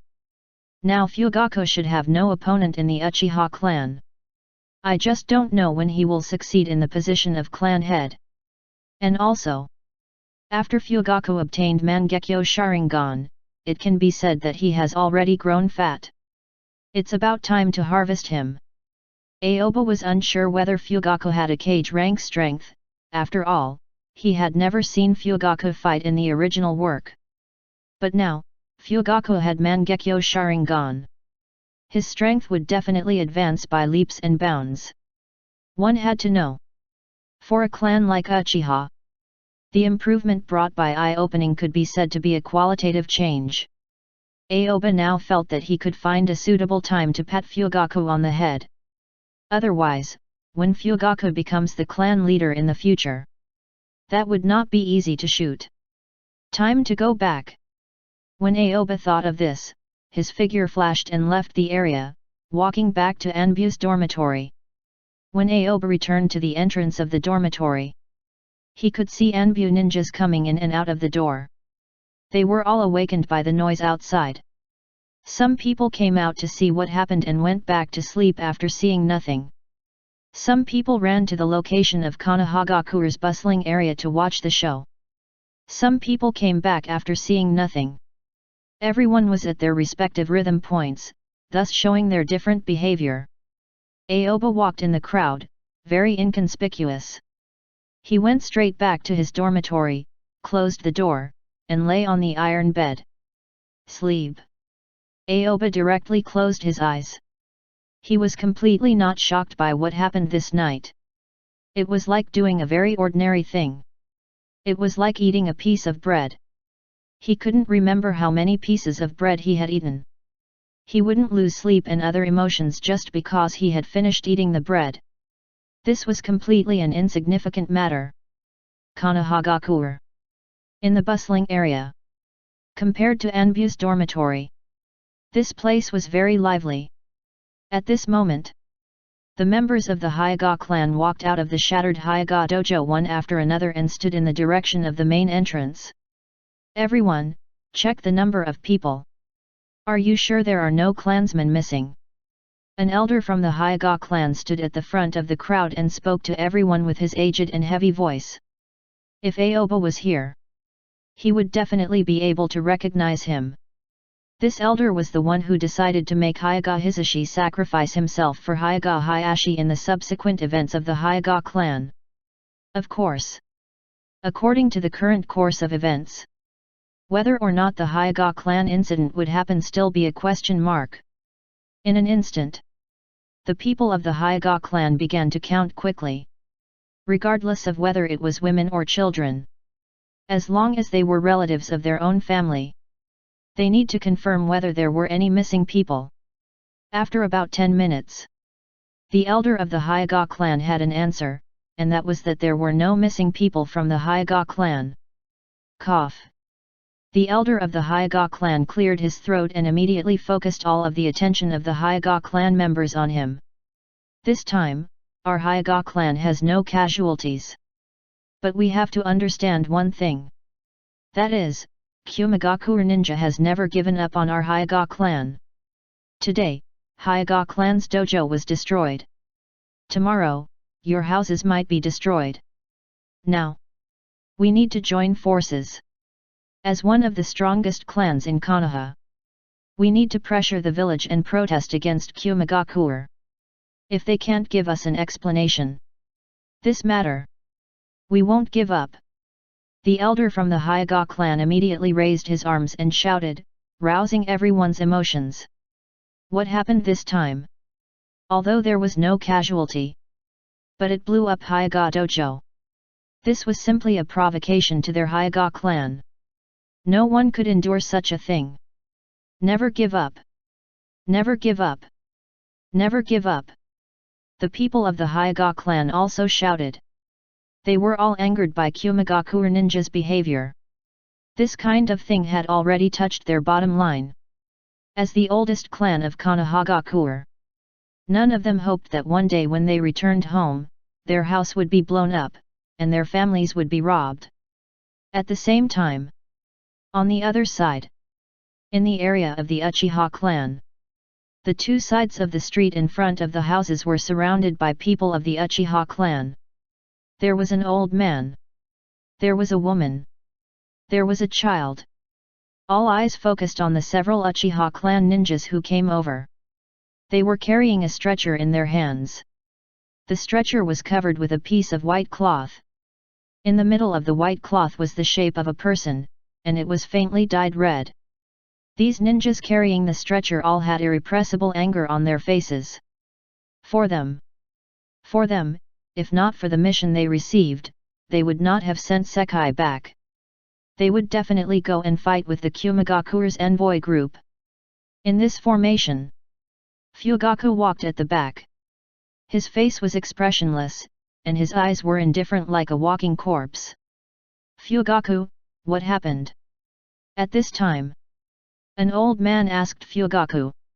Following this question, the eyes of the Uchiha clansmen at the scene all focused on Fugaku. Everyone's eyes flickered with doubt. Sekai. Sensing the gazes of the crowd, Fugaku stopped moving forward. After looking around, his gaze fell on the old man and met the old man's gaze. Died in battle. Fugaku said weakly. As soon as these words came out, the scene instantly quieted down. Whoosh. After just 2 or 3 seconds of silence, it was as if a pot had exploded with noise. Who did this? What the hell is going on? Sekai is such a good child. Why did he suddenly die? Fugaku, tell us, what happened? At the scene, the clansmen of the Uchiha clan asked Fugaku one after another, and their tense faces were full of anger. It was Kumagaku, Gasui, who did it. Fugaku slowly opened his mouth, and an angry expression appeared on his face again. Just now, he had opened his Mangekyo Sharingan and obtained its sequela. Now, he had completely recovered, and the blood in his heart was reignited. Gasui killed Sekai right in front of me. He even stole Sekai's eyes. This matter must have been instigated by Harry of Kumagaku's envoy group. I will never let them off. If we let them leave Konohagakure alive, it would be an insult to our Uchiha clan. Fugaku's mood returned. His eyes were wide open, and his dark eyeballs were bright red like blood and filled with cold killing intent. There's actually such a thing. We absolutely can't let them off. They bullied our Konohagakure Uchiha clan. They really think that our Uchiha clan is easy to bully. At this moment, everyone was furious. Fugaku's words completely ignited the anger of the Uchiha clan. Chapter 198. The current Konohagakure was very lively. People couldn't even wait for dawn after such a thing had just happened. Under the Hokage rock. Outside the Hokage building. Groups of Konoha ninjas gathered outside. Standing at the front were the Hyuga clan and Uchiha clan. These two clans, who usually compete for the strongest clans in Konoha, stood on the same side at this moment. The people of these two clans had different degrees of anger on their faces. The people standing behind them. Some of them were ninjas from other clans, and some of them were onlookers. Third Hokage-sama is here. Someone shouted from the crowd, and everyone's attention was instantly focused on the rooftop above the Hokage building. Under everyone's gaze, Hiruzen, who was wearing a Hokage robe, walked out. At this time, the face under the Hokage's hat was extremely ugly. He was really on a tight rope here. Can't go up, can't come down. It was extremely uncomfortable. No one knew better than him how serious Kumagakure's threat was. After yesterday's discussion with Harry, he was infinitely close to reaching an agreement to avoid battle. Of course. The premise was that Konohagakure would compensate Kumagakure for the loss. However, in Hiruzen's opinion, it was not a problem. As long as it could be solved with money, it was not a problem. It did not matter if he lowered his head. It did not matter if he admitted defeat. As long as it was a grievance that he could bear, it did not matter. What was important was that this could bring peace to the village. But, Hiruzen was having a headache right now. He had just received news about the loss of the Hyuga clan and the death of the Uchiha clansman Uchiha Sekai. As the Hokage, he was too clear about the status of the Hyuga clan and the Uchiha clan in Konohagakure. Something like this happened. If he did not have an explanation, they definitely won't let it go over so easily. Cough. Hiruzen cleared his throat. He stood on the rooftop of the Hokage building and looked down at the crowd below. It was now midnight. Although there was some light in the crowd, it was obviously not enough light for Hiruzen standing on the rooftop. The crowd was dark. It was impossible to see the faces of the people present.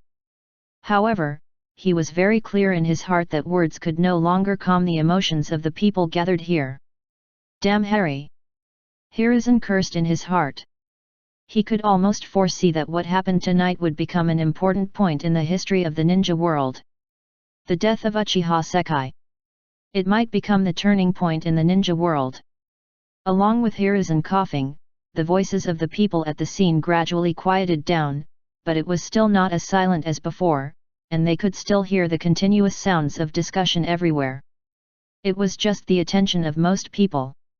They had already focused on Hiruzen. Everyone, don't worry. Hiruzen's deep and magnetic voice slowly rang out.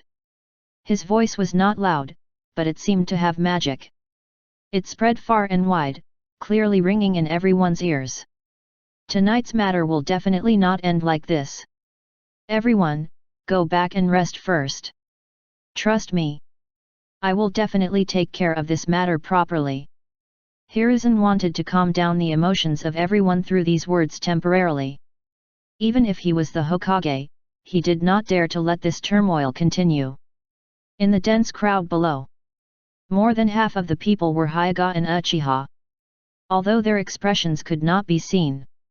However, he could clearly sense the emotions of these people. If this kind of thing was not handled well, not to mention the problem between Konohagakure and Kyumagakure, whether he could keep the position of Hokage was another matter. Hiruzen had been in position for many years. He understood a simple truth. Don't ask for success, but ask for nothing. As long as he didn't make a mistake and didn't give others a reason, generally speaking, everyone wanted to be stable and wouldn't question his position too much. This way, he could steadily accumulate strength and slowly support the Sarutobi clan. But now was the most dangerous moment. Hiruzen smelled the smell that could shake his position as Hokage. The people in the village were in a state of chaos. Recently, major events had happened one after another, and Uchiha's clansmen had been beaten to death. Outside, Kyumagakure, Iwagakure, and Tsunagakure were eyeing them covetously, and the war could break out at any time.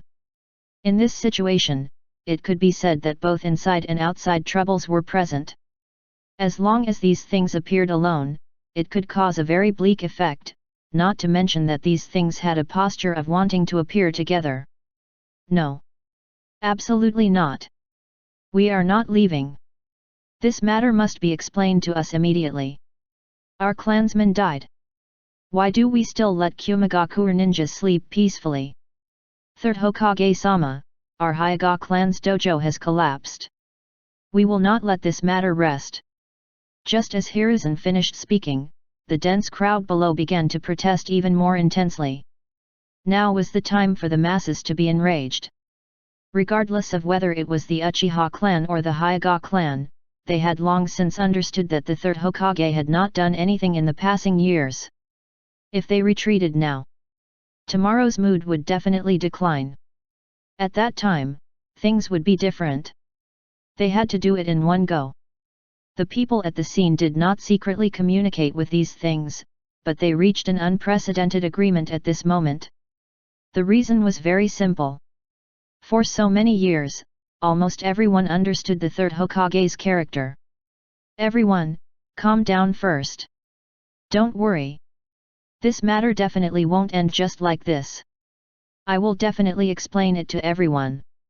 Hiruzen raised his hands. His forehead was already covered in fine beads of sweat. He was thinking quickly in his head, but faced with such a situation, he didn't know how to resolve it. Step, step, step, step. Just at this time, footsteps sounded behind Hiruzen. 3 old people walked up from the rooftop entrance and walked towards Hiruzen. The one walking at the front was Shimura Danzo. Behind him were 2 Konoha consultants, Koharu and Homura. Hiruzen turned around and saw the 3 of them. His messy heart calmed down a little. Hiruzen, at this time, we must make a decision. Otherwise, if we delay, we will only be in trouble. Danzo walked behind Hiruzen and said in a low voice. That's right. The 2 consultants, Koharu and Homura, nodded simultaneously, both agreeing with Danzo. How do we decide? Hiruzen's face was extremely gloomy. He tried his best to maintain his calm on the surface, but his heart was already in turmoil. This could be said to be the most serious situation he had faced since he took office. After sitting in the position, it had always been a small problem. Now this kind of thing. He needed some time. Go back and think about it. He did not dare to make any decisions easily. Otherwise, if anything went wrong at one point, it would cause an irreparable situation. Either surround Kyumagakure's envoy immediately and capture Harry to appease the emotions of the Uchiha clan and Hyuga clan, then prepare to start a full-scale war with Country of Lightning and Kyumagakure. Danzo's voice was very low. Only Hiruzen and the surrounding consultants could hear it. His voice was filled with extremely decisive killing intent. Or Danzo took a deep look at Hiruzen and did not say the rest of his words. Danzo sometimes hesitates when facing his own choices. Still, if he stood behind Hiruzen, he would clearly and thoroughly see the problem, which could help Hiruzen make the most precise decisions and analyses. It could be said that he was the man behind the successful man. Or what? Hiruzen took a deep breath. He stared at Danzo and asked. The first choice just now was too desperate for him. Once he made the decision, Konohagakure would once again enter a state of war, and the people would suffer the devastation of war. Moreover, regardless of victory or defeat, as long as the losses reached a level that was hard to explain, either we kill the Uchiha clan as a warning to others and completely deter the Hyuga clan from causing trouble. We can quickly solve the internal problems of the village and turn the village into an iron wall. Then we can face Kumagakure's envoy group. Danzo said coldly. No. Hiruzen shook his head without hesitation and said, this is absolutely impossible. The Uchiha clan has been making trouble for a long time. If we don't completely eliminate them, they will become a problem and bite back at Konohagakure one day. Danzo argued strongly. Don't say this again in the future. Hiruzen waved his hand and looked at Koharu, then at Homura. Is there no third option? Hiruzen asked slowly. Although he directly refused Danzo's words and said it very simply, he had already considered these two options in the depths of his heart. There was no option that could not be chosen. Just choose the one with the least loss. The lesser of two evils. That was all. No more. The two consultants shook their heads at the same time. Their meaning was the same as Danzo's, and he had to decide at this time. I understand. Hiruzen nodded, and his eyes instantly became determined. He was indeed indecisive when he was in a panic, but he was fearless when he decided. This was a very contradictory character, but it was also why the second Hokage chose him. Then, Hiruzen turned around again and stood at the edge of the Hokage building rooftop. His gaze looked down at the dense crowd below. Now I will immediately send someone to arrest Harry. Chapter 199. Hiruzen's voice was loud and firm. After hearing Danzo's words, he instantly understood the current situation and no longer hesitated. If he wanted to think of a solution himself, he would need some time. There was no way to immediately give a solution. But if the solution were presented in front of him in two choices, as long as he weighed the pros and cons and made a choice, everything would become much clearer to him. At this time, there were both internal and external problems. He had to appease the emotions of the large clans in Konohagakure, and he couldn't use the thunder-like method to suppress them. Only by stabilizing the large clans of the village could his position as the Hokage be stabilized. Moreover, Hiruzen was also very clear in his heart. The Third Ninja World War was already unavoidable. He just wanted to delay as much as possible and try not to let the flames of war burn too long on Konohagakure. Now the situation had come to this. There was no other way. Everyone, don't worry. I will definitely not let Kumagakure's ninjas leave after killing our villagers. Now, I will personally lead the Anbus to capture Harry. Konoha military police force will immediately search the village and capture all the Kumagakure ninjas hidden in the village. I will definitely let Kumagakure give everyone a satisfactory explanation. The more Hiruzen spoke, the more excited he became. It was as if he had returned to his youth. Ever since he became the Hokage, he had never been so hot-blooded. The more things one carried, the heavier the burden, and the more he could not let go. This was how he felt. No matter what decision he made, he could not be too hasty. He needed to think carefully and weigh the pros and cons before finally giving an appropriate answer. Then he would consider the overall situation as the most important. Whoa! Whoa! Whoa! After Hiruzen's voice fell, the crowd gathered around him roared fiercely. They were all using their voices to support Hiruzen's decision. The sounds were transmitted to every corner of Konohagakure, and even Aoba could hear them in his room. At this moment, the corners of Aoba's mouth curled up slightly. He was very pleased with the people. Looks like this is destined to be an extraordinary night. Congratulations to Konoha for regaining this courage. Aoba muttered to himself. After being woken up by the noise, he prepared to fall asleep again. As half of the masterminds behind this incident, Aoba was not greedy at all. He looked as if it had nothing to do with him. After everything was settled, he would hide his skills and fame. Konoha, the residence of Kumagakure's envoy. At this time, all of Kumagakure's envoy group had already gathered together. No one was in the mood to sleep. Whoa! Outside the half-opened window, there were deafening roars. Those voices were full of fighting spirit.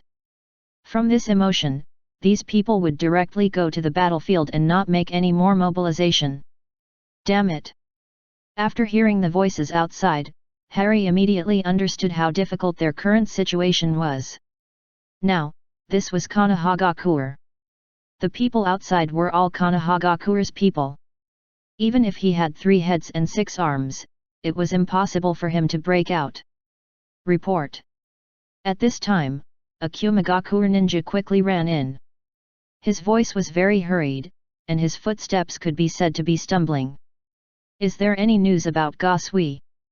Harry hurriedly asked. None. This Kumagakure ninja shook his head. Then, he took 2 deep breaths to ease his breathing a little. Then, he continued to speak under the gaze of almost everyone. I've already found out what happened outside. I don't know what happened to our intruders group. They failed to infiltrate the Hyuga clan and were seen by many Hyuga clan members. They didn't manage to snatch away a Hyuga clan member. Instead, they left behind explosive tags and blew up the Hyuga clan's dojo. Now, even the 3rd Hokage is unable to quell the anger of the Hyuga clan. This Kumagakure ninja reported to Harry. He was sent out to inquire about news. The most important thing was to find out about Gasui. The next thing was what exactly happened outside. Trash! Harry immediately roared. The muscles on his face twisted, and his eyes turned blood red. What kind of mission accomplishment is this? It's fine if you fail the mission and don't want to die in Hyuga's clan. They even blew up Hyuga's dojo. Why the hell do they even blow it up? Hat. At the end of his sentence, Harry sneered. He didn't even know what words he should use to ridicule this kind of strange thing. He had never seen a ninja who did this kind of task. What the hell? It was fine if the task was not completed, but it left such a big mess. Right now, the ones causing trouble outside are all Hyuga's clan, right? After calming himself down, Harry pursed his lips. His tightly knitted brows revealed his chaotic heart. Right now, he didn't know how to smooth this matter over. Reporting to Harry-sama, the ones causing trouble outside are not only the Hyuga clan but also the Uchiha clan. The Kumagakure ninja, who had been scouting for information earlier, replied. He hadn't even finished speaking when he was directly interrupted. What does it have to do with the Uchiha clan? Harry frowned even more. He was the leader of Kumagakure Anbu, and he was very clear about what the name Uchiha clan meant. It was one of the oldest clans in the ninja world. The vast majority of Uchiha clansmen could awaken their bloodline limit Sharingan. Their strength was not to be underestimated. The last time Harry sneaked into Konohagakure and wanted to capture Kushina, the Kyobijin Churiki, Uchiha's people discovered him. If not for Deroy's sacrifice, he would have been locked up in Konoha's prison. Now, he might have been locked in Konoha's prison. He would never forget the feeling of being stared at by that pairs of blood-red eyes that night. When he returned to Kumagakure, he even felt like he had crawled out of hell. It's like this. That Kumagakure ninja took a deep breath. He did not speak clearly in the first place because even he did not know what to say. However, he could not hide these things. Even he, who was just a scout, knew that Gasui had done something wrong. All of a sudden, all of the Kumagakure envoy group members in the room focused their attention on the Kumagakure ninja, waiting for the explanation. This kind of gaze. Not only did it not bring any sense of glory to this Kumagakure ninja, but it also caused the pressure in his heart to become even greater. He braced himself and looked up at Harry. After the intruder group blew up the Hyuga dojo, they began to retreat in the direction of the eastern forest where the barrier team was stationed. But they did not run away quietly. They blew up 3 or 4 of Konohagakure's streets while running away. There was a huge commotion along the way. When this Kumagakure ninja said these words, Harry's face was already full of black lines. Harry had already pictured the sensational scene in his mind. He could not help but clench his fists. He wished that he could travel back to that time and place and kill those bad guys with his own hands. This was too outrageous. They had really treated themselves as invaders and came to Konohagakure to cause trouble. Now, he had no words to disguise those people as the victims. The Kumagakure ninja in charge of scouting for information stared at Hari's expression as he spoke for fear that the latter would be too angry and cause him to suffer. He saw that Hari's face was only getting darker and darker, and there were no other changes in his expression, so he continued to narrate.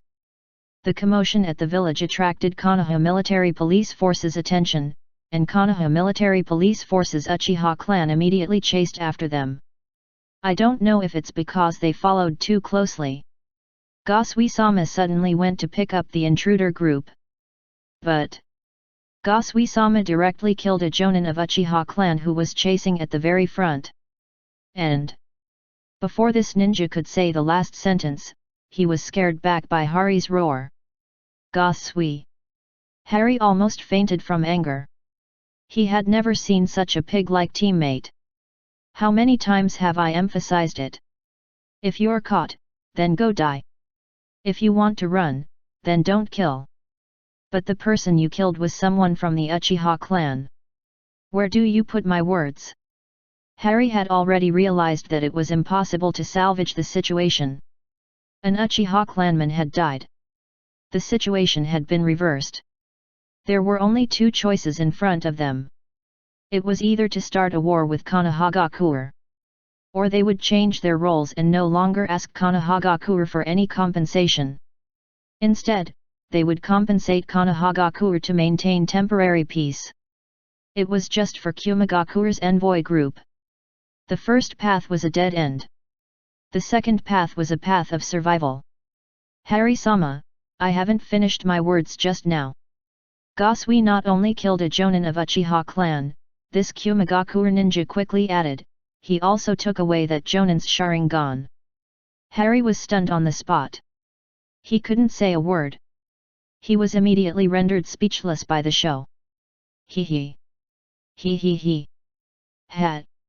Harry laughed coldly, his laughter filled with deep self-mockery. Gasui, I can finally tell. It's not that you don't know how to execute this mission properly, you are trying to kill me. Chapter 200. Harry could be said to be the smartest person in this Kumagakure envoy group. When he heard that the Hyuga's dojo had been blown up, he wondered if there was still room for redemption. However, when he heard that an Uchiha's jonin had died, his heart chilled a lot. He knew that things had reached a point where it was impossible to salvage. What he had to consider was how to escape unscathed. But now that he knew that the dead Uchiha even had his Sharingan robbed by Gasui, he immediately understood. It was not a question of mission capability. Nor was it a question of IQ. This was simply Gasui setting him up and wanting to kill him through Konohagakure. This was a personal grudge. However, it was not clear why Gasui wanted to harm him. There was no reason at all. Usually, there were no problems between the two of them. Harry-sama, what should we do now? Asked a gentle-looking man in Kumagakure's envoy group. This man was wearing an ordinary cloth robe and a high hat. He was the Country of Lightning's civilian staff member, not a ninja, and had no physical combat ability. Wait for an opportunity, Harry walked toward the window and looked outside through the window. If the third Hokage doesn't do anything, we still have something to talk about tomorrow. But if Konohagakure wants to surround and attack us, we must rush out. We must not be caught by them. Otherwise, it would be another story. Harry had seen through the current situation quite thoroughly. He had studied the third Hokage's character quite well and understood how the third Hokage was indecisive and liked to compromise. Yes. The people of Kyumigakure's envoy group immediately responded. They had no other choice but to believe in Harry. Konohagakure. Anbu dormitory. Dong. Dong. While Aoba was sleeping, there was a knock on the door outside his room, which directly woke him up from his sleep. Who is it? Aoba asked in a bad mood. He frowned slightly, and his eyes suddenly became cold. Why were there so many people coming to his room during this period of time? Who was it now? Aoba was in a bad mood. In his opinion, every time someone came to his room to look for him, there was nothing good. Last time, Kenji was like this, and not long ago, Sekai was also like this. Aoba, it is me, Minato. Minato's gentle voice came through the door. This voice was not loud, as if it were afraid of being discovered by others. Minato. Aoba was stunned for a moment. He got up from the iron bed, walked to the door, and opened it. Why are you here? Aoba saw the yellow-haired youth standing outside his room door. The latter still had a warm smile on his face, and a lot of small question marks instantly appeared in his head. Minato actually knocked on his room door. This kind of thing could happen. But it would take a long time to happen. You won't let me in. Minato glanced at Aoba's room. Come in.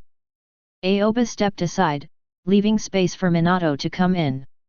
After Minato came in, he immediately closed the door and turned to look at Minato. Did something happen? Why did you come to my dormitory in the middle of the night? I have to make it clear to you. I don't have a place for you to spend the night here. After closing the door, Aoba stared at Minato with a smile on his face. He put down his guard. Minato was different from the people of the Uchiha clan. He had a good relationship with him. Not only that, Minato had a very good character. He would never do something like using him to get himself into trouble. He was one of the few existences that Aoba could be at ease with. Something big has happened. Minato looked at Aoba and nodded.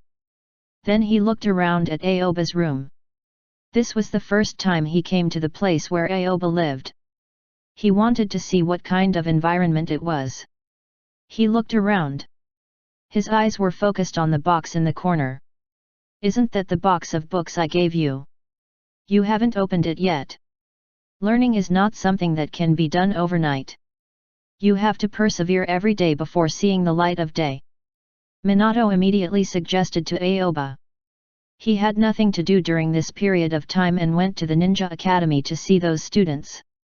Unconsciously, he had the habit of giving pointers on the spot whenever he saw something. Now he saw that Aoba's box of books had not been opened.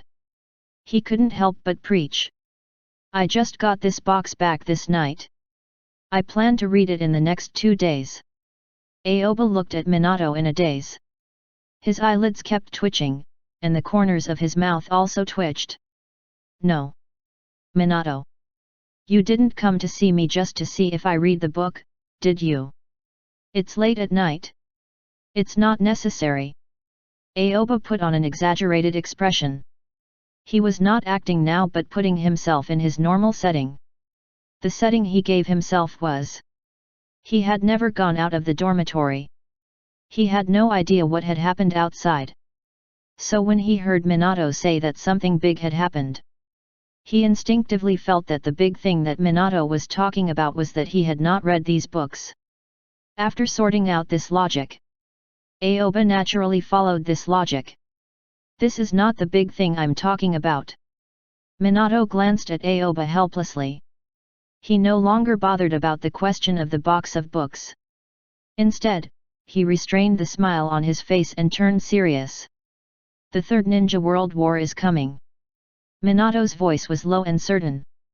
There was no doubt in his tone. Instead, he directly said the result. Do you still remember what we discussed on the Hokage Rock? Minato did not give Aoba a chance to interrupt but continued to speak. It could be seen that this time, Minato did not come to discuss things with Aoba.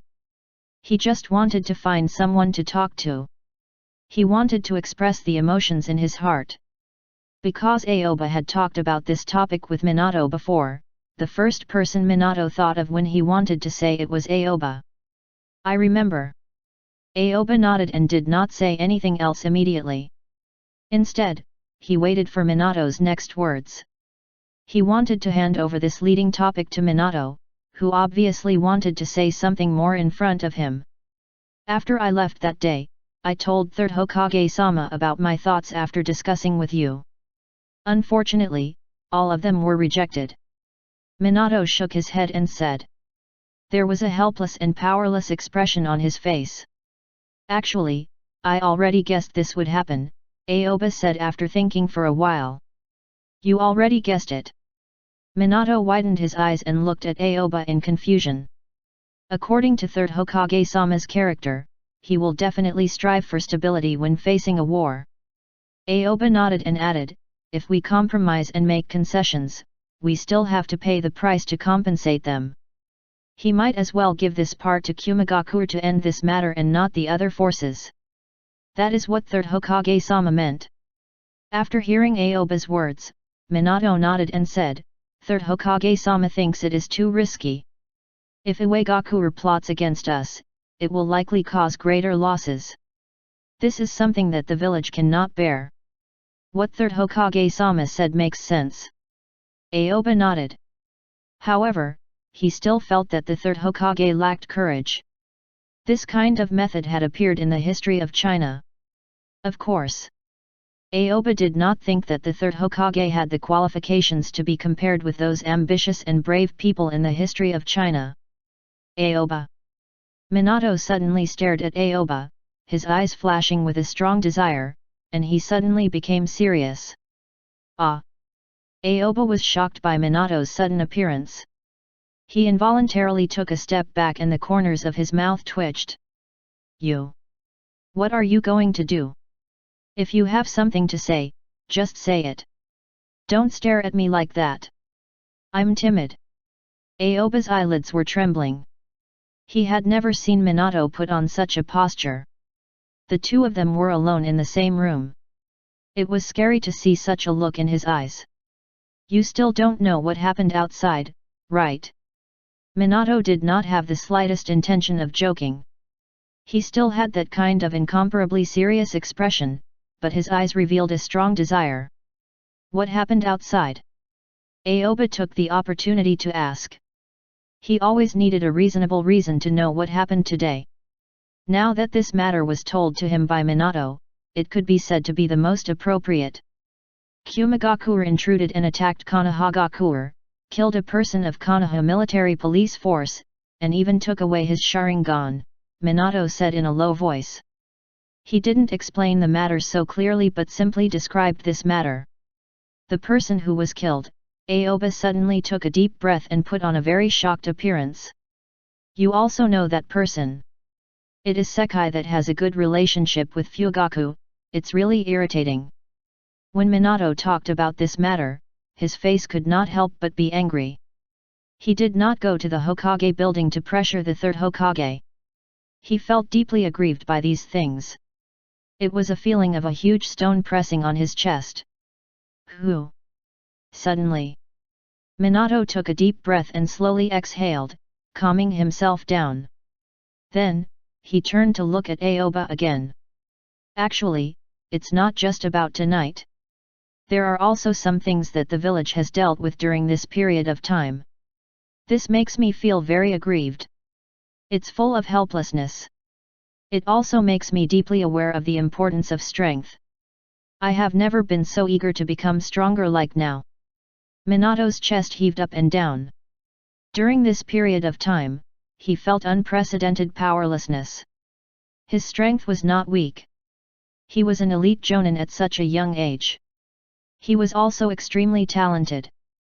Just by looking at Hiraishin no Jutsu, Flying Thunder God technique, created by the second Hokage, which no one could control, he could easily handle it. However, Minato clearly realized that he was not strong enough. He was not strong enough to control the situation of the whole ninja world. Many things he still could not do as he wanted. This made him watch as the wheels of history rolled over his body, and he was only a member who could go with the flow. Just as Minato was lamenting his lack of strength, Aoba's voice slowly rang out. Minato, if you want to become stronger, I have an idea.